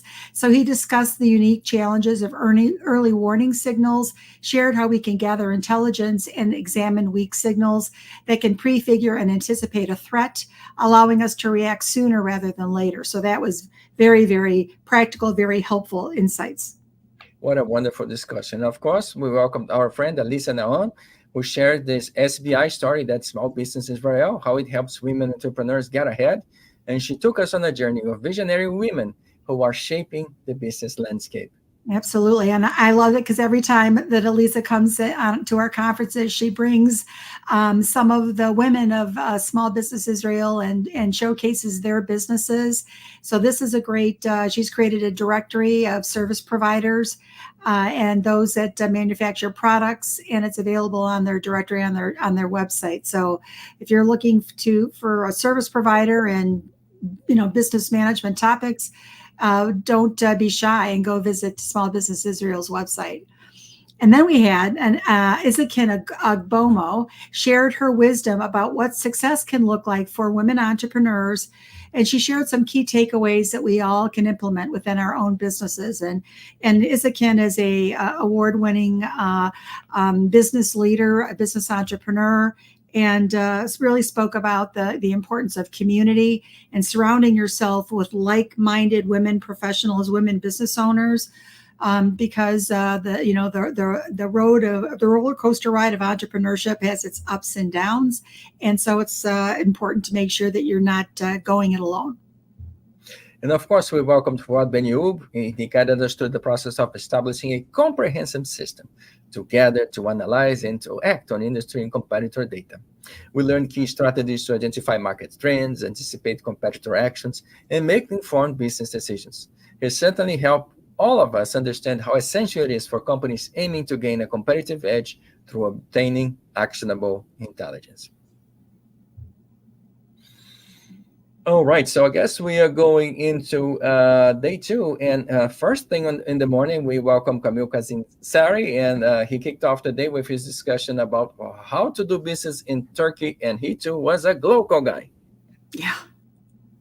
Absolutely. So he talked about Turkey being the strategic location, bridging Europe and Asia, making it an attractive hub for business to succeed. Talked about some of the industries that are growing, that are realizing significant growth potential, and so that was very, very eye-opening as well. And then we had Arthur Weiss, who presented his AI tools for competitive intelligence. It was his 2-hour masterclass. And I always learn a lot from Arthur's master classes and his sessions. We learned a lot about best practices for AI, and he walked us through a lot of the tools. And one of the key learnings there, at least for me, was use the tools, because there are many to choose from, but don't necessarily, excuse me, losing my voice, accept the information that's provided without scrutiny. Well, and then I really loved Toby Wyatt shared when she shared her perspectives from the C-suite. I mean, what a lovely perspective. One person shared a little bit about, technology, and the other person shared a little bit about us and we people and how to manage us. And then, of course, Michael Horace shared the top 10 things you need to know before you start your business. And of course, Josh Joya shared her perspectives on Dubai, the city of the future. And we wrapped up that day with the launch of Fuji TV, free TV. So actually you can watch us on Roku TV, Amazon TV, Apple TV, and of course through the app on both the Google Play Store and iOS, so the Apple App Store. So let's say a few words about day three. What did you like about it? Absolutely. So on day three, we learned again from Arthur Weiss, who shared how we can use OSINT for competitive intelligence in the age of AI. And so he kind of guided us through a comprehensive overview of the tools. And we learned how these technologies can really enhance our decision making, optimize processes, drive innovation. So very, very informative. And of course, we also learned a great deal about the African VC landscape and how the African VC landscape is changing from Nathaniel Whitboy. He discussed the lack of funding opportunities for women and minority founders and the challenges that lack of funding represents. And he also shared where the opportunities are in Middle East and Africa region. So don't forget to go back and watch that. So we had a special roundtable with Dr. Jonathan Kaloff, where he shared how we can gain market insights from events such as this one that you are participating. So he shared several practical tips about gathering competitive intelligence and exactly how you need to develop an action plan before you go, while you're at and after the fact. So go back and see it, because he gave several specific instructions for the after the fact. So make sure you go back and go to LinkedIn and connect with the speakers. Make sure you see the rest or watch it again, the procedures, and they're available for you always for free on Foodie TV. Absolutely. And then we had Catherine John. So Catherine came back and shared compelling communications for entrepreneurs. So she shared tips like the importance of eye contact, using your voice, your posture, keep your feet on the floor, look through your cameras if the person you're talking to is right through your camera. So she shared some really great tips. Of course, Dr. Bob shared his 5 steps to community improvement that we all can help make a difference, and with not only with children, which was his life's work, but also in our communities. And his motto: it takes a village to have a positive impact on the world, but we must all be purposeful in our actions. So talking about it isn't enough to truly have a positive impact. We need to take action. And of course, Josh Joy continued her Dubai tour with us. This time, we met Meds Wolf from the 25 Hours Hotel, who shared thoughts about tourism and the business opportunities in this part of the world. Absolutely. So I really hope you go and visit next time. And I'm sorry I could not get him to yodel, but maybe next time I will try harder. Maybe next time he'll yodel. And Ram, thank you very much for sharing your scenario planning, futures tools, and storytelling masterclass with us. So you gave us some really practical methods we can all use to develop scenarios, share stories, develop concrete plans. So that's also available. So take a look at that if you want to learn how to develop scenario plans. Ram's the person to learn from. Thank you. And as we move into day 4, of course, Deb interviewed Hector Barresi, and he shared his expertise about innovation management. So that was a great step about business show, which of course you can watch Mondays, Wednesdays, and Fridays, 4 p.m. Pacific on the network, or you can go back and watch it again on the conference procedures. And of course, Deb took us through her masterclass training on business intelligence-driven planning, sharing what you need to know to ensure your business strategy is informed with the appropriate information to help you craft relevant revenue-generating business strategies. She spoke about how to identify and capitalize on opportunities for growth while simultaneously reducing operational risks and costs, and of course, optimizing profitability. And she shared how to ensure your business strategy is cohesive and aligned across the organization, all while driving and measuring performance. That was fun. I enjoyed doing that. And then we also had Mike Green join us, who shared impossible communications.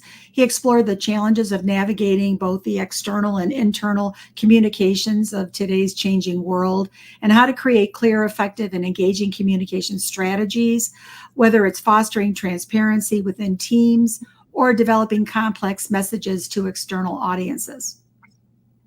And of course, I loved our keynotes of Christina Davis, who spoke on how to go from established to known through media. Of course, we are media, and we love the people who talk to us. But she asks you if you feel like you are your industry's best kept secret, and that you're good at what you do, but nobody else does. So it's time for you to pick up on some of her BKMs and the practices that she shared to share your message out to the world. Absolutely. And we're going to be launching Christina's online training course very shortly. So again, there's a lot to learn there, right? About how to do that, how to become known through media.